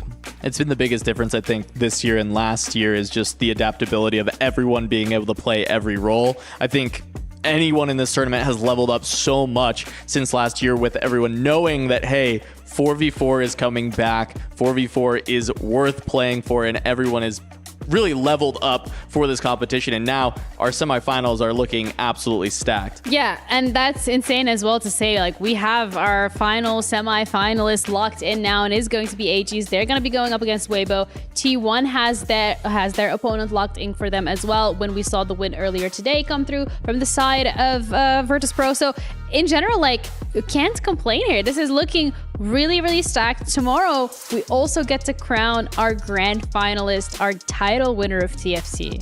Absolutely, the whole day was pretty much so dominant from either of the teams. I believe we have only 2-0 sweeps today. Yes. So nicely done, and curious how it will turn out tomorrow when we have such a powerhouses in the semifinals. Yeah, and Aegis also finally gets to crush that first ski because they were coming through unscathed in that upper bracket, and they, alongside Weibo, are the only two teams who actually have not lost anything yet. Yeah, I mean, that's big, right? Just continuing to fight your way through. They stayed on the winner side of their groups, and now they're still winning even more. When you saying that, you sound surprised. That should come Absolutely natural. Like, I mean, if we're being completely fair, it has been a tournament of the underdogs, and a lot of our predictions may not have necessarily gone the way that we thought they would go. So whenever my analysts are like, oh yeah, it's gonna be 2, I'm like, I'm gonna hold my horses. You know, I don't want to get too excited. I mean, the only breakout is pretty much Virtus Pro. Rest were either favorites or strong contenders, which pretty much checked out. So yeah, hats off for the Virtus Pro. The only other one for me is just how good Weibo was, because that group was very scary, right? Vitality and T1. So the fact that Weibo kind of just screamed through there and have made it all the way to the semis without much problem, I think that was a little bit surprising, but it's not shocking. So that Falcons, team is definitely good. Falcons out is not surprising. Vitality out is not surprising. No, those are surprising. Twisted Minds out is not surprising. I would say those would be surprising if we didn't see the performance from Weibo and being absolutely dominant. Like, it wasn't just like, oh, close series, oh, they almost didn't close it, they barely made it. This was absolutely stomped. They're insane. What we've seen so far on the cast. And we also have the Kitty at top place of the day, because it has been quite a quick one, actually, when it comes to the games and how they've been played out. And we're going to start things off with our first play being from, T1. Bintum, yeah, T1 Bintum. Looking at this is when they had the Zyra early on in this game. Bintum with, this was the big cash out into the 5 costs. Yeah, this is finding the invested, getting that bailout and being able to win from there. Yeah, that was the Braum aura farming. And the aura farming. Yep. Attempted Yone free, but didn't find enough copies. And then it's followed up by the Jhin item holder with some GP finding his way to the back lane. Yeah, this looks like it's Serene not being able to hold on to the win. That was on the Trainer Golem game in the Wolves set, which, I mean, always the Trainer Golem is going to lead to a lot of different issues for teams, trying to find how you can actually use that correctly. And even sometimes we are seeing you can just ignore it to go Gangplank because you know it'll be less contested in the lobbies with the goals. Oh, the top play was actually from Mundo, properly throwing chairs left and right here. Mundo won. All right, and this one is going to be that Ashe that was picked up, and that's going into yet another Gangplank, having an Echo on board as well. This is YGDF being able to actually get a lot of value there, but end of the day, it is just going to be that Gangplank 3. It was the 5 Crystal Gambit, I believe, Ashe, which couldn't find quite the stabilization, but he made it actually work with just 5 Crystal Gambit with Emblem. And now we have, I believe, from Serene, the Zork classic board facing against YYGF, some brother slaughtery. Yep, there's just the Crystal Gambit popping off in the end, being able to get that done. Now we have Gobo with those snipers focus that we just saw, being able to take so much value. And once again, we saw these rerolls from the Flash Wolves just not panning out. Neither the crew nor the Smolder can actually get there at the end of the day. Yeah, just beautiful played across those few days from all of the teams. Yeah, and with that as well, it's a nice wrap in terms of what we've seen so far in the tournament when it comes to the teams performing. We've seen them grow as well, I think, not just when it comes to the way that they've been playing the game and the meta reads and how they're approaching things, because we have seen things develop and evolve right in front of our eyes, but it's also been really nice to see these players evolve individually as personalities when it comes to the interviews, when it comes to the reaction cams, when it comes to jumping out of the chairs and hugging each other. I love Opal taking the lead on a lot of these interviews. He's been given some pretty solid interviews. Always giving props to the team, always a bit too humble, as you were saying earlier, right? Because he's been playing some exceptional TFT. Wow, couldn't spit that one out. It's been such a long day. No, exceptional it's been TFT such a good day over the course of the week. It's just been such a good day that like English has just become a little bit difficult. Gone. We're just like it's in a different universe at this point. But we also have our MVP of today. I mean, every single one of these games have been good. But are there individuals that we are looking at that we think, oh, this is who we're going to give it to? And it's already been given away. But I still would like to hear your guys' opinion. I mean, it's not a surprise that Weibo is scoring that one. LBTZ on his final game today, being able to pivot from GP into Cassante all-out win-out, which allowed to secure them 2-0 clean series instead of going 1-1 against EVOS today. Yeah, I mean, I think that play alone probably locks this down for him, but I think Potable would have been the other person I might have looked at to potentially get player of the day. I think, going from the full loss streak to immediately the full win streak and playing both of them beautifully, completely different styles. I think it was really nice to watch, and that would have been the other player I might have looked at. It's just the pivot, and it was like pure TFT, being able to secure out where normal, like 90% of the players in this spot would probably not find the win con. I completely agree, yeah. And with that, our Sony daily MVP is LBTZ, for those of you who didn't fully recognize it while we were playing some of these highlights. But it's been a really, really good performance from every single one of the teams here today that were able to get a win under their belt, and every single one of these players too, because it's not just down to one single player doing really well here, and something that we've noticed time and time again. It is about the teamwork, it is about the adaptability, it is about the communication and individual skill. I mean, in the teams we've got left, it's been some of the teams that are having the best team plays, and then also you get these big singular performances like LPTC there, like Potable in the final matchup, and like with the T1 series. I mean, just throughout the entire tournament, Crazy Moving, SCSC have been having those big pop-ups, but this time it was actually Dunizuni that ended up finding a huge win for them during the set. Absolutely. And what's left on the table is if the teams have some hidden techs, hidden strategies left over for the finals, for the semi-finals, because obviously they're gonna be studying VODs, they're gonna be going over their games. Some of the teams were flawless, but they will watch of other teams.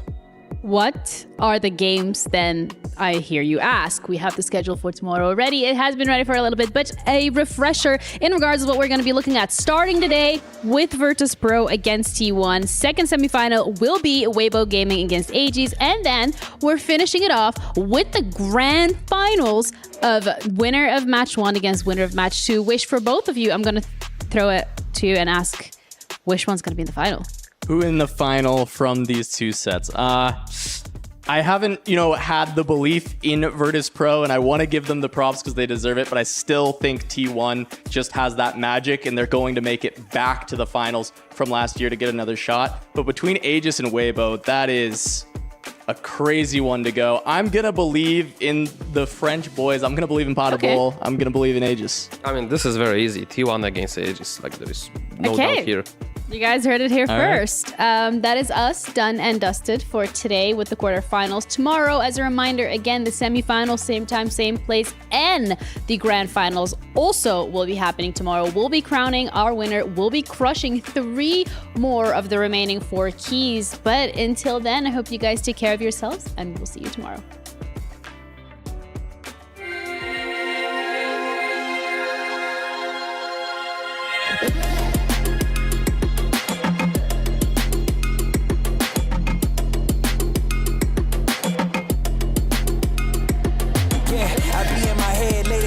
Contemplating all of my goals. Look, will I fold or will I chase them? I got adversity, 2 options. I can handle it purposefully or I can let it murder me. But sign up for war, point out the target, show me the giants. Hold your applause, just getting started, sending the lions. Ambition ain't for the weak, I see it before I speak. Ready and willing, is you ready for me? With or without your end, you try to make me say, no, there's nothing you can say, 'cause I'm finding a way. Without my sins, you try to make me say, no, there's nothing you can say, but I'll find a way.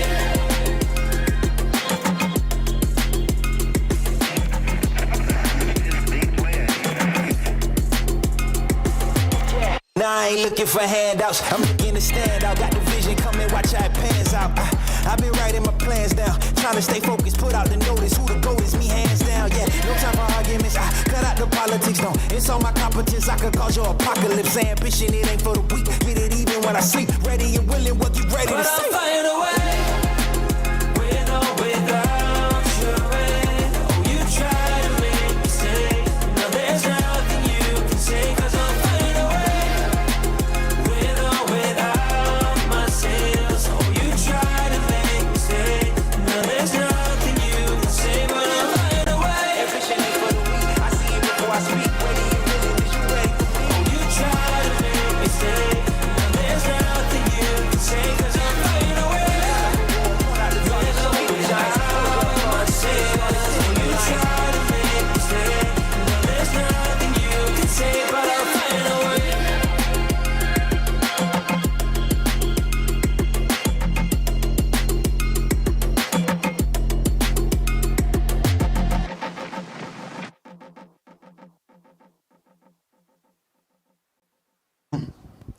Hey guys, it's the Gentle Giants, Puckett and Jin, and we're here with Flash Wolves. Now, unfortunately, after game 2, you guys have been eliminated from the tournament.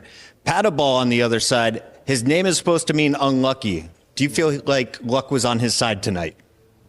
就非常可惜你们这边止步于前8，然后就想问，就对面有一位选手，他的名字叫做 Paddleball， 就是法语的意思就是运气差。然后你觉得这次他们运气怎么样呢？我觉得他们整体的团队表现就是表现得很好，所以就是他们也没有什么运不运气的问题，就是他们就是整体的表现比我们好。I feel like the other team, they have definitely performed very, very well in terms of team coordination and just overall. So I say that whether luck is on their side or not, it didn't really matter. They simply just outperformed us. That's a very humble answer. For yourself, going out top 8, you make some nice money. Are you happy with your experience here in Riyadh? 那这次你们也成功的晋级到了前8之后呢，虽然被淘汰，但是这次你觉得就是这次的成绩和你们的排位，就是是否就是达到了你们的预期呢？我觉得每个人来到这里都是想拼冠军的，那8强的话就是有点遗憾吧。